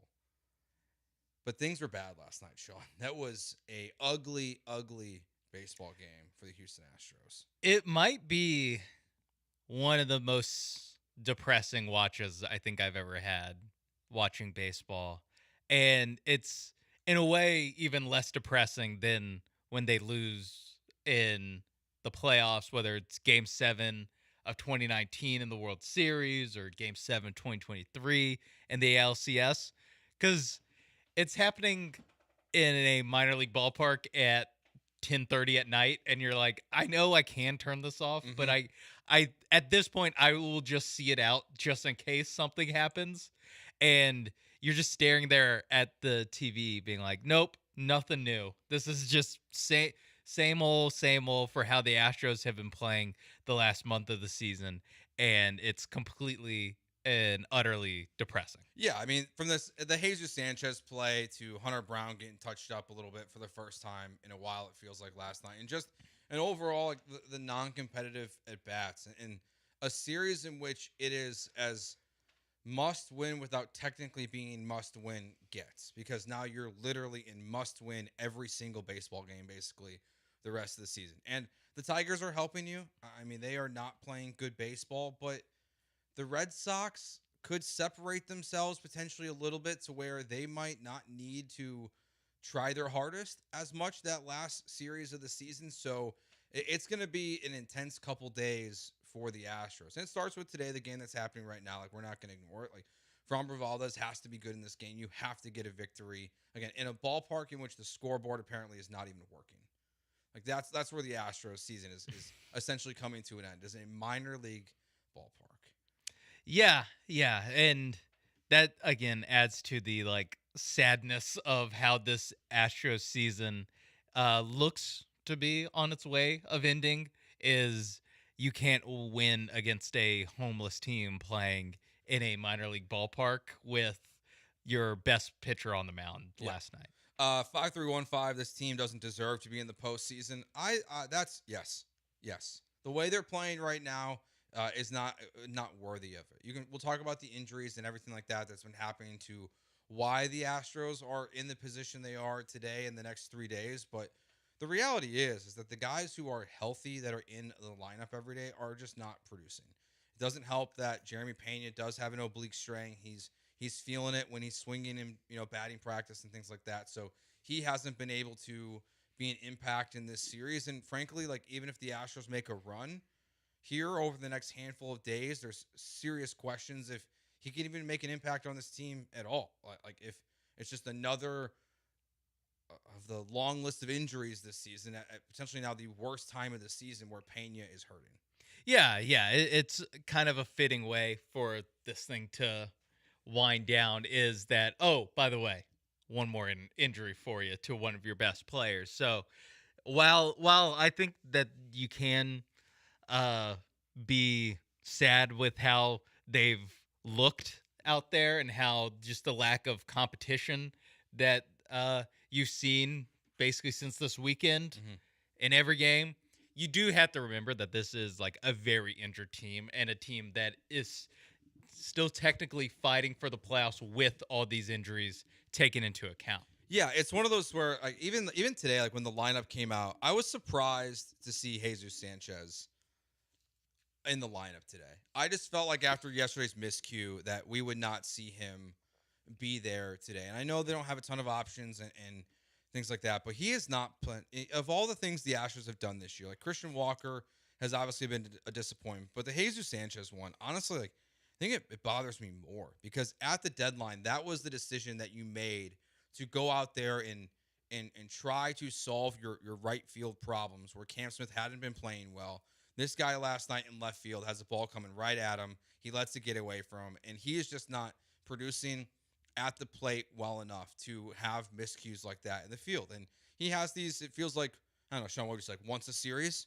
Like it feels like where he has some kind of error or miscue that allows the other team to take advantage of a situation that makes it more stressful on your starting pitcher or on your bullpen. Like he is just he's a detriment to this team, honestly. I would rather, and we're seeing Zach Cole out there today instead of Jake Myers. Like I would much rather see Jake Myers in center field today and Zach Cole out there in right field instead of Jesus Sanchez. Frankly, like if he didn't play the rest of the season, I wouldn't be heartbroken. He's going to, but I wouldn't be heartbroken if we didn't see much of him the rest of the year. Yeah, and I don't really know what the case is for more Jesus Sanchez. You know, like you said, he's a detriment in the field every time he's out there, and whether it's just misplaying a ball or giving up an extra base like he did last night, or they're way back in the Boston series where there's foul balls that he could have caught and gives the batter another life in the at bat. So it's just he's costing you in the field. And also he's hitting below 200 for the last month. So there really isn't anything that he is bringing you. Like even the, in theory, platoon split he has against righties. It's like, well, it's not that good. Like he's only playing against righties and he's still playing this poorly. Like there's really no case to be made that he should, that he deserves to be in there, all things being equal. Yeah, I mean, it's just there's really no redeeming qualities. Is the nicest way to put it. Like, it's almost like he's at the point now where, we've all been in those relationships where like your friends are like, "Are you sure you know what you're doing here?" A little bit. Like that's kind of what I feel like when I tell Joe Espada is, "Are you sure? Like, you sure you want to have Jesus Sanchez in the line?" And it's not all on him. Like, there's obviously a million things that have gone wrong with the Houston Astros this season. But I think it's kind of the cherry on top of everything. Of what's gone wrong with this team, that this guy has been so bad since he got here to the Astros. It was like honestly my biggest thing from last night. It's just what is up with this dude? And you look at any of his numbers in Miami, they're nothing close to what they were like here in Houston. And that's not a hitting coach thing. That's just a player is broken thing at this point. Yeah, I mean, that there's just nothing. There's just not, like this guy. It's been such a whiff of a deadline acquisition because going back in time, like they were trying to keep their head above water as they were leading the division and waiting for reinforcements to come and trying to help out Cam Smith by giving him more days off and being able to use them more in advantageous matchups. And the theory of that all makes sense. The theory of it all made sense given Jesus Sanchez's numbers, but Sanchez just has not delivered in that in any way. So what's your, I think we're all probably on the same page here. Like we don't think the Astros are going to make the playoffs at this point. No. I mean, I said that to you yesterday. Nothing. Yeah. I mean, I didn't think they're going to make the playoffs yesterday. Then they went and got shut out with Hunter Brown on the mound. So no reason for me to change it now. Yeah, I mean, I'm hoping. Although the Tigers are historically awful, so that's the thing too. Is like the Astros have that's why to me like this season. You can't look at the injuries and say that's the reason why you specifically miss the playoffs. Like you have to look at like the way the Tigers are playing right now.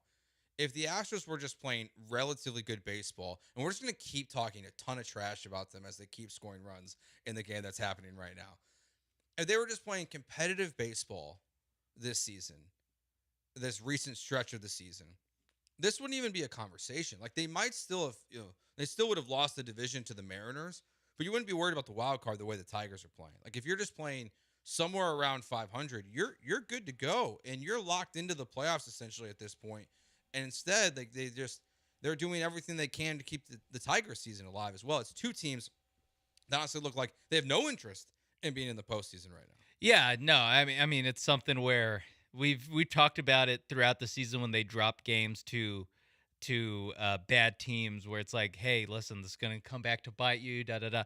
At this point, you can really just look at it as like the first 2 games of this series has come back to bite you. Like these 2 games have cost you a chance at the making the playoffs, or at the very least controlling your own destiny to make the playoffs. It's that you don't even have to go back to like, that series in May when they lost to bad. No, you can go this series that happened yesterday. Mm-hmm. that is what's costing you right now. And as we say that, they're now up 5-0.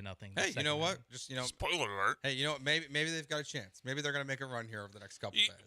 Well, that's the most frustrating thing about it, guys. Is like, it's one thing if they were to fall apart and everyone else around them was playing well. It's like, well, maybe they wouldn't have made it anyway. Like if the Astros just hadn't completely crapped their pants, they would be in line for a bye. Mm-hmm. Yeah, we'd be like. Laughing about this. The Mariners, we'd be like, look at these losers. The Mariners, who they were tied with like less than a week ago, are a game out of the top overall seed. Mm-hmm. That's the most frustrating part, that the teams at the very top open it back up for you to get a bye and really have a chance to make a run, and the Astros just no thanks. Yeah, think about what's happened over the last couple weeks. The American League it's astonishing, and honestly, like, no one wants to win it. Like the Astros had a division lead of 4 or 5 games. They've lost that. They're now 5 games back at the moment. The Tigers had a monumental 12 and a half. Astros were up by 7 at one point, by the way. They've lost it.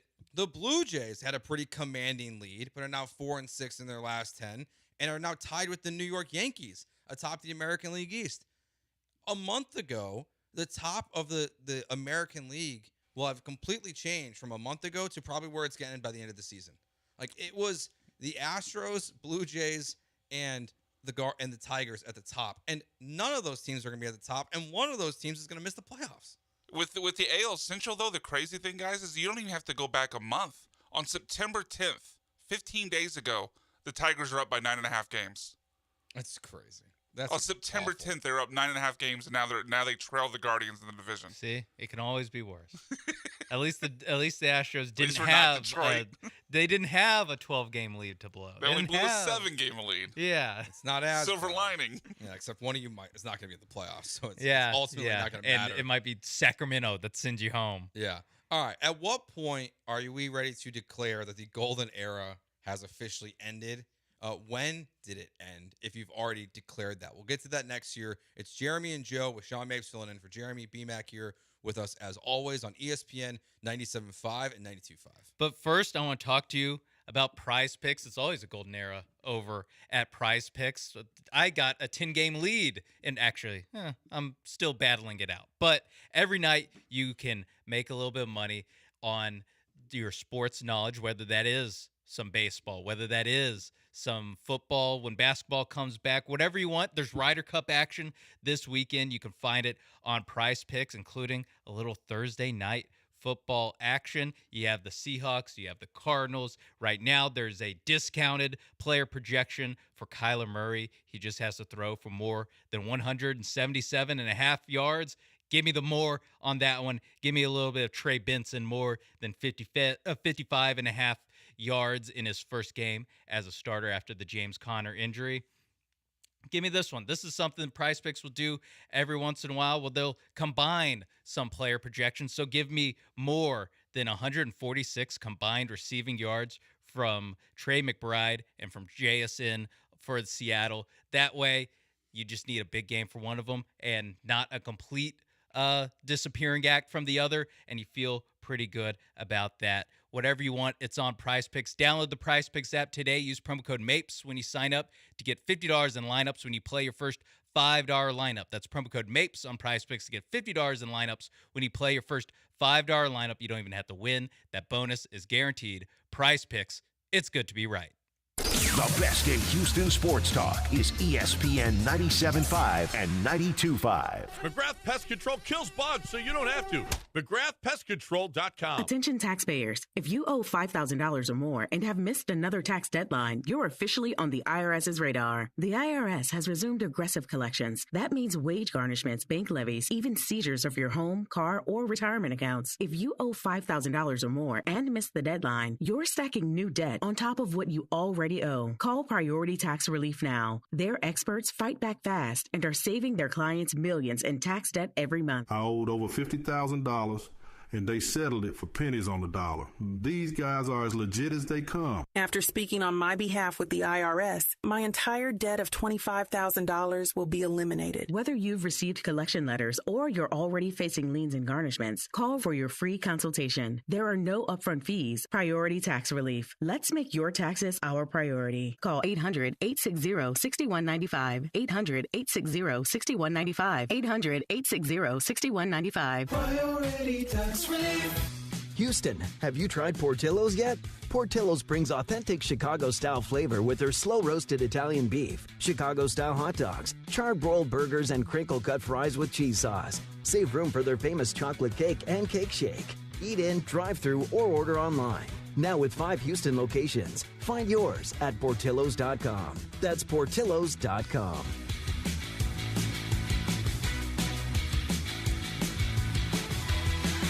John Granado here. You know what the bosses here did? They bought an unlimited corporate membership at East River 9. You know what that means? More golf for me. East River 9 is offering annual memberships for individuals, families, and your business. Unlimited golf, exclusive promos at the River House Restaurant, and much more. Spots are filling up fast. Reach out today to secure your spot. Sign up online at eastriver9.com or call the Pro Shop at 713-913-7033. I'll see you on the links, baby, at East River 9 with our unlimited membership.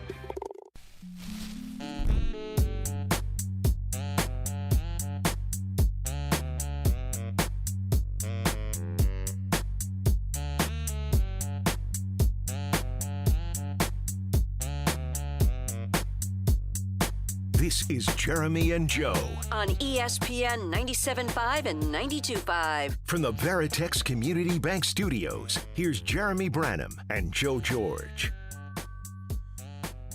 Joe George and Sean Mapes here with you today alongside Brian McDonald. Jeremy will return on Monday. Thanks for the time, Jeremy. Tomorrow will be Will Kunkel and Sean. I'm moving. I'm in trouble, guys. I'm in big trouble. Yeah? Yeah. We got a lot of work to do. How's the move Is that because you took out time from your packing to play me in our Dynasty last night? No. Last night was not the reason, but we're so behind. And honestly, bad teammate over here. Looking right in the mirror. I've not held up my end of the bargain on the packing part. I told my wife last night, I was like, I will do all of the unpacking. You can just point and tell me where things go in the new house because I have not held up my end of the bargain. What time are the movers showing up Friday? Apparently, they just texted me. They said they're going to be there between 10 and noon, and they just texted me and said they'll be there at 8:30 tomorrow morning. Oof. So there's no packing tomorrow. Everything's got to be done today. I've decided that I'm going to have my brother come over, and whatever doesn't, like, miscellaneous stuff doesn't get packed tonight. It's just we're going to do, like, 20 trips. Like, we're just going to be like whatever's not in a box that's not in there, like, looking at the air fryer today, I'm like, I think we're out of boxes. That's not going to have a box to go in. Like, we like bringing in loose items. Yeah, we're like packing up my car, my brother's car, and just like loose item toys, things like that. Like, it's just going to be, his bicycle is probably going to end up in the back of a car. Like, it's just going to be a hodgepodge of random crap in our cars to make this move happen. It's going to be a disaster. That's why I'm not working tomorrow. Because I know myself. I can self-evaluate. Mm-hmm. And I could tell about a month ago when we were looking for a house and nothing was packed yet. I was like, I got a bad feeling. Like a bad feeling about the Astros. Like that's how I felt. I was like, it just doesn't. And the vibes are not good in the house. And like the Astros, It's not just last night. That puts you in this position. It's several different days throughout the past month where, if things have gone differently, maybe you're not looking at a 5-game deficit in the division of packing up your house. Honestly, that's how I feel right now. Like I feel maybe like it's time to cut. I was gonna say cut hair, but cut your mustache and get serious like Fromber. I know. Like, lose the hair and get serious. Shave the mustache tonight. And like it's game time now. Yeah. All right. So, at what point? I think we've already declared that the golden era is dead. Like I think everyone's kind of to that point where like the golden era of Astros baseball is over. I would be interested if anyone out there doesn't think it's over. I just want to hear. I just want to hear why. Yeah. Could that person exist? I don't know. I don't think so. Maybe Schwabe. Schwabe's pretty optimistic. I mean, he says they quit. Okay, well, no, if he's out, then I think everyone's out. Yeah, so I think at this point, everyone's pretty much okay. The golden era of Astros baseball is over. Now, it doesn't mean that this team's not going to have a chance to make the playoffs next year or even the year after that and things like that. Like, they can still be a competitive baseball team. They're not going to be one of the worst teams in the league. Like, that's even though this feels like a disaster right now, I don't think that's where the Astros are headed. But when did it feel like the golden era actually ended? 9563 says, the day we parted ways with Dusty Baker, it was over.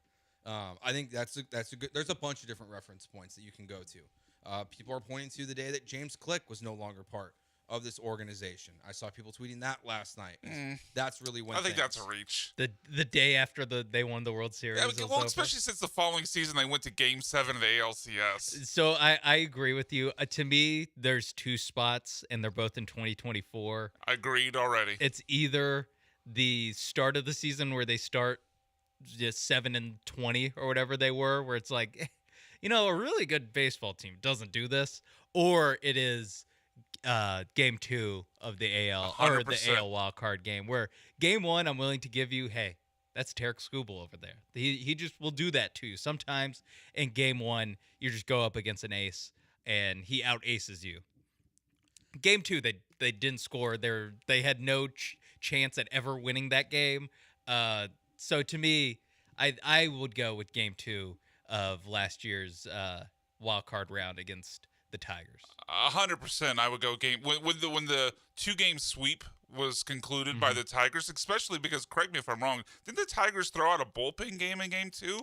And they beat you in Houston with a bullpen game and with Hunter Brown on the mound? I believe so. If not, it was. I know going into that series, they're talking about pitching chaos. Yeah, it was Tarek Skubal and pitching chaos. Like in game 2, you have Hunter Brown on the mound. You're at home, and the Tigers openly admit we really just going to throw everyone out there because we don't have a second starter, and they still beat you.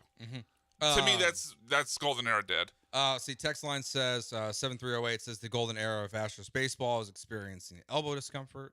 0853 says when you lost to the Rangers in 2023. There's a bunch of different options. I do think the James Click one, though, to defend it a little bit, like when James Click left, that's when things started to unravel. I think from a roster construction point, that's when you overpaid Rafael Montero. That's when you overpaid Jose Abreu. That's when you overpaid Christian Walker. Like, that's when you've made roster decision moves that are really questionable. Spoiler alert, Sean and I had this conversation on Inside the Icebox. You can check it out on the ESPN Houston YouTube channel tomorrow morning. But, Brian, for you and for the audience, I have a very specific moment where I think the Astros golden era truly ended. And it's when they started no longer acting like the Houston Astros. I'm going to go back to an Athletic article posted on September 15th of 2023 that says the Houston Astros are repainting the batter's eye. You calling them soft? To me, like when I look back at like when it started to really feel like things were going awry for the Houston Astros and when there was a change in the organization and it led to them losing to the Rangers in 2023 because they couldn't hit at home. Like whatever happened that season where all of a sudden there was just a million excuses about the batter's eye. That was not an issue in 17, 18, 19, 20, 21, or 22. All of a sudden in 2023, this batter's eye, that yes, they had done some work on it, was this massive conversation point around the Houston Astros and this massive complaint from the players, publicly, privately, about how bad it was. They had to repaint it. Then they repainted it again before 2024. And frankly, the hitting hasn't gotten that much better Daikin Park since they really redid all that stuff. Like, it's just, that to me is where it feels like where it really ended, because that's when the excuse making started happening. Instead of overcoming obstacles and overcoming the challenges that this team has faced, it was like, oh, well, we can't hit it home. It's the batter's eye. Oh, we can't do this. And it's also kind of coincides with when the injuries started to pile up, because it wasn't an issue for the Rangers in the postseason. It wasn't an issue for the Tigers last year at Minute Maid Park when it was Minute Maid Park in the postseason. Like, they didn't score a ton of runs, but they obviously scored more runs than you. And that, to me, is where I look back at the Astros and I'm like, meh, like, don't really love where the team has gone from that point in time. Yeah, it speaks to a little bit of I don't know, mental fragility there of like, okay, there's like the excuse machine is cranking up with the batter's eye now. I just have a hard time saying that like the golden era doesn't include the Jose Altuve home run in Game 6 of that series, where it is Game 7 of the ALCS. Even if you want to say Game 7, they also where you lose, what was it, 11-3, something like that. I would buy into that more so, just because like they did pick themselves off the mat, and that to me is a little bit why this end of the season, and especially last night's game for the Astros, was so depressing. Because at the very least, every time they would go out, like there would be a moment where they pick themselves up off the mat. They wouldn't go out soft. They would actually go out fighting. And last night just felt like they just bleh. Until they were rallied by their leader, Framber Valdez, today. Clearly, yeah, clearly. I mean, their emotional leader. Who's catching today? Is it Salazar or? Oh no, it's Caratini. Yeah, it's Caratini. I think it's Caratini today. I thought this was a sports movie moment of where they put their differences aside, and save this ball club. 9563 says when Bagwell got involved. 5960 says the golden era ended when Crane started to get involved, like Jerry Jones, and involved Bagwell in the baseball operations. Yeah, I think that's another one too that I think it coincides with the bad moves that I was talking about. But like, when you went into an offseason without a general manager and your owner and a guy who really just talks over TK when he's on the television, like that's when, things got a little bit out of control. 6403 says it was over after Tucker and Bregman left. Those were the last of the actual golden era guys other than Altuve. That's a fair point. That's a very there's no one left. Yeah. Besides Altuve and Yordan. There's some and of that. Lance. And Lance. He's there in spirit. There's some of that too, why this collapse isn't completely stunning, is that when you look at who's out there for the team, like it's Correa and Altuve as far as familiar faces from the golden era, and Lance McCullers, and then during commercial breaks, when HEB commercials are on, and then everyone else, it is it's Jeremy Payne. I mean, Jeremy Payne is not out there last night or the last couple nights, but it is a lot of new faces where it's like, Jesus Sanchez, someone we've talked about a lot today, like he didn't come through. Guess what? He's never come through for the Astros. Like he doesn't have the pelts on the wall of deep playoff run after deep playoff run. Neither does Christian Walker, neither does Isaac Paredes, Yainer Diaz. Like a lot of these guys are guys that aren't they're not the old guys. They are new, and they don't have the whatever it takes that the old guys did have. Yeah. Another one here on YouTube. I think this one's interesting from Rocky. He says, when Luno got fired, it was over. Because his players and teams he built were destined to be broke apart, and he was no longer the architect. Like there's a little bit on it.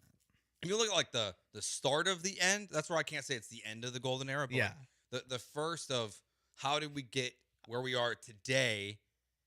I do think all of this still in a way goes back to the sign stealing scandal, where like you are seeing Luno not being here, and as the Astro season's collapsing, he's tweeting out new profile picture of a soccer stadium. I don't think that tweet was a total coincidence last night.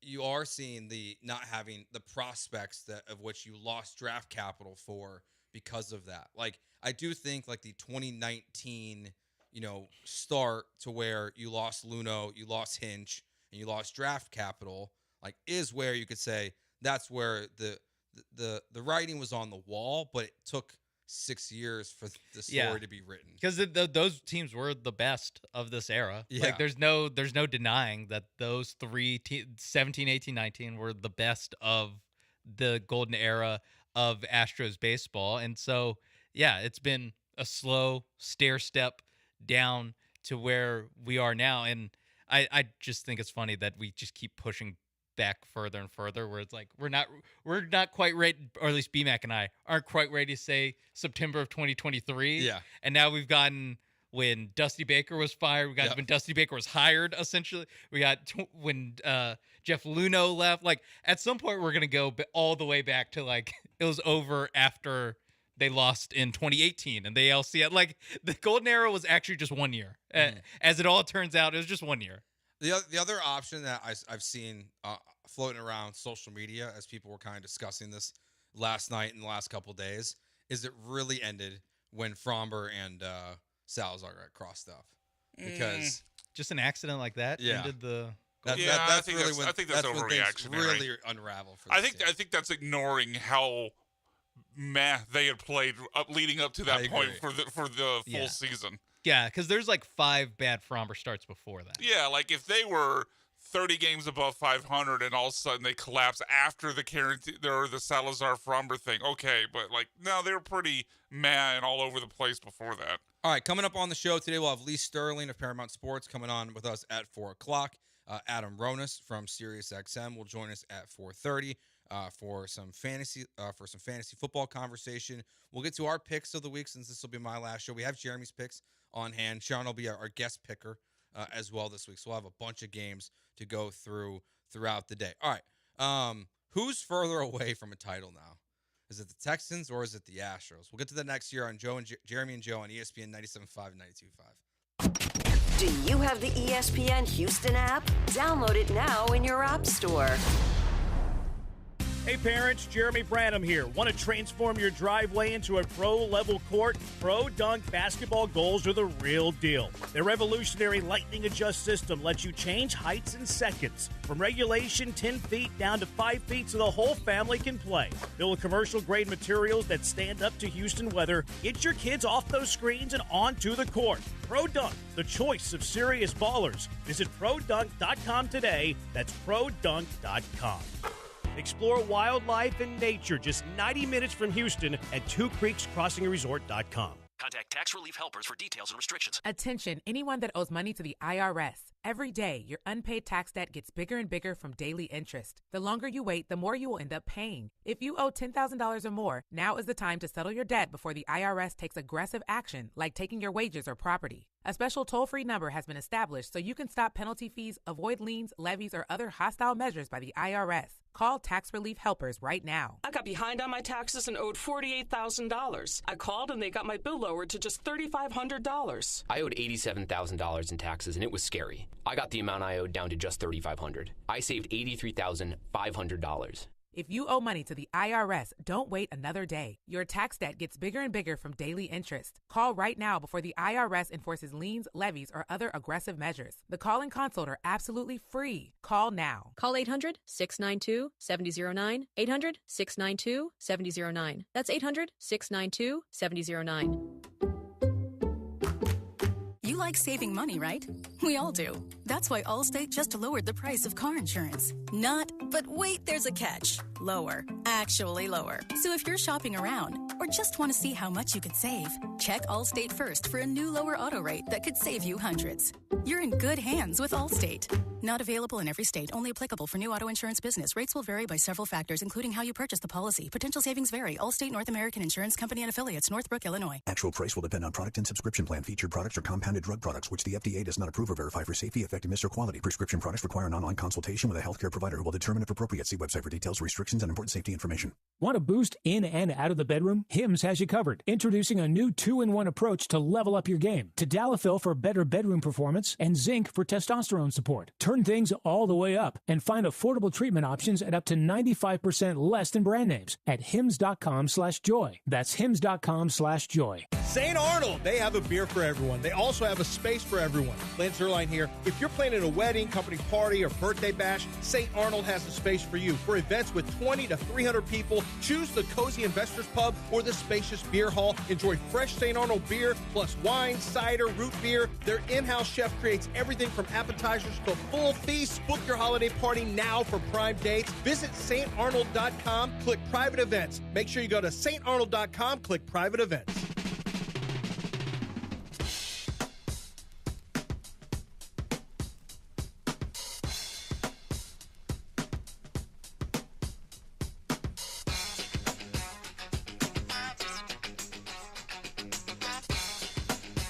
You are listening to Jeremy and Joe. On ESPN 97.5 and 92.5. Live from the Veritex Community Bank Studios, here's Jeremy Branham and Joe George.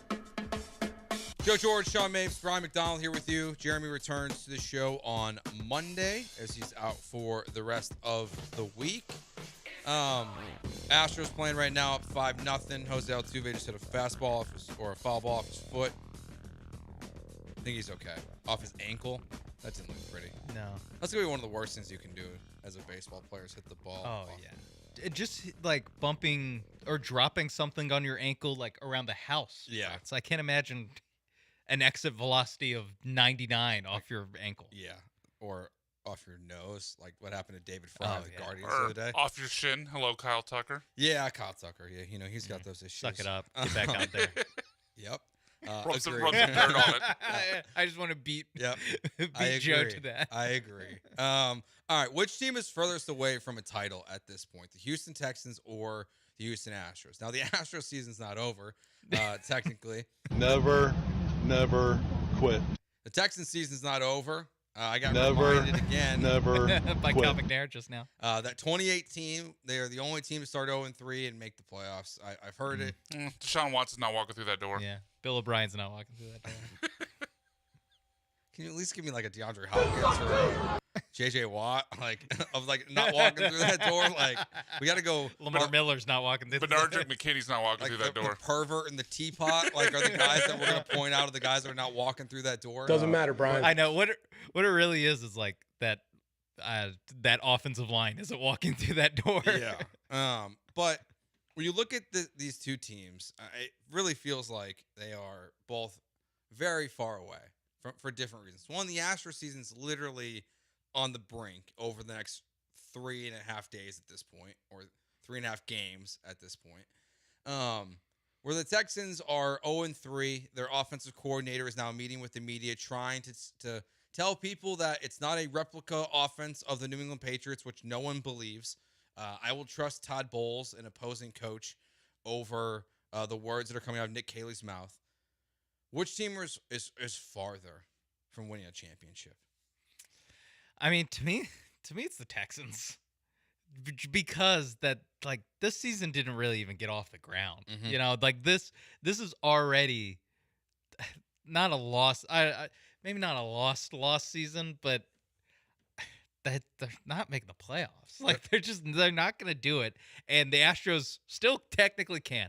And even beyond just like the current state of things, I also just trust the Astros that they can make the changes necessary. They can just be less injured next year, or what a goal. Yeah. And then you make the baseball playoffs and just stuff happens and you can go farther, where in the NFL, like it's just so much harder to just, we just kind of fluked our way into a good run, especially when you're a team that struggles along the offensive line, struggles up the middle on the defensive line. Not to mention, like, are we super sold on the quarterback now? Like that, all this gets thrown in the stew of just like, it really doesn't. It looks like it's closer to, this thing might be some jobs might be opening up. Maybe not this year. Well, Nick Haley's will this year, but maybe someone else's, other D'Amico and Nick Caserio, they're closer to getting fired to me than they seem like getting things back on track. And now Joe Spada could be fired in the next, 5 days. Yeah, but baseball managers. You're right. No, but it's a good point. Like they don't matter as much. Yeah, I think it's also hard to say, like, the argument for the Texans being closer is what? Because they've never even gotten to an AFC Championship game. Yeah. Or like the Astros, you do have the injuries. You do have some older players. You do have some bad contracts on the books that are going to slowly start coming off. you do have things and an owner that, while he hasn't spent like the Dodgers and the Mets, like has spent money and is claimed publicly that the window will always be open as long as he's the owner of the team. It wouldn't be the most shocking thing in the world to see Jim Crane spend recklessly this offseason, because he's already been doing it with Jose Abreu and Christian Walker and Rafael Montero, like to try to fix the problems. But with the Texans, I don't see anything. I feel like I'm with you guys. I feel like the Texans are much further away, because I look at it like the mountain they have to climb to get to the top is a much more daunting task in the NFL, especially with the Texans being the AFC. It's not as simple as, okay, fix your offensive line, get better running backs, and let's hope these Iowa State rookie wide receivers, learn up and become better players. Like, Burrow at the low end of this, Allen, Lamar, Mahomes, like there's just such a steeper hill to overcome than, the Blue Jays came out of nowhere after being bad the year before. The Mariners made the playoffs for the first time, or won the division for the first time since 2001. Like, it feels much more year to year up and down in Major League Baseball than where it's kind of entrenched in the NFL with, like, especially those 4 quarterbacks that I just don't see how the Texans overcome that. Like the Astros don't really have to like go through like major overhauls, right? And they can win the division next year. Exactly. The Texans look like they need a major overhaul on offense at the very least, and especially that offensive line. You just and they've already tried to overhaul. They've already overhauled and failed. Where the Astros, they've at least proven to me that they have like a blueprint of success. Like they can get a pitching staff out of thin air, more or less. And every time one breaks, they can kind of just call up another one. The Summer of George! And figure it out. Yes, shout out to Jason Alexander. This year's best example of that. Yeah, and I think it's a great point that Brian makes, because like there is no Josh Allen in the American League. Like Aaron Judge doesn't win. Now Josh Allen hasn't won yet either, but like there isn't like that top of the top competition that I think you look at next season and say, okay, these are for sure going to be the best teams in the American League. Like, could the Blue Jays, after potentially winning the East this year, or potentially now falling into the wild card race, miss the playoffs next year? Absolutely. What if Alex Bregman doesn't re-sign with the Boston Red Sox? Does anyone really believe what's going on with the Cleveland Guardians right now? Does anyone believe in the Seattle Mariners' long-term future? Like, the answer to that is no for all of it. Like, no one really believes in the American League teams at this moment of who's going you feel confident about. Like, there is no Astros in the American League now, where there is in the AFC for the Texans. And, like, you don't have a roster that can compete with Lamar Jackson or Josh Allen. Like, and even though the Ravens defense seems to be atrocious this year, like, they'll figure it out in week 5. Yeah, like I have a feeling they'll figure it out in week 5. Yeah, like, get right game. Get right game for the Ravens. They're not gonna like all of a sudden be at the top of the top. Like the Astros, like it's a very easy argument to why like they are back into World Series contention next year. Especially, you mentioned something there, Joe, I think in your previous point, where they're going to have, contracts coming off the books. Like the 180 of that is what's about to happen with the Texans. They already paid, now relatively Petrie was a small number compared to the other guys, but they paid Petrie the highest number at his position. They paid Stingley the highest his position. Will Anderson Jr. is about to cost you $45-ish million. CJ Stroud, even if he sucks, is going to get 50 plus. Like the ability for the Texans to do another overhaul while also adding that much salary to their books is like the complete 180 of what the Astros are about to go through, with the luxury of getting some of their bad contracts off the books. Yeah, they haven't proven they can score 20 points in a game this year. Yeah, they're averaging 13. Like, what are we talking? Or 12. It's less than 13. It's a situation where they've addressed or tried to address their issue. They drafted Kenyon Green in the first round. They drafted Blake Fisher in the second round. Mm-hmm. They drafted Drew Scruggs in the second round. Second round, yeah. They drafted Ariante Ursary. It's early, but he's given up 11 pressures in 3 games. Yeah. I mean, like they haven't ignored offensive line. They just can't do it. Yep, Nick They Cassera's just bad at it. they just can't develop one. Nick Cassera's next hit on his offensive line will be his first hit. Just keep asking good questions and don't ask dumb questions. Why can't you draft an offensive lineman, Nick? That's my question. That's a dumb question, Sean. Oh, what? It's a dumb question. No, because he would also tell you, like he told the fans this year at a season ticket event, that they feel confident in their offensive line, because that's what he said, how he and D'Amico Ryans both felt about their offensive line going into this season. There was obviously a team we didn't mention because, they're the obvious answer.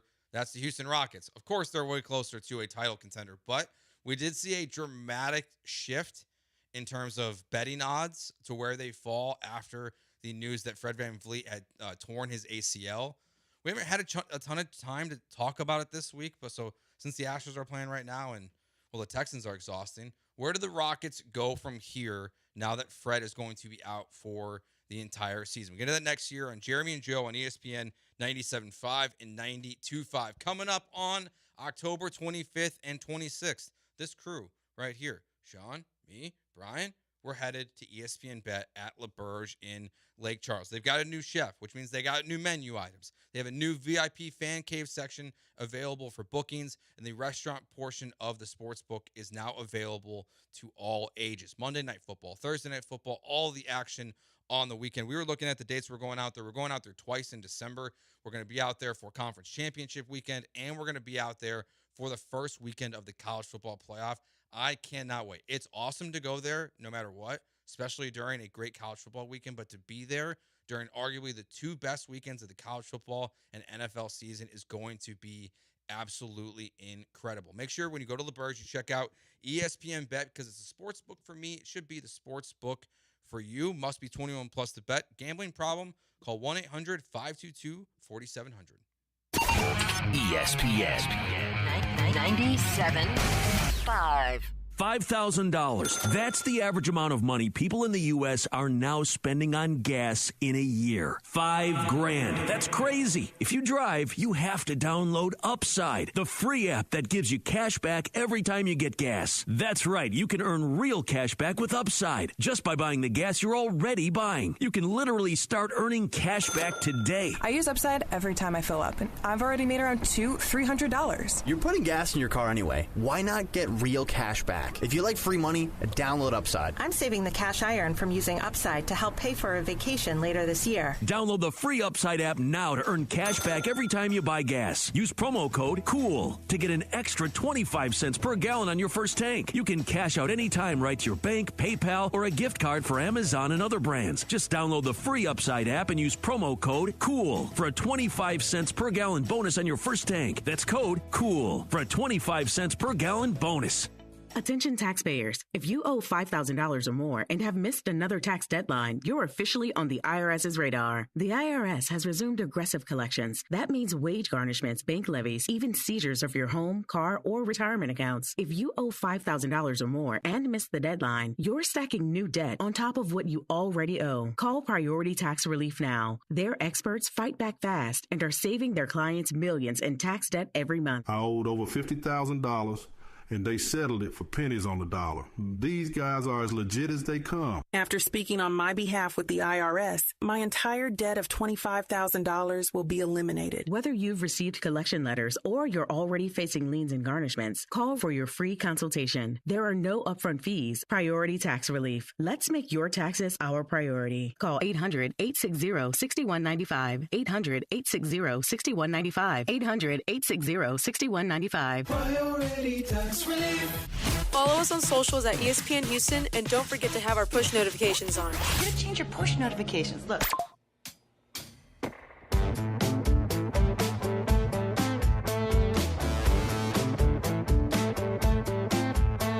Now back to the Veritex Community Bank Studios with Jeremy Branham and Joe George. On ESPN 97.5 and 92.5. Jeremy and Joe here on ESPN 97.5 and 92.5. Lee Sterling of Paramount Sports will join us in about 10 minutes to give you a preview of some of the games coming up this weekend in college football and in the NFL. Sean Mapes filling in for Jeremy today, who returns to the show on Monday. Brian here with us as always. Fred VanVleet tears his ACL, had his surgery. Successful surgery. That's good. I mean, they say that about every surgery. Yep. It's successful, though. And most of the time, Don't say it was unsuccessful. The only time I won't believe if it's a successful surgery now is if it comes from the Houston Astros. I'm about to say, like, checking in on Lance and Luis Garcia, the most successful surgeries. Well, The surgeries were successful. The rehabs. Hey, weren't.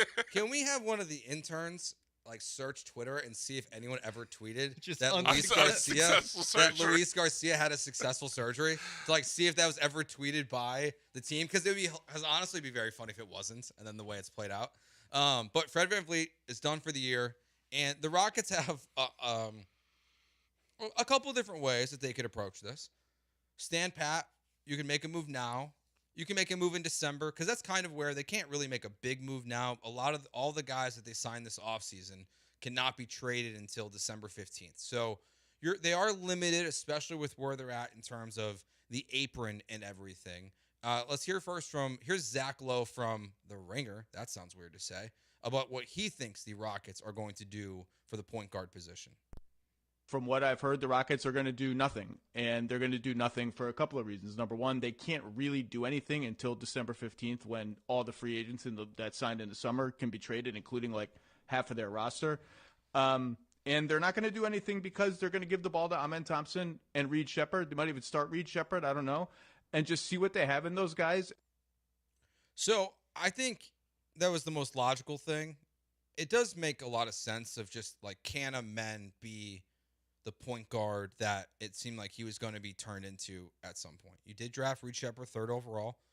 He didn't play much last year, so I don't have a ton of faith in him at the moment. It's obviously it's a big change in his role where I think, Sean, we were all expecting him to play much more this season, but to be potentially thrust into the starting lineup is very, very different for him this year. Are you good with the Rockets just kind of standing pat right now, or do you think they should be more aggressive to solve this even before the regular season starts on I think is October 21st? Yeah, I think you got to stand pat. Part of it is what you're talking about with who's eligible to get traded before December 15th, not just for you, but for across the league. It just is harder to make a trade because you have way less guys that are eligible to get traded across the league. Never mind on your team, where the only guys that are eligible to be traded more or less are Kevin Durant, Alperen Şengün, Tari, and Amin Thompson. Mm-hmm. And it's guys where it's you're not it would be such an overreaction to trade any of those guys to get a point guard. And then what point guard are you getting? You're going to have to it's going to have to be a pretty high level point guard. And right now those teams aren't going to be looking to get rid of those guys. So I think you just ride it out until December, January, until use the first part of the season as, hey, training wheels are off on Amin Thompson and Reed Shepherd to hopefully take the reins of this offense. It helps getting Kevin Durant, obviously, in the building. So you can kind of go with a little bit of, all right, Amin Thompson or Reed Shepherd, you just dribble the ball up the court and then throw it to either Şengün or to Kevin Durant, and they'll run our offense for us, and we'll play more through those two guys. To me, that makes more sense than any trade, and especially any major trade to try to make up for the loss of Fred VanVleet. Yeah, I think for there to be a major trade, there's a couple teams we have to keep an eye on. I think specifically, I was listening to Zach Lowe on with Bill Simmons on his podcast, and they were kind of throwing names back and forth at each other, and it wasn't exactly the most star-studded list of guys. The biggest name that they had a conversation about that I think is really interesting, which would have to wait for sure until after December 15th, is Derek White. Is if the Boston Celtics without Tatum are willing to tear it down a little bit, and they own their own picks, they could tank out this year, but if a Jaylen Brown were to also get hurt this year and their season really falls flat on its face, because frankly, I think they're going to be good enough to make the playoffs in the East without Jason Tatum. I don't think they're not going to win anything, but they're going to be in playoff contention, and that might matter to the organization. Derek White's probably the biggest name you're looking at. The other names they were throwing out there are just, I'd rather just see this group run it for a while. Yeah. I mean, they were talking about Peyton Pritchard, which I think Peyton Pritchard intrigues me. Jose Alvarado from the Pelicans, TJ McConnell from the Pacers, Ayo Dosunmu from the Bulls, are guys that you could look at that are could be available for different reasons. It'd be better for the Rockets if this just works. Honestly. Yeah, that's. I mean, it's what we've talked about for a couple years with the Rockets, where it's like, where does their star come from? It's like, well, hopefully the guy's already on the roster, and this is a smaller version of that, where it's who's going to be the primary ball handler for this team.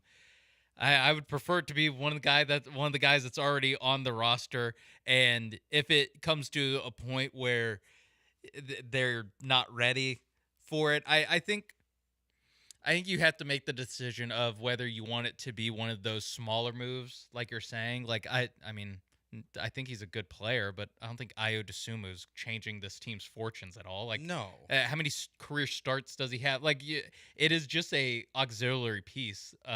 If you're talking about him or Pritchard, so I think you have to make the decision of like, do you want to make one more big move for? I think Derek White's kind of like the smallest big move you can make. He is the best guy that wouldn't be like an all-in move, but I think you have to consider is like, okay, do we make the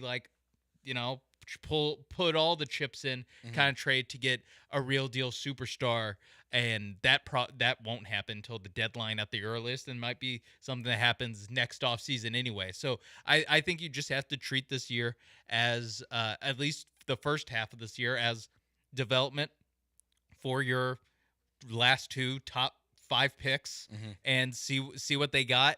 And if it comes in February that this isn't tenable, then you can go out and make those moves for Anthony Simons or whoever, where it's not really moving the needle too much, but it's a little bit of help for this team. Yeah, and even then, it's like, I mean, now the Rockets. What's good about the Rockets is they're in position to make that splash if they've wanted to. They have arguably 2 of the best assets in the NBA right now, with the 2027 Brooklyn Nets first-round pick and the Suns first-round pick in 2027. Like, teams are going to want those assets. So, like, if you are in the point guard market, you can use Fred VanVleet's contract along with the Reed Shepherd and those picks to make a big splash. But even then, Sean, I was like, what are you looking at here? Like, is it are you calling, like, are the Spurs so happy with the development that they've seen with the guy they just drafted? I can't remember his name right now. The kid out of Rutgers. Harper. Yeah, Dylan Harper. That, like, they're willing to move on from De'Aaron Fox already. Yeah, and then there's a little bit of like, well, if he's that good, they're probably also good. So why would they want to help out the Rockets? Exactly. Like, I don't even know like what you're really looking for. Yeah, no. I mean, it would have to be like a big, Jaylen Brown kind of move. A real, like a actually big move. Like, I'm not trading any of those assets for Tyler Hero. Yeah.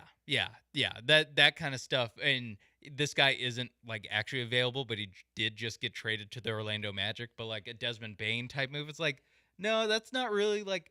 I don't feel like that's a good use of your assets, because you have you basically have one last big one, and it really isn't worth it to have 2 smaller ones. You really just need one big one. Like, you go for Ja Morant, I guess. But like, exactly.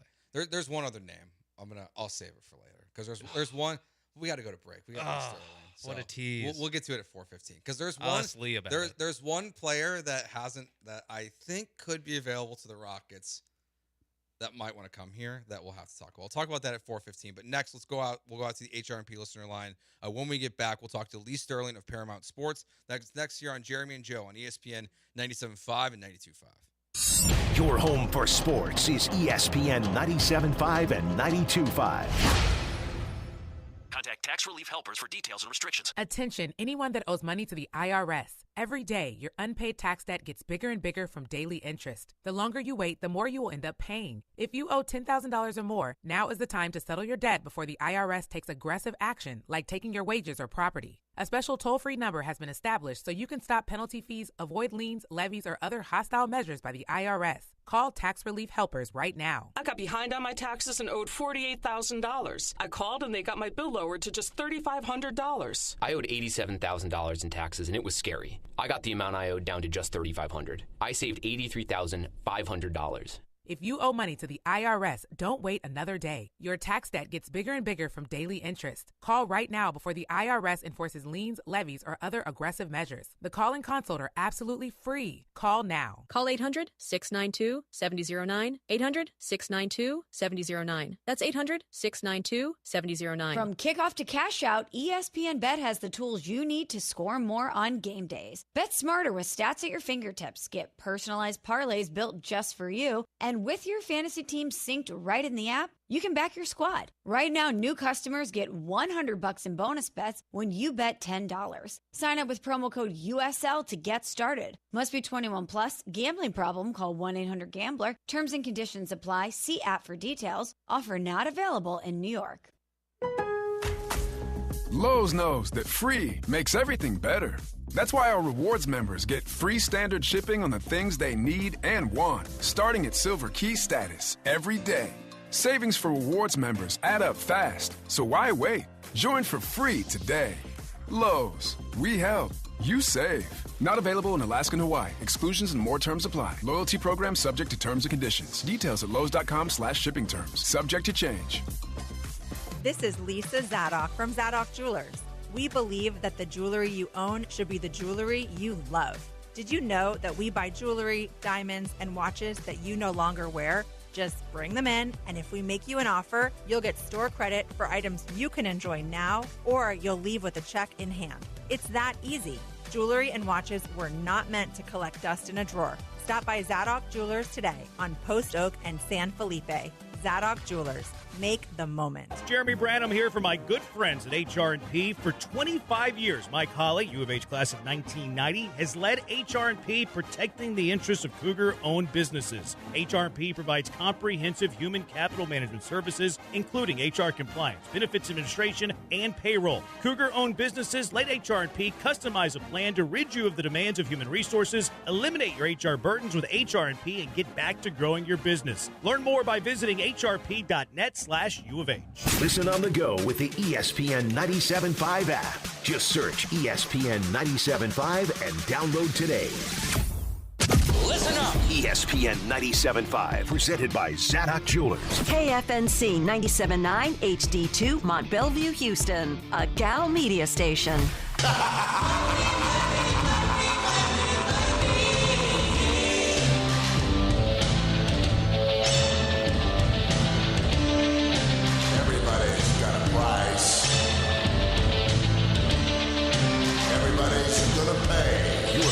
Jeremy and Joe on ESPN 97.5 and 92.5 inside of the Veritex Community Bank Studios.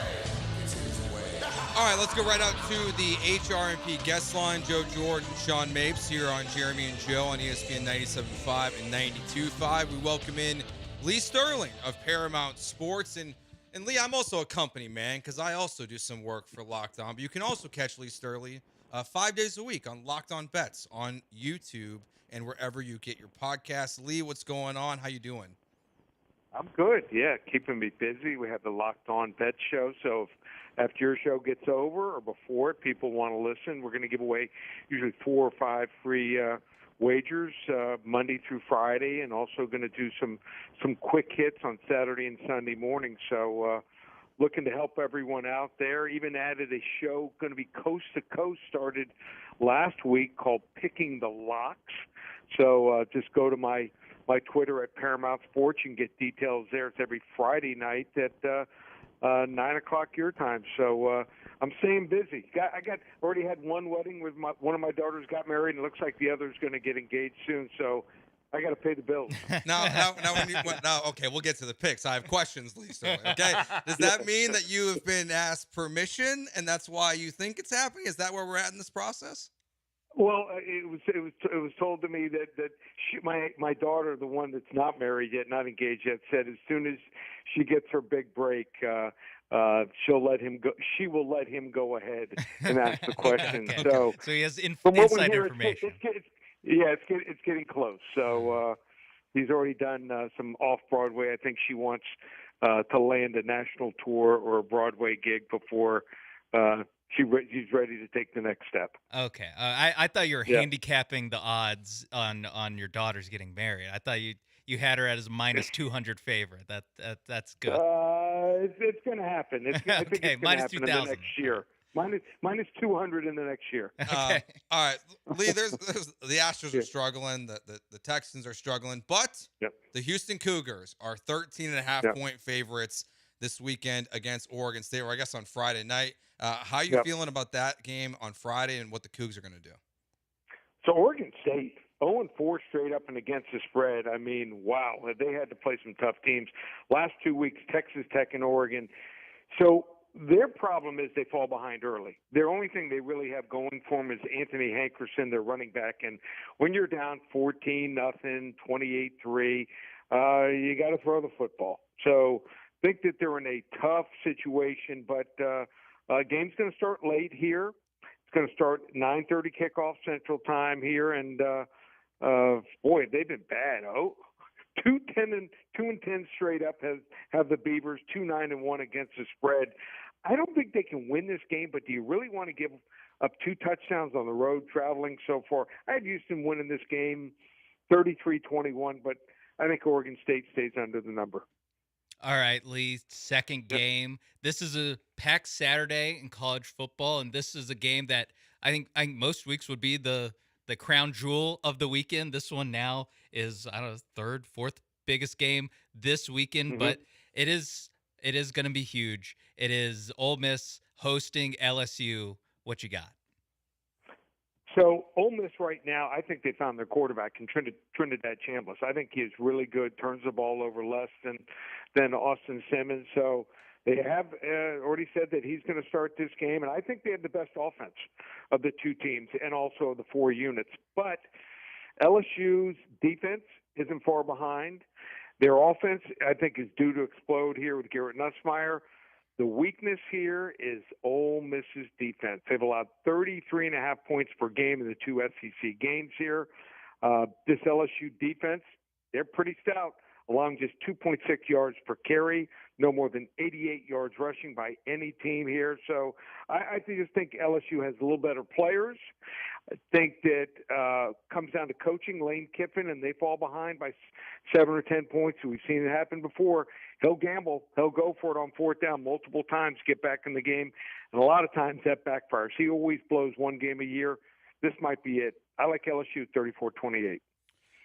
Lee Sterling, Paramount Sports. Lee, we got the Packers, Cowboys, the return of Micah Parsons. Packers 7-point favorites. The Cowboys can't stop anyone right now. That defense is brutal, but the Packers are coming off a huge upset loss by the Browns. How do you view this game playing out? Well, both play calling. I mean, by 2 play calling head coaches doing their best last week to lose. I mean, that interception by Jordan Love was horrific here. Biggest problem for the Cowboys is no CD Lamb and an offensive line that is really getting banged up. Their defense is becoming of a joke, and maybe they should have gone, maybe rehired Kellen Moore to be their head coach. So Dak Prescott, I think there's a little bit too much on his shoulders here, and without CD, it's going to be tough. If Green Bay had won and come into this game 3-0, I might look at this game a little bit different. We know Micah Parsons is going to be motivated, but the offense, they might be off, but not after what happened in Cleveland last week. Sometimes you got to lay it if you want to play it. Green Bay big here, 38-24. All right, then big game on Sunday. Position I don't think we, coming into the season, thought either team would be in. The 1-2 Ravens going to Arrowhead to play the 1-2 Chiefs. What you got for us, Lee? Yeah, so last year, first game of the year, KC is a 2.5-point favorite against Baltimore. Now you're telling me 1 year later that these teams have changed 5 points? I don't see it. I mean, I think Baltimore is great on offense, but their defense, they have a lot of holes, and they've been on the field a lot. They're coming off a Monday night game, and they have to travel with 6 minutes remaining in the first half on Monday night. I think what led to their demise, Baltimore's offense, even though they were scoring only had a 5-minute time of possessions here. So Kansas City's offensive line did a really good job last week against a very good Giants defensive line that might be one of the top 2 or 3 in the NFL. So I think Kansas City's coming around here. So Patrick Mahomes, I'll take 2.5 points at home. I think they win the game outright. We have an upset alert here. KC 24-20. Leah, battle of maybe the two worst offenses in the NFL. The Houston Texans are favored by 7 points. A team that cannot score is favored by a full touchdown against the Titans. Cam Ward did return to full practice today for them, but how do the Texans cover this game? Is it 10-0? Well, here's the problem for Tennessee. I don't know if they're going to score. I mean, I'm usually always following. There always is some type of line that you follow to find out how a certain coordinator or coach gets his job. And I'm like, Nick Holtz, how did he get his job? And I figured it out. You ready for this? He was Brian Callahan's high school teammate. So I couldn't figure it out for a while, but that's the case. I mean, their play calling, has been even worse than Houston. True, they don't have as bad an offensive line, but their receivers, their patterns, not running them at the right distance, can't hold on to the ball here. We know Houston's problems. Development here has stalled due to poor protection, lack of a run game here. But the defense is better here. They are playing at home. They are desperate. 0-3. This is two desperate 0-3 desperados here. Blown cover of the 6 games is by the Titans by 0.5 points. Houston gets the win in the cover here, 13-3. I like it. Can win some money on a Texans win. Would be the first time this season. Lee, what's our game of the week? Game of the week this week is going to be, how about this one? This is a really good one. A&M and Auburn here. 9th ranked A&M. Can they hold off Auburn, which almost pulled off the upset last week against Oklahoma? First 10 callers that call 800-400-9741. We'll give them Texas A&M and Auburn on me. 800-400-9741. And also, you know what? I'll even add another game I like tonight, Seattle and Arizona in the NFL. So tonight, Seattle, Arizona. Saturday's A&M and Auburn. Be one of the first 10 callers, 800-400-9741. If you want to hop on board, we had a perfect 5-0 Sunday and Monday in the NFL. How about this? Every game I've got on my executive phone service from tonight all the way through Monday night, that's probably 13 to 15 games, and we star rate them from 10 to 50 units. You want to get this normally $197. Use coupon code SAVE100. Just one place, ParamountSports.com. Thanks, Lee. You're the best. We'll talk to you next week. Okay. Thanks, guys. All right, it's Jeremy and Joe here on ESPN 97.5 and 92.5. We'll save our picks for a little bit later. We don't want to follow up that one. We'll dive back into what we're talking about there with the Rockets before we do some fantasy conversation with Adam Ronis coming up at 4:30. Hey, Houston, the Walmart you thought you knew is now new. Who knew? Walmart has more than 500 million items online. You can find a huge selection of those items online that you can't find in store. And who knew that unlike other grocery stores, Walmart's grocery prices are the same for delivery as they are in store. One of the reasons why we're not packed yet, we were making our grocery list. We were getting ready for this to have our... Brian doesn't believe me. He's calling me a liar in the middle of an ad read. But we're working on our grocery list. It's almost done. We just got a couple things left to check off, getting everything ready for the move to make it as nice and easy as possible since, Walmart can't pack my house for me. Did you know Walmart can deliver in as fast as an hour? Fees and terms apply. Use Express Delivery to get all the eligible things you need from Walmart, from groceries to home goods to prescriptions, subject to availability. Learn more at walmart.com. ESPN 97.5. Let's hydrate. Grab a Rambler Sparkling Water, the official sparkling water of ESPN 97.5 and 92.5. A Texas mineral blend available in original lemon lime, grapefruit, satsuma, blackberry, and now wild cherry. Get Ramblin', Houston. Trust, price, and ease of transaction. That is GiveMeTheVin.com. We love to buy cars. People don't trust car buyers. People think the price is going to be wrong, and people think it's going to be a hassle. Trust, price, and ease of transaction. That is what we do at GiveMeTheVin.com, and that's what makes us America's best car buyer. Go to GiveMeTheVin.com right now and get a quote on yours. Sell us your car. GiveMeTheVin.com. So easy you can do it in your underwear. Chill out with Inside the Icebox, your go-to Astros podcast for deep dives, hot takes, and bold predictions. Join Joe George and Sean Mapes Fridays at 6 on ESPN 97.5 or on our YouTube channel, ESPN Houston. Powered by Blue Star Tequila. Smooth and always game ready. Attention taxpayers. If you owe $5,000 or more and have missed another tax deadline, you're officially on the IRS's radar. The IRS has resumed aggressive collections. That means wage garnishments, bank levies, even seizures of your home, car, or retirement accounts. If you owe $5,000 or more and missed the deadline, you're stacking new debt on top of what you already owe. Call Priority Tax Relief now. Their experts fight back fast and are saving their clients millions in tax debt every month. I owed over $50,000. And they settled it for pennies on the dollar. These guys are as legit as they come. After speaking on my behalf with the IRS, my entire debt of $25,000 will be eliminated. Whether you've received collection letters or you're already facing liens and garnishments, call for your free consultation. There are no upfront fees. Priority Tax Relief. Let's make your taxes our priority. Call 800-860-6195. 800-860-6195. 800-860-6195. Priority Tax Relief. The Bullpen, Saturdays at noon on ESPN 97.5 and 92.5.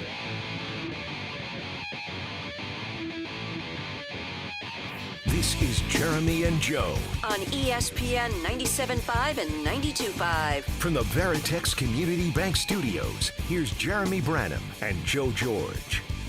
Joe George, Sean Mapes, and Brian McDonald here with you today. Jeremy returns on Monday. Tomorrow, it will Thanks for the time, Jeremy. Will Kunkel and Sean hanging out with you guys from 3 to 6. Let's get back to this Rockets conversation just a little bit. We'll get back into the Texans and Astros later, but they're sad. A lot of it's sad. A lot of it's not good. We'll do our picks give a little everyone bit later. a hug over there. I like that one. Adam Ronis will join us in the next segment, talk about some fantasy football questions, about what's going on. There's so many injuries across the NFL going on right now that it feels like fantasy has been a brutal start to the year for all of that. So I got two names for you guys of if the Rockets wanted to go real big this offseason or this regular season. After December 15th, you want to make a move. You want to include the Fred VanVleet contract. Someone texted in this one, and it was on my list. What if things just go really bad for the Suns this year? Like, do they reopen the Devin Booker conversation? Like, you have that 2027 first-round pick. Like, do you just double down with the Suns if Devin Booker's available and say that's the guy that – because, like, that's when the Rockets got these picks back. Like, that's what everyone was thinking was, could they get Durant or Booker or both? And I don't think the Suns are going to be any good with Jalen Green and Devin Booker. I don't think it makes any sense. I just wonder if there's a point where like the Suns could look at their season and say, you know what, maybe we shouldn't have paid Devin Booker, and maybe we're not going to be in a position to win anytime soon. No thanks. No thanks? No thanks. No thanks. Not even like a consideration? I mean, there's part of me that like, okay, so we're going to take what didn't work in Phoenix and we're just going to move it east to Houston? Better coaching. And the Suns did the work for us, did us a favor and signed him to a contract where he get paid like $70 million. Yeah, he is making a lot of money. It's like that. Like, I don't even know what contracts we'd have to add up to get there. I mean, well, no, the current one isn't that much. Oh, the current that's like a couple years down the line. Okay. Yeah, it's just he like signed an extension early. How many years did Phoenix try that out and it didn't work? Like, and we're just gonna move it east and try it here? Well, that's why when people bring up Russell Westbrook as an option, there's not the other name I had, but there's a lot of people suggesting Russell Westbrook, who's a free agent for a reason. He had some positive moments in the playoffs last year, but like I have no interest in Russell Westbrook being. This team needs more shooting. They don't need a Russell Westbrook type. Yeah, I think things would have to go really. I think you need another injury to even contemplate a Russell Westbrook move. I mean, that's also something where it's like I'm Rafael Stone walking down the hall to be like, "Hey, Kevin Durant, how mad would you be?" Yeah, but who knows with him? Because remember Russell Westbrook. Hear me out. Hear me out, okay? I mean, Russell Westbrook has seemed to sign up to get all the other guys that want him back, like James Harden a couple times. So I don't know. I don't think it would make any sense, and that's why people when they suggest it, I don't think it makes any sense at all. No. Also, he's bounced around the league for the last 5 years. Like, yeah. Is he good? Is he good? He's had some okay moments, but it's not someone that comes in and solves any of your problems. Well, especially if the need is like a distributor and you're going to bring in Russ. Yeah. Yeah. You need like what you're losing. An old Russ at that. Where you're losing with Fred VanVleet's like the stability of like not turning the ball over, and now would have been very nice because now he isn't asked to carry the offense from the perimeter. He's off-ball shooting. It's like none of these are Russell Westbrook. I would, even at his best, I wouldn't be like stabilizing figure Russell Westbrook in your offense. No, it's just no. Also, you can't do it like they're so close to the first apron and they're hard capped at the first apron that they actually can't sign Russell Westbrook. Yeah, you have to. So quit asking. Yeah, you have to make a trade to improve this team. Like there's no. I mean, I guess they have one vet minimum contract spot they could use potentially. I think, right? Not at all. No. I don't know if I like this new apron thing. I get That's why impossible to add. I get why they did it, but I mean, we're seeing these guys go out into free agency and just get nothing. I mean, what's happened this last offseason, it almost just feels like they've safeguarded teams from themselves. Yeah. Like in a way, which is not like if your owners are all dumb enough that you have to put in rules in place so they don't end up with a bunch of bad contracts. This is the same league that put in an amnesty clause like a decade ago. Yeah. To just like that's every NBA rule. It's just like we have to protect our dumb owners from themselves. It's crazy. That's why we have max contracts. That's why you have all this stuff of you just no, you can't pay LeBron James $100 million a year. There is an actual max that you can do it. Speaking of, that's you about to suggest LeBron? That's my other name. Oh, that like I want to. Are you going to trade for Bronny too? No, it's well, a package I think deal. you have to. Yeah, you would have to trade for both. I don't want it to happen. But okay, but good. All right, Adam Rodas up next. But the Luka stuff was weird this offseason. As Luka was here, like LeBron James and his team were making some weird comments. A lot of people thought he was going to demand a trade this offseason. LeBron has more power than any player in this league. If LeBron was that unhappy with the Lakers this year, and he were to say, I want out, I don't want to be part of this Luka Doncic era of Lakers basketball, I want to go somewhere else, where else would he want to go? He's not coming to Houston. Like, would he want to go to Cleveland? Go back to Cleveland? Go back to Miami? I think the Dallas would make sense. Yeah, let's be honest. There's about 4 cities LeBron James would play basketball in. It has nothing to do with the talent on the team. Like I think there's more to, and it was part of the reason he wanted to go to LA in the first place. Like I could not see him coming to a non-media capital type of city. Like that, LeBron James is going to be in one of those cities. Period of innocence. Also this isn't like LeBron specific. I also think that you shouldn't be going out to get someone on Durant's timeline. You should be trying to get someone who's at least closer to the Amin Thompson, Alperen Şengün timeline. Because at least like Devin Booker, and again, I don't think they're going to really have a chance to go down that path, but he is on that, at least he's 29. That timeline, right? Like, yeah. And because even with the Kevin Durant path, I mean, or like timeline, like what's that timeline?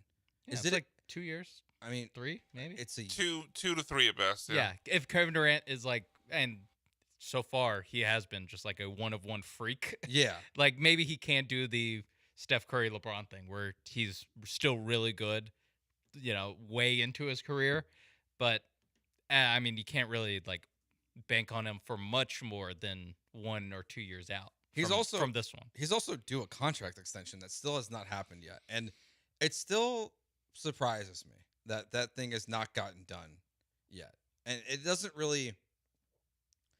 take away from the Durant trade for me in any way, shape, or form, but I just didn't expect us to be at training camp. The season's less than a month away, and Kevin Durant has yet to sign a new contract with the Houston Rockets. I'm still a little confused on why it's going this path. It just doesn't really make any sense to me, because it seems if you're going to go trade for Kevin Durant, you're going to want to lock him up for 3 or 4 more years. Do you think we get that at some point, Sean, before the start of the regular season, or do you feel like this is just going to kind of be status quo for now and see how it works?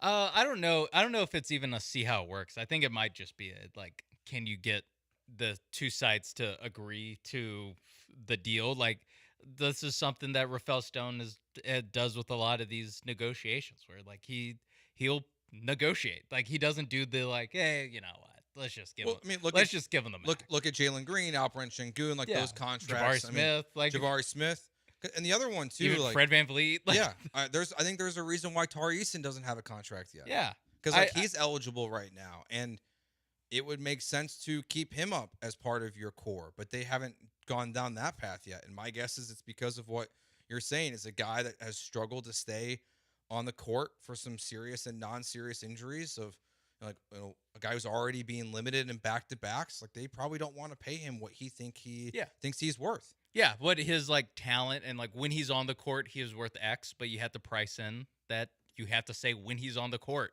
when you're talking about it. So yeah, that's why he hasn't gotten a deal. I think the age and some of that other stuff plays a part of the Durant negotiation, but it's not something that I'm like. I obviously prefer it to already be done, but I'm not like worried about Durant like being a free agent at the end of the year. Yeah, Durant, no. The Tari one, I think, of the two contracts is the one that I think is more of will he be a Rocket? Yeah, and there's a little bit of, so it's why Jabari's hard to trade. He's not ineligible to trade, but he's very hard to trade this season. It's the same thing with Şengün and Jalen Green last year, is that when you've already signed your rookie extension, the amount that you count in a trade, on your salary slot is like in between what you will be owed and what you're owed now. So it just makes it hard to trade those guys. So that could be another reason why the Tari Eason trade or deal hasn't happened yet, is that he's being at least possibly viewed as a trade piece. I do think, like, when we talk about the deadline as it approaches throughout the year, and you talk about a guy like Derek White, if that's someone that you want to target, I do think Tari's the guy that is most likely to be moved. Mm-hmm. I don't think it's going to be Jabari at this point. And I'll be honest, my preference would be Jabari to be moved. If you were going to move one of those two guys this season for a bigger splash trade. But I think the team has to be in position. It's hard to even make that argument for me, because I think if you're making a move for a guard, that means the season's gone really well, but it's just been bad at point guard. I struggle for them to see the Rockets being like a top 2 or 3 team still in the Western Conference if it's not going well at the point guard position with Reed Sheppard and Ben Thompson. Yeah. Like, I feel like those things kind of are going to have to go hand in hand. So like then making a big splash at the deadline, which doesn't really happen anymore. I mean, what's the biggest trade in recent memory at the deadline? Like, the deadline's kind of boring now. Kevin Durant to the Suns. Yeah. 3 years ago. Like, besides Kevin Durant, yeah. Besides an older veteran player, like, we're not seeing the moves that, You don't see like Carmelo Anthony get traded. Yeah, like, that doesn't happen anymore. Yeah. And no, I don't think they're going to be in the Giannis business at any point again. I think that door's closed, personally. I think it's doubtful. I wouldn't say closed, but I think it's doubtful. I would be shocked to see them move Şengün, because that's the only way you're getting. Yeah, or Thompson. Like, neither of those guys. When you think about the Rockets and the moves they could or could not make to help elevate this team, I don't think it's Giannis coming in to be your primary ball handler and, moving on from one of those two guys. I think that would be illogical. So for the most part, this is just the Rockets this year. They're going to have to deal without Fred VanVleet, and if it doesn't go well, I think the big move is going to end up coming in the offseason, not in the regular season. All right, we'll take our next break here. When we get back, Adam Ronis from SiriusXM, he will join us to talk about the latest goings on in fantasy football, because there's a lot of questions to be asked with all the injuries and everything we're seeing right now across the league. But first, Saturday, October 4th and Sunday, October 5th is Oktoberfest at the Kima Boardwalk. The Bullpen, Sean and Brian, will be out there in Camp Smith from noon to 2 on Saturday the 4th, because this event is free for the public to attend and walk around. Beer tickets, beer steins, and food tickets can be purchased right now online or at the event. I would recommend doing it online. Always easier to have your tickets available on hand. They'll have a full pack schedule on both Saturday and Sunday. Both days, there's a full 7-hour-long cornhole tournament. There's a DJ on both Saturday and Sunday, and there's live music by L.A. Ross and live music by Lightning Rob on Sunday, October 5th. So full music, all the music, all the events, and all the beer that you can find is at Oktoberfest. Saturday, October 4th, and Sunday, October 5th. See the full schedule of events and concert lineup at KimaBoardwalk.com. ESPN 97.5. Contact Tax Relief Helpers for details and restrictions. Attention, anyone that owes money to the IRS. Every day, your unpaid tax debt gets bigger and bigger from daily interest. The longer you wait, the more you will end up paying. If you owe $10,000 or more, now is the time to settle your debt before the IRS takes aggressive action, like taking your wages or property. A special toll-free number has been established so you can stop penalty fees, avoid liens, levies, or other hostile measures by the IRS. Call Tax Relief Helpers right now. I got behind on my taxes and owed $48,000. I called and they got my bill lowered to just $3,500. I owed $87,000 in taxes, and it was scary. I got the amount I owed down to just $3,500. I saved $83,500. If you owe money to the IRS, don't wait another day. Your tax debt gets bigger and bigger from daily interest. Call right now before the IRS enforces liens, levies, or other aggressive measures. The call and consult are absolutely free. Call now. Call 800-692-7009. 800-692-7009. That's 800-692-7009. Collectors Firearms. Don't let the name fool you. We have new guns too. With 12,000 new and pre-owned guns in stock, we have the largest selection in the country. Got a dirty gun? We'll clean it free while you wait. With over 50 years of experience, our expert staff help both seasoned collectors and first-time owners. From tactical firearms to historical rifles, modern handguns to vintage classics. Visit us at Westheimer and Voss or online at collectorsfirearms.com. Collectors Firearms, the best damn gun shop in the world. The annual Katy Rice Harvest Festival is happening October 11th and 12th in Katy Historic Town Square. Check out country music artists like Sawyer Brown, Kylie Fry, and more performing free outdoor concerts. Plus, the carnival is back. Get all day or weekend unlimited ride carnival passes now. For the adults, visit the Sports Zone and enjoy adult bevs while you watch the big rivalry game between Texas and Oklahoma on Saturday. Get advance tickets and carnival passes now at KatyRiceHarvestFestival.com. That's KatyRiceHarvestFestival.com. McGrath Pest Control, basically hired killers. See their killing menu at McGrathPestControl.com.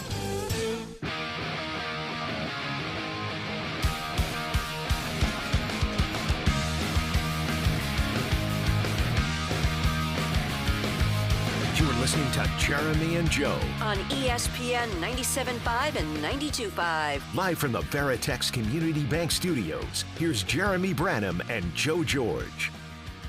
Joe George and Sean Mapes and Brian McDonald here with you today. Jeremy returns on Monday, and right now we go out to the HRMP guest line. Welcome in Adam Ronas, fantasy and betting on Fantasy Life, Sirius XM weekdays 9 to 11 our time. Brian, I love how you changed it as soon as Jeremy left. You can find him on X and TikTok at Adam Ronas. Adam, how you doing today? Doing well, just trying to survive the injury to CeeDee Lamb since I had him on a few fantasy teams. But it's part of the game, and we just have to grind it out and move on. Yeah, there's a lot of injuries going on this year that are really challenging. And I want to start with an injury that's having kind of a brutal effect on the guys that would be around Joe Burrow. I mean, Chase Brown, T. Higgins, both really bad performances last week. Obviously, the Bengals got crushed. But for anyone that has stock in, Chase, Higgins, and Brown, where are you at with what to do with those guys? Obviously, you're playing Chase, but what about Higgins and Brown? Yeah, I think obviously we have to downgrade them a little bit going forward. Now, we did see Jake Browning play well a couple of years ago filling in for Joe Burrow. We knew that there would be turnovers, but we did see him get the football to the key guys. I think last week was just the worst case scenario going up against that Minnesota defense. They are really good, and Flores just does so much to cause confusion and wreak havoc on the opponent. The schedule, though, doesn't get much better here. The next couple of weeks, they're in Denver on Monday night. Then they play Detroit. We saw how Detroit's defense fared the other night in that game. And then they got the Packers in Green Bay. So the next few weeks could be a little tough. Then it eases up a bit where they get the Steelers, whose defense has not been what many expected before the year, the Jets, and the Bears. So I think you're just going to have to be patient. The issue with Chase Brown right now is that offensive line is brutal. He is just getting hit as soon as he touches the football.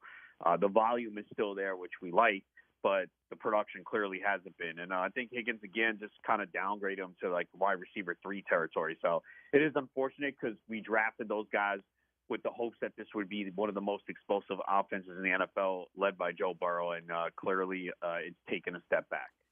Hey, Adam, talking about players that have maybe let down or taken a step back this year? I'll just give you a couple. And what are your thoughts? And maybe if there's one guy you feel best about, one guy you feel worst about. So someone like Ladd McConkey right now on the Chargers seems to be, I mean, so far he is the third option on that team. You have a guy like Brian Thomas Jr. and Marvin Harrison Jr., two guys that highly touted, especially as rookies. Thomas actually performed as a rookie more so than Harrison did. And they all have kind of, if you draft them in the second, third round, you feel bad, you feel let down. Who are you most optimistic and who are you least optimistic about for the rest of the season? I'm least optimistic about Marvin Harrison. Every time I was on the clock looking at him, I could not click the button, and it's just the same inconsistency we saw last year. A good week one, and then the next 2 weeks, just not anything there. We saw two brutal drops last week. He hasn't been targeted more than 6 times in a game. I think a lot of it has to do with Kyler Murray and Drew Petzing, the offensive coordinator. It's the same offense. They've done nothing to change it. Yeah, Harrison looks in better shape, and the pedigree is there, but I don't think we're going to get the consistency that we want. I think Ladd McConkey will be fine. They are passing a lot more. This was expected to be primarily a running team. They've come out and thrown the ball a lot. Obviously, last week they had to pass a lot because they were playing from behind. The other thing to keep in mind, they ran 80 plays last week. Denver only ran 48. That's something that I think people don't look at enough and can skew the stats. But, I think McConkey's not going to live up to his ADP. I don't think he's going to be awful, though. I think he'll be fine. He has a good matchup this week against the Giants in the slot. So I think he'll be better going forward. It's just Keenan Allen has emerged. Quentin Johnston is a big piece of the offense. So there's more competition for targets. Brian Thomas is a tough one to figure out. I was actually just watching a video on that long 46-yard reception to put away the game last week, and you could see him shifting the ball out of his hand because that wrist is bothering him. I know they didn't put him on the injury report that first week when after the game people were talking about why he was struggling and they brought up that he was dealing with a wrist issue. It seems like an excuse, but it really did seem to be bothering him. You could see him kind of nursing it. So that's probably a factor because he's had some bad drops. Trevor Lawrence doesn't help either. Lawrence locks into his first receiver, and defenses know this. So I think that's partially to blame. But it's hard for me to believe a guy that was so great as a rookie is just going to completely fold. And I get it. He's very difficult to have on your team right now, and I have him in a few leagues. So trust me, I know it sucks when you go out there and you look at the lack of production for a guy that was taken in the first 2 rounds. But I got to think that it gets a little bit better for him, and just hopefully that wrist is something that doesn't continue to linger throughout the season.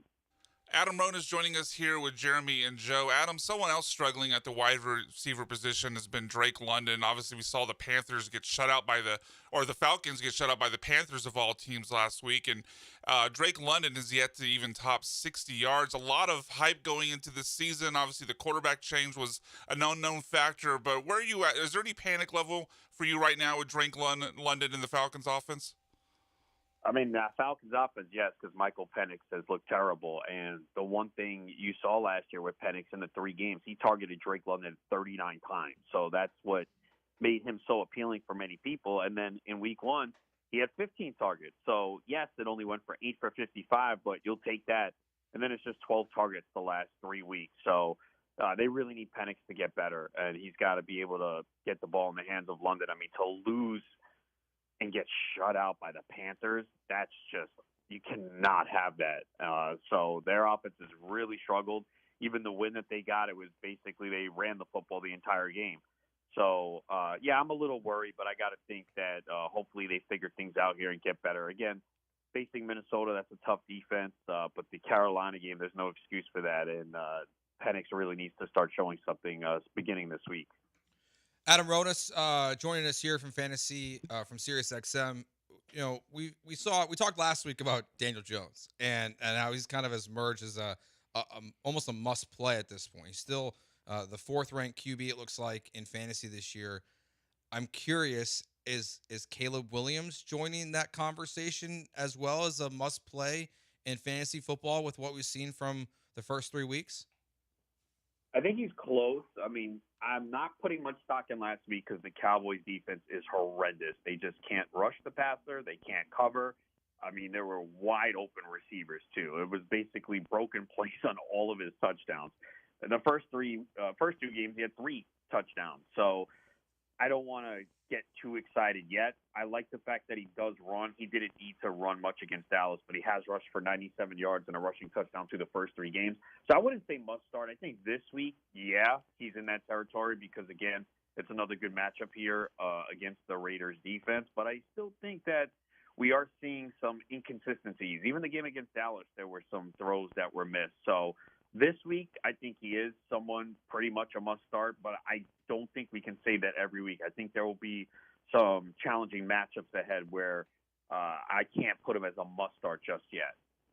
Adam, last week, Sunday Night Football, we saw an injury to Tyrone Tracy really open up some carries and some playing time for Cam Scatterbo of the New York Giants. Is he someone that you have your eye out that could be someone that is a guy you're plugging into your lineup every week in the running back position going forward?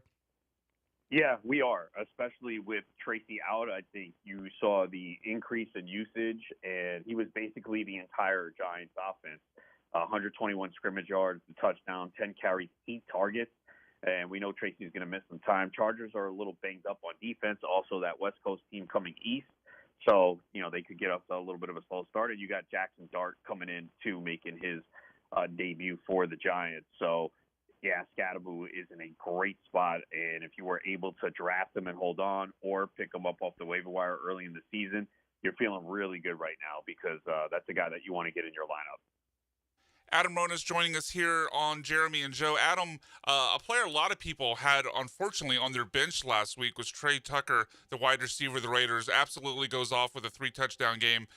In my leagues, he was over 40 points. I don't know if that's true of all formats, but obviously people are going to try to chase the points. Do you think this is for real? Obviously, Jacoby Myers is there, Brock Bowers is there, but could Trey Tucker obviously not score 40 points a week, but could Trey Tucker be a reliable every week flex sort of play going forward? Probably not. The good thing is that he is playing a lot. He's been over 90% snaps in all 3 games. So anytime you have a player on the field that much, that's a good sign. He has 20 targets. So, and Geno Smith seems to be looking for him. So I still think, though, again, Jacoby Myers is a guy that's going to play a big part. And Brock Bowers, too. Brock Bowers is not healthy. That knee is still bothering him. There was a play in the end zone where you could see him kind of slow down. If he was healthy, I think he would have caught it for a touchdown. So I think that's a factor as well. So I didn't want people to spend a ton of money on Trey Tucker. Like, I did put in a bid in a league where I needed a receiver. I came up short. I was not going to go 20, 25%. So we've seen this before, that these players tend to disappoint, and that might be the best game of the season for him. But I do think the encouraging thing is he's on the field a lot, and this is a team that looks like they're going to be playing from behind consistently. Adam, before we let you go, where can we find your picks every single week? Yeah, you can follow me on X at Adam Ronas, and there you can see the link. I usually pin them to the top, or they're in the bio, but wap.com/Adam-Ronas, and you can get a free trial for discounts throughout the weeks as well. So coming off a good NFL week last week at 5-2. So and got a couple plays for tonight's game up there already. He is Adam Ronas. You can check him out weekdays from 9 to 11 a.m. on Fantasy Life on Sirius XM and on X and TikTok at Adam Ronas. Thanks for joining us, and we'll talk to you again next week. All right, guys. Thanks. Good luck this weekend. Thank you. It is Jeremy and Joe here on ESPN 97.5 and 92.5. Sean and Brian hanging out with me today. We'll be right back here on ESPN 97.5 and 92.5. ESPN 97.5. Why sit on the bench when you can step up to the plate and start earning now? At Pipefitters Local 211, our free state-of-the-art apprenticeship program trains the next generation of pipe fitters, welders, and HVAC techs, and we're recruiting across the Texas coast from Houston to Beaumont. No experience? No problem. We'll coach you up, pay while you train, and set you up for a career that knocks it out of the park. Swing for success. Apply today at pipefitters211.com. So your house in the most simplest way. Greenlightoffer.com. Get in on exciting gaming action at LaBerge Casino Resort Lake Charles. Introducing our new exclusive statewide table progressives. We've linked our table game progressives between 4 Penn Play destinations in Louisiana. That means our big payouts just got bigger. No matter which location you choose, you have a shot at these combined jackpots. Get to LaBerge Lake Charles or Baton Rouge, Boomtown, New Orleans, or Margaritaville, Bossier City, and get ready for big payouts. Must be 21 or older. Gambling problem? Call 1-800-522-4700. Attention taxpayers. If you owe $5,000 or more and have missed another tax deadline, you're officially on the IRS's radar. The IRS has resumed aggressive collections. That means wage garnishments, bank levies, even seizures of your home, car, or retirement accounts. If you owe $5,000 or more and missed the deadline, you're stacking new debt on top of what you already owe. Call Priority Tax Relief now. Their experts fight back fast and are saving their clients millions in tax debt every month. I owed over $50,000, and they settled it for pennies on the dollar. These guys are as legit as they come. After speaking on my behalf with the IRS, my entire debt of $25,000 will be eliminated. Whether you've received collection letters or you're already facing liens and garnishments, call for your free consultation. There are no upfront fees. Priority Tax Relief. Let's make your taxes our priority. Call 800-860-6195. 800-860-6195. 800-860-6195. Priority Tax Relief. The 12th man lives here. Feels nice. Winning in this conference feels nice. Though you got to earn them. This is who we are. Giggle, baby! Touchdown, Aggies! Battling that they're getting better, and they got another big game next week. Join us Saturday. The Aggies host the Auburn Tigers. Our coverage begins at 1:30 on your home for Aggie football. Texas A&M versus Auburn, Saturday at 1:30 on ESPN 97.5 and 92.5.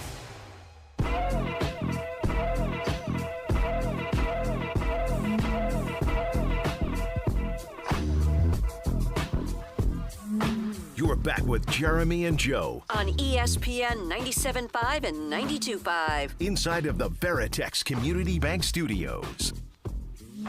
Jeremy and Joe here on ESPN 97.5 and 92.5. Sean Mapes hanging out with us today for Jeremy, who will return on Monday. B-Mac here with us as well. So yesterday, guys, I found this thing, this tweet. This X post. I got invited to this Facebook group called Barguments. It's literally just like the most random conversations you would have. Okay. I have not partaken. I don't want to, but I do kind of keep an eye on it. Yeah, they're great for radio show topics. Yes, that's literally that's what they're there for. So you don't participate and contribute; you just steal. You know, I don't want to be a participator. Repurpose. Yeah, I don't want to be a participator in Facebook groups. I really don't like Facebook. Feels like that's an old person thing. Yeah, and I know we're getting up there a little bit, everyone but Sean, because Sean's still... I'm also same getting generation. up there. I'm getting up there slower than you guys, but I am getting up there. But I saw this one yesterday, and it made me chuckle a little bit, and I feel like this is a good conversation for the three of us to partake in, okay? So here's the question, and you guys can welcome in to give your opinion, 713-780-3776. If you were randomly dropped into a pro sporting event with your entire country's hopes and dreams on the line, would you most want to attempt A, a free throw, B, a penalty kick, C, a 25-yard field goal, or D, a 6-foot putt? If I was going to power rank these first. There's two that it's like no chance. My last one would be a penalty kick. Like, that would actually be one of my top two, because it feels like you got a 50-50. No. You have to get it past a professional goalkeeper. Yeah. If he jumps the wrong way, you just he get won't. lucky. No, because you kick it so much slower than the pros that he can just wait for you to kick it. Yeah, he's going to literally just wait for it to It's not my come number off your one. I foot. just feel like it's not the bottom, because No, you can get a 50-50 random luck from him jumping the wrong way. It's number 3 for me. And then okay, that's fair. And then the 25-yard field goal would be next on my list of I'm not trying to. That's last. Yeah, that's last for me. Yeah, Dead last. I'm not Again, going for there's it. a defense. Yeah. The Dead other two, last. there's not a defense. Yes, I totally agree. I think anyone saying they can make a 25-yard field goal is crazy. No, unless you play like soccer and even I still, don't know, we that's can't different. like we watch all these this is like it is live action, and we watch guys miss kicks every single week in the NFL, and we all know what college kickers are like. Yeah, like there's no way I feel confident making a 25-yard field goal. I don't know, like if with the rush. Can we include Glenn Davis in this conversation? Like I think Glenn could go out and make a 25-yard field goal. I don't. But it's a different ball that you're kicking. If it wasn't for Brendan Aubrey, he's fine. The new kicker ball seems to be a problem in the NFL. New kicker ball. Yes, there's a new kicker ball this year. That's why there's so many misses, they think. Because then that's why there's so many doinks and things like that have been happening this season already. Is that why we got 3 block kicks last I week? don't think that's the reason why. I don't know what happened last week. Leverage The craziest ending to the witching hour was the witching crazy. hour ever we've seen. Yeah. So, but I could make one. Not those guys. Jordan Davis, don't care. Kick it over him. Yeah, it's at the bottom. Jordan of my Davis, list. Jalen Carter, who cares? Now, I'm assuming we're getting some practice here. Before this, like we know No, this because is... the question says they're dropping Yeah, you it in. says Like randomly you're in the dropped moment. into a pro There's no sports warm up. That's true. Well, then I'm going. Then the next on my list would be a 6-foot putt. I don't know where I'm putting it. I don't know what the greens look like. That's why it's at number 2 for me is because I don't know what this green looks like. Is it Augusta? Is like it? I struggle between the penalty kick and the 6-foot putt as to what was 2 and 3 because, like you said, like the course conditions could change my opinion on that. I feel like I could do it. And like if it's straight on, yeah, like a straight on, like even like a putt golf court. Right, like if you put me 6 foot away, like I can knock that in. I feel okay about that. That's why. So number 1's free throw. Yes, definitely. It's not even a question. Definitely. They're free. They call them free for a reason. Oh, you're too young to make that joke. I think it's almost a better question of like a corner 3 would make this even harder. Like a free throw is the easiest answer. An uncontested corner 3? No, we are saying corner 3. Okay. Well, I'm just you don't know what it looks like. Just like you don't know what the green looks like. You don't know what the pressure looks like on your field goal. So there might be someone closing out. Yeah, like we're changing it from a free throw, so I thought it'd at least be uncontested. No. So that's why I think free throw is the easiest answer. Text line so far a penalty kick, free throw. I would not. I think penalty kick really just depends on like how much you played soccer. As to the confidence of you. Even still, like even if you played in high school, like this is a professional goalkeeper. Yeah, but he dies the wrong way. That blocks professional kickers or professional He soccer guesses players. wrong. I don't know. He won't guess wrong. That's the thing. You kick so much slower than what he's used to. He could probably jump the wrong way and then jump and block yours. Like I've watched. And you might just miss the goal. That is true. Too much stank That on is it. true. Yeah. I've watched radio professionals in a YouTube video play soccer against an 8th grade girls team and get embarrassed.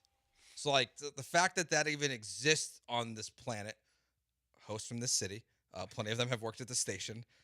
It wasn't through the station, but like the fact that like I watched that video and I was like, oh, like I was just thinking about that as I was thinking about this question. I was like, they couldn't move against an 8th grade girls team. Like, Well, there's no way. In fairness, you don't really have to move. You just But like I don't like if like not like the only one I could probably mention are the ones that don't work, like that Matt Jackson or the Mighty Gwynn were like super athletic guys in their peaks when this video came out 10 years ago. But like I do not see a world in which like I would want soccer because it's the one sport I've never played. Like I've golfed, I've played basketball, I've played football. Like I didn't kick in football, but like I played football. That's also why 25. I've never kicked a field goal before. Like I probably honestly for me, like I probably should have kicking higher because I was a good kicker in rugby. Oh yeah, like I feel like that translates. But that's a drop kick. It's not the same. Like and the ball's different. And it's wider. But it's more like a football than soccer. But like I had way more success with that than I probably. I don't did think a putting. drop kick in rugby translates better than kicking a soccer ball. No, that's the field goals. I didn't know it was a drop kick. Yeah, when I said that. Fair. The ball is closer though. Texter says putting, free throw, penalty, field goal. I think a lot of people would say putting. Yeah. If you golf, regular, like that's regularly, the easy answer. yeah. Like That is Renado's the taking putting. Yeah. Yeah, for Jeremy, sure. He's sinking it. Jeremy thinks he's taking putting. I've never actually seen I golf. think he would take putting. Yeah, I think he would take putting. Let's go out to the phones. HRMP list 9. Tyler from Spring. Tyler, what's your answer? Hey guys, thanks for having me on. So as a golfer, I'm going to say it's the putt all day. I'll tell you why. I think if you drop someone in cold and they took a kick at a 25-yard field goal, you're losing tendons. You're going to have a ligament. They're going to be down. You got people on the that 18 to 35 show kicking field goals for money. College kids, $500,000, they can't hit it. Yeah. Right? Yeah, and they don't have a rush penalty either. Kick. Yeah, I mean, soccer penalty kicks 12 yards. I don't think a lot of people are going to put it on goal. You know, it's kind of harder than it looks. I'm not even going to talk about free throw. One of y'all said free throw. I don't buy it. They're free for a reason. I think, I mean, that's kind of tough. That's kind of tough. So, but thanks for letting me tell you what I think, and I'll hang up and listen. Thanks, Tyler. Yeah, and the thing with the field goal one, too, is I also remembered after the double doink, I remember a local beer establishment in Illinois invited 100 fans out to kick a field goal, and not one of them made it. Really? And it was, from what distance? I think was it the Cody Park? Park, it was like a 40-something. Yeah, I don't think they went the full 43. And to be fair, I think it was a 43-yard field goal. Oh yeah, of course they couldn't make that. But like, of course. To be fair, it was also snowing, and they put like the artificial turf on the street, so people were just like falling on their ass the whole time. Sounds like a liability. There had to be a waiver signed at some point. Yes, for sure. I think I've seen that video. But it's I don't think I would take field goal kicking in any way. No. I mean, like Tyler mentioned, like you'll see people at football games or on game day, like they're trying to kick a field goal with no rush and they miss, and like they don't get it ever. Like at no point was the ball over the crossbar. Like it is harder than you think. And then I'm saying that if you're getting dropped into a pro sporting event, that means you're kicking in an NFL game with NFL players trying to block it. Yeah. Like that to me makes a difference. It's also got to be the bottom one. It's also you're taking it from a snap to a hold, and so there's a timing aspect to it too. It's not just put on a tee for you. I think field goal has to be last. I think penalty kick also is pretty low. Yeah. I think Tyler kind of convinced me that putt, because 6 foot. Free throw? I've also been trying to visualize what a 6-foot putt looks like. It's not that long. It's basically across the desk. Yeah. It's just like a little bit longer than me. Yeah. I was thinking just trying to glow up his height here. I said a little bit. I was thinking about 6 inches is not that much. Pause. I heard that before. I've been visualizing myself laying down and being like, well, if I just lay down on the floor, I gotta clip that joke. That's fine. Texter says, do you guys think you could surf a 30-foot wave? No chance. I don't think I could stand on it took Johnny Utah like weeks upon weeks in Point Break to learn how to surf. Good reference. I don't. And he was doing it all day. I could probably get up on a surfboard. I don't think I could do anything much past that. It took me probably 30 minutes to be able to wakeboard. Yeah. Wakeboarding, it's not one that I've wanted to attempt either. No. I like to try new things on land. Is kind of my preference, I would say. I prefer not to. I'm not I'm so fine. Skateboarding, you're willing to? No, I like pick my that, legs. That's on I land. want a break. It's on land. I used to snowboard, but that was a long time ago. That was 15 years ago at this point. I think the last time I snowboarded, I was in high school. So, not really for me anymore. All right. We got Brian McDonald, Sean Mapes, Joe George here with you. It's ESPN 97.5 and 92.5. Jeremy returns on Monday. We'll get back into some Astros conversation on the other side. ESPN 97.5. Hey, it's Branham, and we're in the thick of football season, and Underdog is the place to make picks. Playing an Underdog is easy. Pick whether your favorite players will go higher or lower on stats like touchdowns, yards, interceptions, and more, and also new to Underdog. You can pick teams now on Underdog. Pick whether or not your favorite team will win or lose. Get your picks right, and you can win up to 5,000 times your cash, and you can play with as little as $1. Some Thursday night football tonight, Seattle and Arizona. Is JSN higher or lower than 84.5 receiving yards? Also with Underdog, you have the originals, you have drafts, you have streaks. Download the app today. Sign up with promo code KILLERB to score $50 in bonus funds when you play your first $5. That's promo code KILLERB, KILLERB. Millions of fans have already won billions making picks on Underdog. Will you be next?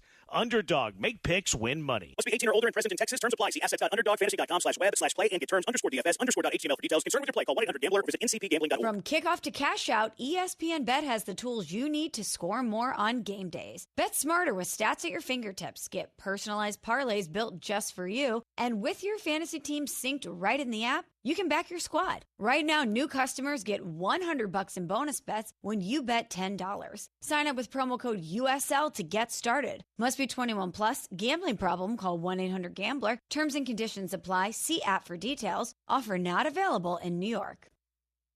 Coach Saban here. On the field or on your walls, coverage matters. That's why I go with Behr Marquee Interior Paint and Primer from the Home Depot. Exceptional hide, advanced stain blocking, and over 1,000 colors to choose from. Behr Marquee delivers one-coat coverage that stands up to real life. One-coat coverage, no overtime. Behr Marquee, only at the Home Depot. How doers get more done. Valid only when tinted to colors from the Behr Marquee Interior One-Coat Hide Collection.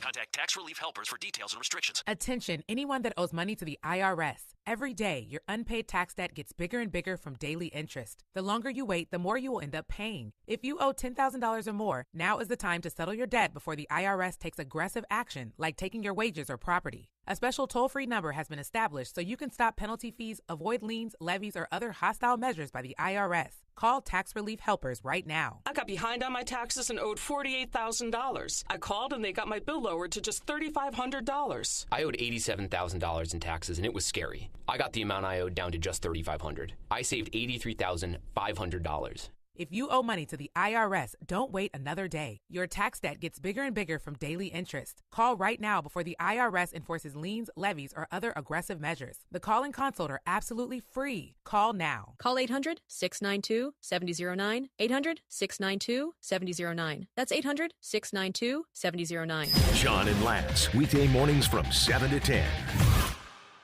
ESPN 97.5, presented by Zadok Jewelers. KFNC 97.9 HD2 Mont Bellevue, Houston, a Gal media station. Houston, standing by, over.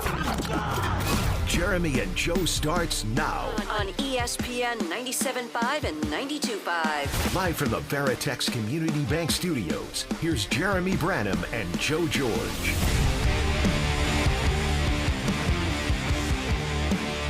Jeremy and Joe here on ESPN 97.5 and 92.5. Sean Mapes, Brian McDonald here with you today alongside me, Joe George. Jeremy returns on Monday. Really quick follow-up to the last segment before we move on and talk Astros. Texter suggestion adds in ride a bull for 8 seconds to this list. New bottom one. I mean, come on. New bottom. I don't want to die. What? How long do you think you could stay on a bull for? So, real bull? Yes. For as long as it took me to hit the ground. I don't know how, a second and a half? Yeah. 2 seconds? I don't know. The over under like 2.5 seconds for like ever. For as long as it takes him to lift me up off of him and then for me to hit the ground. I also need to know exactly when does the clock start. I think it starts as soon as the gate opens. Yeah, when the gate opens? Yeah. It's going to take him a second to get out. I mean, it is like 2 seconds. We see, it's like 2 seconds. I mean, we see guys at the rodeo get knocked off that quickly. Yeah. Like not all the time. They get knocked off all the time. Like most of the time, like they're on there for at least half the time they're supposed to be. But there's also times where they get annihilated. We should try this. A real bull? I don't think the station will sponsor. No. I meant like the putting and the. Oh whatever. yeah, well, I'm down for that. Mechanical bull. We could do that. We could do that. I don't know if the olds will be able to handle it, but you know. Oh, Granato's not going to be out for putting? Yeah, well, he can putt. All these are not. I mean, some of them are a little more intense. Like I didn't worry about Lance hurting himself. The field goal, you're going to have to put some oomph behind it. Yeah. The rest of these, you can kind of. We could probably make that happen. Zero risk of a free throw. Yeah. Zero risk of a putt. The athletic, like the. We're a little more even these days. That's the nicest way to put it. Like, there's not a clear athlete advantage like there was a couple weeks ago, I think, within the building. So I think we're a little more even across the board. I don't know. I saw Mapes run up the stairs once. I think he's the premier athlete. Yeah, none of these are. Yeah. Can we throw on like a, I don't know, stair climb? 50 meter. No, thank you. 50 meter dash. All right. So the Houston Astros are up 10-1 right now. So this game's over. I don't know. I feel Frommer's pretty still on the confident in hill. saying, yeah, Frommer back out there for the 7th inning. So, I mean, it's And his last start as a Houston Astros? Last start of the I, season. that was going to be honestly my question. Like, is this the last time we see Frommer on the mound? Yes. Yeah, more than likely. Yeah. I mean, they did win this game, so it is technically more likely that they make the playoffs now than when the show started, but it's still not super likely that they make the playoffs, and that's really the only condition where this wouldn't be his last start as an Astro. Yeah, I don't think there's any chance Frommer is back this offseason. Frankly, like I don't really have much interest in bringing Frommer Valdez back, and I don't think anyone really, from the fan perspective, I haven't seen many people like champion for a Frommer contract extension in the last 2 years. Like we saw it with Tucker, we saw it with Bregman, Pay the man, Pena, all. It's always pay the man. Whichever Astro is coming up in free agency is always pay him. I don't think anyone's asking for Frommer to be paid. No, at this point, it would be. I think he's lost himself a lot of money this season, and I do think he has potentially put himself back into the Astros price range. I mean, that's relative. Like he could lose money based upon if you thought he was going to get the max free $200 million, but if he loses money to 160, he's still not in the Astros price range. Yeah, I would be. I don't know where Frommer's. I'm really curious what his free agency looks like because I think the way that we see him melt down at times, I don't know who's going to be, rushing to sign up for him when arguably the three best free agents this year are all going to be Astros essentially. I mean, I guess Schwarber's probably in that conversation ahead of Tucker at this point, but like Tucker, Bregman, Frommer, Kyle Schwarber are probably your top 4 guys. And frankly, the way he's played this year, Cody Bellinger is probably back in that conversation in terms of the best free agents available this offseason.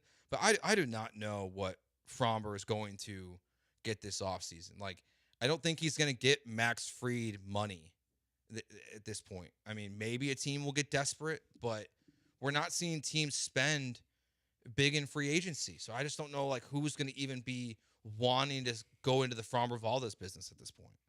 I mean, there'll be a couple teams just because it is he is a high level starter, and there's a lot of teams that are pretty pitching poor that want to win and don't have. I think there's a little bit of Astros arrogance with they can just pull a rando out of the stands and get him to be a reliable starting pitcher for at least part of a season before his elbow becomes inflamed. So I think there's a little bit of going to be a team out there. I don't have one in front of me because also there's only like 8 teams that would give a guy a $150 million contract, but there's going to be a team out there that's desperate enough for starting pitching. It only takes one. I mean, we saw that. I mean, you see that in every sport. Like Tim Tebow got drafted in the first round. Johnny Manziel got drafted in the first round. It only takes one team to fall in love. And just to throw this out there, I looked up the Spotrac market valuation for Frommer Valdez. They have him as 6 years, $200 million. So which would be the max free deal. It'll probably be updated.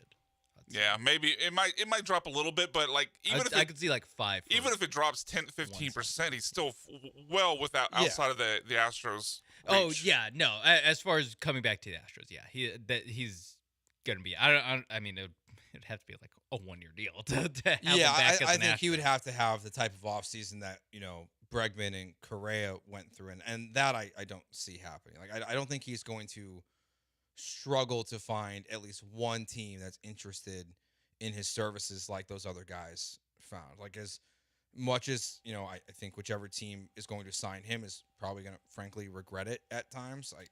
I mean he's almost 32, starting pitcher. Like there's a lot of things working against him getting a big contract. There's always a team. There is. I do wonder. Like I don't think this brings him back into the Astros, but I do wonder if what happened to Jordan Montgomery and Blake Snell a couple of years ago, where they just sat, and eventually they signed 1-year deals and went back out and had to get their deal the following season. I wonder if that's something that could happen to Frommer.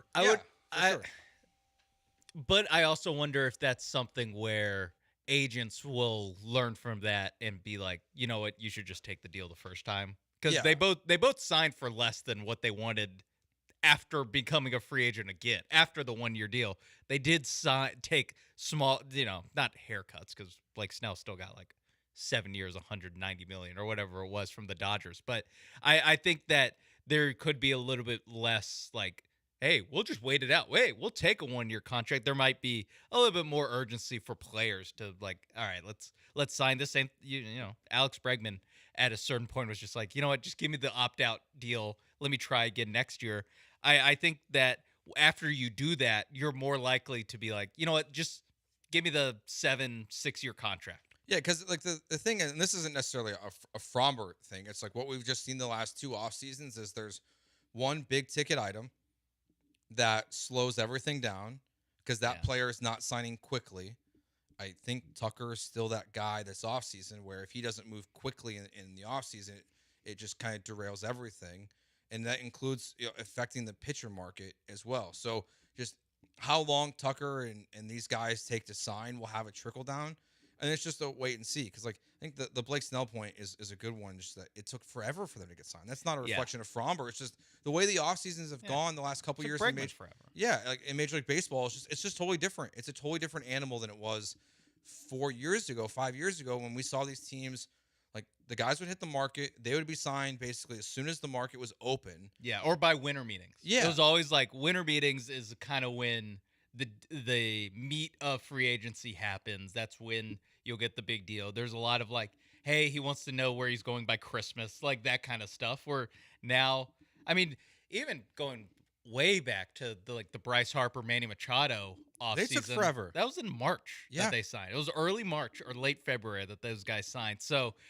Yeah, it is just a different animal. It's different from any other free agency where, like, the NBA, like, it's done before free agency starts. Like, it's done in the conference finals. Yeah, I think we'll be – I mean, like, it's going to be another long offseason. I think this is where I think that even if they don't go into a lockout, the way the free agency has played out, I think has been a signal of, like, that they're trying to change things in the way that they approach these contracts in Major League Baseball. And like there is a trickle down for the players, and some of them, like we've said, like still get paid, but like it's really strange. I mean, Carlos Correa's free agency experience is still one of the most bizarre things we've ever seen, where he doesn't get a deal forever, finally signs with the Twins, then goes into free agency, gets 2 massive contracts from 2 different teams. Both of them get voided basically before he can sign them, and then finally gets a good deal from the Twins. So Fromber is going to be probably waiting. But he's probably still the best pitcher on the market this offseason. So, I'm looking at the other on the Spot Track market value. Fromber's number 1 at 33 million AAV, and then Shota and Managa has a club option. Looks like they'll get picked up. Yeah, they'll pick that up. So I'm not going to count. Freddie Peralta from the Brewers also has a club option. Ranger Suarez from the Phillies, another lefty who is about 2 years younger. Then you got Dylan Cease, former potential Astro. Dylan Cease felt like he was an Astro because he was an Astro for like 3 days and then wasn't. Shane Bieber coming off of not coming off of. He's now making starts, but his first starts after Tommy John surgery. Yeah, no. And then there's a bunch of more guys with club options that will probably get picked up anyway. Yeah.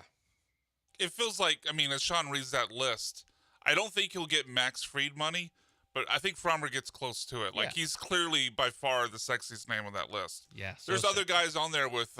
Zach Gallen? That's not a sexy name? No, not with all his arm problems. Like, there's other guys on there that have had success and will get 100 plus, but I think it feels like a pretty big lock that Fromber will get the biggest pitching contract in next year's market or this fall's market. And the thing that benefits Fromber the most, like when he hits free agency, as he likely makes his last start, I guess not likely, but feels likely that he's making his last start for the Astros. Where are their playoff odds? It has to be likely. Yeah, they can't be good at this point. It's going to be, to me, like he makes the most sense for a team like the Tigers this year that desperately need pitching. But like, again, like that's a team that doesn't spend money. Like some of this isn't even a Fromber thing. It's just are the Dodgers going to go out there and do the Mets need a starter? Do the Mets need a starter? The Yankees, like Padres, like those teams that spend, like are they going to go out and spend on Fromber? It's not necessarily a reflection of him. The thing that works in his favor the most, though, going into this offseason, of all the other pitchers that'll be available, is his health. Like, while he has his issues, like, he has been a constant on the mound for the Astros.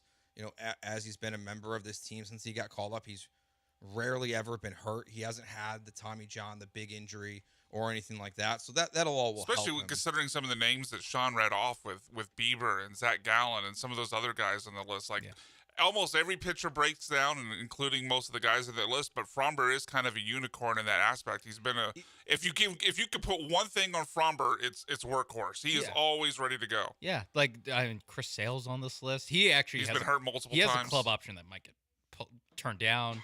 Lucas Giolito, Edwin Diaz, it's a bunch of guys that are all hurt. I mean, even like Dylan Cease is up here. Like when it was looking like he could be an Astro, we're talking about him as a reclamation project. Now his market value, according to Spot Track's over $25 million.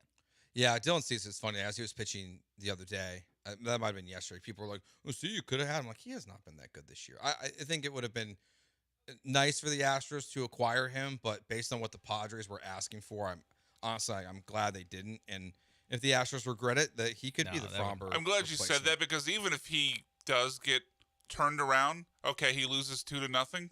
Like, what does it matter if the offense can't hit? Exactly. Like, this team wasn't a starter short.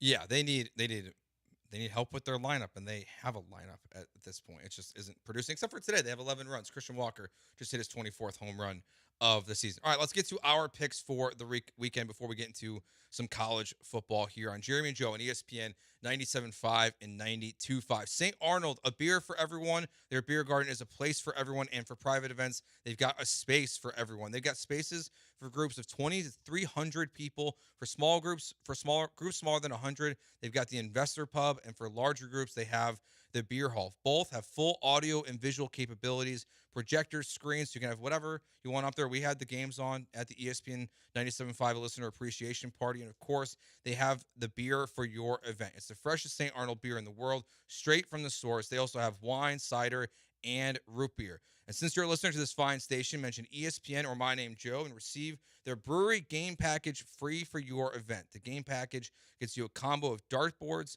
Jenga, cornhole, pool table, and as a bonus, the photo booth. Get started at starnold.com. Click on private events. That's starnold.com. Click on private events. ESPN 97.5. Sunday on Compass Media Network's coverage of the NFL. It's a primetime showdown in the NFC as Dak Prescott and the Dallas Cowboys welcome back Micah Parsons and the Green Bay Packers. Hi, this is Ted Emmerich. Join Super Bowl champion Steve Berline and me for all the action as the Cowboys try to regain their form against the NFC North leading Packers. If it's the NFL, it's right here. Coverage begins Sunday at 6:45 on ESPN 97.5 and 92.5. Greeks have been tailgating since the first Olympics, so you know Nico Nico's is the best for game day eats. Their new game day packs bring authentic Mediterranean flavors to your watch parties and tailgates, designed for easy online ordering and delivered right to your door. And with the holidays coming fast, from Halloween to Thanksgiving and Christmas, their full catering menu makes every celebration stress-free. Check out the catering menu online at niconicos.com/catering or call 713-528-0966 today. Attention taxpayers. If you owe $5,000 or more and have missed another tax deadline, you're officially on the IRS's radar. The IRS has resumed aggressive collections. That means wage garnishments, bank levies, even seizures of your home, car, or retirement accounts. If you owe $5,000 or more and missed the deadline, you're stacking new debt on top of what you already owe. Call Priority Tax Relief now. Their experts fight back fast and are saving their clients millions in tax debt every month. I owed over $50,000. And they settled it for pennies on the dollar. These guys are as legit as they come. After speaking on my behalf with the IRS, my entire debt of $25,000 will be eliminated. Whether you've received collection letters or you're already facing liens and garnishments, call for your free consultation. There are no upfront fees. Priority Tax Relief. Let's make your taxes our priority. Call 800-860-6195. 800-860-6195. 800-860-6195. Priority Tax Tax Relief. Collectors Firearms. Don't let the name fool you. We have new guns too. With 12,000 new and pre-owned guns in stock, we have the largest selection in the country. Got a dirty gun? We'll clean it free while you wait. With over 50 years of experience, our expert staff help both seasoned collectors and first-time owners. From tactical firearms to historical rifles, modern handguns to vintage classics. Visit us at Westheimer and Voss or online at collectorsfirearms.com. Collectors Firearms, the best damn gun shop in the world. Dream Rate Mortgage, the ultimate mortgage hookup. Visit 975loans.com. NMLS number 248247, equal housing lender. Can you dig it? Hey, yo, Houston, it's Booker T. And you already know every Tuesday and Wednesday, we're bringing the heat on the Hall of Fame. That's right. It's me, the Bo Brad Gilmore, and we're talking all things wrestling, UFC, boxing, and the biggest stories in sports and entertainment. If it's making headlines, we're breaking it down. Hot takes, real talk, and behind-the-scenes stories you won't hear anywhere else. Don't miss the Hall of Fame with me and my man Brad Gilmore every Tuesday and Wednesday on ESPN 975 9025.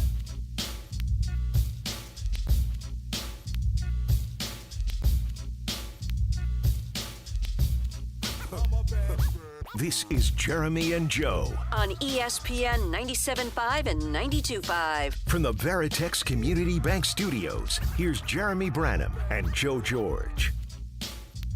All right, I will be out tomorrow. Will be Will Kunkel and Sean hanging out with you guys and Brian. Jeremy will return to the show on Monday. I almost said Sunday. That's wrong.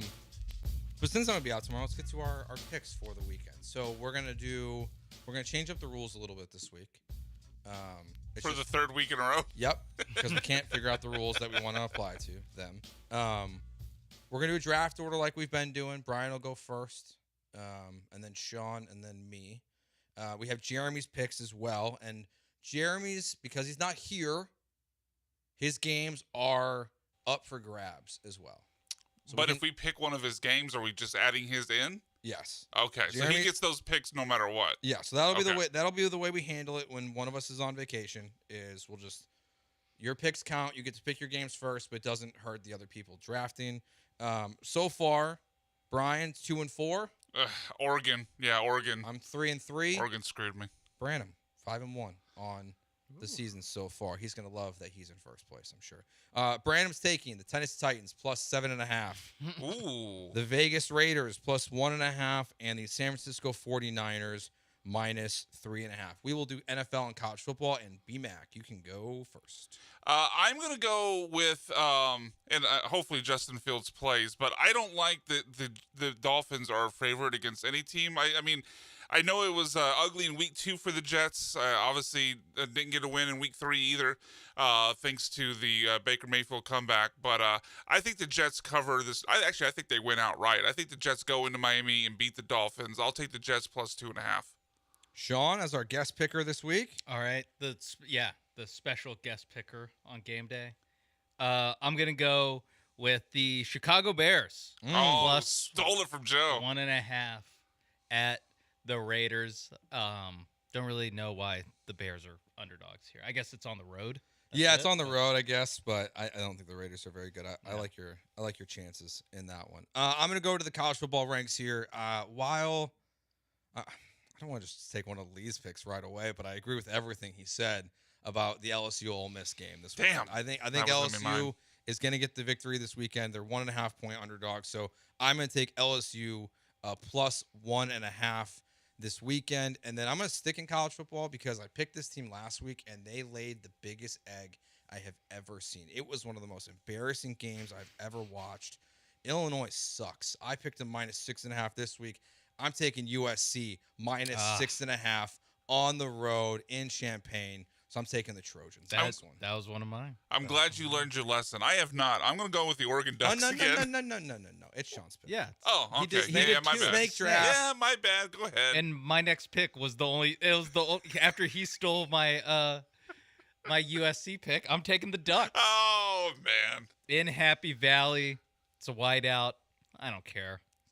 Penn State. At one point, they will win one of these games. They can even win this one. They just can't win by more than a field goal, or else I lose. Yeah, I think it's 3.5, right? I saw a stat that I think James Franklin, I saw was 5-20 or something like that against top 10 teams.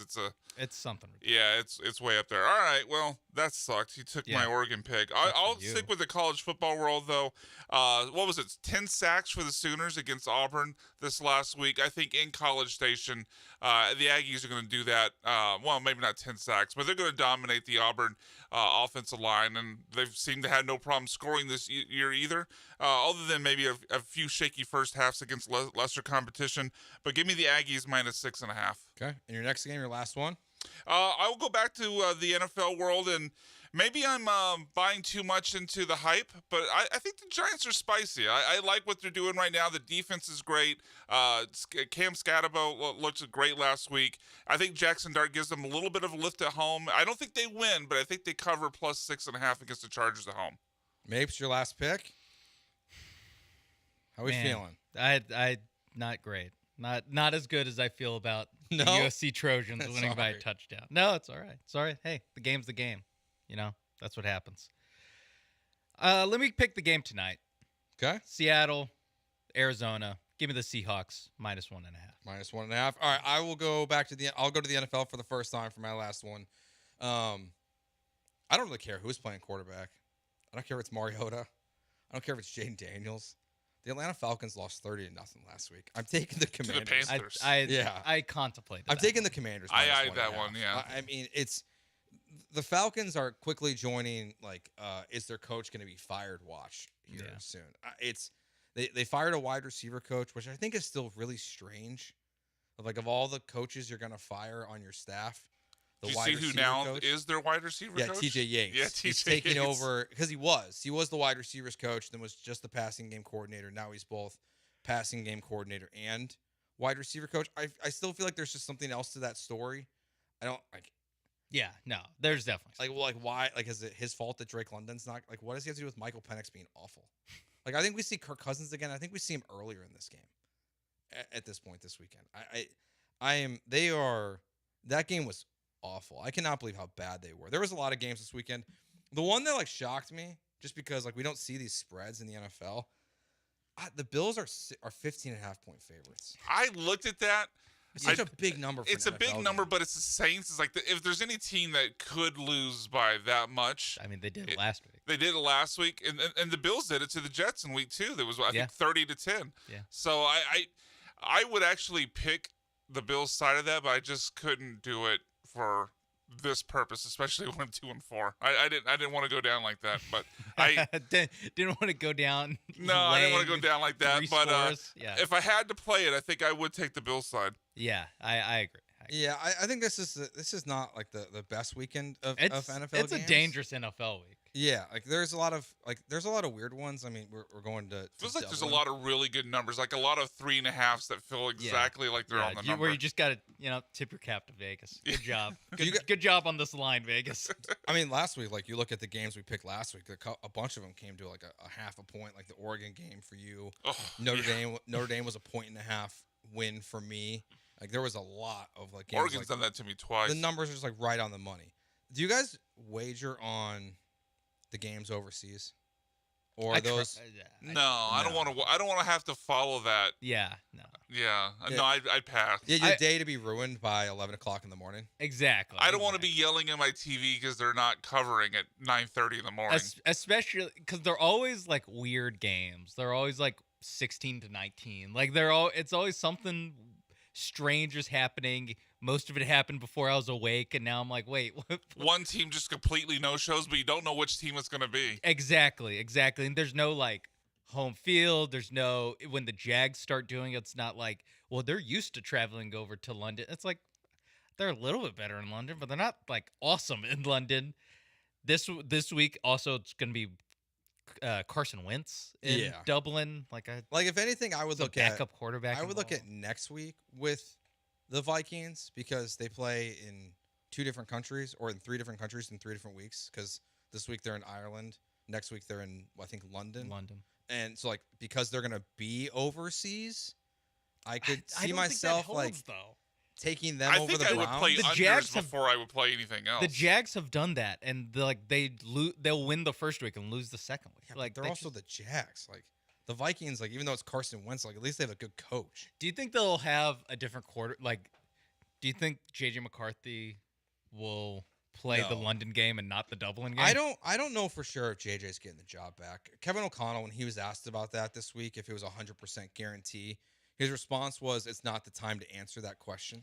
Yeah, I hear that, but I mean, Shane Steichen played the same game last year with Flacco and Anthony Richardson and still made the change anyway. Yeah, I don't know. I mean, I didn't think besides one quarter, J.J. McCarthy has not looked good. And I think the Vikings have higher aspirations this year. And if they feel like J.J. McCarthy is not ready to take them to those heights, I think Kevin O'Connell is a coach that would view it as we can develop him without playing.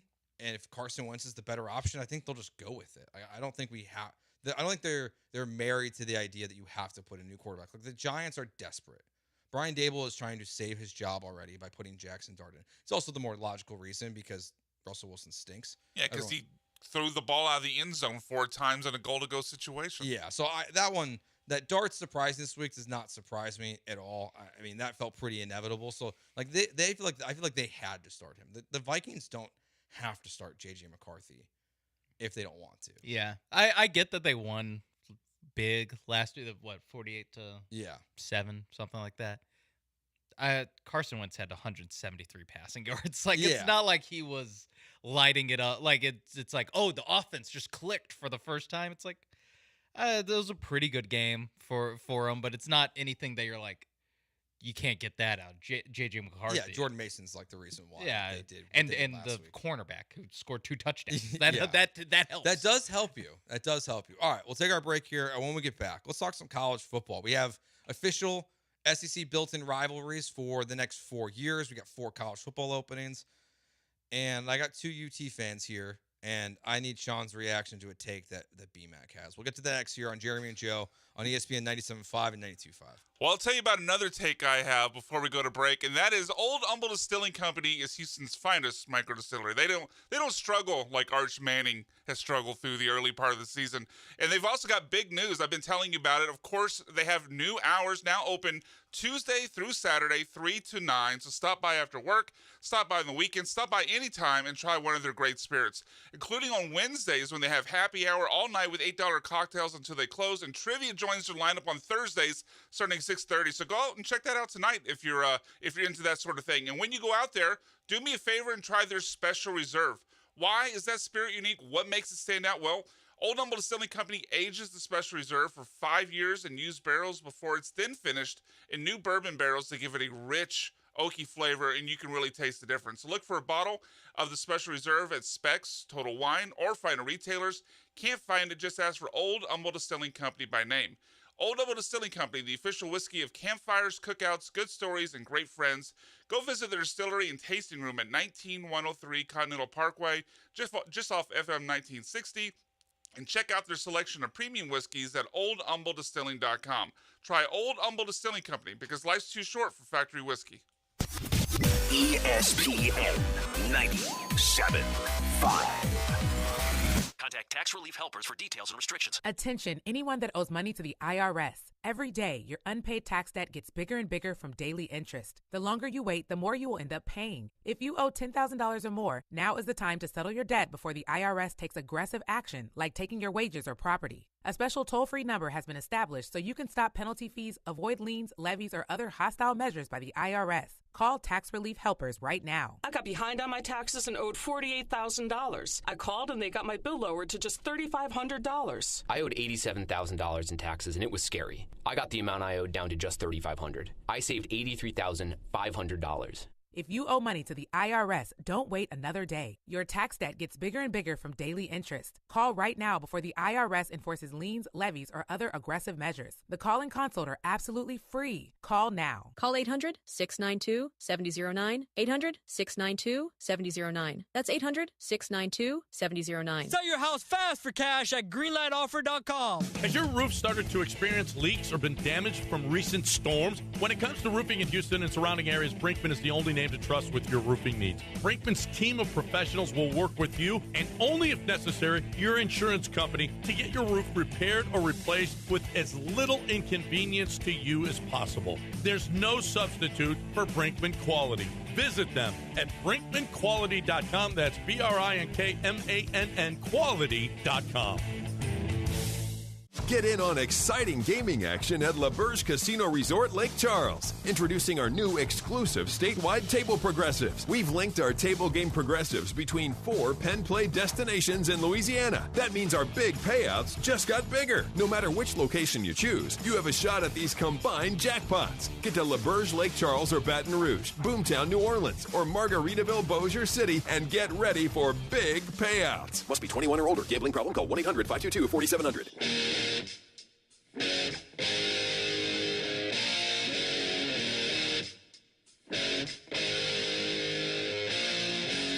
You're back with Jeremy and Joe on ESPN 97.5 and 92.5. inside of the Veritex Community Bank Studios. Jeremy and Joe here on ESPN 97.5 and 92.5. Joe, Sean Mapes, and Brian here with you today. So we've got a bunch of college football news over the last week or so. Mike Gundy was fired. We haven't really had a chance to talk about that much with everything going on with the Astros and the Texans. So we have 4 openings so far. I'm assuming 4 openings. I don't think Frank Reich is going to keep the Stanford job. That was an interim basis. He said it was only for a year. So Oklahoma State, Virginia Tech, UCLA, and Stanford are open. There was only 3 openings in the Power 4 last season. So we've already eclipsed last year. And it feels like, guys, this is going to be a very chaotic offseason in college football. Yeah, I think there's a couple guys that were on the hot seat and last year kind of played themselves off of it that are right back on there. Yeah. Looking at Billy Napier at Florida for He that. gone, There's I mean, even just in the SEC, there's quite a few teams that are kind of on the brink where, there's really no way that they all have good years because they all play each other or enough of them play each other to where they are going to start knocking each other off a little bit. Looking at a school or a team like Auburn, who they play so they lost to Oklahoma, who was another team kind of coming in on the brink. Their quarterback's hurt. Yeah, Auburn, who's now playing A&M. Obviously, they play Alabama at the end of the year. They play Missouri coming up. They go on a tour of games that you're like, I don't know which one of these they win. They've Georgia. It's gonna be tough for a guy like Hugh Freeze to keep his job. Billy Napier obviously is already in a tough spot. We'll see what happens this week with LSU and Brian Kelly. If they disappoint, it's almost a bad thing that they won the Clemson game and raised the expectations. Now, if they go 8-4, it feels even worse. So, yeah, we're in a really interesting spot with the coaching carousel. Well, Dabo for sure. He's got to be on the hot seat. I don't think that's a this year thing. You don't think so? No. Man, the barking with the media. But he brought up some good points while he was barking with the media, being like, I've made the playoff 8 out of the last 10 years. I know, but since it's a little bit of the Mike Gundy thing, just a few years before, he's on the Gundy track, but again, 3 or 4 years down the line of you're gonna fire me. I'm the best coach in this program's history. It's just hard because you're gonna fire me. Then what? But he hasn't. But at least a new coach uses NIL and uses the transfer portal. Dabo's not doing those things. So that's where I wonder if they do this isn't sustainable. And now we don't know the full background of Clemson. We know they have the money. I guess maybe they don't. No, it's more the portal that they don't want to do. Yeah. It's they just don't. He wants his kind of program guys to move along. They did take 3 or 4 guys this year, so they're baby steps. Yeah, they're taking baby steps, but yeah, I think the obviously UCLA opening up too is interesting. I mean, the jobs that are open, job is awful. The jobs that are open right now are all very bad, and I think it's a spot where if you're Florida, you're well, we're not competing with candidates for any of these. If you're Arkansas, you're we're not competing with Virginia Tech for hiring a coach. So there really is not a lot of pressure to do anything right now. Right now, it's just as embarrassing losses stack throughout the year. if they don't turn things around. I think that will just get to a point where you piss off enough boosters where they're just like, get this guy out of here. Yeah, I think Wisconsin's in the same boat. Like, Yeah, I think they're going to Wisconsin's make a a good one. change at some point this year. Like, I don't think Luke Fickell is going to be the long-term answer for them as the head coach. New DC at Notre Dame. Yeah, probably. That'd be nice. The current DC sucks. Chris Ash is awful. Shocker. I think Fran Brown's going to get the best job available. Like, if it's the Florida job, I think Fran Brown's going to take the Florida job. I think he's going to be the best candidate this offseason. Really? Yeah. Yeah. And there's some interesting But isn't guys. John Gruden getting every open job? John Gruden. I think he ends up in college football next year. Mm-hmm. I don't think he ends up in the SEC like he wants to. Like, unless Jerry... I just don't see how that works. Unless Jerry wants to hire him at Arkansas.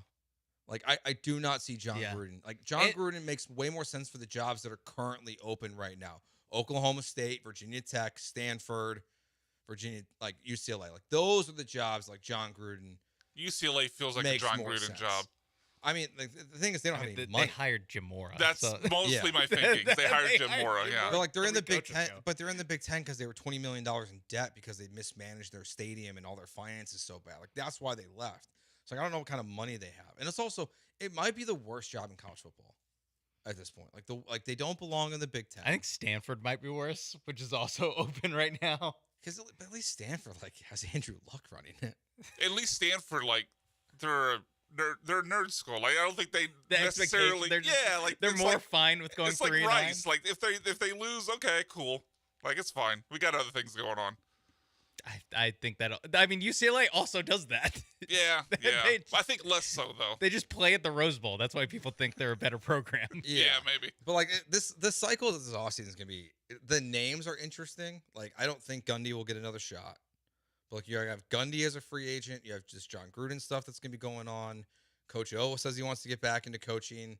Pat Fitzgerald is now cleared of his issues at Northwestern. He did nothing wrong. Like, those are some big name college coaches, and then there's going to be this Saban thing, just like how it was with Bill Cowher for years. Of every time there's a job open, everyone was assuming Bill Cowher was going to come out of the booth or off the TV and take a job. Like, Nick Saban's going to be mentioned all the time. I don't think he's coming back. I don't think he is either. I think part of the reason is that, unlike the NFL, where like every job is basically equal, you know, there's only like short-term factors that make a job, like who the quarterback is or whatever, or the roster, that make an NFL job better. Like, Nick Saban won't get put up for every job because like everyone is like, all right, he's not gonna coach Oklahoma State. Like everyone's just like, there is only a handful of jobs that you could even like pretend that Nick Saban would be interested in.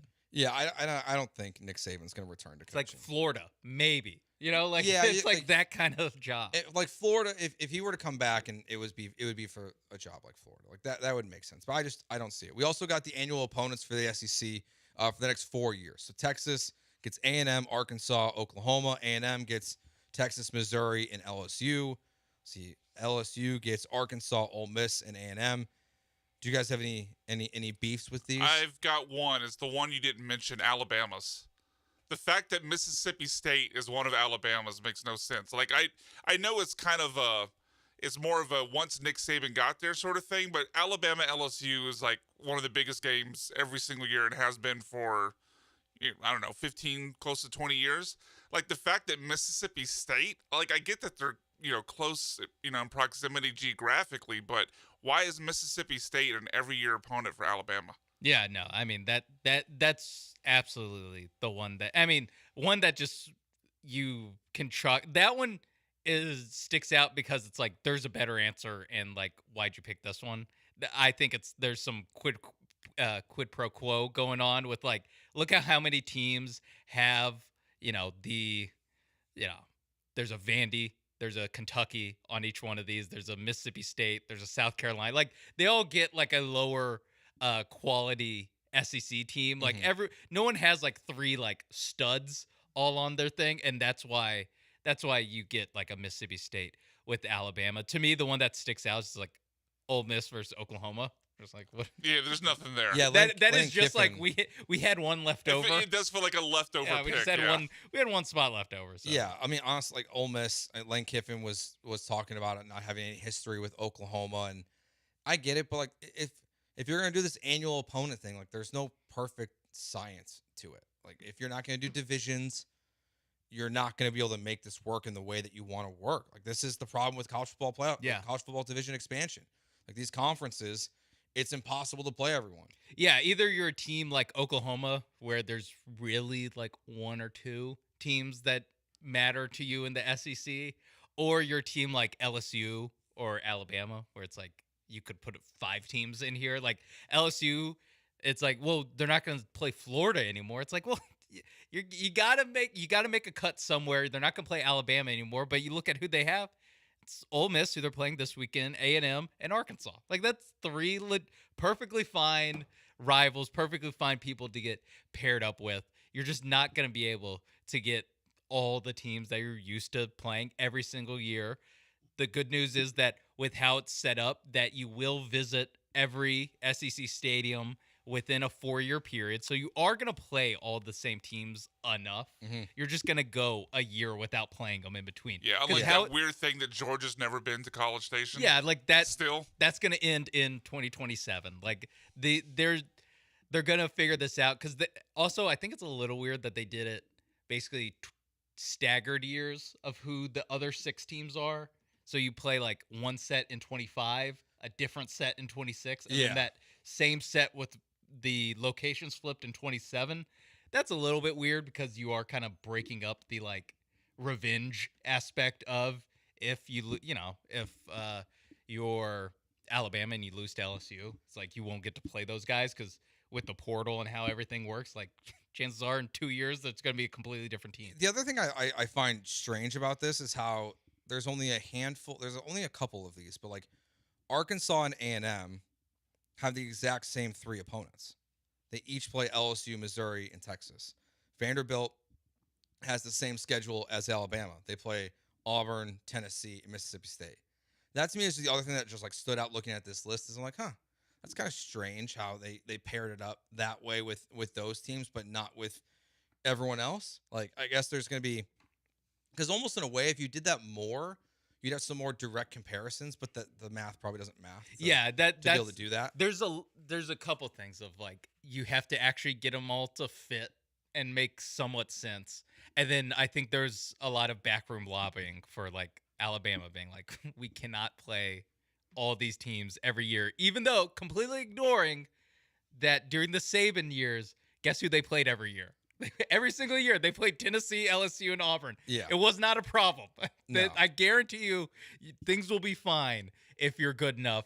But, yeah, you don't want to sign yourself up to play these teams, but you're still going to play tough teams. Like, they're going to play LSU and Georgia probably every year. Like, like they're one of those teams every year. They're going to play a Florida. Like, you're not going to get a schedule where it's just all the bad teams. Yeah. All right, when we get back, a quick thought on the end of the Astros game. They won, but with a 7-run lead.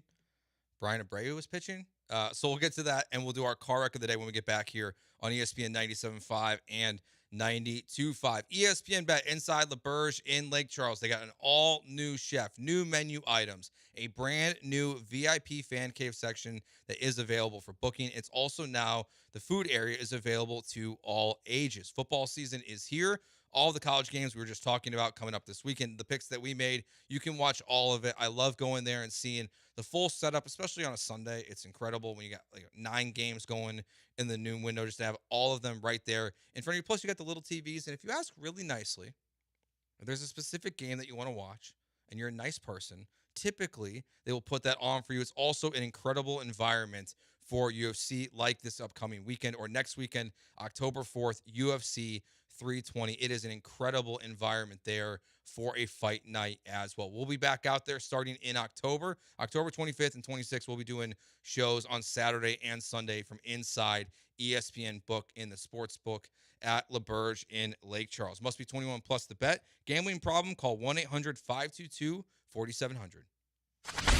ESPN 97.5.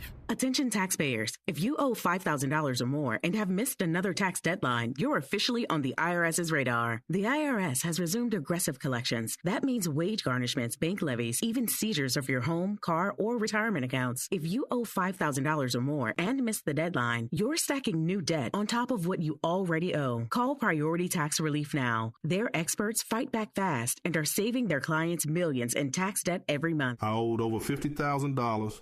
And they settled it for pennies on the dollar. These guys are as legit as they come. After speaking on my behalf with the IRS, my entire debt of $25,000 will be eliminated. Whether you've received collection letters or you're already facing liens and garnishments, call for your free consultation. There are no upfront fees. Priority Tax Relief. Let's make your taxes our priority. Call 800-860-6195. 800-860-6195. 800-860-6195. Priority Tax Relief.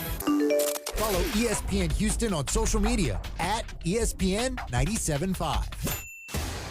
The 12th man lives here. Feels nice. Winning in this conference feels nice. So you got to earn them. This is who we are. Giggle, baby! Touchdown, Aggies! Battling that they're getting better, and they got another big game next week. Join us Saturday. The Aggies host the Auburn Tigers. Our coverage begins at 1:30 on your home for Aggie football. Texas A&M versus Auburn, Saturday at 1:30 on ESPN 97.5 and 92.5.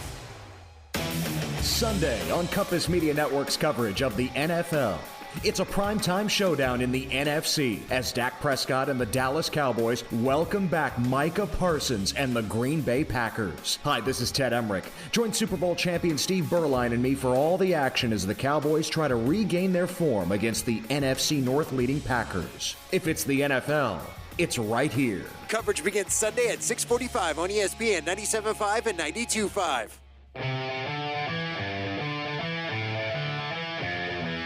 You're back with Jeremy and Joe On ESPN 97.5 and 92.5. inside of the Veritex Community Bank Studios.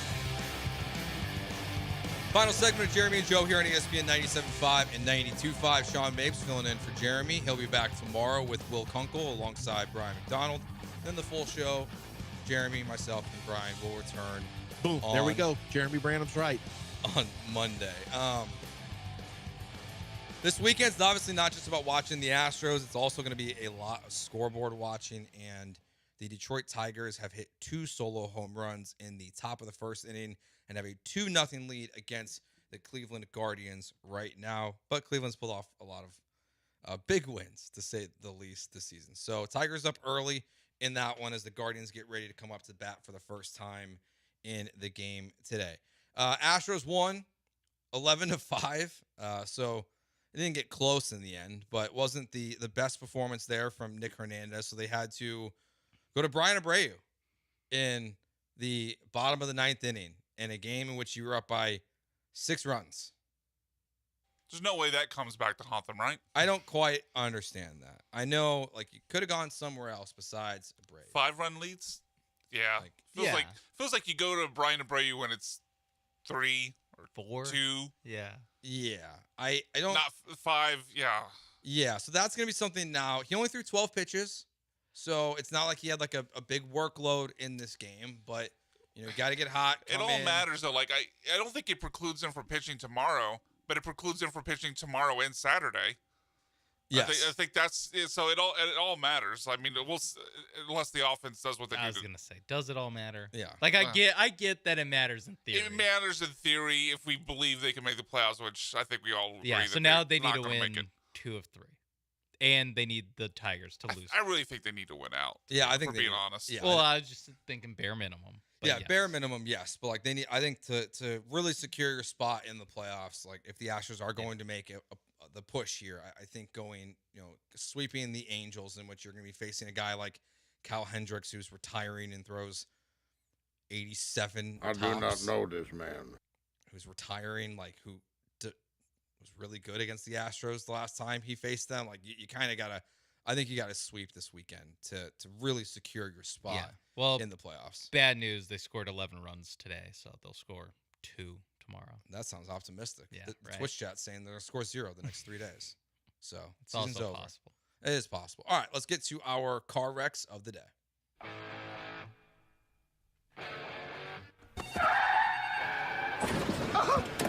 You all right? My leg's broken. The bone's coming through. I'll give you a you prick. Where's my money? This is the car wreck of the day. All right, car wreck of the day here on Jeremy and Joe on ESPN 97.5 and 92.5. I will kick things off today. While the Astros won today, we cannot ignore what happened last night. And thus, I must nominate Jesus Sanchez for his play last night. It's not good out there at all. No. Really don't want to see a lot of him the final 3 days of the season.